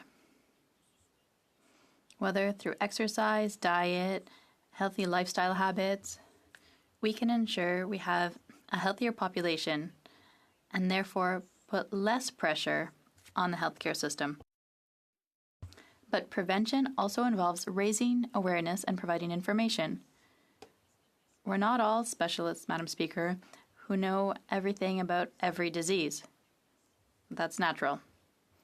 But we need to be vigilant about our own health. And that's just natural. We need to practice self-prevention. But we also need to be able to detect the symptoms within ourselves and recognize when it's necessary to consult a health professional. We don't want to overwhelm the emergency room. You know, Madam Speaker, there are millions of Canadians who suffer from eye disease. We know that. Eye health is important to our quality of life. So we agree with this bill because it's not restrictive and it doesn't interfere with the exclusive health jurisdiction of Quebec. So this bill, what does it do? It forces the federal government to produce a report that will constitute the future Canadian eye health strategy. I think I'm bothering some people opposite, but that's fine. Doesn't bother me. Order. I'm told voices are being heard. I would encourage people who want to have discussions to step out. To please take their conversations out. There is proceedings here, and it's not very respectful for the honourable member who's trying to deliver a very important speech. The honourable member for Laurentides-Labelle. Thank you very much, Madam Speaker. Thank you for the respect in this House. So I'm going to tell you the story of someone named Sylvain. You'll really understand why this bill is important. His story is a little similar to mine. He's about 50 years old. Sylvain works for a major bank. He's a very busy man. Sylvain has been wearing glasses for quite a few years, and as time goes by, he notices that his eyesight is failing a bit. But he tells himself it's normal. With age, that happens. I'm not saying it because you're aging, Madam Speaker, but people age. And with age, it's normal for eyesight to deteriorate.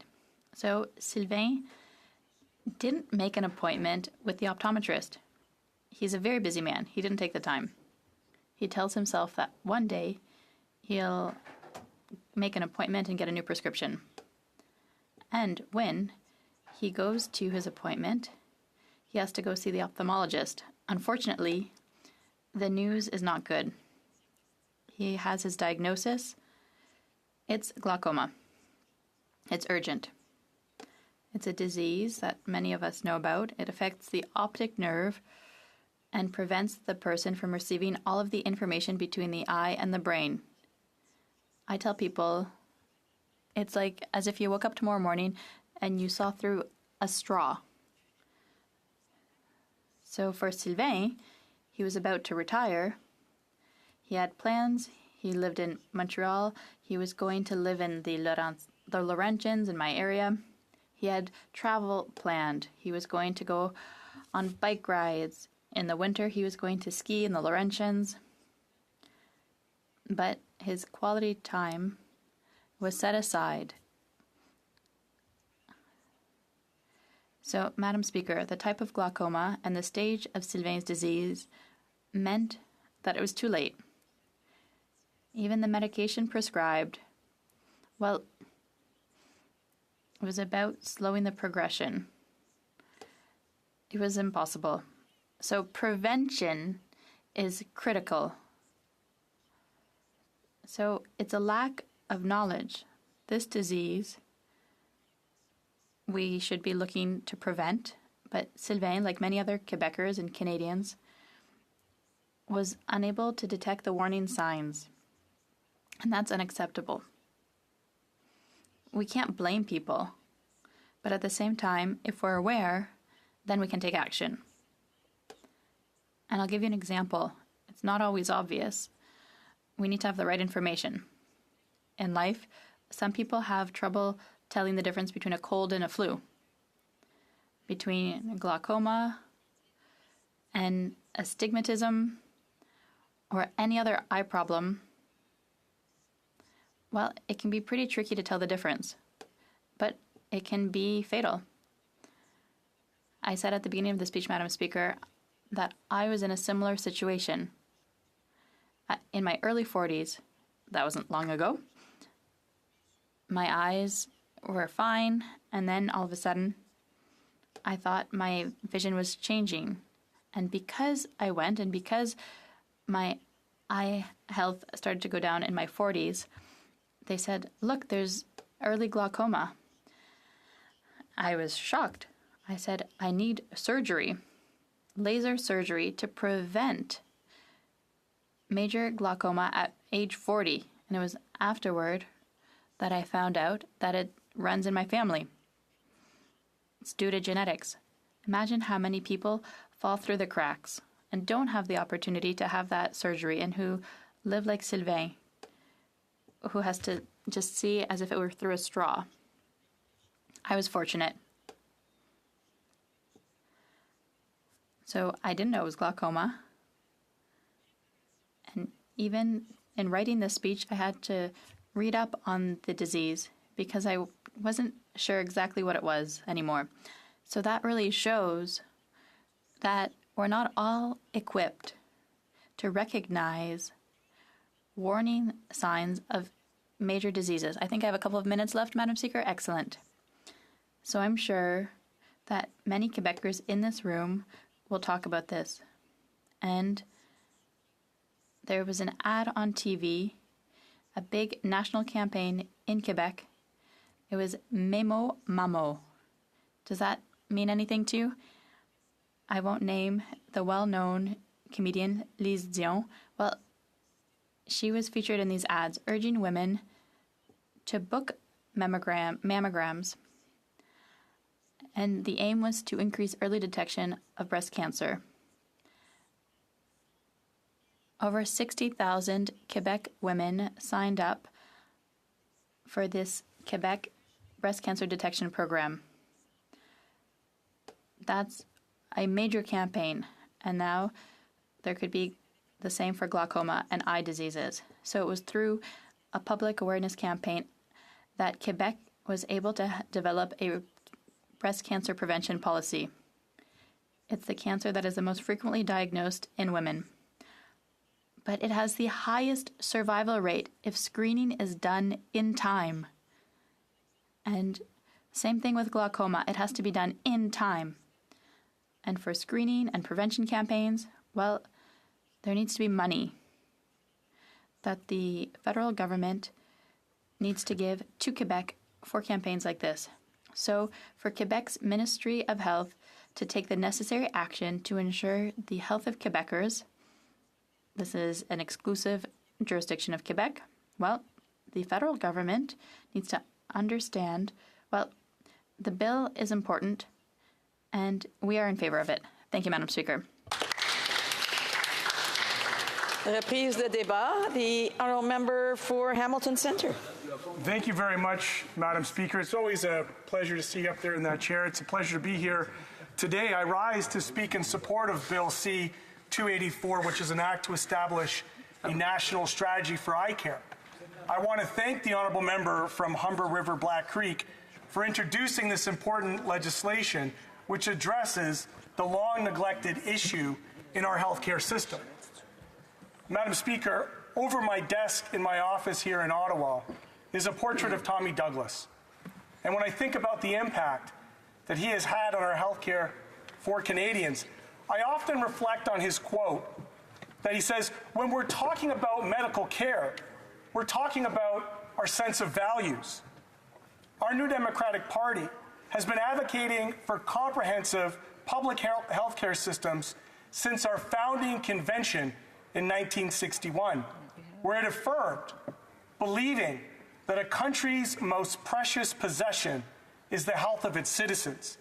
The new party will introduce a national health plan providing benefits to those who need them without regard of their ability to pay. The plan will cover a full range of activities, services, medical, surgical, dental, and optical treatment, as well as prescribed drugs and appliances. I'm proud of the role that New Democrats have played in establishing our national health care, as well as our recent work we have done to force this government to establish a national dental care program. We will continue to work towards a national pharmacare plan. And I believe it is also important that we add eye care in our universal health care model. In one of the richest countries of the world, it is shameful that millions of our fellow Canadians lack access to essential eye care.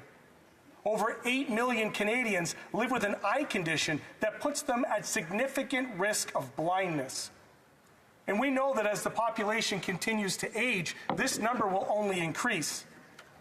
70% of existing vision impairment in Canada is estimated to be correctable with prescription glasses, yet not everyone who needs glasses can afford them. The impact this has on the independence and quality of life of individuals and their families is significant. In 2019, vision loss had a direct and indirect economic impact of $33 billion, a number that is expected to rise to $56 billion by 2050. Madam Speaker, I appreciate the comprehensiveness of this bill, and in particular, it will identify the training, education, and guidance needs of healthcare practitioners and other professionals related to the prevention and treatment of eye disease, including clinical practical guidelines. It will also promote research and improve data collection on eye disease prevention and treatment. It will promote information and knowledge sharing between the federal and provincial governments in relation to eye disease prevention and treatment. And it will ensure that Health Canada is able to rapidly consider new applications for treatments and devices used for macular degeneration, cataracts, glaucoma, and diabetic retinopathy. What's more, this bill designates February as Age-Related Macular Degeneration Month, raising awareness and education about the most common cause of vision loss in individuals over 50.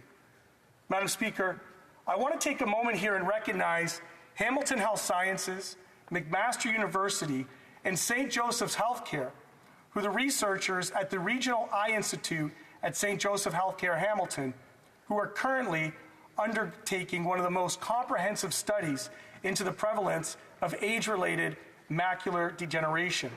This work will help us understand the prevalence of AMD among Canadians and could even provide us with valuable insight on the genetic and lifestyle risk factors linked to developing it and treatments to slow vision loss in patients with AMD. The need for a national strategy is in part obvious because it's the right thing to do, but also because there currently exists an inequality and inadequacy of eye care services at the provincial level. For instance, most health guidelines recommend having an eye exam once a year for people aged 6 to 18 or 65 years or older, as well as those with diabetes or an eye disease. Yet in Manitoba and Nova Scotia, only insured eye exams every 24 months for all seniors. Ontario, in fact, has ended free annual eye exams for seniors through the Ontario Health Insurance Plan. So for those who can't afford to pay out of pocket for an eye exam, they're putting their health at risk. And the different services provided by each province will lead to greater health inequalities for Canadians solely because of where they happen to live. This clearly highlights the need for a national eye care strategy and the importance of having eye care fully covered by our healthcare system. Madam Speaker, there is also a gender issue at stake. Women carry a greater burden of visual impairment. Recent studies show that 1 in 4 women is at risk of visual impairment compared to only 1 in 8 men. In a society that claims to value gender equality, this disparity is unacceptable. As the NDP health critic and my colleague from Vancouver Kingsway points out, this legislation aligns with the NDP's long-standing commitment to universal public health care. It also echoes the excellent work of my NDP colleague, the honourable member from Algona, Manitoulin Kapuskasing, who introduced motion M86 this past May, calling on the federal government to work towards a national strategy for eye and health care. New Democrats are not newcomers to this issue, Madam Speaker, as you of all people would well know. We are proud to stand shoulder to shoulder with organizations like Fighting Blindness Canada, the Canadian Council of the Blind, and the CNIB, who are leading the call for greater support for eye care. In conclusion, Madam Speaker, I ask my colleagues across all parties to support Bill C-284. Early detection and treatment of eye disease can prevent 75% of visual loss cases, but only if people have access to eye care. New Democrats believe that every Canadian has the right to live a full and productive life, and that must include quality eye care. Let's ensure that our public health care system finally covers us from head to toe. Thank you, Madam Speaker. Resuming debate, reprise de débat. The honourable member for Richmond Hill. Thank you, Madam Speaker, and thank you for the opportunity to discuss Bill C-284, advocating for a comprehensive strategy to address eye health. I'd like to start also, as my colleague before me did, by thanking my esteemed colleague, the honourable member of Humber River Black Creek, for extensive work she has done on this bill.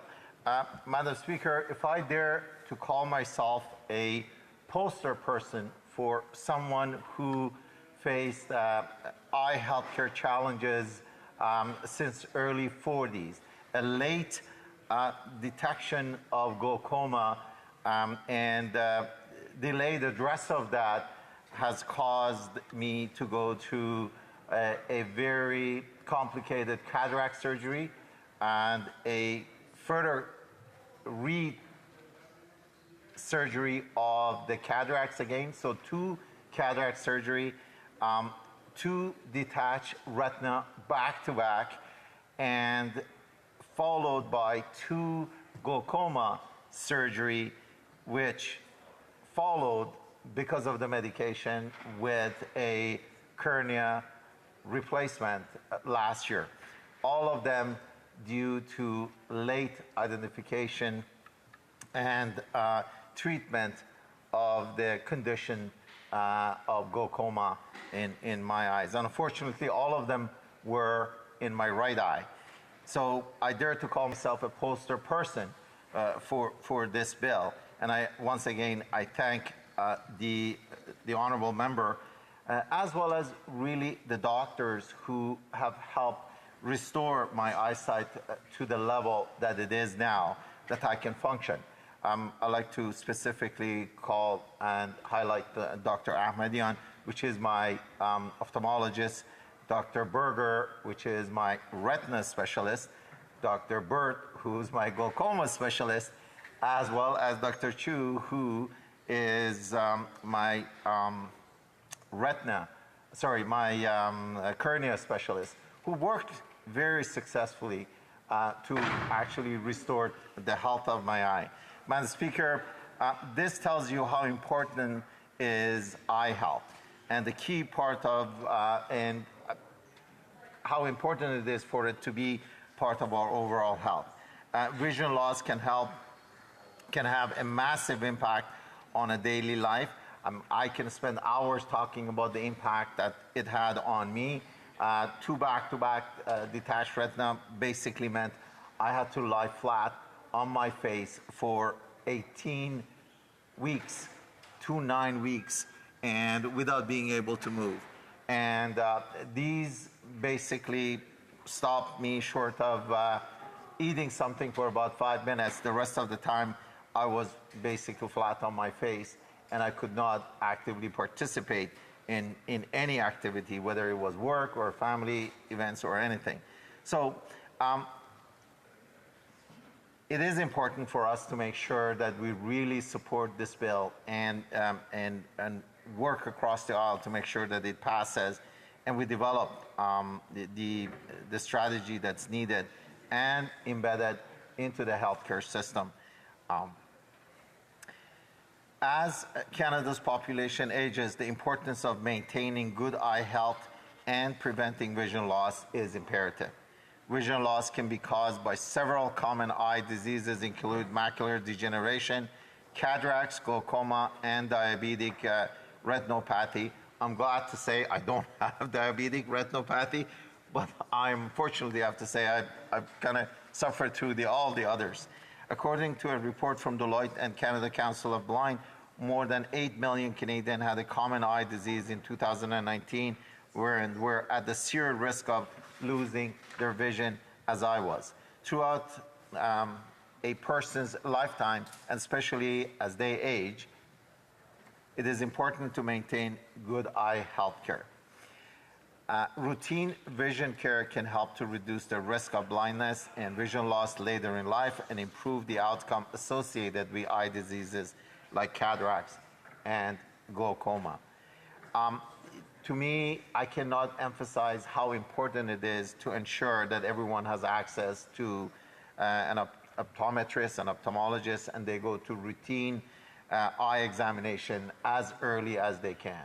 And you don't have to not be able to see to go see an optometrist or an ophthalmologist.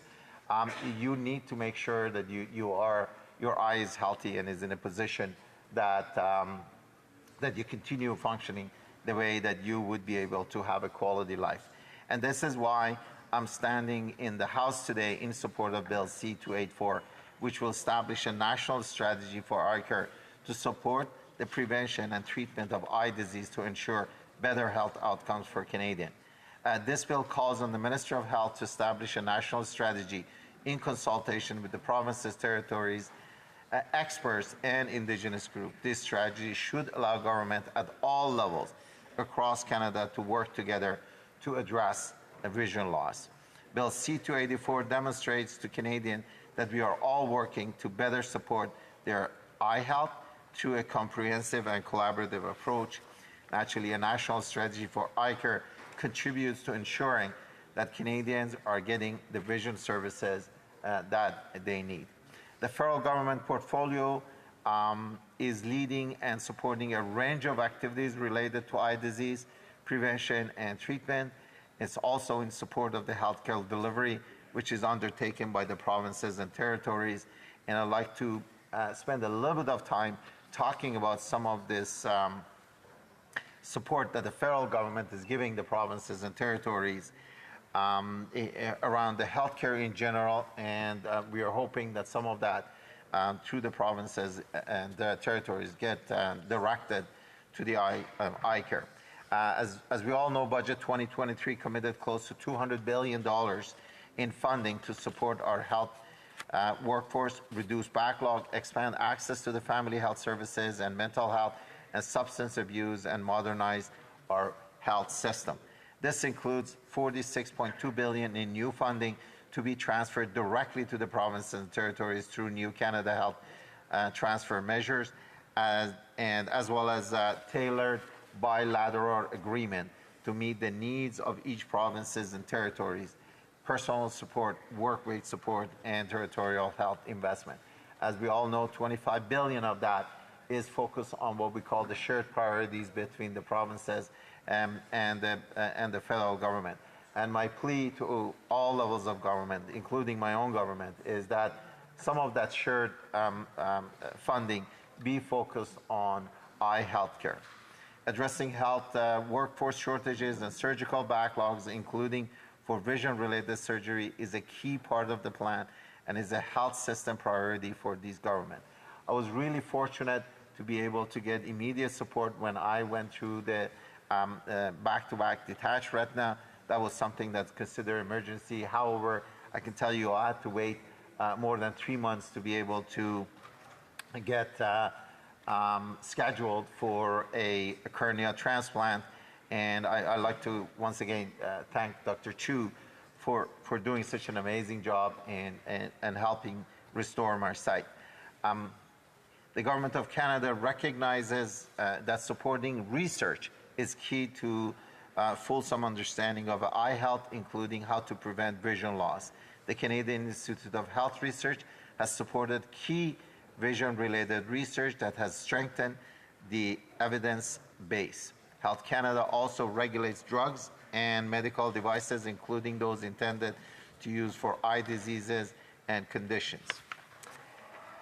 Finally, the government fully supports Canada's public health system, which provides coverage for any vision care services that must be performed in a hospital. There are those individuals who are determined to have glaucoma. They receive special consideration when they have their visit to the doctors. However, those who do not have, they have to pay for the services when they're going to their ophthalmologist or optometrist. And I'm hoping that some of these shared priority focuses on making sure those services are provided as part of the healthcare system. And I believe that the efforts to protect Canadian vision in the long term is something that all members and all Canadians would benefit for, and they will stand behind. Once again, I wish to thank the honourable member for Humber River Black Creek for putting forward this meaningful bill.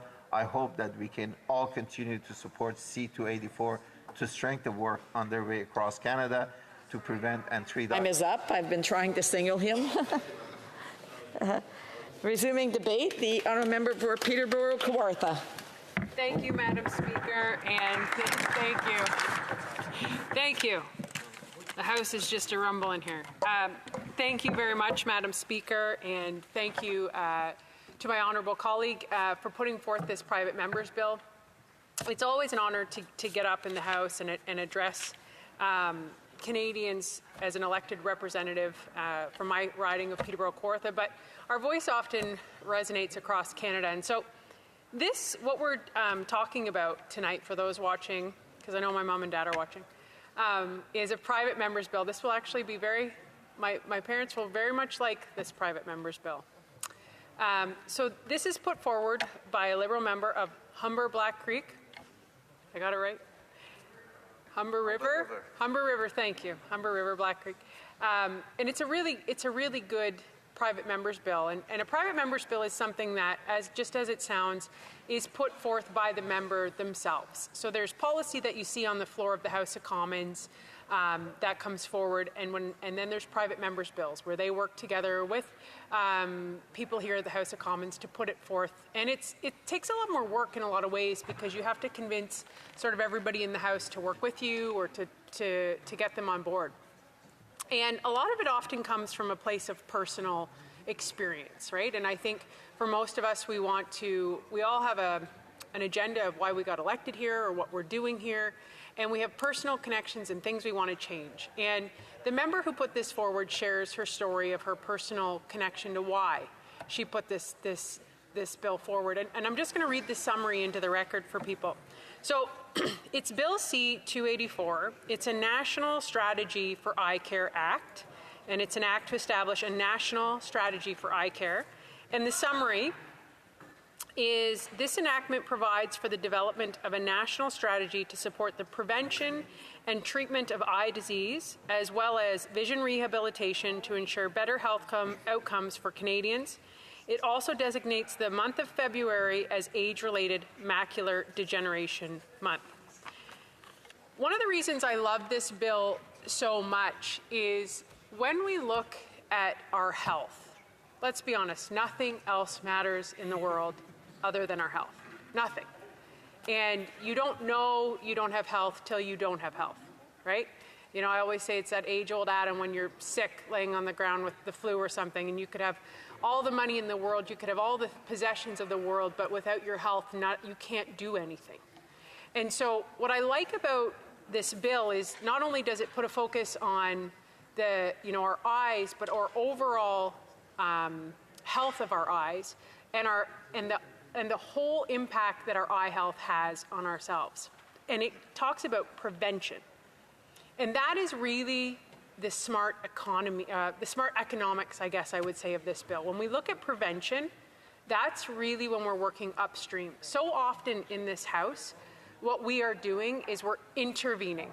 The damage has already been done and we're doing intervention constantly, or we're doing damage control all the time.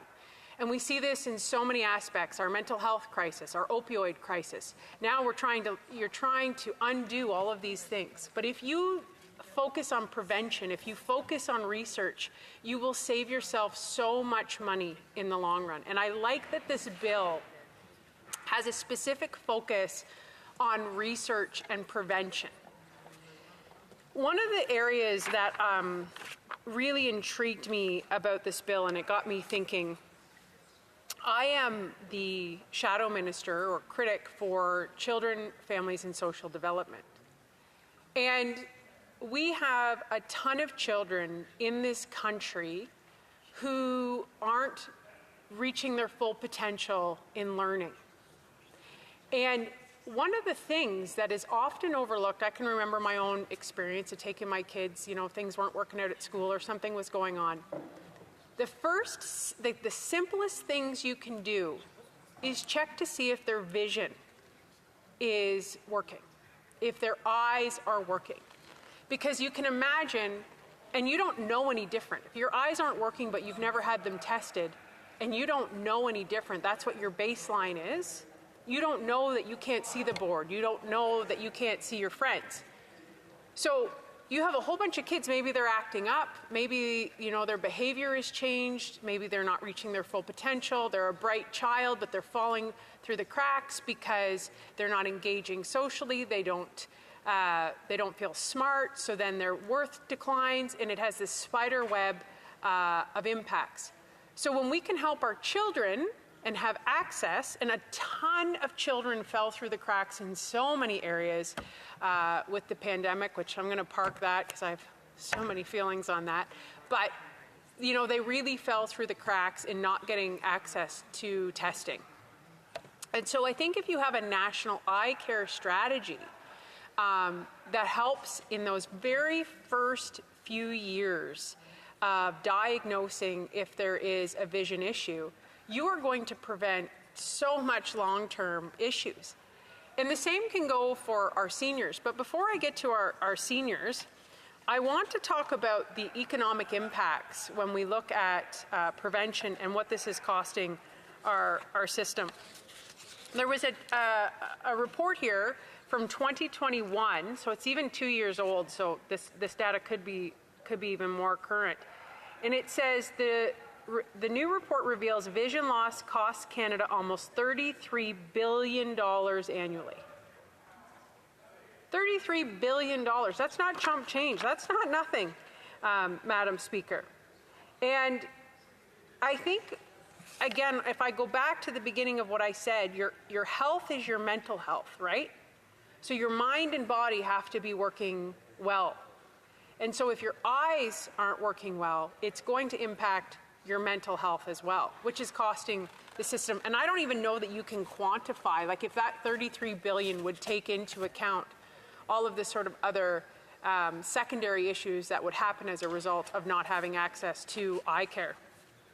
So the report goes on to say, what is most concerning is that 75% of vision loss is either preventable or treatable if caught early. So you can see why this private member's bill has garnered support in the House, because this is just common sense, as we would say on this side of the House. And the report revealed the following costs from vision loss borne by society and individuals every year. I do have to interrupt because of the timing. The honourable member will have 2 minutes and 41 seconds the next time that this matters before the House. The time provided for the consideration of private members' business has now expired, and the order is dropped to the bottom of the order of precedence on the order paper. Alors, à ce moment-ci, pursuant to Standing Order 38, a motion to adjourn the House is deemed to have been made and seconded at this time. Therefore, the question is that this House do now adjourn. The honourable member for Calgary-Nose Hill. Thank you, Madam Speaker. Madam Speaker, I believe that the Minister of Public Safety, we have a new Minister of Public Safety. He was appointed to Cabinet about 2 months ago. So my question is if he has received his mandate letter yet from the Prime Minister, and particularly if he has received the mandate letter, if he could provide the House with an update on the status of the amnesty for firearms, that it's in place until October 30th. I know there are a lot of folks across the country who are impacted by this that have, and there's a lot of interest even from different advocacy groups about what is going to happen on October the 30th, if there is going to be a buyback program in place by then, if the amnesty is going to be extended. And I think that there's a lot of folks from different groups across the country that just really want to get some understanding on if the Prime Minister's office has given the new Public Safety Minister a mandate letter, and then if that mandate letter has provided a little bit more clarity and direction, or clear direction on what the Minister should be doing with regard to that October 30th deadline, which is quickly approaching. I know that this is something probably, regardless of political stripe, a lot of folks are getting communications on in their offices, both inquiries from constituency groups, different advocacy groups on all sides of the firearms debate. And I was hoping that the Minister could just provide an update on whether or not he's received his mandate letter. In this, broadly speaking, I think that's of interest to the House, and also if they could provide an update on the status of the October 30th amnesty, as well as the status of the buyback program. Thank you. The Honourable Prime Minister Secretary to the Minister of Public Safety, Democratic Institution and Intergovernmental Affairs. Thank you, Madam Speaker, and I thank my honourable colleague for her question. Certainly, the new Minister of Public Safety is working hard with colleagues and his critics across this House to discuss his portfolio, and certainly meeting with the Prime Minister in terms of his mandate. But, Madam Speaker, I think it's important to note that when it comes to gun legislation in this country, Canadians have sent a very clear message that we expect to take dangerous assault rifles off of the streets, that were meant to do maximum harm and were never meant to be in the hands of our communities. Now, Madam Speaker, with that being said, we also know and we've heard many perspectives, including those from Indigenous communities, from hunters, who are reasonable gun owners who use weapons for, like I said, the purposes of hunting or sport shooting. So we want to make sure that the process when it comes to any gun legislation, that we are listening and considering making sure that our gun legislation is balanced. But, Madam Speaker, make no mistake, Canadians have made it very clear that dangerous assault weapons and handguns have no place in our society. In terms of the buyback program, this is something that the government is working on. We're still consulting and ensuring that the rollout will provide the clarity that the member opposite is requesting. But, Madam Speaker, it's important that at the end of the day, what is important for Canadians is the safety on our streets and ensuring that dangerous weapons are not in the hands of criminals, and that our priority is that we are keeping communities safe, Madam Speaker. And the details in terms of the buyback program will come forward, and we'll ensure that Canadian communities are safe. Thank you. Yeah, I remember Calgary Nose Hill. Admittedly, it's a little concerning to hear that the government is still consulting and working on the buyback program, given and doesn't have clear direction for the House, given that we're about 30 days out from the amnesty expiring. So even talking about firearms coming off the street or whatever, we can have a whole policy discussion about firearms ownership in Canada, but at the end of the day, this is really about timing. So we're now at 30 days away. We have not heard from the government on if the amnesty will be extended. And I know that there are groups on all sides of the debate that are wondering if it is going to be extended. And there is also, I think, it's a month away. How do you put in place a buyback program in a month? Especially there needs to be a buyback program for retailers and for owners who obtain firearms legally. So again, maybe my colleague opposite would just like to take a moment to clarify. Is the October 30th amnesty going to be extended? And is the buyback program going to be implemented before October the 30th? Honourable Parliamentary Secretary.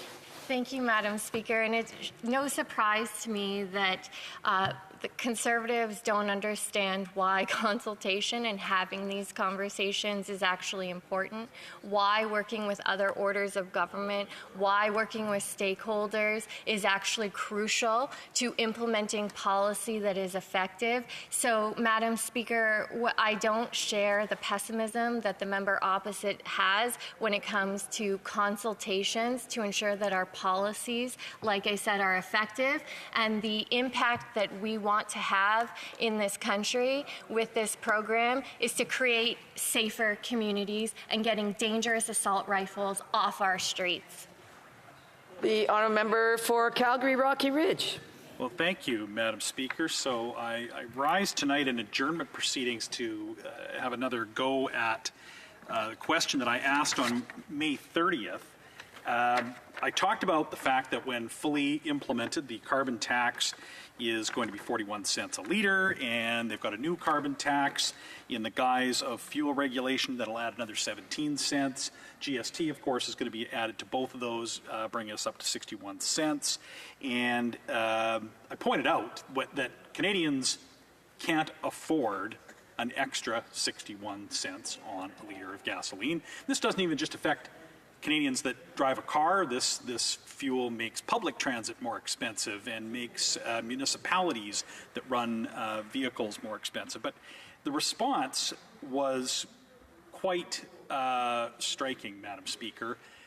The member got up, the minister actually got up and talked about an entire answer that brought natural disasters, fires and floods into the response, as if to say that Canadians have to pay this tax in order to stop hurricanes and forest fires, Madam Speaker. So to bring that kind of political answer is just ridiculous. And we've heard this over and over again, that the claim that to oppose a tax on the basic necessities of life that all Canadians need is somehow to be, it's like our fault for asking the question that devastating forest fires and deadly weather events happen. Well, Madam Speaker, how high does the carbon tax have to be? At what point will we solve a century of forestry mismanagement and the mismanagement of culling pine beetle trees that allow for these tinderbox conditions to arise. How high will the tax have to go if the carbon tax is the solution? It staggers the imagination, and it's deeply offensive to Canadians who can't afford. They can't afford to live, Madam Speaker. Rent has doubled. The down payment to buy a home has doubled. Mortgage payments have more than doubled. Groceries are out of control. The cost of heating a home, Madam Speaker, is beyond what many Canadians can pay. And the new carbon taxes on fuel will add 61 cents a litre. Canadians can't afford these expenses. And for the minister to get up and lecture me, lecture the opposition benches, and in so doing, really lecturing every Canadian that has to pay these taxes, to tell them that it's their duty to pay these taxes, because this tax is responsible for these catastrophic and complicated events, Madam Speaker. To trivialize things like forest fires and wildfires by simply making it a matter of accepting a carbon tax is very disappointing. So I ask again, when will this government make life a little bit more affordable to Canadians and repeal these punitive taxes? The Honourable Parliamentary Secretary to the Minister of Climate and Environment and Climate Change, and to the Minister of Sports and Physical Activity. Thank you, Madam Speaker. It's an honor to rise on behalf of the Minister of the Environment and Climate Change this evening to talk about our plan to fight climate change and ensure affordability for Canadians. And before I start, Madam Speaker, I spent my summer in my riding with my constituents, asking them and talking to them about how we can help more, because things are expensive these days. And when I wasn't meeting with my constituents and hearing from them, I was discussing the issues with economists, with experts, with researchers, and I was delving into the PBO report a little bit. And one thing that I did not hear from any constituents this summer was that they would like us to do less to fight climate change. And, you know, fighting climate change requires more than just one approach. Certainly, pricing carbon is a necessity. It's one that has won a Nobel Prize in economics. I don't have a Nobel Prize in economics. I don't know if my colleague opposite has a Nobel Prize in economics, but the gentleman who does, his name's William Nordhaus, and he won that for demonstrating clearly that if you want to fight climate change from an economic perspective, then market-based instruments like carbon pricing are an absolute necessity. Now, what my colleague opposite referred to as trivializing a natural disaster, there's actually a scientific straight line between burning more fossil fuels, emitting more carbon pollution, and increasing heat in northern boreal forests, and the prevalence, intensity, and duration of forest fires. It's not something that really can be debated. Like, climate change is having an impact on the severity of these forest fires, and we just had the worst year on record. So it goes hand in hand. We want to fight climate change because we want families to be safe in their homes all year round. We don't want to have to evacuate far northern communities for weeks on end for fear that climate change will ruin their community. And you're right. You know, my colleague is right. There are other ways to fight forest fires through forest management strategies, through having a better response to natural disasters. It doesn't change the fact that if you want to fight climate change, then we need to reduce our reliance on fossil fuels. Canada's population is 0.5% of the global population, and we're responsible for 1.5% of global emissions. Simple math tells us that as a result, we are 3 times the average. Individuals in Canada create 3 times as much pollution as the global average. That should tell any Canadian something, that we have work to do as Canadians. We should be stewards of the environment, stewards of the climate, and every young person that I meet with in my riding or in Alberta, I spent some time in Alberta this summer, young people want us to focus on fighting climate change. But unfortunately, all day today, we didn't hear any other ideas from Conservatives. We just heard them say axe the tax. That's their strategy. That's their new bumper sticker. That's their new T-shirt that the member from Carleton goes around wearing. However, that's an irresponsible thing to say if you don't have an alternative, because the Conservative Party hasn't put forth a plan to fight climate change or reduce our emissions. They just use vague terms like technology. However, Madam Speaker, I have a question for my colleague. I hope he'll indulge me. I've done my best. I've skipped the notes. I didn't read the speech. I listened intently to his speech. My question to him is, in an alternate universe, back in 2021, say Aaron O'Toole had won that election, and the member opposite from Calgary Rocky Ridge was, say, the Minister of the Environment and Climate Change, or perhaps the Minister of Transport. Would he follow through on his commitment, as he ran on in 2021, to price carbon in Canada? The honourable member for Calgary Rocky Ridge. Well, after the next election, when we are on the other side there, the member, if he is re-elected, will have an opportunity to ask questions of a future Conservative government. But tonight is where opposition members ask questions of the government. And if I am to take the point that he made in his response, which was that that the carbon tax, that fighting climate, that we are not fighting climate change, and that the carbon tax is a successful policy instrument in fighting climate change. I might be prepared to accept his full argument, but the carbon tax has not allowed for Canada to meet any of its emissions targets. We are not controlling emissions or reducing emissions through the carbon tax.